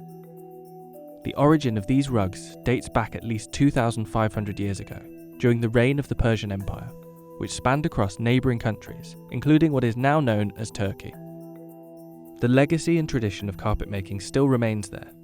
In fact, in 2018, Turkey exported $1.9 billion of hand-woven carpets worldwide, far higher than Iran's total of $35 million. As such, Turkish carpets can sometimes be regarded as authentic Persian rugs. The most expensive Persian rug ever bought was a 17th century Persian vase-style carpet, which sold at auction in June 2013 in London for $33.8 million. But despite Iran's rich history of producing handmade rugs, the tribal rugs produced in rural villages could be under threat from a lack of young weaving talent. بافنده اولین پلشه، خب مطمئنا کمترین سود رو میبره تا هی میرسه تا بخوایم اینو واقعا. خب این خیلی تعداد زیادی هستن که وسط این از شاید ارتزاق میکنن از پول این فرش، ولی آره بافنده خب چیز کمتر از همه اینا نسبت به هنری که داره گیرش میاد. خب این متاسفانه اشکال کاره. من میتونم بهتون حالا با این وضعی که میبینیم قول بدم شاید 15 سال دیگه بگم این زودی نهایتاً چیزی از فرش هنریه که همه نمیتونن یادش بگیرن، باید تو خود اونها باشن. متاسفانه جوانترهاشون، دخترها و کسایی که خب توی خونه‌های عشایرها مثلا مادرش فرش بافت، وقتشون، حوصله‌شون، حسشون نمیذارن واسه یه فرش بافتن، چون مادرهاشون رو دیدن که چقدر شاید بیمار شدن، مریض شدن، کمردرد، دست درد اینا. بله فرش تقریبا تا 15-20 سال دیگه با این سیستم که داره میره جلو.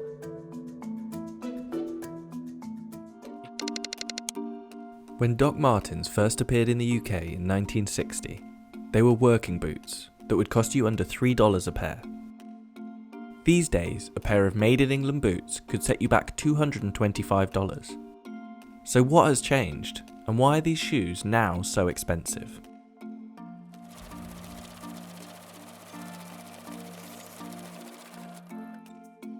Doc Martens are a style icon that has endured for over 50 years.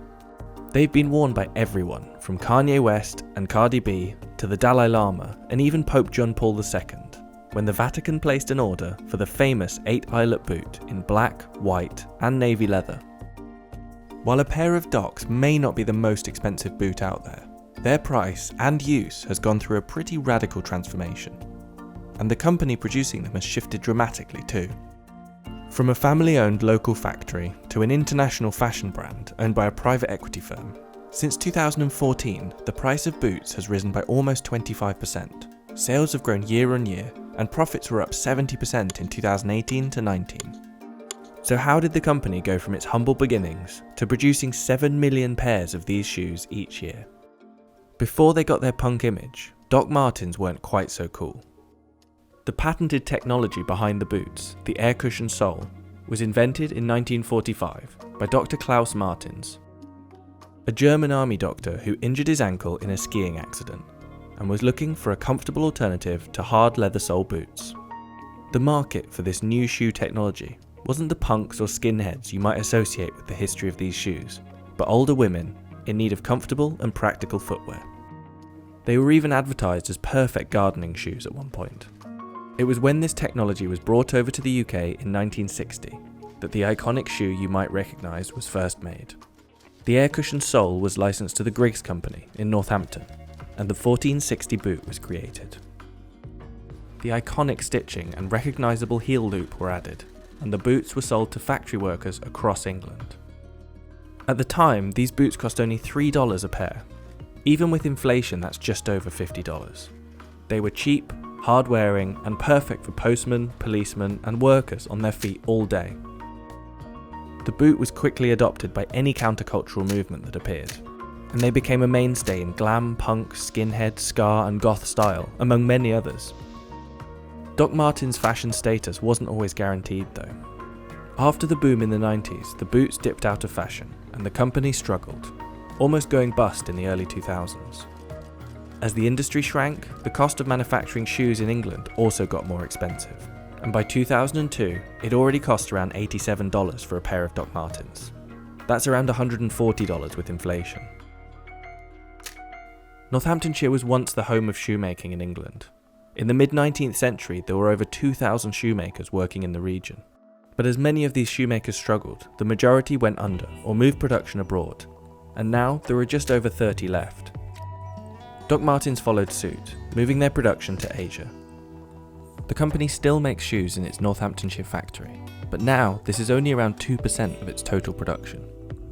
Doc Martens says this relocation hasn't changed the way its shoes are made at all.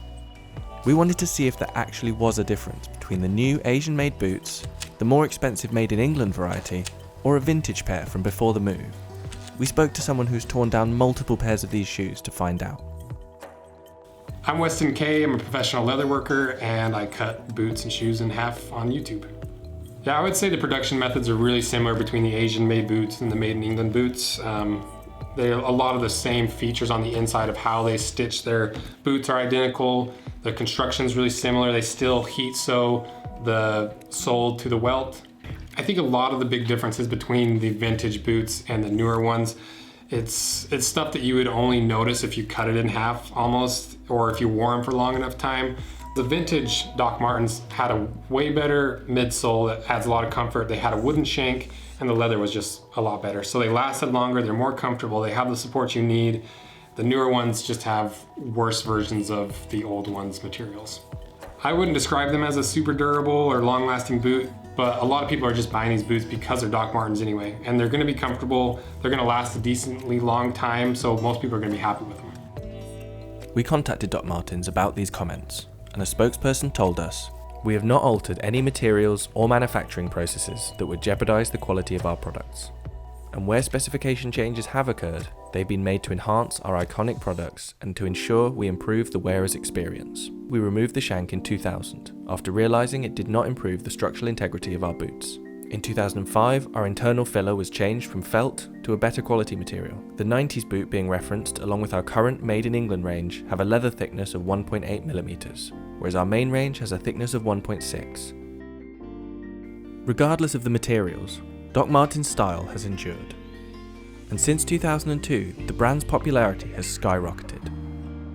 The countercultural image that made it so famous is something that has stuck to this day, despite the expansion from small-town British-made boot to international icon. And for fans of the boot, this can be an obsession. Over the years, the company has evolved from producing one boot in 1960 to producing around 250 styles each year. And as its popularity has grown, so has the competition. Over recent years, Doc Martens has filed lawsuits against Urban Outfitters, Vans, Boohoo and others in an attempt to protect its iconic boot design. In 2014, the company was sold by the family and bought by private equity firm Permira. Since this takeover, the price of boots has risen by almost 25%, and profits were up 70% in 2018 to 19, in large part due to the newfound success of their vegan range. And while the boots have transitioned from an English worker's boot into a global fashion icon, their style has endured, and their devoted fan following isn't going anywhere. This sea salt could cost you more than 30 times the price of table salt. Unlike the cheap salt that's mined across the world, this salt is all harvested by hand in one remote region in the northwest of Iceland. So just what makes it so expensive? This is Saltwerk. It's a sea salt factory in the West Fjords of Iceland. Housed in one of the most remote and coldest locations in the country, it produces 10 metric tons of salt each year. The salt takes at least a week to make, and almost all of the work is done by hand. But there's one other thing that's unique about the way that it's processed. Everything is powered entirely by geothermal energy. We use the geothermal energy that we have available here in the Reykjanes Peninsula, which are one of the purest sea waters in the world. We are moving the water from the fjord into the big building here that we have outside. In each pool we have radiators. Through the radiators, the hot water from the spring circulates and heats up the seawater. And as the water from the seawater evaporates, the concentration of salt gets higher. The tanks are run on hot water, the pans are run on hot water, the drying room is on hot water, the heating for the factory, for the houses, everything is run on hot water. It is green as it gets. The process of making sea salt is simple, but it takes a lot of work. Salt is made by heating seawater to evaporate the water and increase the salt level.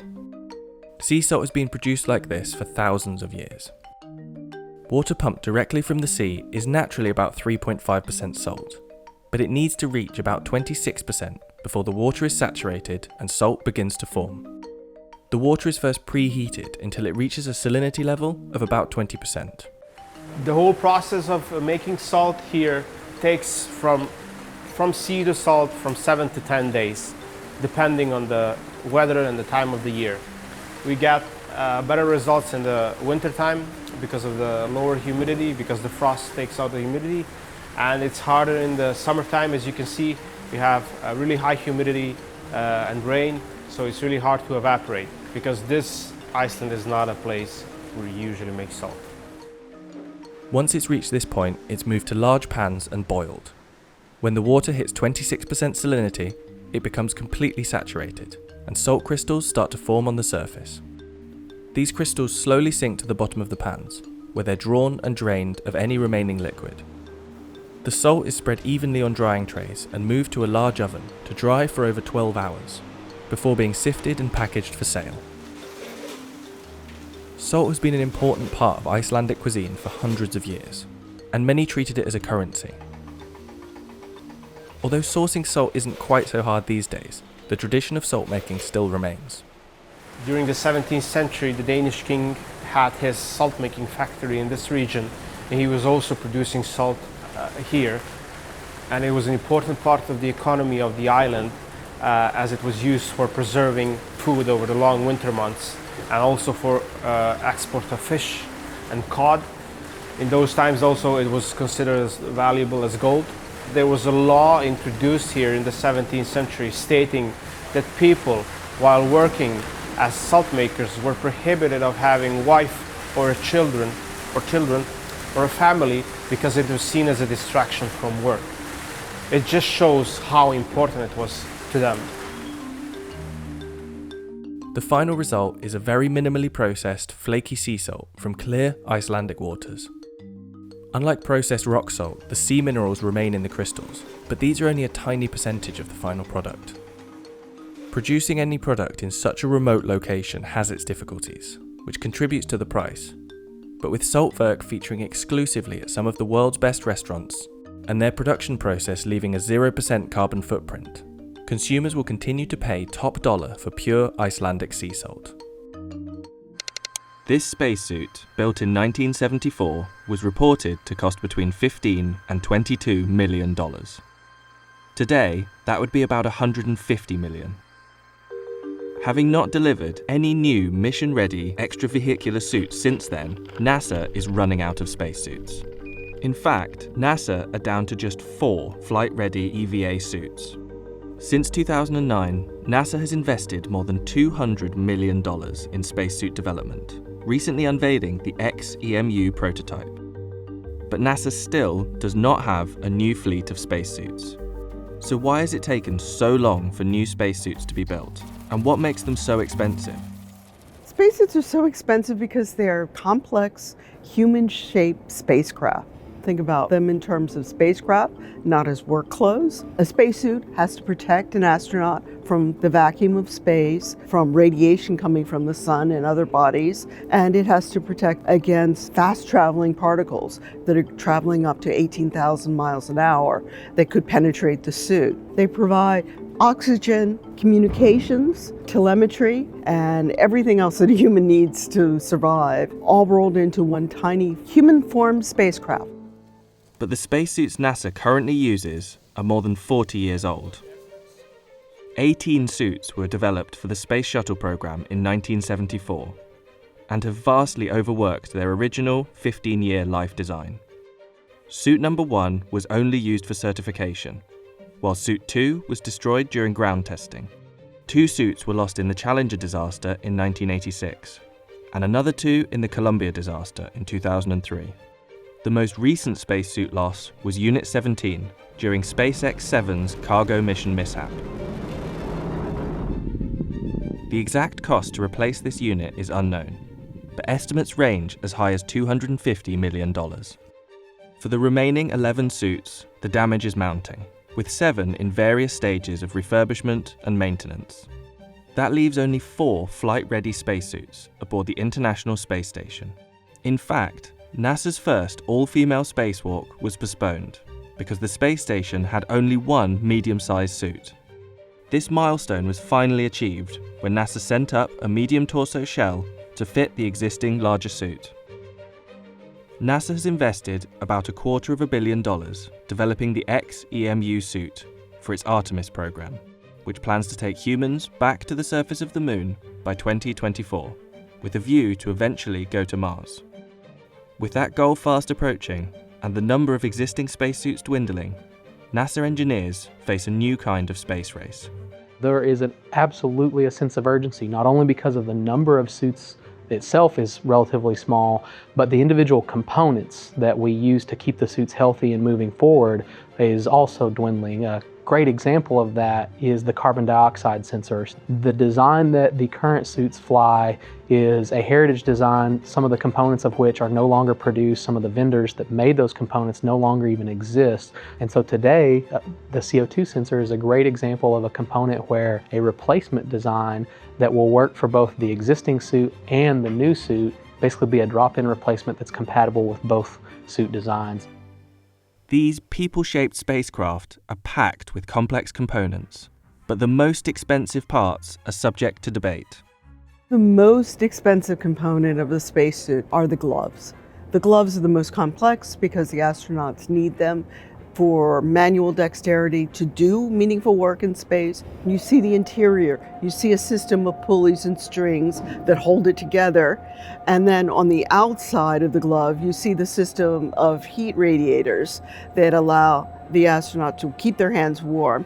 The gloves are an amazing and intricate component, but at the end of the day, the pressure garment, including the gloves, is actually less expensive than the life support system. The backpack that is worn on the back of the suit is a highly compressed set of technologies that do everything from maintain temperature to remove carbon dioxide and continue to provide pressure inside the suit itself. And I think in the end, several of those components are each more expensive than most of the other garment components like the gloves.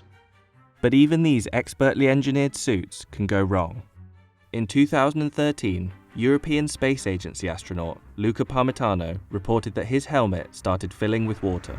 That stuff on your forehead is not sweat? No, it's not. Oh, I see. Hatch coming open. Copy all, Chris. You could have some towels ready, that would be great. In total, almost 1.5 litres of water leaked into his helmet, threatening to drown Parmitano mid-spacewalk. But considering that NASA's Apollo-era spacesuits allowed 12 humans to walk on the moon 50 years ago, and considering the Space Shuttle-era suits have been used on over 200 spacewalks, is such a large investment in new spacesuits needed? Well, that depends on what you're going to ask the astronauts to do. Walking on Mars is different from walking on the moon. It's a different environment, it has different hazards. So when you're picking these assignments for astronauts, you have to take into account, do you want the astronaut to be able to walk, bend over, pick up things, or will he or she be carrying something? So you have all those considerations that have to fold into that design. We believe it is a necessity. Some of the components and some of the design concepts are no longer consistent with our values and expectations in terms of the quantity and distribution of crew members that we fit. I believe that, yes, the investment is appropriate and worthwhile. All those dollars get spent here on the ground, and they're returned to us in ways that ultimately yield benefits for all of humanity and for the taxpayers here in this country. We are also lowering the barriers to entry from a commercial perspective, getting more companies involved, getting more companies competing and innovating to try to continue to reduce that price. In an effort to develop technology at lower costs, NASA often sets design challenges for innovation, sometimes partnering with the designers and companies who impress the most. In the 2009 Astronaut Glove Challenge, Ted Southern bagged the second place prize of $100,000. He and his partner, Nikolai Moiseev, a leading Russian spacesuit engineer, used their winnings to form Final Frontier Design. We as a business were formed about 10 years ago and have worked with NASA on components of EVA suits for that whole time. NASA's our biggest customer, and we've delivered prototype components for the suit, including a glove, elbow, shoulder assemblies, parts and pieces. But just over the last 2 years, we've focused on bringing the whole system together. And Final Frontier plans to build its own EVA suit much, much cheaper than NASA's.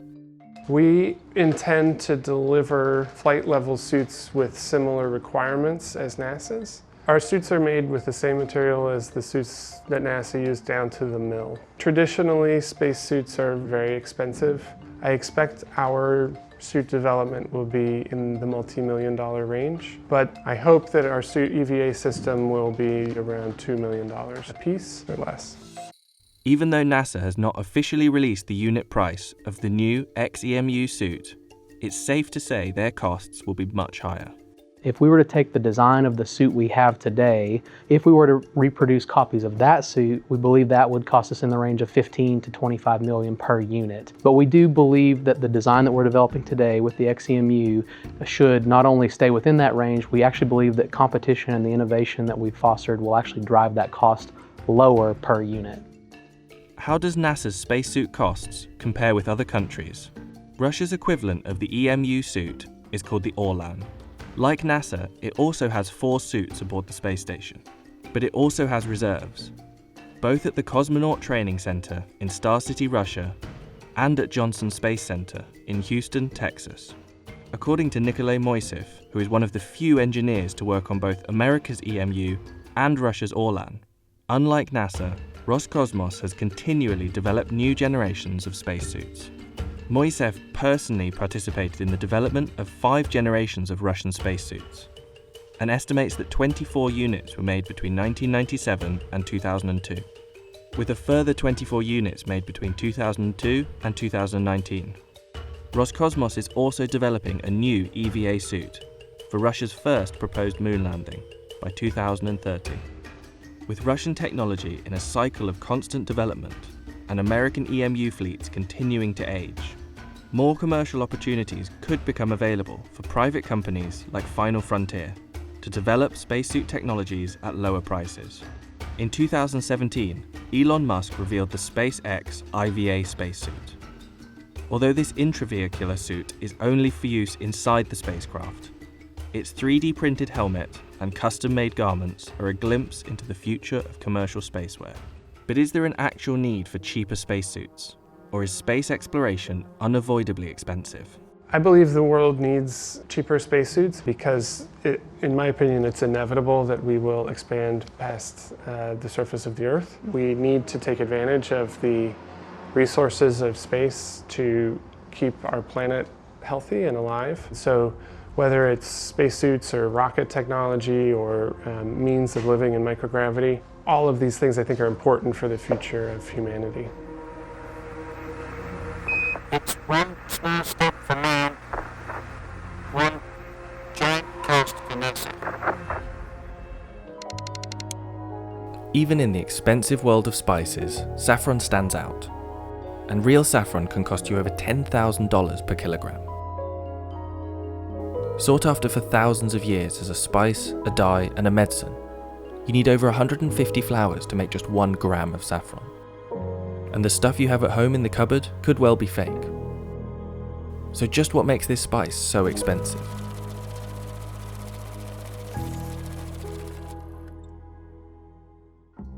Saffron is the red stigma of the Crocus sativus. Each crocus has 3 small stigmas that have to be picked carefully by hand. This minuscule harvest means that the amount you get from each flower is roughly 0.006 grams. No machine can do the delicate work required to harvest these thin threads, and it can take 40 hours of hard manual labour to produce just 1 kilogram of high quality saffron. Growing the plants isn't exactly easy either. They're actually called corms, but they're like a bulb, basically, like a flower bulb. So the more flowers per bulb you can get, and the bigger the flowers, really, and that all depends on how you look after it, how you grow it, the climate. So, for example, if it rains just before harvest, we get bigger flowers. If it's very dry just before harvest, the flowers are smaller. So you look after the crop during the year by hand, and you pick the flowers by hand, and you process the flowers by hand.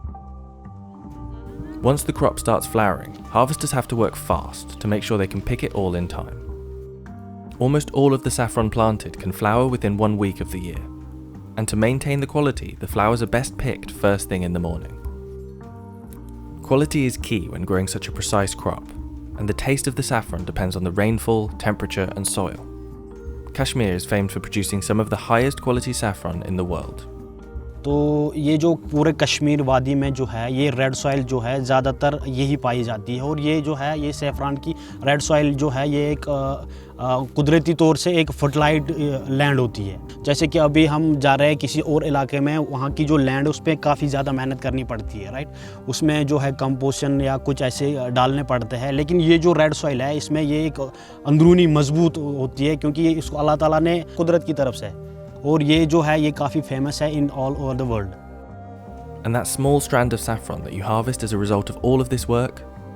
Well, to get the highest grades, you might need to throw half of it away. The most expensive, highest grade saffron is generally made up of just the very tips of the stigma. In Iran, where over 90% of the world's saffron is produced, there are 4 grades. The lowest grade is the bunch. That's the entire strand that's pulled from the flower, from the dark red tips to the yellow base. In higher grades, the yellow strand is removed, leaving only a long strand of pure red. That means a kilo of saffron could be made up of 450,000 strands. And to get that many strands, you need 150,000 flowers. And those flowers take up a lot of growing space. Cumin, for example, can yield 600 kilos per acre. Nutmeg gets you around 350 kilograms in the same space. Use that land for saffron instead, and you get a 1.8 kilogram harvest. Despite the incredible amount of work and space this crop takes up, demand for the spice is increasing, and over 200 metric tons of saffron threads are harvested worldwide each year. That's the result of about 30 billion flowers. Demand for the threads is so high that many adulterate or produce fake saffron.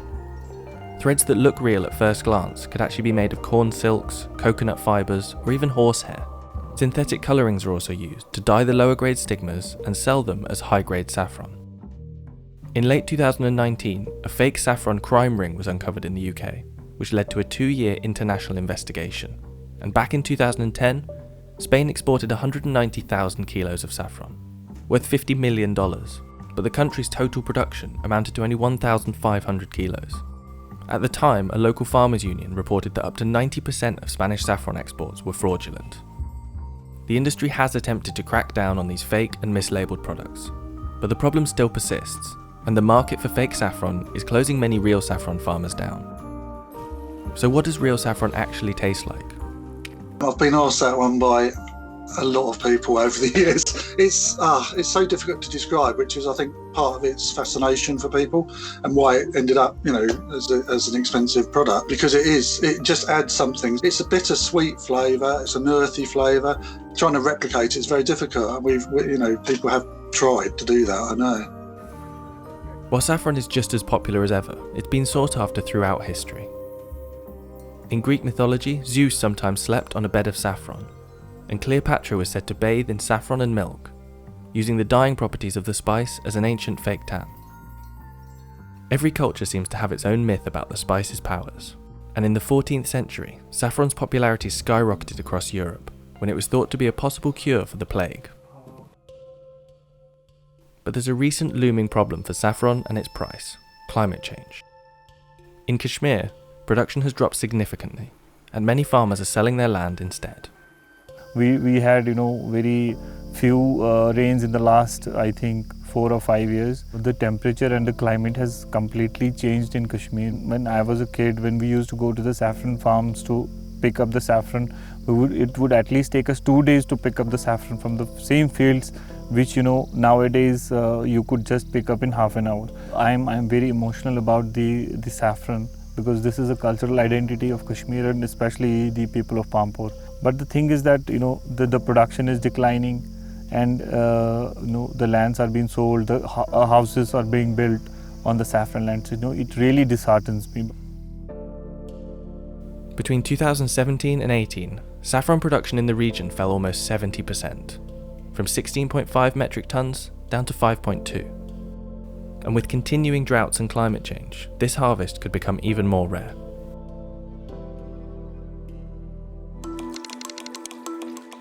Argan oil can cost as much as $300 per litre, making it the world's most expensive edible oil.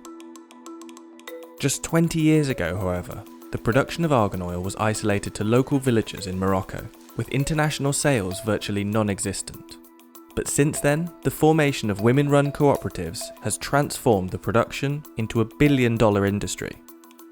So why has argan oil suddenly gained such popularity, and what makes it so expensive? Argan oil is predominantly used in high-end cosmetic products and Moroccan cuisine. The oil comes from the seed of the argan tree, native only to the narrow strip of semi-desert between Morocco's Atlantic coast and the Atlas Mountains. The Amazigh people of North Africa have been using the argan seeds for centuries, and the methods for creating this costly oil haven't changed in years. الحالة الأولى ديال الإنتاج منين كان دابا حنا كنجمعوا أفياش كنجمعوا هاد الحبة ديال الأرغان كنجمعوه ملي تيكمل النضج ديالو في الأول كيكون على هاد اللون هذا كيكون خضر ما يمكنش لينا أننا نجو مثلا نضربوه بالعصا ولا نجنيوه في الشجرة كنخليوه حتى كيطيح في الأرض وكيرجع في واحد اللون اللي هو بني.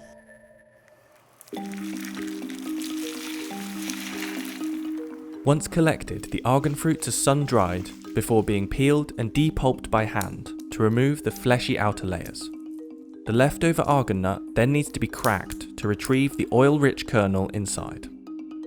وهذه كتبقى هي المرحلة الصعيبة، ماشي سهلة، ماشي أي واحد يجي ويهرس هاد الحبة هذه، لأن خص تكون عندك واحد التقنية في الطريقة ديال التهريس ديالها باش تحاول تحافظ على هاد اللوزة، ما خصهاش تهرس لينا.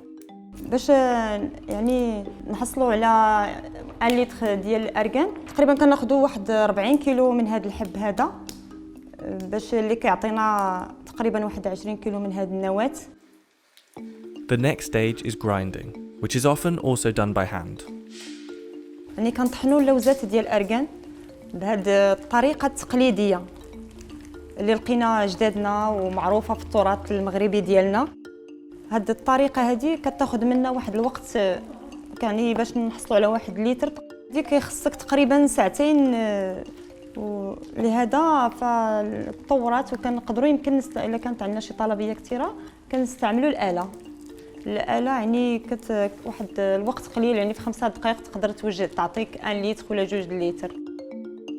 بالنسبه لزيت ارغان هو يعني ماشي بحال الزيوت الاخرى، كيبقى واحد الزيت اللي غاليه كيف ما كيسميوها الذهب الاحمر، يعني زيت غاليه بزاف وكتطلب في الانتاج ديالها واحد المجهود كبير. يعني بالنسبه لواحد المراه الا غتوجد لك 1 لتر ديال زيت ارغان كيطلب منها تقريبا واحد 24 ساعه. The leftover pulp removed from the fruit is sold as animal feed, particularly for goats, who are intrinsically linked to the argan tree. In some areas, it's tradition to allow goats to climb the trees to freely feed on the fruits. Argan kernels are then collected from their excrement, saving the laborious work of cracking open the nuts manually. But nowadays, in most argan forestries, this peculiar site is merely used as a tourist attraction. هذيك الزيت يعني ملي دارت عليها التحاليل تلقاو بانها غير صالحه للاكل، اذا الماعز عنده يعني كيكون واحد المضره بالنسبه لهذاك. والماعز هو جزء من المنطقه والسياح يعني تعجبهم بزاف انهم يجيو يشوفوا المعزه فوق الشجره ديال الارغان. Traditionally, Amazigh women, who until 1956 required the man's permission to leave their homes, made argan oil primarily for culinary purposes, using methods passed down through generations. This artisanal oil was occasionally sold on the roadside in recycled bottles for as little as $3 per litre. Et donc, on s'est aperçu en fait que les femmes qui préparaient cette huile d'une façon artisanale, elles avaient une peau vraiment très douce et pas de rides du tout. Mais on n'avait aucune preuve scientifique. Zubida Sharoof first studied the argan tree for her PhD in the late 1980s, when the species was in dangerous decline. After conducting scientific research to support the moisturising benefits of argan oil on hair and skin, Sharoof planned to transform the environmental problem into an economic solution. L'objectif n'était pas de garder ces résultats sur les tiroirs à l'université, mais sortir sur le terrain, organiser la filière, ces femmes qui n'étaient pas organisées du tout, qui produisaient de l'huile d'argan de façon traditionnelle chez elles. Et donc, c'était très difficile, c'était quelque chose de nouveau. Elles ne savaient pas ce que c'est qu'une coopérative. Ensuite, ils ne sont jamais sortis de chez elles. Et donc, quand même, on a commencé par ces 16 femmes. Et dès que les autres ont vu ce que ça a donné pour cette première coopérative, donc il y a eu beaucoup de femmes qui sont venues nous voir, qui voulaient aussi s'organiser en coopérative et profiter de la commercialisation de l'huile d'argan. Sure enough, the rapid rise in popularity of argan oil not only brought profit to the region, but also revitalised an entire ecosystem. The newfound respect for the value of argan trees ensured stability for the species, and in turn, the surrounding wildlife and community reaped the benefits. The argan tree, known locally as the Tree of Life, provides food, shelter, and protection from desertification, and its deep roots prevent soil erosion, allowing vegetated grass to grow for grazing livestock. It's estimated that up to 90% of the economy in this region is owed to the argan tree. il y a pratiquement 3 millions de personnes qui subsistent de l'arganerie parce qu'il fournit beaucoup de journées de travail pour les populations locales. Rien que la seule extraction de l'huile, elle fournit pratiquement 1 million de journées de travail. Mais le rôle le plus important, c'est le rôle environnemental. L'arganier est vraiment le dernier rideau vert au niveau du désert.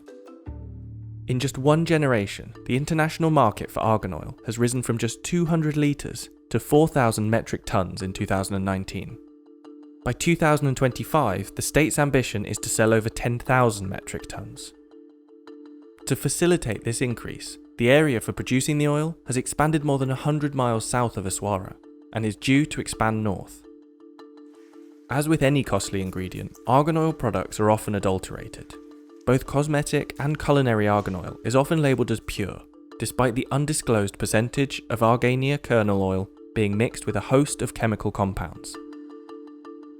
And cheaper, mechanically extracted oil has begun to appear on the market, for as little as $22 a litre, threatening the stability of the local cooperatives.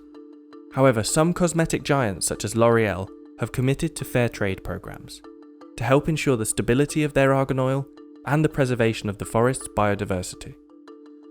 With the help of the cooperatives, the traditional skills held by the Amazigh women have created a booming industry. But even though this income has granted some financial independence in a male-dominated society, the women normally make less than $220 a month, below Morocco's recommended national minimum wage. With the argan oil industry predicted to continue its growth, the prosperity of the Amazigh women remains to be seen. Real eiderdown is one of the warmest natural fibres you can find, but it doesn't come cheap, and an eiderdown double duvet could cost you over $8,000. Harvested from the nests of eider ducks found wild in Iceland, collecting a kilo of this fluffy material isn't easy, and only 4 metric tonnes are produced worldwide each year. So what makes eiderdown so expensive?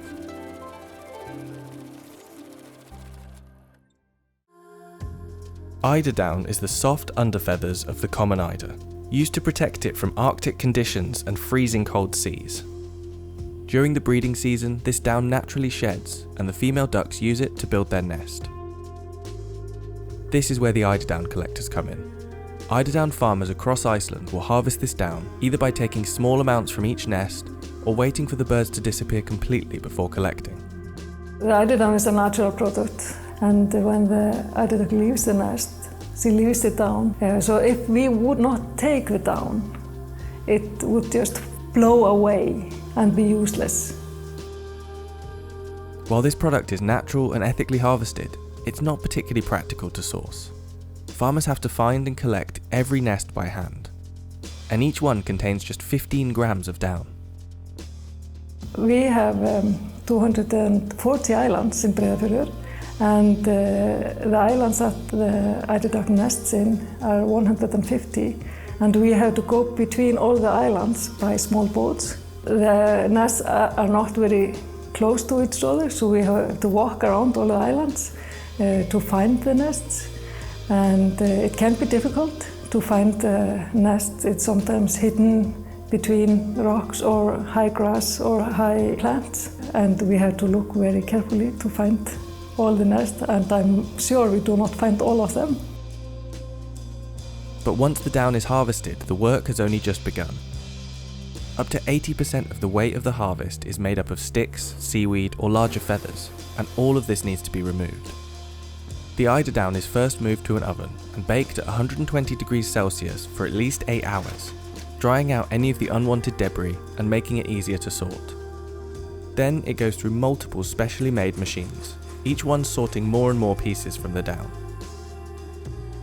A larger spinning machine separates the outer feathers, but the only way to make sure every single one of these feathers is removed is by hand. After cleaning the eiderdown in the machines, we have to clean the eiderdown by hand, and it takes about 4 or 5 hours for an experienced person to pick 1 kilo. Once every feather has been laboriously removed by hand, the down is ready to be washed, pressed, and dried one final time. For the few that can afford it, the final eiderdown is worth the work. Compared to other goose or duck down, eiderdown is denser, stronger and more insulating. Small barbs in the individual eiderdown plumes trap the air and make it more wind resistant too. The majority of the eiderdown that King Eider produces is sold as is for companies to use in their products, but it also sells its own pillows and duvets. Eider ducks are strictly protected in Iceland. It's illegal to hunt them or to sell their eggs, and the final down is closely monitored too. 1970 there were laws in Iceland that we must certify all eiderdown that is sold. And also when we are making some products like duvets or pillows or some garments, we must book a time with the inspector, and he must check the quality and the weight before we fill the product. This rigorous system means that every single eiderdown product in Iceland has been checked by an inspector. Other countries have their own certification systems, but Iceland produces about 80% of the world's eiderdown. Unlike industrially farmed down, which is often a byproduct of the meat industry, and one that can often involve battery farming and live plucking of geese, all of the eider ducks are kept wild. And while the process itself is labour intensive, a large part of the job of farmers is keeping the ducks safe. The first step is protecting the area for the eider ducks and trying to attract the eider ducks to the areas. There are predators like fox and minks, and also gulls and ravens. And farmers try to keep the predators away. Some farmers use some bright colors or maybe noises to keep the predators away. So it's a lot of work to watch the area. Get all of this right though, and the end result is one of the warmest natural fibres on the planet.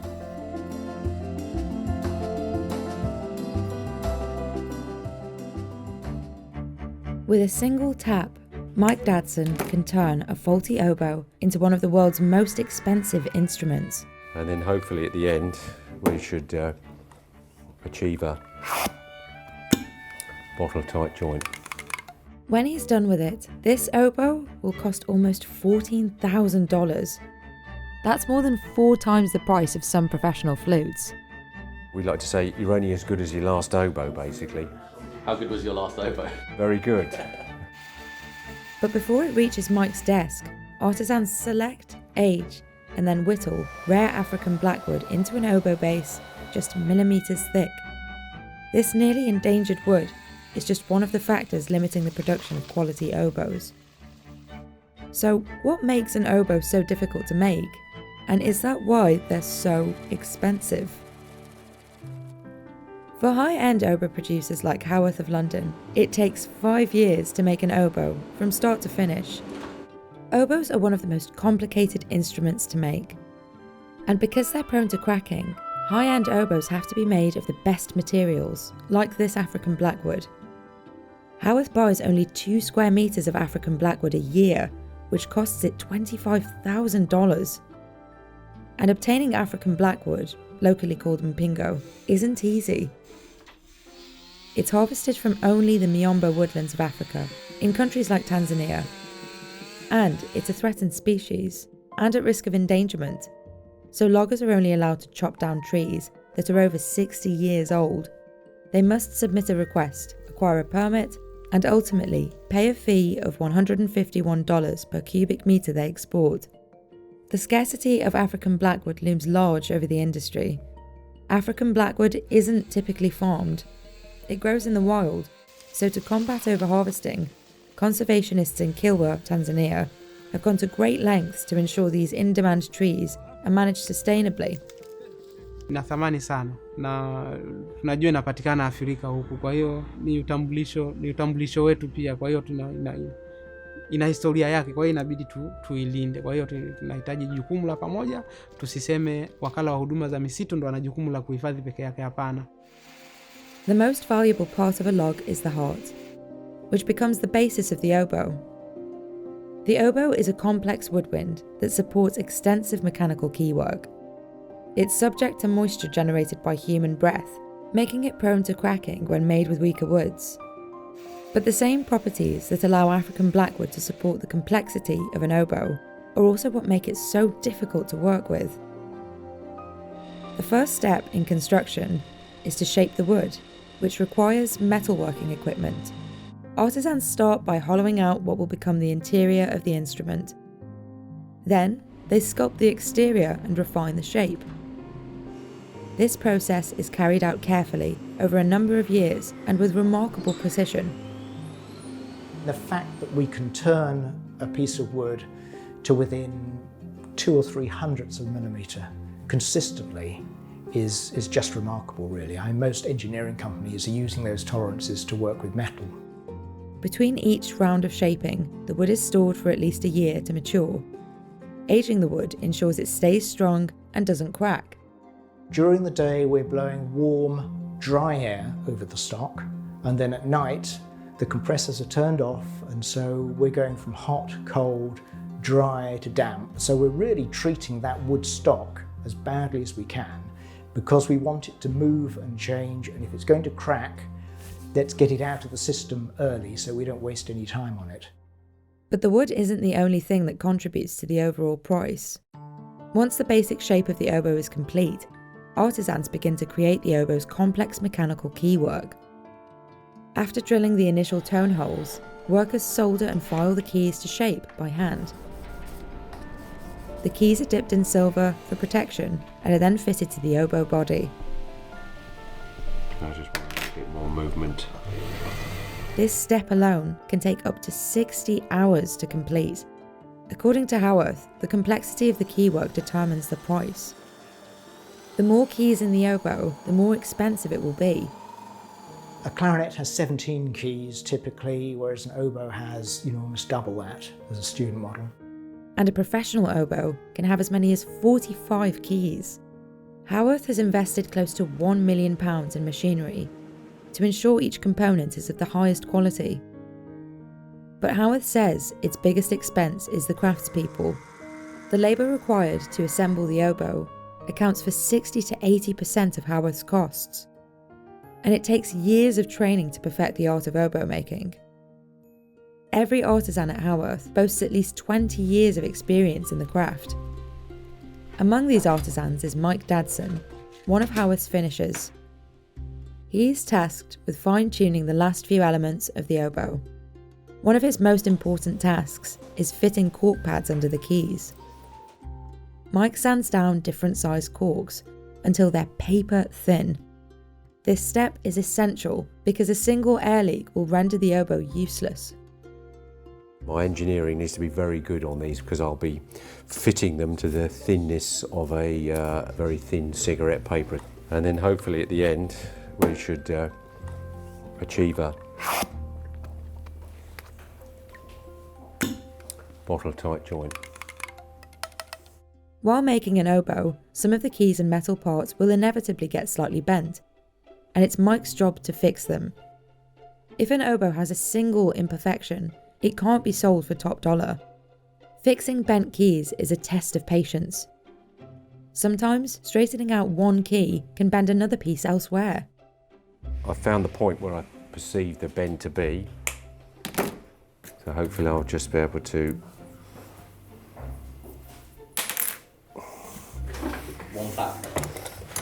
Mike often takes over 3 days to fine-tune an oboe, but all this patient work pays off. The oboe is now ready to be sold, but with a 5-year-long production time and increasingly rare raw materials, the number of oboes Howarth can make and sell is limited. Its workshop produces only 800 oboes a year, and of those, only 200 are professional grade. Limited production results in higher prices and makes quality instruments hard to come by.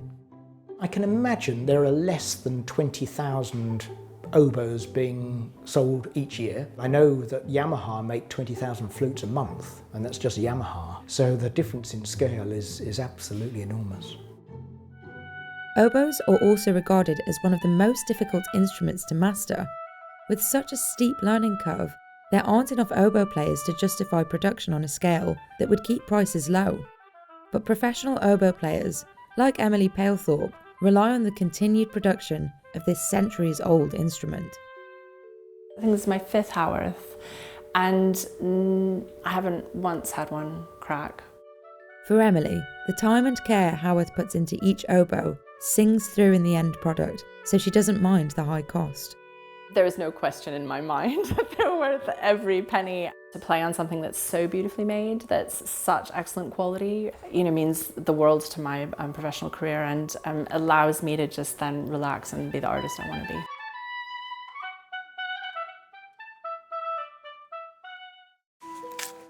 This is the most important moment in the process of creating a South Sea pearl. The moment when Harry inserts the nucleus into an oyster around which a pearl will form. And if he's imprecise, the resulting pearl may come out misshapen. The goal is this: a near-perfect round pearl with a large 20mm diameter. That's more than twice the size of the more common Akoya pearl. And this single pearl can sell for $1,500, compared to $75 for a high-grade Akoya pearl. A necklace of near-perfect South Sea pearls can cost over $200,000. So why is making these pearls so much more difficult? And what makes them so expensive? South Sea refers to the southern portion of the Pacific Ocean. In these waters, just off the coast of Lombok, Indonesia, pearl farms like Afdal Pearl are growing cultured pearls. These are pearls that require a human to put something inside an oyster instead of harvesting naturally occurring pearls. And South Sea pearls are the most expensive variety of cultured pearls. That's in part because of how long it takes to make a South Sea pearl. While some freshwater oysters can churn out dozens of smaller pearls within 3 months, it takes about 5 years to cultivate a single South Sea pearl. The oyster it comes from, the Pinctada maxima, can only make one at a time. And only a fourth of these oysters survive cultivation. That's why the pearl farmers have to go to great lengths to keep the oysters alive. It starts in this highly controlled laboratory, where lab technicians must create the perfect conditions for oyster larvae to grow into healthy, pearl-producing adults. They have to maintain a room temperature of exactly 20 degrees Celsius and feed the larvae the phytoplankton they need to grow. To do this, they combine salt water from the South Sea and sodium hydroxide and store it for 5 days until there's enough plankton. Lab techs feed the plankton to nets of baby oysters and monitor their growth for about 45 days. That's around the time they reach at least 1 millimetre in diameter and are old enough to be transferred to sea. The oysters are transferred to save on the costs of rearing bigger oysters, which can get expensive. Ya, kalau pelihara di darat harus kita bikin planktonnya. Kita beli plankton, kita bikin. Itu biayanya agak besar dia. In the South Sea, the oysters get the warm waters and food they need to mature.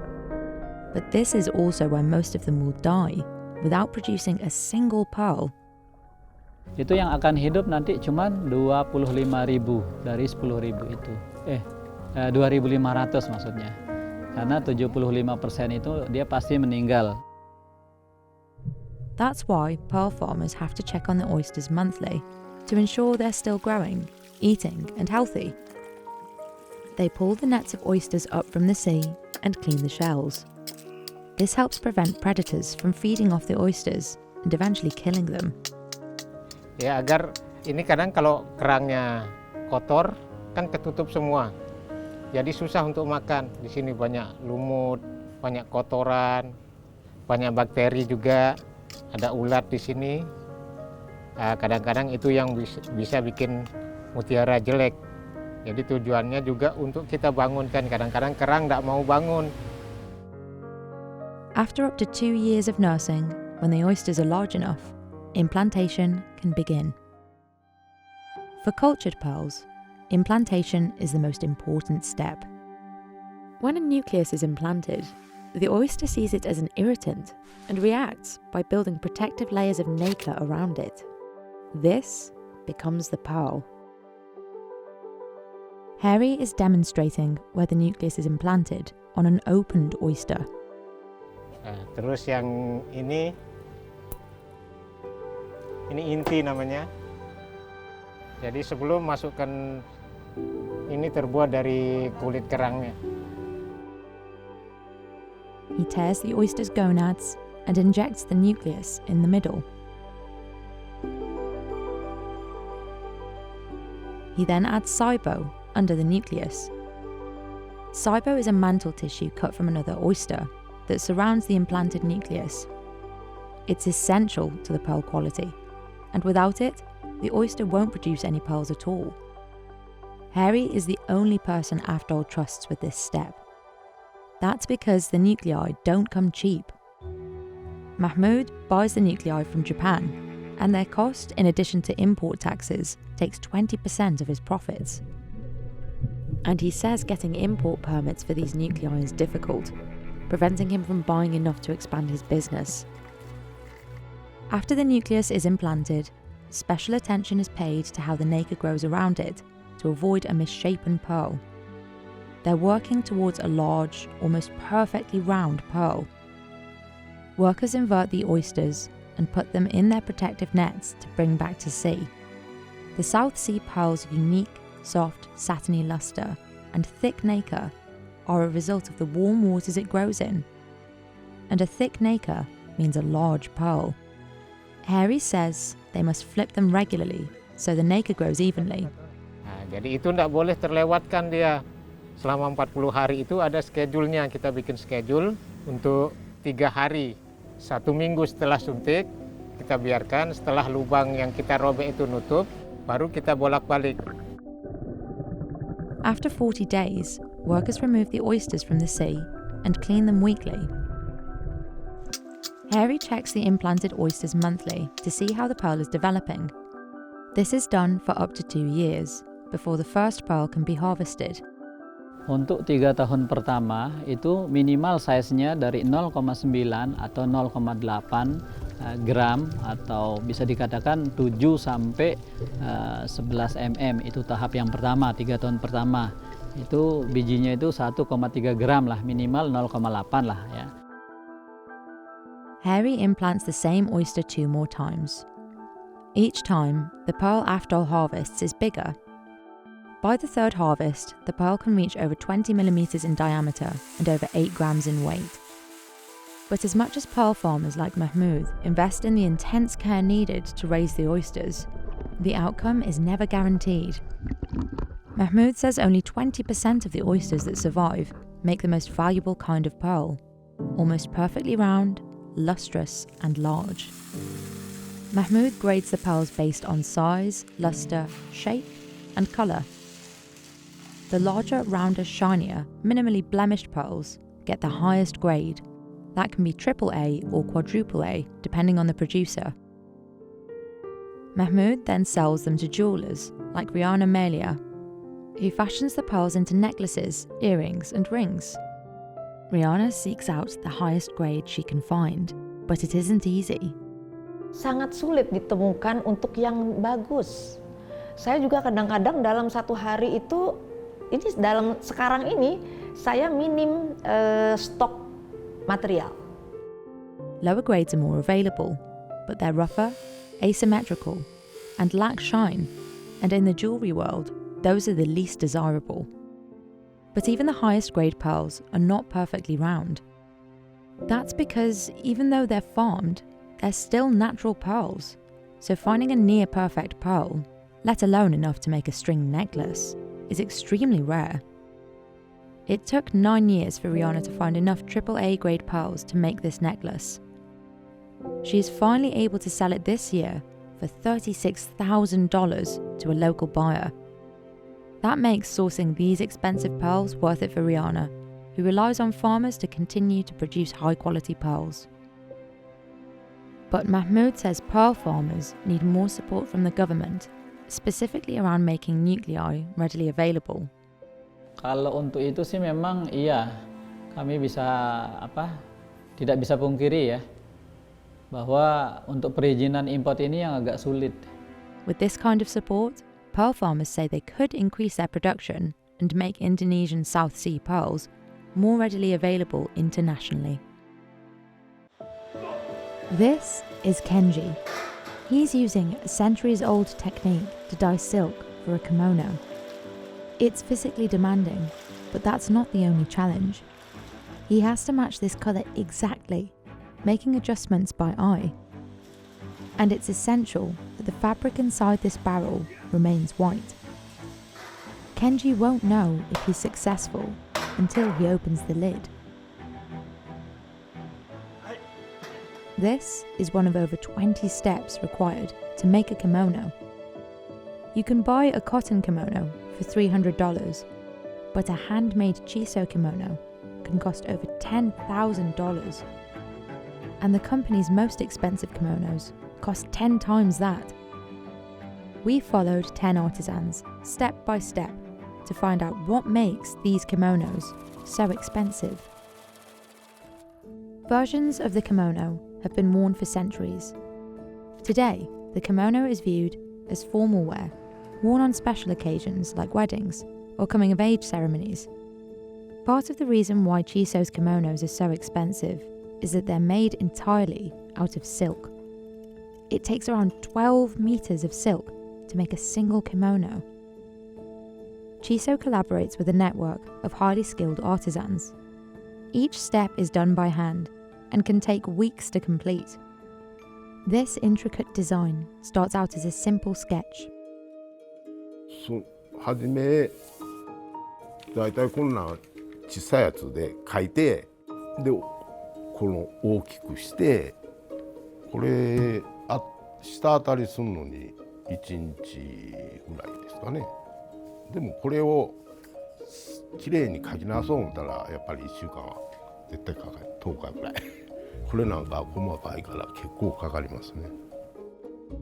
Once the design is ready, Hiroshi transfers it to the silk. This step is called drafting, and it can take up to 2 weeks. Hiroshi ensures that the design looks good when the kimono is worn, not just on a flat surface. These lines are critical to the design process, but you won't see them on the finished kimono. This paint is washed away after acting as a guide for other artisans. Hiroshi has 37 years of experience, but he's still very critical of his work. 必ず書き上がってからやっぱりあそこはしといたらこうしといたらっていうのがたくさん出てくるもので、仕事なんでね、時間的なものもありますんで、で何十時間かけて家言うんやったらそら何回もそれこそ自己満足でね。Chiso's kimonos are known for their complex patterns, painted using a technique called yuzen. Artisans trace the design with a glue-like paste that separates colours when the silk is painted. It also gives a characteristic white outline to parts of the design.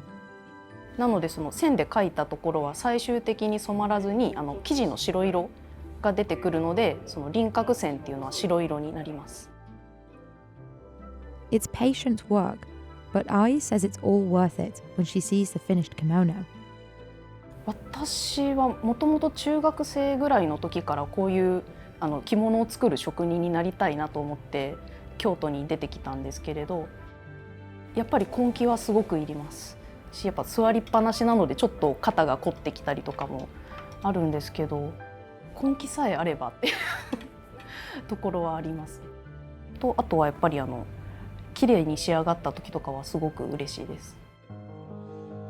This is just the start of a months-long process. Pieces of the kimono are sent off to different artisans across Kyoto. Each artisan must perfect their section while keeping in mind the final design. At Yoko's workshop, she dyes the base of the kimono with these large brushes.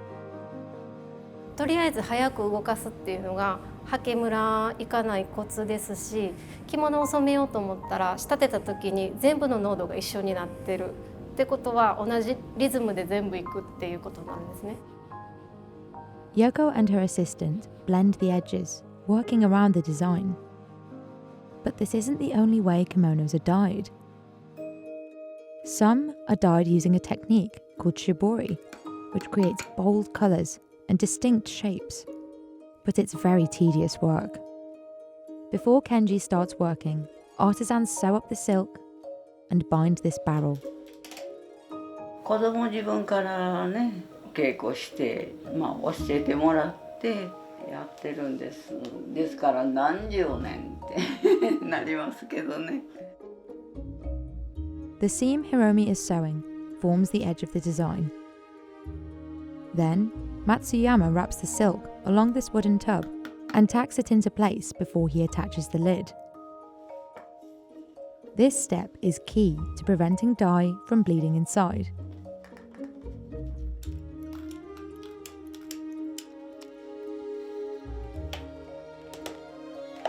Now, it's time for Kenji to dip the silk.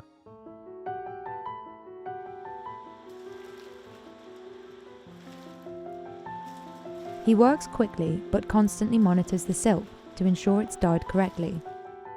If the barrel remains in the dye for too long, the colours will start to bleed. Kenji cuts a strip of fabric, compares it to the swatch, and adjusts its dye accordingly.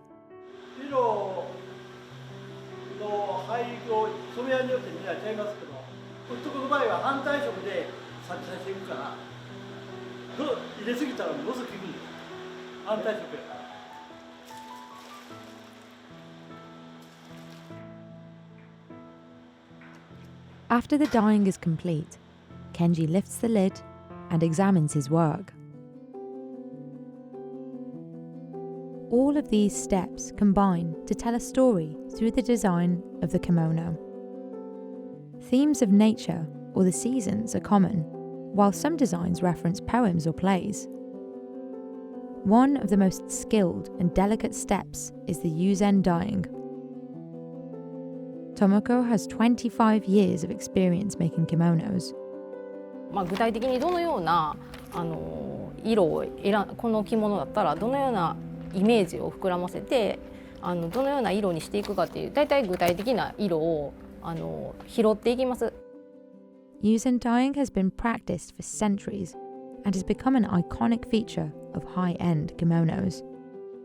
The technique is more expensive and time-consuming than screen printing, but Chiso's customers are willing to pay a premium for the result.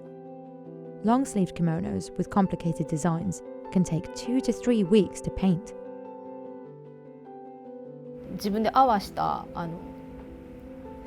色を全部一つ一つここにテストをしてで記録として残しておくものです。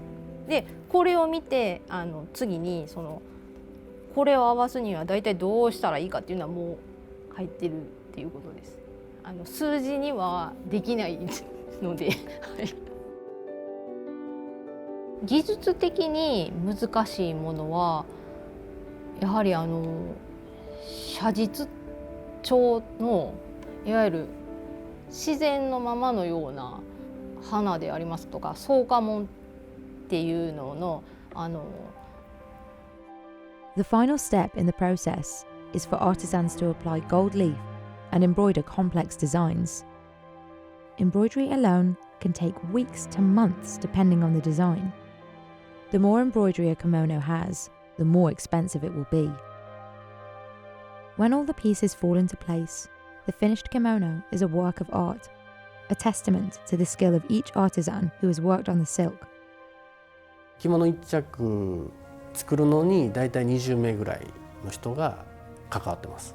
その手仕事のやっぱり良さ、細部であったり、それぞれの工程の非常に高い技術が要求されまして、それはやっぱり機械ではなかなかできない本当に細部の美しさであったり、こういった展示をするときに、柄がしっかり見えやすいように仮縫いを行っているという状態が、販売されている状態ですね。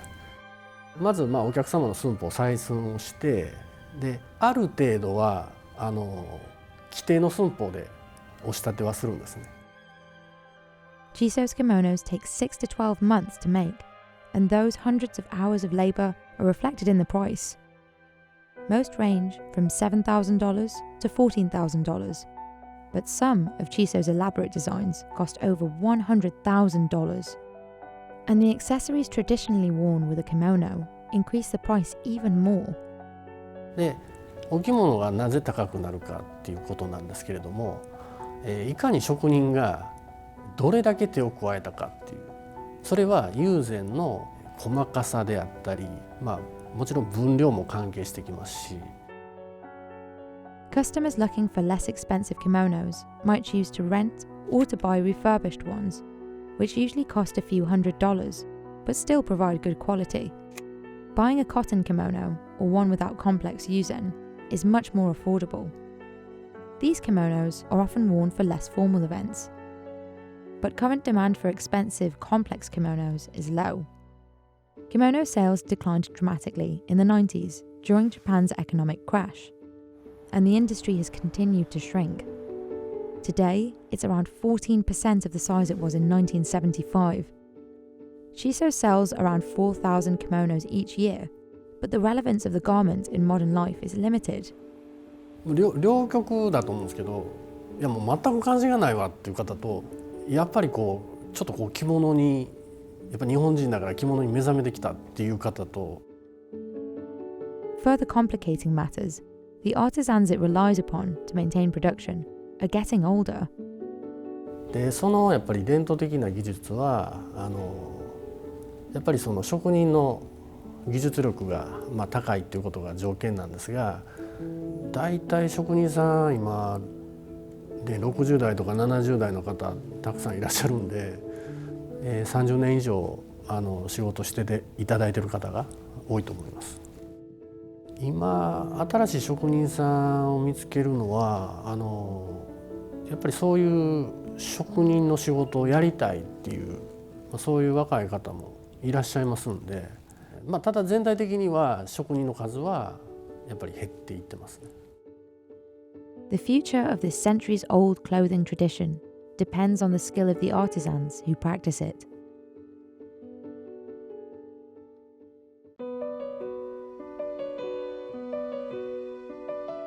Ertuğrul is carving out the final details of this meerschaum pipe. And when he's done, a pipe like this can cost over $300. It's made of meerschaum, a mineral rock often found in underground mines in Turkey that reach 137 meters deep. The most intricate pipes can take up to 2 months to complete. Those can go for over $7,000. But meerschaum is fragile, which means Ertuğrul can lose all his work at the last minute.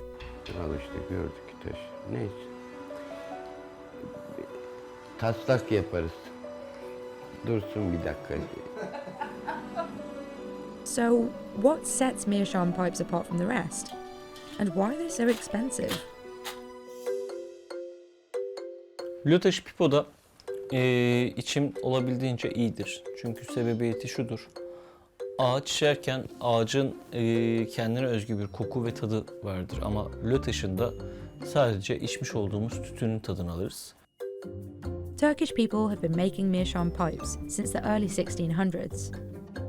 Meerschaum, also known as sepiolite, is a clay-like mineral. It's lightweight, porous, and heat-resistant, making it ideal for pipe smoking. Its porousness allows it to absorb tar and nicotine, reducing how much is inhaled, which some pipe smokers prefer.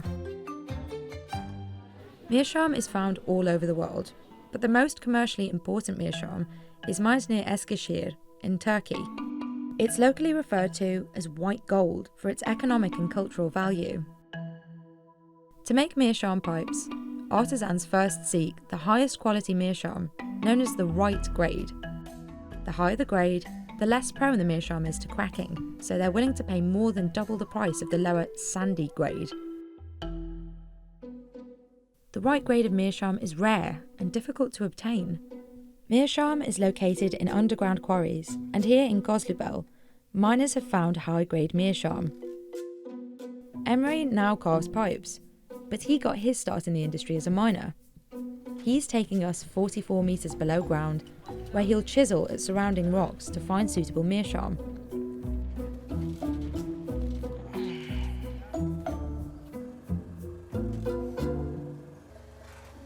Miners make educated guesses as to where to start, typically near deposits they've already mined. The work is physically demanding, and even the strongest labourers can take an hour to remove just one stone. But that's only if they find it. Çünkü yeri geliyor bir kuyuda günlerce çalışılmasına rağmen The goal is to find larger meerschaum rocks that are at least the size of a fist. Oh. Very nice. Çok güzel bir lö taşı bulduk. This stone can sell for at least $38. Emre says larger meerschaum has higher heat resistance, up to 4,000 degrees Fahrenheit. Tadı güzel. The bigger the meerschaum stone, the more elaborate and eventually the more expensive the pipe will be. But artisans like Emre can only make as many pipes as the meerschaum supply allows. İsteğimiz tekrar daha fazlası almak ama yer altından çıkan sayı ne kadarsa biz onları alıyoruz. Though Emre can spend up to $2,200 at a time on raw meerschaum, that's still not enough to meet the demand for the finished pipes. Yapacağımız piponun madenini kendimiz çıkarttık yerinden. Hadi gidelim Eskişehir'e. Ertuğrul Çever is one of the few master pipe carvers in all of Turkey. He's been making meerschaum pipes for over 50 years. Aside from the cost of the meerschaum itself, the final price of these pipes comes down to skill and craftsmanship. To start making the pipe, Ertuğrul removes any dirt from the stone and cuts around fault lines that may later cause it to break. This sometimes means lopping off 3/4 of the meerschaum stone. He then carves out the rough shape of the pipe. He air dries the pipe to strengthen it, then drills in guide holes for the mouth and body. Ertuğrul refines the pipe again with 4 different sandpapers to remove any flaws and to ensure a smooth surface. Simpler pipes like these can sell for over $100, but complex pipes like this Ottoman Sultan head require further handiwork, which can triple the price. Ertuğrul doesn't plan the design for his pieces. He works from memory and feel, so each of his pipes is a unique work of art. After hand carving every minor detail, Ertuğrul starts shaping the stem. The stem's materials can vary. Ebonite is used for more expensive pipes, while acrylic is used for more affordable ones. The stem is polished, then fit into the mouth of the pipe. Next, Ertuğrul dips the pipes in beeswax, which adds a sheen and further hardens the meerschaum, prolonging its durability. But even when worked by skilled hands like Ertuğrul's, the meerschaum is liable to break unexpectedly at any point in the process. Şeysi, al işte gördük taş. Neyse. Taslak yaparız. Dursun bir dakika. The risk of this happening, especially with complex pipes that can take up to 2 months to complete, means sometimes Ertuğrul's work is all for nothing. But when he can finish a pipe, it can be sold for top dollar. Benim sattığım pipoyla yola çıktığımızda, yani ben kendi adıma en pahalı sattığım pipo 3-4 bin dolara geçmemiştir. Çünkü alım gücü fazla olan ürüne rağbet ederiz biz. Meerschaum pipes at this price point are typically large, intricate collectibles that are also functional. Bu elimde gördüğünüz pipoların büyük çoğunluğu benim elimdeki koleksiyonun sadece en eski parçalarından oluşuyor. Çünkü bunların büyük bir çoğunluğu 1800 yıllardan ve 1700 yıllardan olan pipolar. 200-250 yaşlarında olan pipoların koleksiyonudur. Today, meerschaum pipes are in high demand by collectors and smokers alike. But that hasn't always been the case. Around the turn of the millennium, a rise in anti-smoking laws and the availability of alternative materials created the market for meerschaum pipes. Things took a turn in 2011 with the rise of tourism in Turkey after the Arab Spring. As tourism continued to increase, Emre saw meerschaum pipes regain popularity, and the global pipe industry is set to grow even further at a rate of 4.5% by 2031. Yet as demand for meerschaum pipes increases, Ertuğrul fears the profession can't keep up. Biri bitti, biri başladı ve şu anda da belki de altın dönemini yaşıyor yani. Ham madde pahalı olmasına rağmen. Geleceği açısından bizim tereddütümüz yetişen sanatkarın olma işi. Eğer bu devam ettirilirse bakıyorduk fakat şu anda yetişen genç nesilde o ustalarımızdan daha iyi usta olabilen bir sürü yetenekli insan oluştu yani.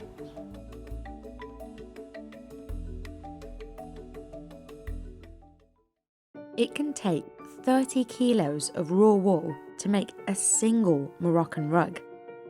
Women tie each knot by hand, one row at a time. Instead of using guides, they work from their imagination. ملي كنديروا الزربية كنعبروا على المشاعر ديالنا وعلى الحياة ديالنا.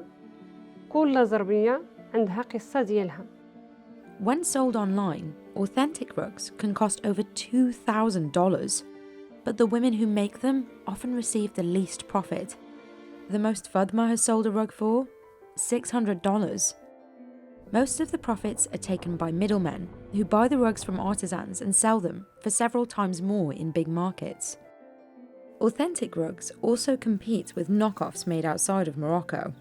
لما فراسيس واش كاين شي زربيه تتقلد الزربيه ديال المغرب على برا حتى قلتيها ليا وملي سمعت هاد الاخبار حسيت بشي نقصان. Today, dozens of cooperatives are working together to fight for a fair wage. We went to Morocco to find out why these artisans struggle to earn a profit while the rugs are so expensive. Deep in the Atlas Mountains, there are thousands of artisans weaving rugs like this. They've been woven throughout Morocco for centuries by Amazigh tribes. وهذا الشكل هذا راه صعيب بزاف وغاليين بزاف. Fatma has been making rugs her whole life.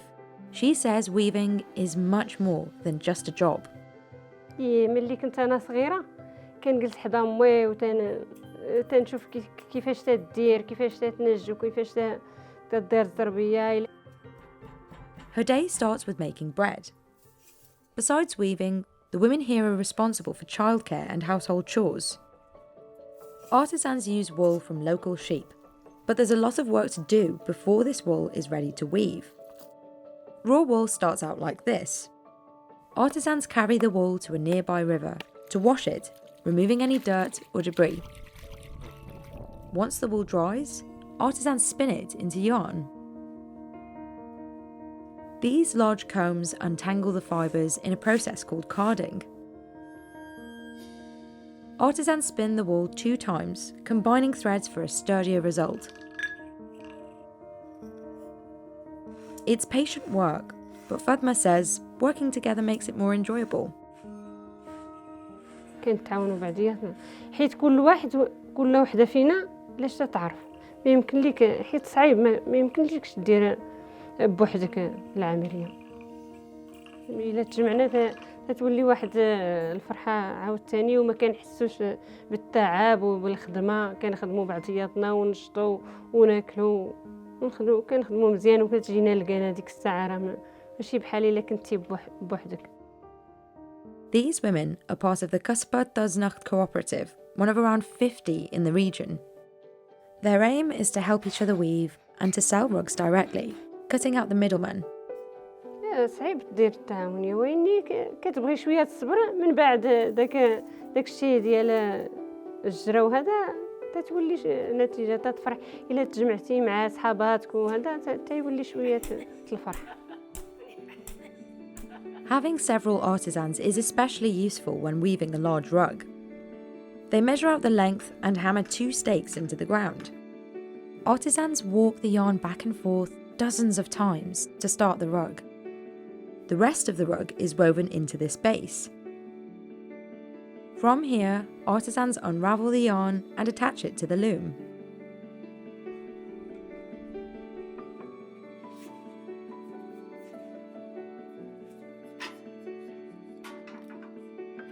This marks the start of weeks of work.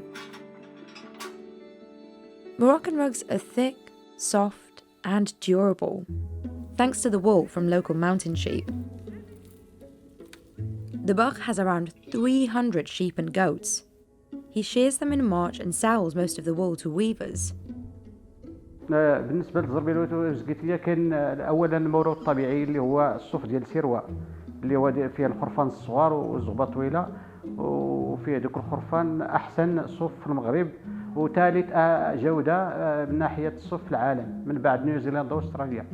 بالنسبه للطبيعي هو اللي غلا تخدم باليد الصوفه. The Bach sells his wool for around $10 per kilogram.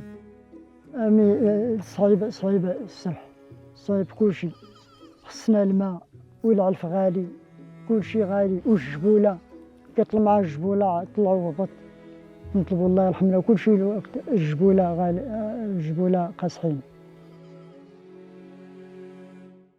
Back at the cooperative, artisans are busy dyeing the wool.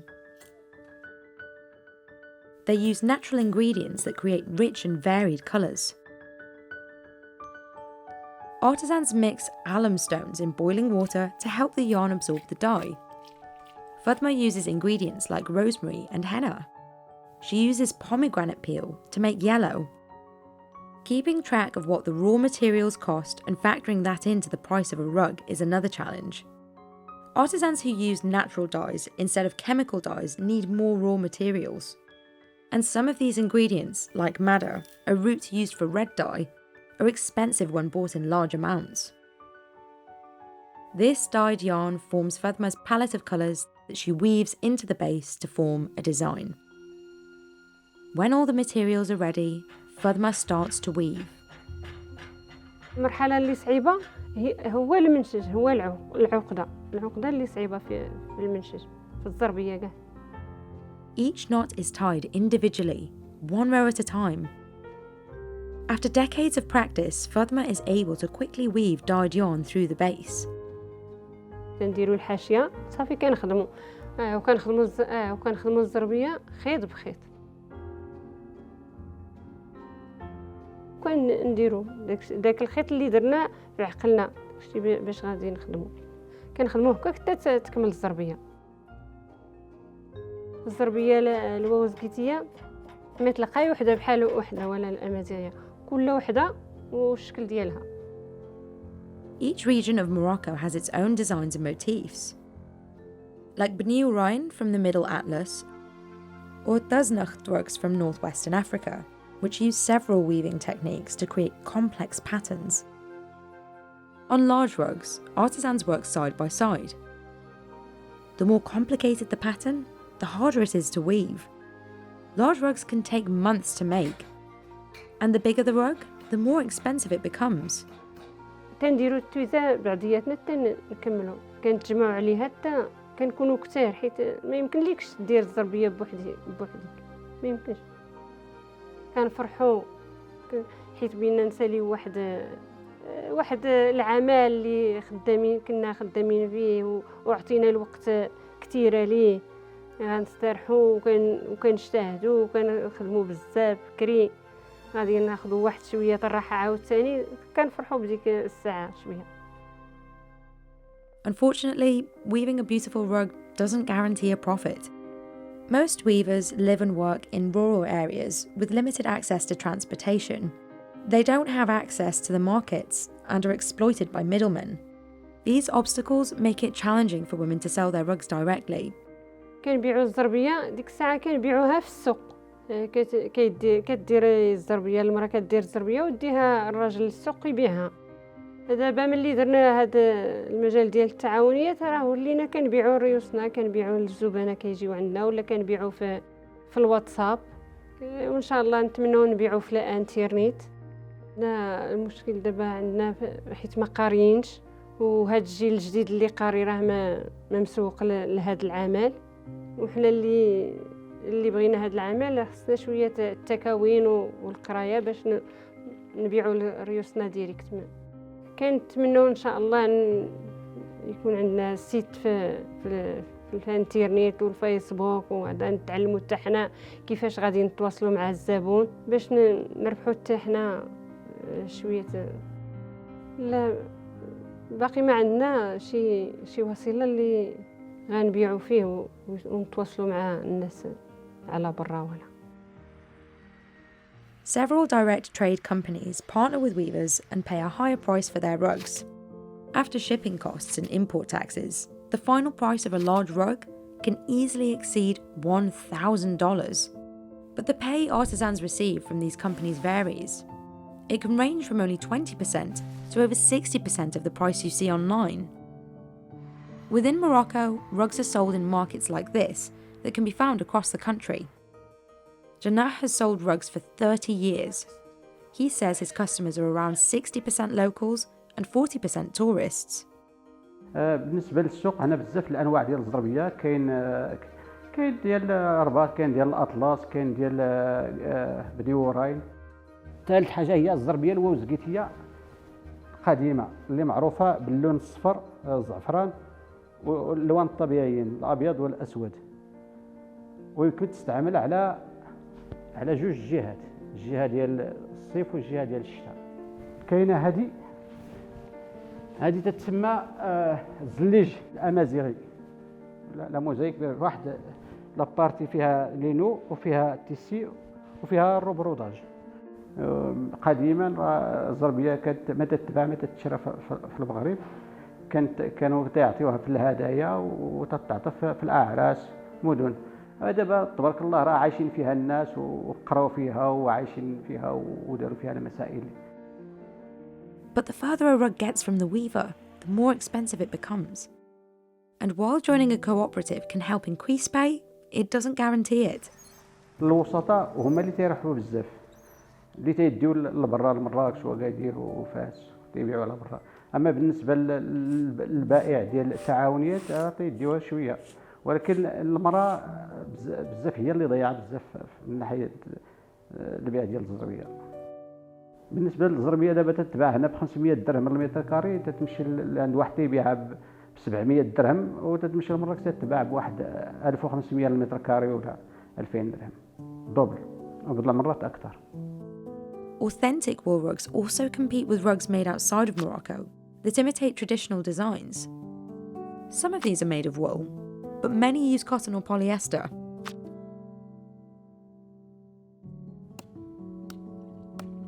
Like many traditional crafts, passing on rug making has been a challenge. هاد الشباب راه ما تيشوفوش المصدر ديال الربح ديال هاد المهنه هادي. قالوا لك راه صعيبه الخدمه، اصلا صعيبه الخدمه، وهما الخرايه وقالوا لك راه ما فيها لا نتريت وما فيها ما فيها كما. But these artisans say it's important to preserve this tradition. بالنسبه للزربيه الامازيغيه والزربيه الطزناقط ما يمكنش تنقار لحقاش فيها الموروث الثقافي ديال المنطقه وفيها العيش ديال الساكنه. الجيل كيدوز عليه وتتورث ماشي تتعلم. الزربيه موروث ثقافي ديال البلاد، حيت فيها المعيشه وفيها كتعمر لك الوقت ديالك وكتخرجي شي حاجه من راسك، حيت ماشي غير كنخدموا كنبدعوا كنعبروا في الزربيه. داكشي علاش ما كنحسوش بالتعب ديالها، حيت كنبغيوها.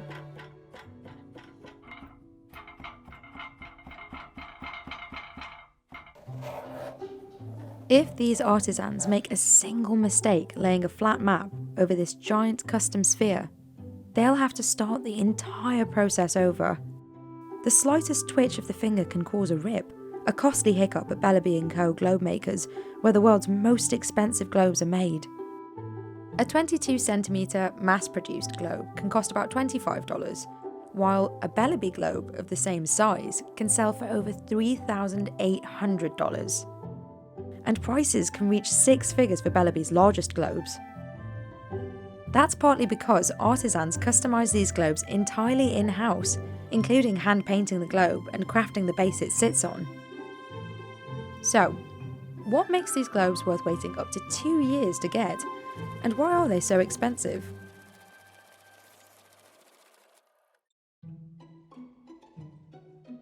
If someone asks why it's so expensive, I invite them along to the studio and show them around and show them the processes we go through at every single level. When they leave, they fully understand why it takes so long. Peter Bellaby founded London's Bellaby & Co. globe makers in 2008, and today it's one of the only studios in the world making globes by hand. The smallest globe it sells, the 12cm diameter pocket globe, can set you back almost $2,000. Its largest, the Churchill, has a 127cm diameter and costs over $94,000. Since 2008, Bellaby has sold around 5,000 globes, ranging from maps of the Earth to the constellations and even the Moon. 3 of those were featured in Martin Scorsese's Hugo, including a 40cm celestial globe. Production is limited because making a globe from scratch, entirely by hand, is no easy feat. At Bellaby, it requires cartographers, globe makers, painters, and woodworkers.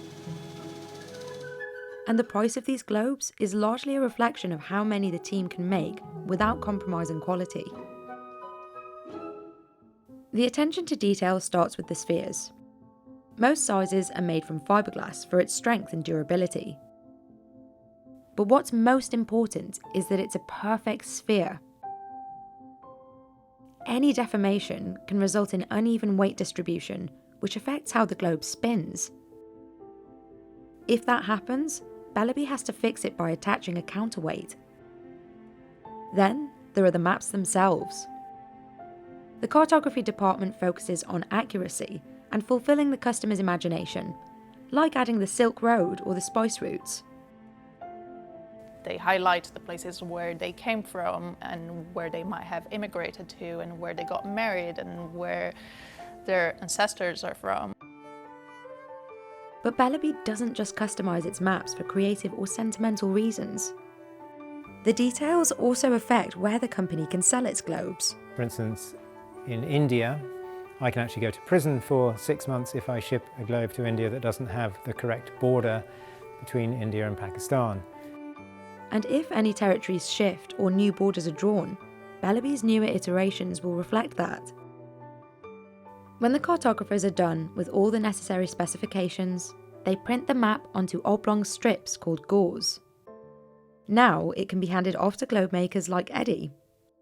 So with globe making, it's all about applying 12 or 24 gauze onto the sphere. So it all starts with cutting those gauze very, very precisely with a scalpel. Makers have to cut the gauze to within 0.1 of a millimetre, so there are no gaps or overlaps when they're applied. You could very easily cover an entire country based on the amount that you've extra overlapped because you've cut a little bit too much excess. Eddie traces the latitude and longitude lines onto the sphere as guides.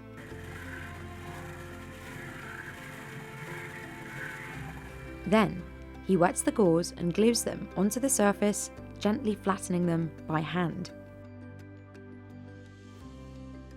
Even the slightest tension or miscalculated movement can cause a rip or wrinkle. When globe makers do make mistakes, they have to scrape off and replace the offending gore. If they're lucky, they'll only need to remove one, but sometimes the team has to redo the entire globe, including the cartography.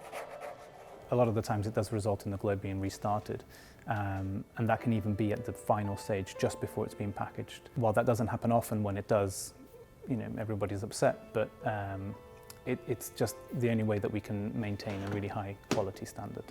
Correctly setting a single gore onto the massive Churchill globe can take an hour. Aside from size, factors like the temperature in the room or the consistency of the glue affect application time. The globe maker has to account for all of this, including their own breathing. I found that cold showers actually help a lot with controlling breath, and that's really improved my making actually. It takes up to 18 months for trainees to learn the most basic aspects of globe making, and much longer to master it. Eddie has been on the job for 6 years. When the gauze are finally set, the globe is ready for the painters, like Isis. She can bring the Earth, the Moon, or the constellations to life. she shades in the coastlines, mountain ranges, political borders, and any illustrations or customizations. The difficulty on this stage is actually making all these gores the same color and consistent. It's almost like if you're making a painting, but you have 12 different canvases, and there has to be a continuation. Some globes highlight different ocean depths, so Isis has to paint in ocean trenches in their exact location. She works deliberately, being careful not to paint neighbouring countries the same shades, or let any watercolour run from one gore to the next. That's another mistake that risks having to start the whole globe all over again. At the woodshop, artisans are working on a base for the nearly complete Churchill globe. It's all done in-house by a dedicated team of 4. They engrave, chisel, and stain the wood based on customer specifications. At every stage of the globe-making process, Peter encourages his team to take as long as they need. It's very important that we spend the time that is required to make every single globe as best as it can be. It's finished when it's finished and when it's ready. The cost of labour accounts for most of the price, since it usually takes 4 to 6 months to complete a globe and ship it out. But Bellaby also pays attention to the materials it uses. The inks it uses for printing can last between 80 and 200 years in gallery conditions. The origin story of Bellaby globes is just as peculiar as the globes themselves. In 2008, Peter decided to make a globe for his father's 80th birthday. He went through hundreds of globes and thousands of pounds before he was happy with the result. In about 2011-12, I sold my house to fund, because this is a bottomless pit of money. I used to go down to the municipal dump every 2 weeks with an estate car full of trial globes. And once he got it right, he wanted to keep making them. But Peter didn't expect the warm reception these boutique globes received. The company was recently commissioned to work on a globe for the Louvre, and its largest globe has a waitlist of 2 years. Peter attributes this demand to the rise of consumer interest in handmade products. The global handicraft market size reached $680 billion in 2021 and is expected to exceed $1 trillion by 2027. Bellaby & Co. too has seen this consistent rise in demand for its handmade globes. The company says it turns multi-million-dollar revenues year after year. And it expects this to continue, even at high price points for its niche products. What I love so much about what we do is that it is so deeply personal. You can tell someone's whole life story in it. Making Bangja Yugi starts here, with molten bronze, and after hundreds of hammer strikes, it's transformed into some of Korea's most expensive tableware. Artisans work with fires over 1300 degrees Celsius, carefully reheating the metal between rounds of hammering. Too hot and it will melt. Too cold and it'll shatter. No molds are used in this process, only skill and an experienced eye. When it's done, this rice pot can sell locally for over $350. So what makes Bangja Yugi so labour intensive? And is that why it's so expensive? Bangja Yugi refers to Korean hand-forged bronzeware. It can take many forms, from pots to gongs. While Bangja Yugi production has largely been modernised, Lee Bong-ju is one of few Yugi masters who continue to produce certain pieces using traditional methods. Bong-ju, who is 96, has been making traditional Korean bronzeware for over 70 years. 저는 제가 선택해서 한 거 아니고 저거 그냥 지나는 팔자가. In 1983, the South Korean government declared him a living national treasure. A single spoon, fully handcrafted by Bong-ju's team, costs $70. A set of 7 bowls costs over $1,800. Bong-ju starts off by measuring the ingredients. The perfect bronze alloy for Bangja Yugi is in the details. An exact ratio of 78% copper and 22% tin. The metals are heated to over 1300 degrees Celsius in order to melt and boil. Although the alloy will melt at a lower temperature, Bongju says that heating it to 1300 degrees ensures it can stretch without cracking once cooled. 그 합금에 어긋나게 되면은 늘어나지 않고 또 늘어난다 하더라도 이것에 하게 되면 손가락으로 구멍이 뻥뻥 나기 때문에 그건 아주 안 되는 거죠. 아주 완전히 안 됩니다. 그건. They then pour the molten alloy into a heated stone with a round cutout. Once the alloy cools, it becomes a bronze plate with a rounded bottom, referred to as a baduk. Bongju's team heats the cooled baduks again, so they can hammer them without risking breakage. One person cannot hammer the bronze alone, as they won't be able to move fast enough before the metal cools. Working quickly in a circle, artisans strike the red-hot baduk, stretching it until it's the desired size. Each careful blow of the hammer plays an essential role in shaping valuable yugi. This also means one misplaced hit could cause irreparable damage. 해다슬이 이제 너무 한 놈이 잘못하게 해주고 깨져서 불락 나잖아요. And it's not just the hammering that can ruin the baduk. Every step of the traditional process is manual, down to fanning the fire. Fanners push and pull the bellows, creating wind to keep the fire going. They depend on experience to determine how hot the fire is, and if they allow it to get too hot, the bronze melts. This particular fanner is still in training.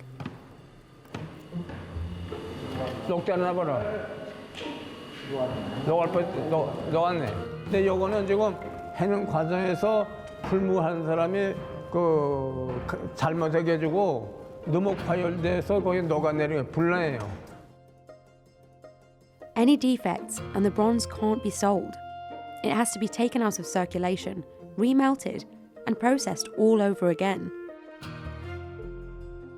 After another round of hammering, Bongju cuts the baduk into a circle to the desired diameter. 이게 원대장의 숙련된 원대장 일이야. 사람이 이걸 얼마나 몇 센치에 따게 되면 원대장 그 자가 필요 없어요. The baduk is then heated back up to working temperature, and the artisans begin another cycle of carefully hammering and shaping.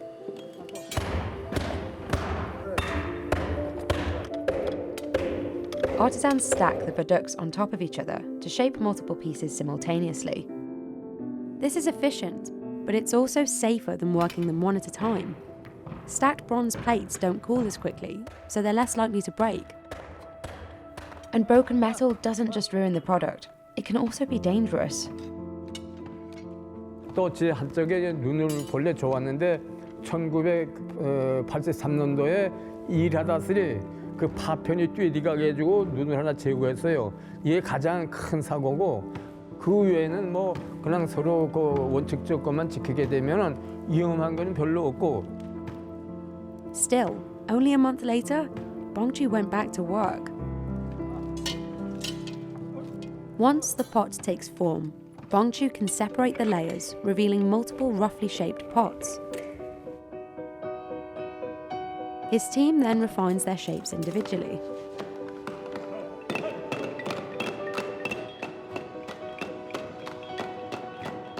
The pot is repeatedly shaped, trimmed, and shaped again, all freehand, under the skilled and watchful eye of Master Bongju.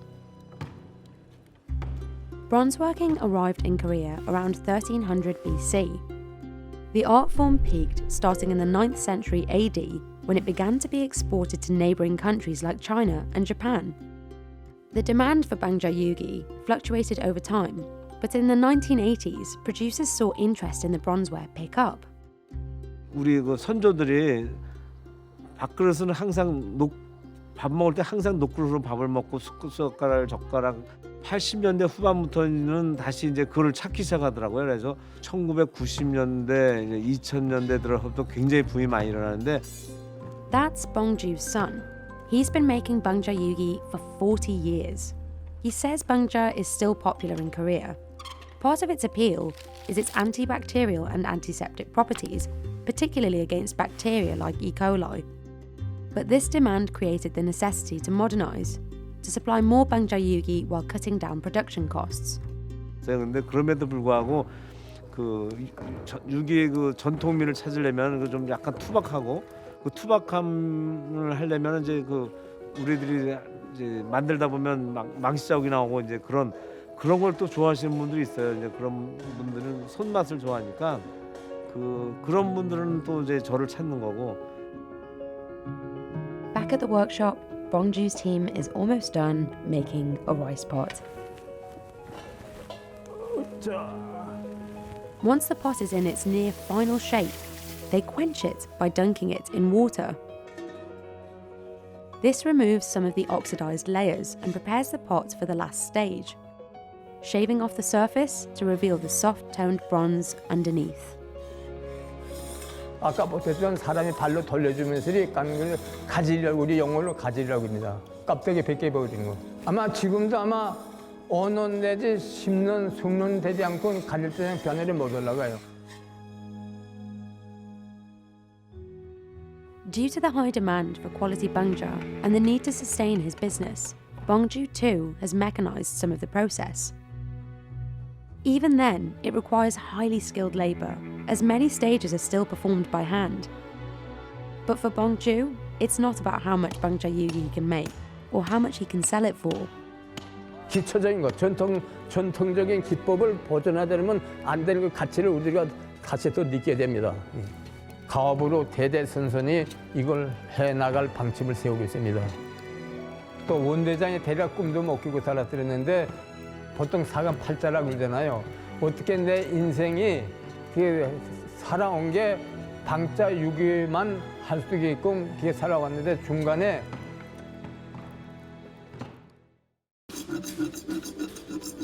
After crafting the hand-designed head and customizing the shaft, there's still one step that could make the work on these Honma golf clubs all for nothing. If they make a mistake during assembly, the instant adhesive will immediately dry, meaning countless hours of work and thousands of dollars will be wasted on a single golf club.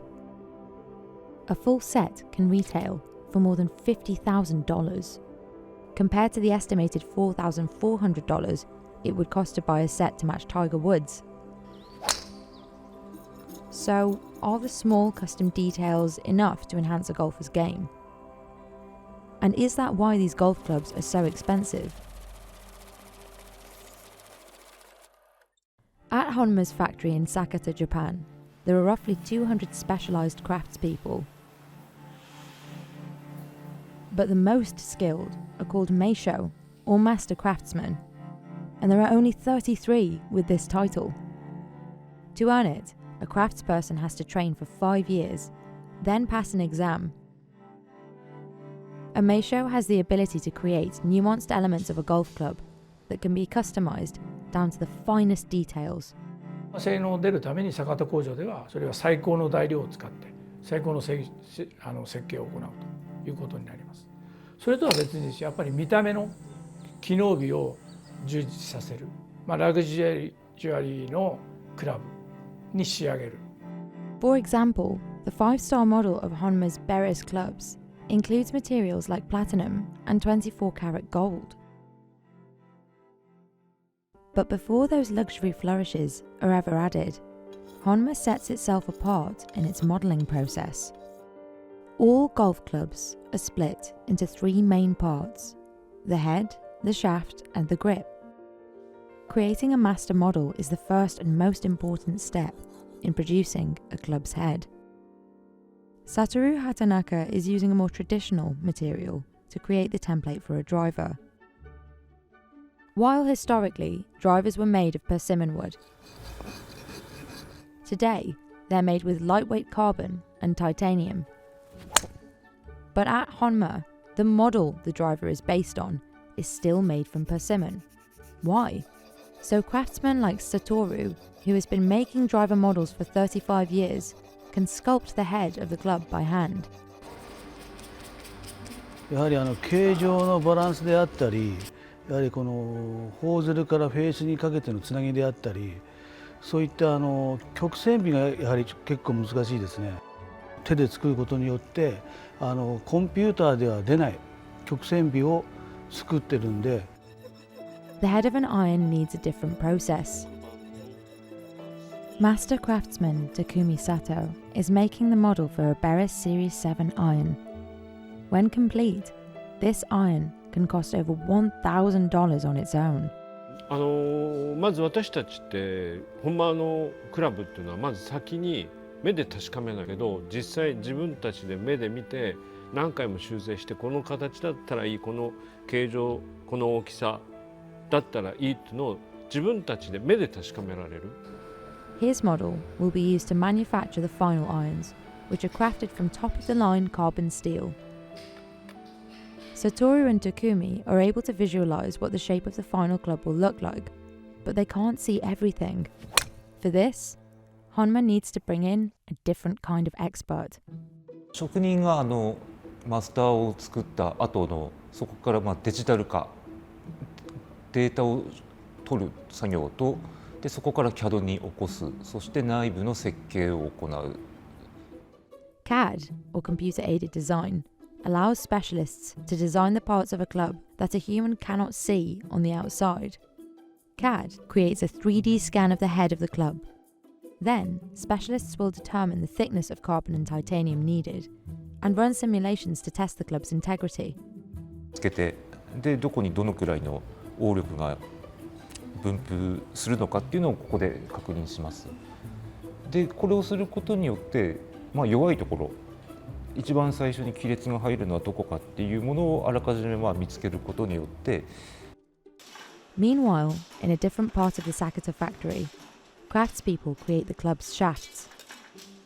And while other golf club manufacturers often outsource the shaft, Honma makes every one of theirs in-house. 自社でカーボンシャフトを作ろうよと、一年復帰して酒田工場を作るわけですね。 The shafts of the Beres clubs are designed to recover as quickly as possible to their original shape after swinging. The shaft begins with a strong material called high modulus carbon fibre. This is the highest grade of carbon fibre, often used to make professional racing bicycles. This is cut and wrapped around a metal rod called a mandrel. 円柱に見えますけれども、テーパー部分が変わっている変則テーパーになっている。急激に巻いてしまうと繊維が傷ついて折れてしまうことがあるんで、弾性率の高い、シートを巻く際には徐々にゆっくり、やっぱりこれも人の加減が必要で。 Even at this stage of the process, the handmade elements of design are highly customizable.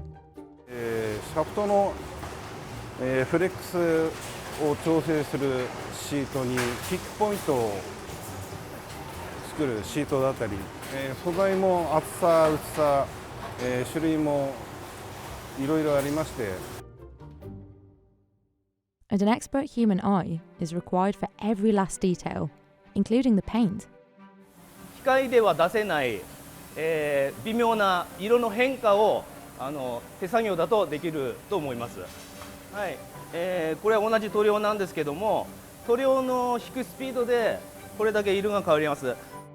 Honma invented its very own pull-through method for this step, a unique skill that allows craftspeople to have total control over the outcome of the shaft's appearance.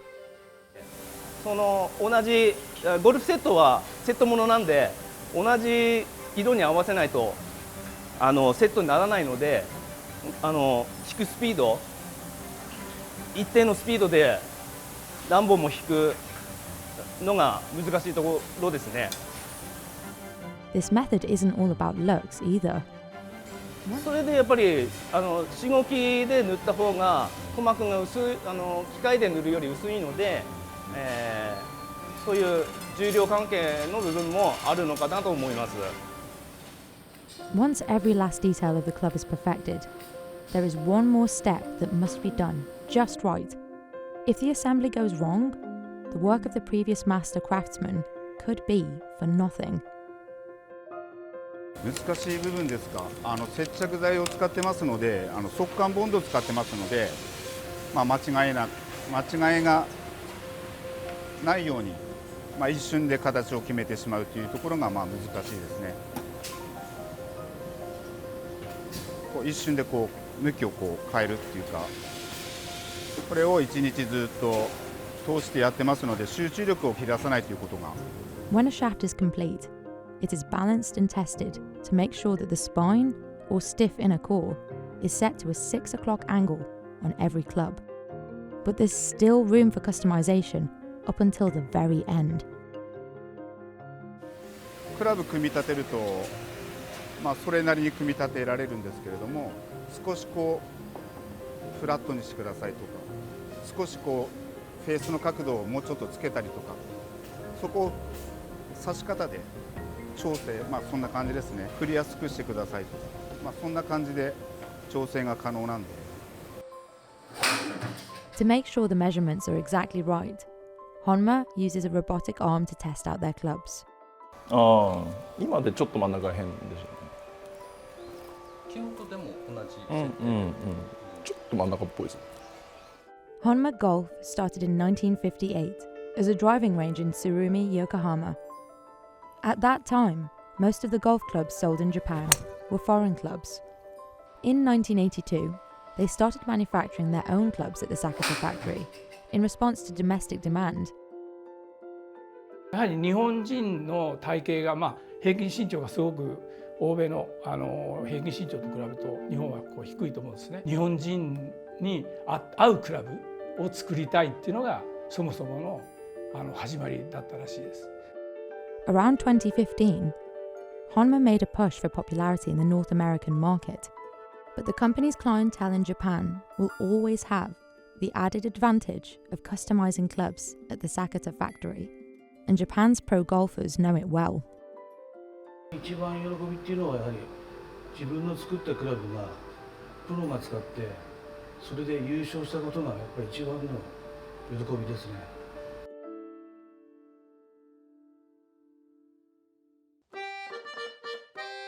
The buttons on this accordion are made from mother of pearl, the inner lining of certain seashells. For a full-sized accordion with more than 100 buttons, Pagini spends about €600 on this part alone. That's 4 times the cost of acrylic buttons on standard accordions. This attention to materials is why Pagini accordions can sell for nearly €40,000. But do Pagini accordions sound any different? And why else are they so expensive?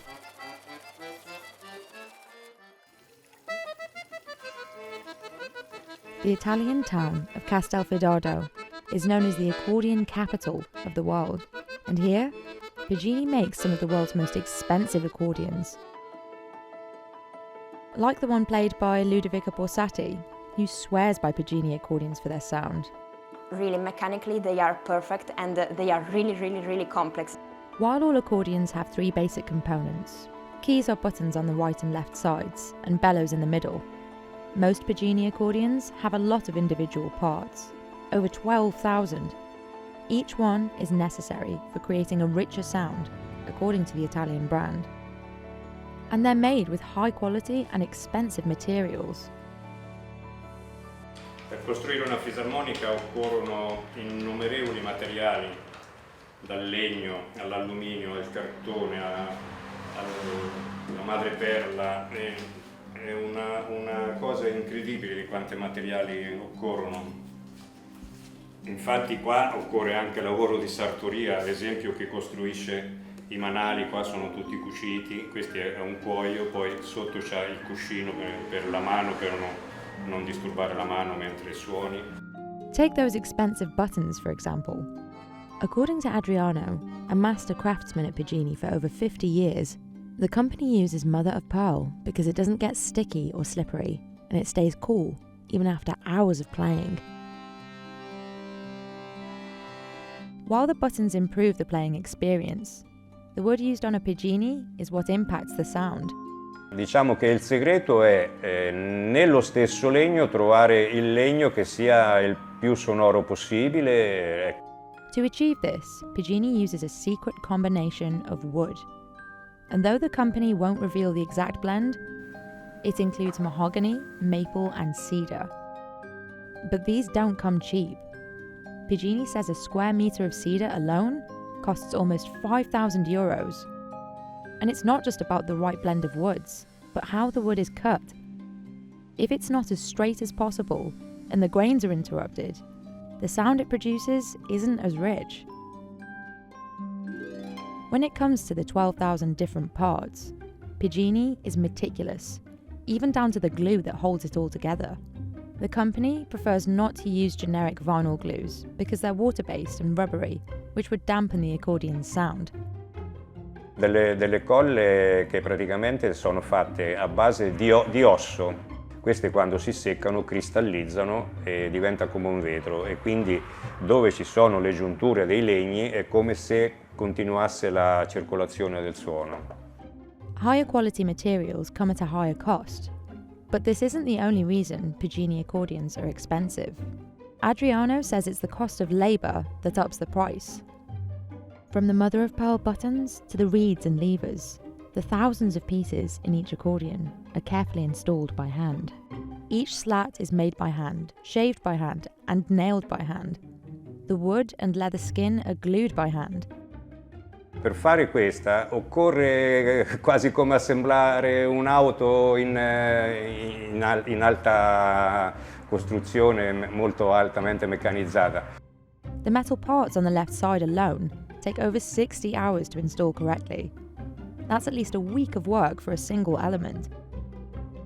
That's why completing an accordion like the Piggini Nova takes over a year, and only 20 are made each year.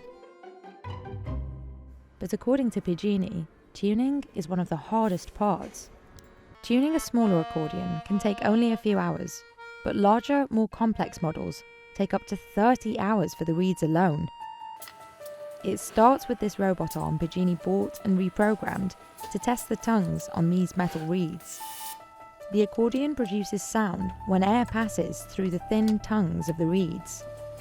And there are over 500 reeds in a free bass accordion. That's over 1,000 notes that have to be tuned to perfection. The reeds are then installed, and the notes are retuned by hand by one of 4 expert tuners like Lorenzo. He lifts each tongue to make sure air can move around it freely when it's played. He also adjusts both sides of each reed to ensure they're on key. And once the accordion is fully assembled, retuning can take up to a month. That's intensive compared to the couple of hours it takes to retune a piano. Another reason these accordions cost so much is because of the brand's historic reputation as an innovator. La Piggini è rinomata proprio perché noi abbiamo più della metà della produzione proprio data dalle fisarmoniche a bassi sciolti. Meaning most of its accordions are built to play both bass notes and melodies at the same time. The more common Stradella bass system plays bass notes, with only a few chord options for melodies. The free bass accordion, on the other hand, can play various melodies in the right and left hands, along with bass notes. Piggini achieved this by developing a more complex model for a converter in 1961. Its converter expanded the accordion's sound capabilities, but didn't make the instrument any heavier. Qui possiamo vedere la differenza proprio del suono. Io schiaccio lo stesso bottone e ho un accordo. Se passo in bassi sciolti, schiaccio lo stesso bottone, ho una scala cromatica come se fosse una tastiera. It's also the most expensive part of Piggini's free bass accordions. The converter, along with the cost of installing it, accounts for almost a third of an accordion's price. Other companies have tried replicating its mechanics because in the accordion world, the lighter an instrument, the better it is for musicians. And the more notes an accordion can play, the more valuable it is. E proprio con I bassi sciolti è venuto proprio l'era della musica classica, con la fisarmonica a bassi sciolti suonano Bach come se tu sentissi un organo da chiesa. Però ti dimostra quanto questo strumento abbia enormi capacità di espressione. That goes a long way for advanced accordionists like Ludovica, who believe the accordionist is only as good as the instrument they play. I choose Pigini also for another reason, maybe the most important one, and it's because of the sound these instruments have. It's really a unique and pure sound. It's always so elegant, and really I feel it is the real sound of the accordion, the classical accordion, which is the instrument I fall in love and I want to play.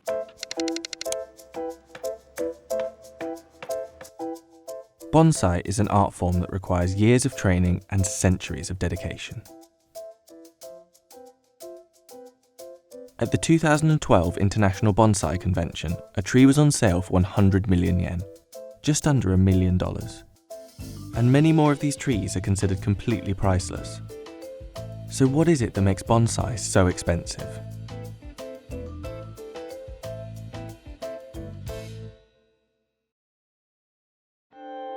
Bonsai is the art of dwarfing a regular tree to create a perfect miniature representation of nature in a small pot.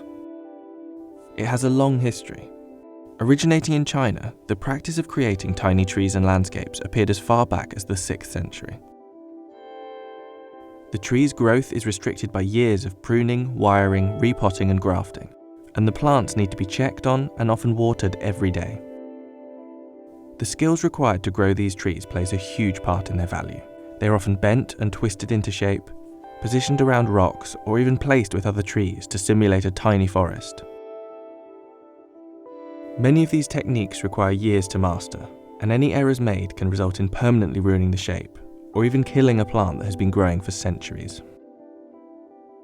Chiako Yamamoto is a 4th-generation bonsai master based in central Japan. She's been creating and selling bonsai for the last 51 years, and one of the hardest skills to master when growing these plants is patience. で、これがこうなってきます。で、これがそうですね。15年ぐらい経って、これが15年ぐらい経ってできたものですね。ここら辺が、古い木ですね。こういうのが25年ぐらいそれからこういうふうになって作る。やっぱり絵だとかそういうのはもう完成したらそこからは何も変わっていかない。でも盆栽は変わっていくんですよね。それは自分の愛情とか管理で変わっていく。そうやっていつも安定してない不安定感があるから安定してないものに自分の愛情をかけて自分ので植え替えしても新しい根を作ったら3年かかる。で変わるのは5年。だから植え替えしても植え替えした今年の仕事は3年5年後に結果が出る。The time and devotion this process requires is unlike almost any other form of artwork. While the work is almost a form of sculpture, the plants are living things and will always react in their own way. 3年はまあまあで5年になって自分の考えが答えが出てくる。そうやっていつも変わる。その5年後になんでこんな作り方しちゃったのかなっつってそれは植物生きてるから太陽に向いて好き勝手にこう動いちゃうわけよ。そうすると自分の発想と違う動きしちゃう。そうするともう一回自分の見方をこうやってこれよろしくないでいつもそうやって変化していく。その結果がすぐ出ないから長生きしないと結果が見えてこない。The extraordinary time this process takes means that there just aren't that many trees around. Some of the most valuable bonsai are over 800 years old, and so the supply isn't going to increase anytime soon. ただ盆栽は私で4代のようにやっぱり今種まいて次の人に渡す2代3代かけて作っていかなければできないので、まあ特に国内どんどん今業者減ってきてるので難しい問題だと思いますね。で今ある盆栽はかつて明治の頃山取りされたとか30年40年かけて作った名品が今あるわけ。でも今作られてる名品はあんまりないわけだから今後それが数が増えていくかってことは。 Other factors can contribute to the cost. The bonsai pots and the tools used are often handmade and can cost thousands of dollars themselves. Certain types of tree are also harder to grow or require certain techniques and may fetch a higher price. But more than anything, these trees are works of art, valued for their beauty and the vision of the artist. 作ってる方から言うと、年月を考えると、皆さんの年収考えたらすごく安い盆栽はね、やはり世界に1個しかない、同じものが2つとない、で年月が何十年かかる、そういうことで評価をいただけば高い値段設定もいく。でも何十年かけたってそのいいものでなければ評価が低い。そういうふうに盆栽の値段の評価はすごくシビアっていうか、その値段の評価を認めてくれないと買ってくれないので、いくらね年月かけてもダメだし。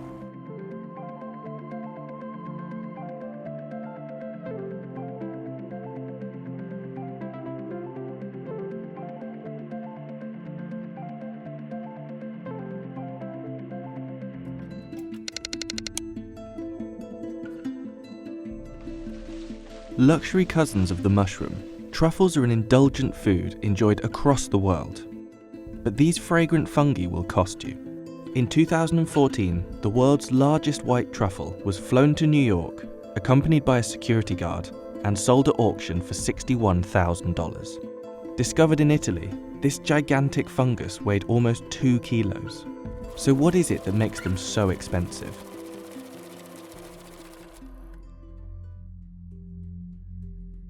There are a lot of types of truffle. There are at least 40 species, many of which aren't edible, and new species have been discovered as recently as 2018. You've probably seen luxury truffle products in supermarkets or fancy restaurants, but the unique truffle flavour you recognise might not be real truffle at all. Cheap truffle oil often hasn't been anywhere near a real truffle. Many cheaper truffle products use 2,4-dithiapentane, a synthesized compound containing one of the main aromatic components of foot odor, guaranteed to give it that earthy taste. Real truffles are seasonal and pricey, with a short shelf life. They were originally sniffed out using truffle pigs, but while pigs are very good at finding truffles, they're also very good at eating them too.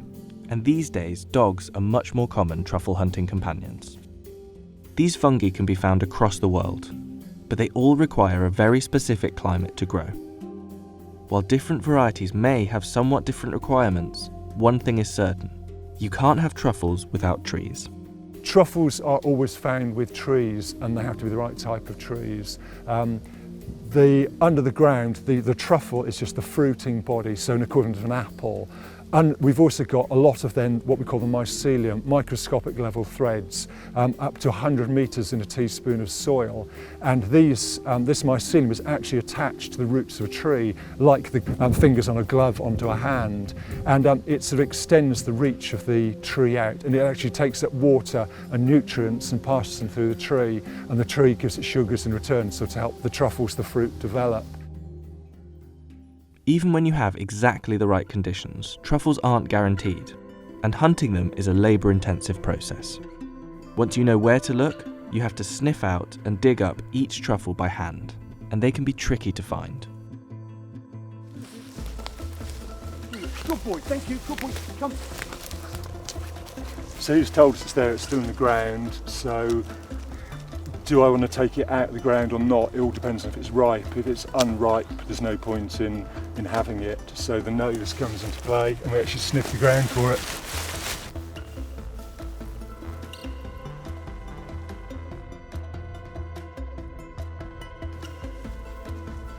It may take a while, but finding a good one can make it worth the work.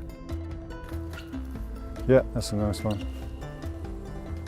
Yeah, that's probably about 70-80 grams.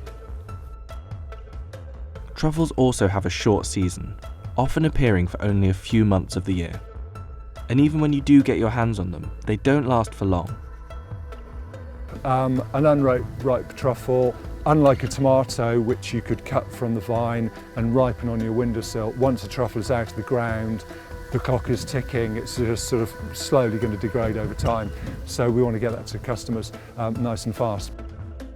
After just 5 days out of the ground, that pungent truffle smell will have halved.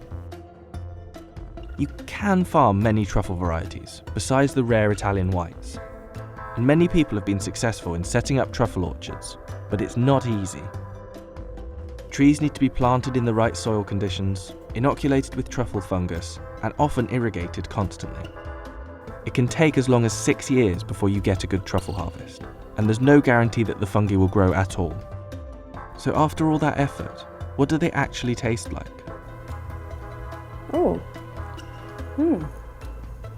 The smell just made me think it was going to be really strong. The flavour's actually quite subtle. There's a nuttiness there, there's like an earthy flavour there. Actually quite light and fragrant. It tastes a lot nicer than it smells. It smells like damp socks. That's good. I mean, this is the first time I actually eat a truffle by itself. You know, it's a bit like mushroom, but it's more of a meaty bite. These days, farming has taken over as our primary source of truffles, and today 70% of the world's truffles are cultivated. Through the loss of woodland and climate change, the number of wild truffles has decreased significantly. Since the 19th century, production in France has fallen from over 1,000 tonnes a season to just 30 tonnes, and climate change could mean that truffles will disappear altogether in the future. The weather conditions are so important, not just immediately over the whole season. We're getting much lower numbers and much lower average size. A truffle is something like 70% water, so it needs rainfall to help it grow. Some UK truffle scientists are thinking that your traditional areas, the climate is going to move further north, and they're not going to have a truffle industry within, I think, perhaps 50 years. There's threats, there's opportunities, but rain, we do need rain. When we get a dry summer, the holiday makes that delighted, but I keep crossing my fingers for a bit of rain every now and again.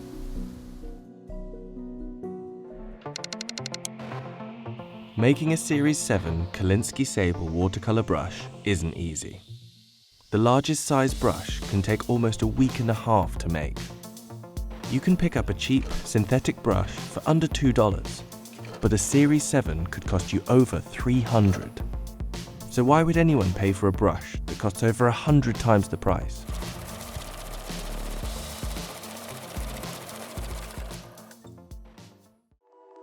Originally created on the request of Queen Victoria, the Series 7 brush was first made in 1866 and was designed to be the finest possible brush for watercolour painting. Since then, the skill and craftsmanship that goes into making each one of these brushes has remained exactly the same. To achieve this, the company needed skilled brush makers, and so in 1946 set up a new factory in Lowestoft, England, a fishing town with a history of rope making. This factory now makes over 25 million brushes a year. The intricate work and dexterity required means that these brushes are almost exclusively made by women. It takes 3 years to train, and there are only 9 brush makers in the world that can make these top-of-the-range Series 7 brushes. I joined here when I was 16. I worked 18 years, and then I had 12 years off, and I've been back 11, so that's 28 years I've been working for the company. When you first start, you would probably only make a few. You've got to get, like anything, you've got a skill and you build on that, and you get to learn the skill and then you get to do the speed. The components play a big part in the cost. Each brush head is made from Kolinsky sable, a Siberian weasel that's hair is said to cost 3 times the price of gold by weight. These weasels are hunted sustainably every spring under CITES guidelines across Siberia and Manchuria. Only guard hairs from the tail will do. Kolinsky hairs are chosen because every single strand has a surface of directional interlocking scales, increasing the surface area and giving the hairs their strength. And while many other natural and synthetic hairs are used for brushes, nothing has quite matched the quality of sable. Once the hairs are cleaned and graded, it's time to start making the brush. The wool has to be removed with a comb, and the hairs are packaged up and carefully boiled and ironed. The brushes have to be made with hair at its natural length, and the skilled brush makers can effortlessly separate between 28 and 32mm length hairs just with their hands. This skill takes years of training and practice. The 9 brush makers each have 27 years of experience on average.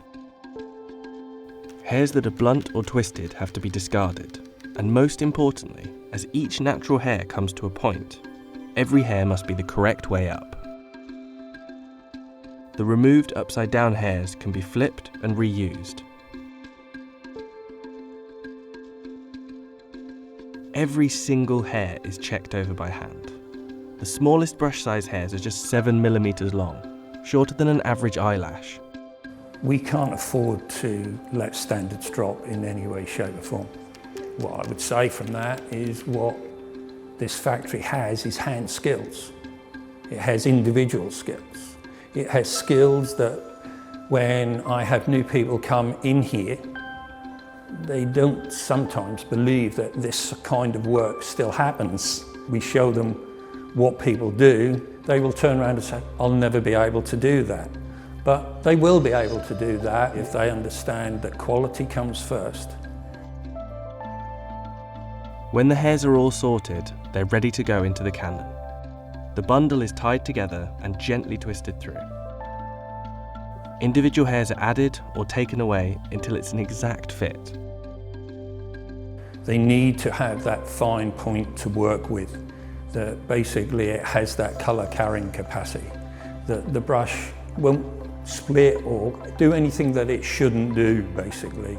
Through the hair that we use, through the skills of our makers and how they make them, we've done everything we possibly can to make sure that we've produced the best product we possibly can. Then it's time to attach the handles. The factory uses birchwood handles imported from Italy. The brush is glued into place, and then the brush heads are crimped onto the handles. This crimping process bends the metal to shape and keeps the handle tightly attached to the brush. Once the paintbrush is assembled, it needs to be branded and tested. The size and logo of each brush is stamped in gold on the handle. Wet point testing assures that everything works exactly as expected, and there aren't any loose or crooked hairs. Each brush is then gummed, a process that gives the brush head its final shape and allows it to bounce back. The shape of the natural hairs gives the brush a wide belly and a fine point. So the key to art brush making is the people, and that is the skill. We retain knowledge from generation to generation. So we have makers now that are working under an apprenticeship of a 49-year served brush maker who himself had an apprenticeship under another 49-year serving brush maker who was brought into the business under his father, who made brushes directly for Queen Victoria. And it's very key that we retain that knowledge throughout the business, generation to generation, and we are now bringing in the next generation to make sure that we uphold the very high quality standards that we base ourselves on.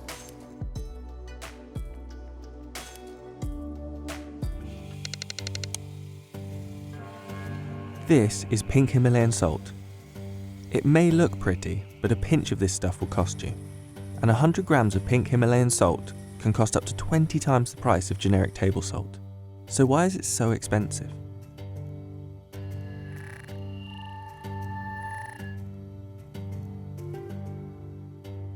Pink Himalayan salt has gathered a cult following. Its supporters claim that it helps with everything from weight loss, reducing aging, regulating sleep, and even increasing your libido. And while the pink salt itself can cost $10 per kilo, the products made using it can be far more expensive. But what actually is the difference between types of salt, and where have these claims come from? To get an idea of what makes pink Himalayan salt different, we need to look at the different types of salt in the industry. Table salt is often made by drilling into underground seabeds, pumping out the salt water, and then refining it in purification plants. Natural minerals like magnesium or potassium are taken away. Sea salt is made by evaporating seawater using the sun or indoor heaters. Unlike table salt, it normally has no extra chemicals added, and its natural minerals stay intact. Rock salt is different. In certain regions of the world, buried hundreds of feet below the ground, are the remains of evaporated seas. This mineral, halite, gets harvested by drilling the rock face, crushing the salt and splintering it into pieces. Pink salt can only be found in very few places, from the Murray River in Australia to Maras in Peru, but the supply is far from limited. The majority of pink salt mines in the world are in Pakistan, at the base of the Himalayas, and the Kherwa salt mine in Pakistan produces 350,000 tonnes per year. So, is pink salt healthier? The salt has an estimated 84 different minerals in it, which give it its pink colour. But these minerals only make up around 2% of the salt. So apparently it's reported you can get around 84 different trace mineral elements.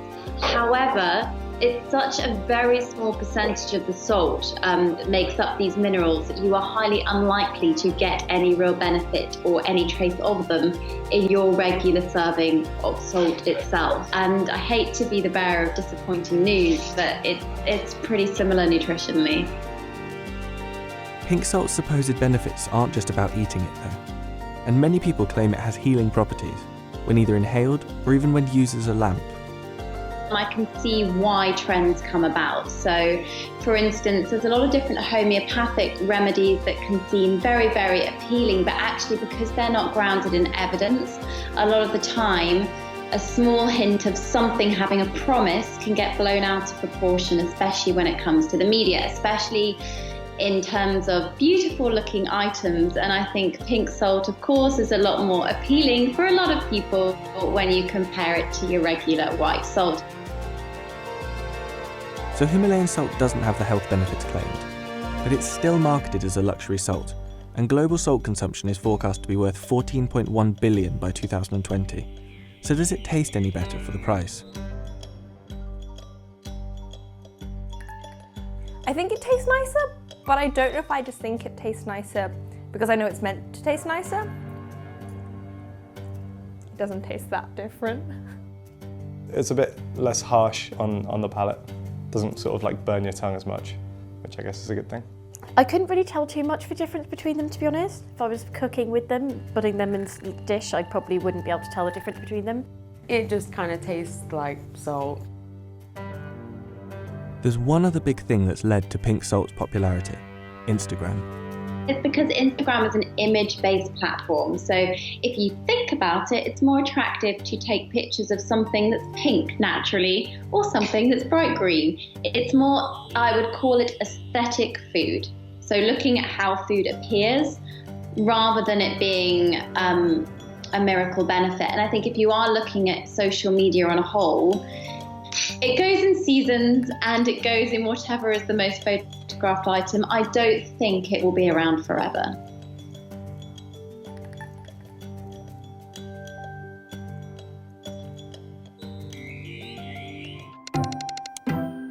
Avocado has become one of the world's trendiest foods.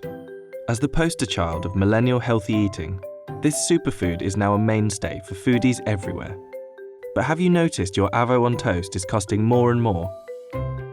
Avocado prices have rocketed in recent years by up to 129%, with the average national price of a single Hass avocado reaching $2.10 in 2019, almost doubling in just 1 year. So why are avocados so expensive? Archaeologists in Peru have found domesticated avocado seeds buried with Incan mummies dating back to 750 BC. But it was the Aztecs in 500 BC who named it aguacatl, which translates to testicle. When Spanish conquistadors swept through Mexico and Central America in the 16th century, they renamed it aguacate. The farming of aguacate developed over the next few hundred years, predominantly in Central America and South America, but consumption of the alligator pear outside of these regions before the late 19th century was almost non-existent. The commercialization of aguacate began in the early 1900s, but was focused on branding avocados as a delicacy for the wealthy, like this advert in The New Yorker from 1920, which declared them as the aristocrat of salad fruit. But a selection of Californian growers realized that the hard-to-pronounce aguacate was off-putting for the mass market, so they formed the California Avocado Association. By the 1950s, production scale grew and avocado prices fell to about 25 cents each. Popularity increased further with the wave of inter-American immigration in the 60s, as Latin Americans brought their love of avocados with them to the US. But as demand increased, supply had to keep up, and the true difficulties of yielding large-scale avocado crops began to show. Avocado orchards require an extraordinary amount of costly resources in order to flourish. There are multiple inputs that avocados require, whether it's water, fertilizer, pruning, pest control, the sunburn protection of trees. All those go into making your chances better of having a very good quality crop. When we decide to plant an avocado orchard, we'll plant trees that come from certified nurseries. We have to place our orders years in advance. On average, if we're producing 100,000 pounds per acre, that takes about 1 million gallons of water, so 100 gallons per pound. So it'd be about 50 gallons per 8-ounce fruit. But that's dependent on what Mother Nature will throw at you. You know, we have wind, we have intense sun. It's really hard for a grower to manage the unmanageable things that will affect a crop. The surge in popularity of avocados stalled during the fat-fighting frenzy of the 1980s, with an average of only 1 pound per capita being consumed in America by 1989. The decade's low-fat obsession drove consumers away from avocado because of its high fat content, without really understanding the nutritional truth hidden within.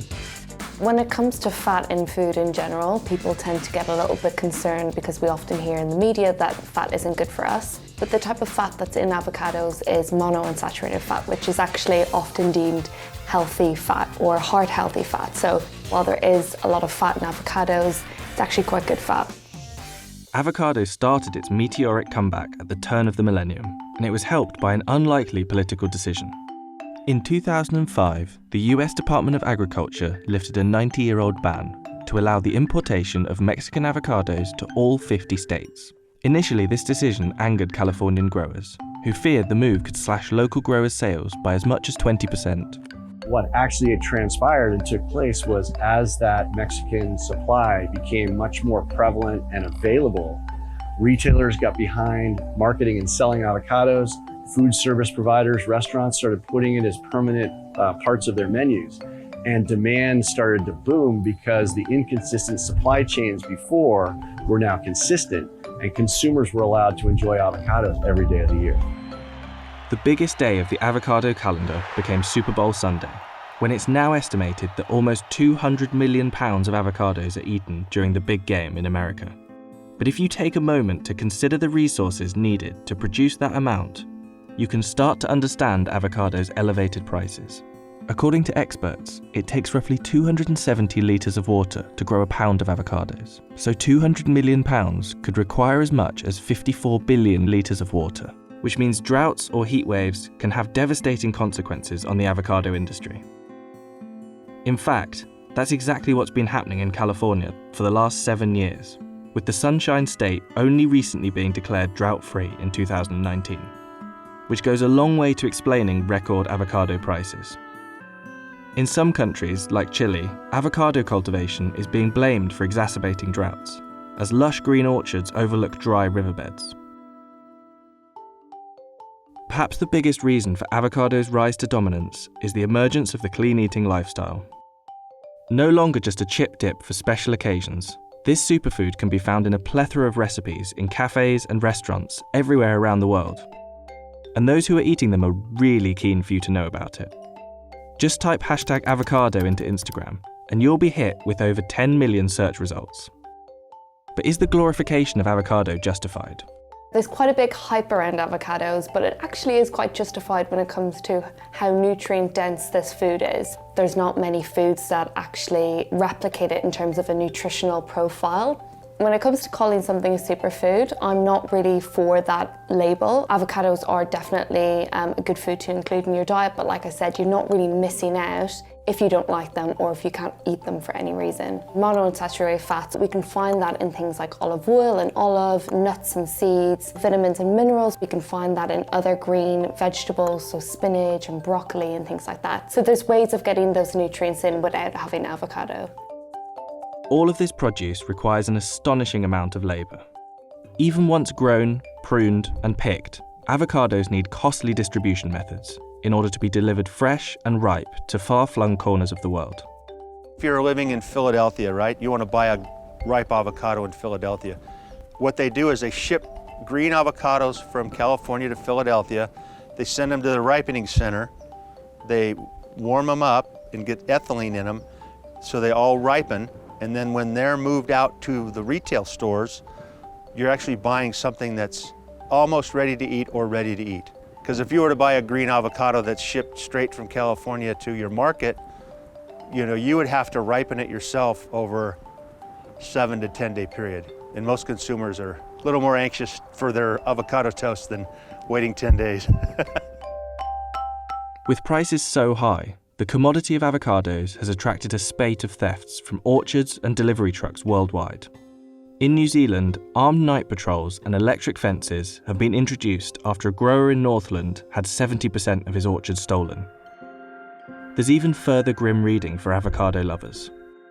In Michoacan, where 80% of Mexico's avocados originate, cartels run a so-called blood avocado trade, violently enforcing a non-negotiable extortion fee from farmers based on the size of their land and the weight of their crop.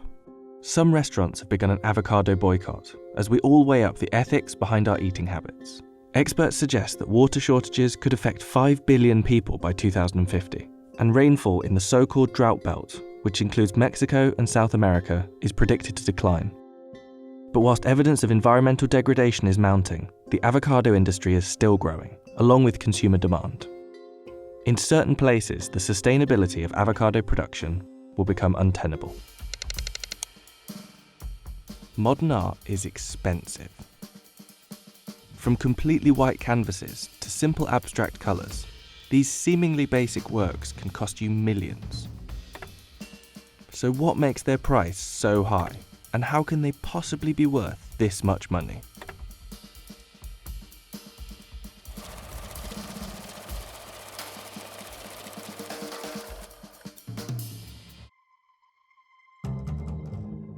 Modern art is a wide field, covering everything from around 1870 to 1970.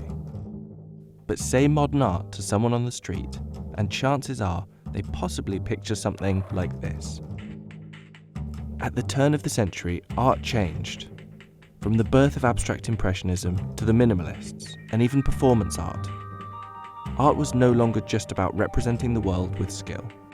Well, that skill faded away after photography was invented. Once photography was invented, that was a skill that camera could do, so artists no longer felt that that was their primary reason for making art. Art isn't about beauty, it never was really. Art generally became more conceptual and more challenging, but this change wasn't popular with everyone.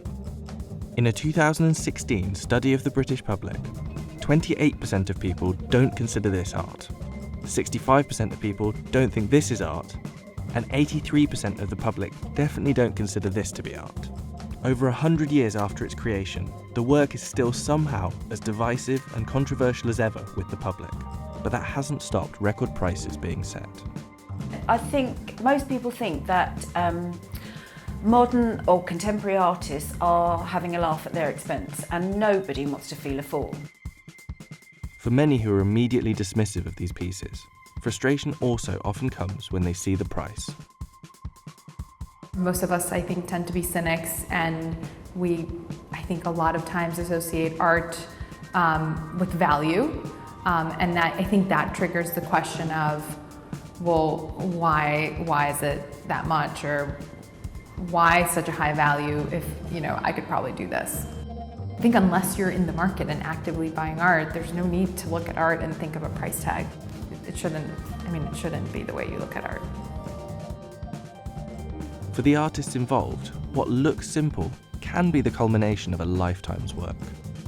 Take the Black Square, for example, painted by turn-of-the-century avant-garde artist Kazimir Malevich. This simple black painting didn't come out of nowhere. It's the result of 20 years of simplification and development. When it was shown, the Black Square was a revolutionary symbol, exhibited at the top corner of the room, a spot reserved for Orthodox religious icons. Making this work wasn't exactly an easy decision either, and in 1930, Stalin's regime confiscated Malevich's artworks and manuscripts, and he was jailed for 2 months. Yes, the white canvases or the black canvases are very rarely all they've done. They haven't just come out of school and said, I'm going to paint a black canvas. I mean, as much as we might think we could do that, yes, we could do that. But the artist has thought of it and probably had a journey, quite a long journey, and a process to get there. The works aren't just made for profit. It's often only after the artist is dead that the art can fetch the incredible price that it's reached today. In 2008, one of Maleevich's abstract works sold for $60 million. And the demand for these important modern works is only going to increase. The natural trend is for you to see a rise in prices, but that's because these true masterpieces are rarer to find because they're really all in museums. But setting an actual price can be tough. In the end, the value is only going to be what people are willing to pay. As long as there's going to be artists producing, there's always going to be sort of shifts in tendencies and taste, I would say also, in taste in the market. It seems like every year there's a new record price, and as extreme wealth inequality increases, so do the number of millionaires willing to pay the fortune required for these works.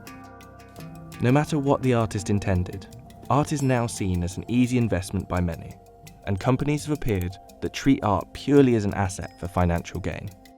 But despite the ever-increasing prices of the modernist masterpieces, for 99% of the artists out there, their work has always been a labour of love.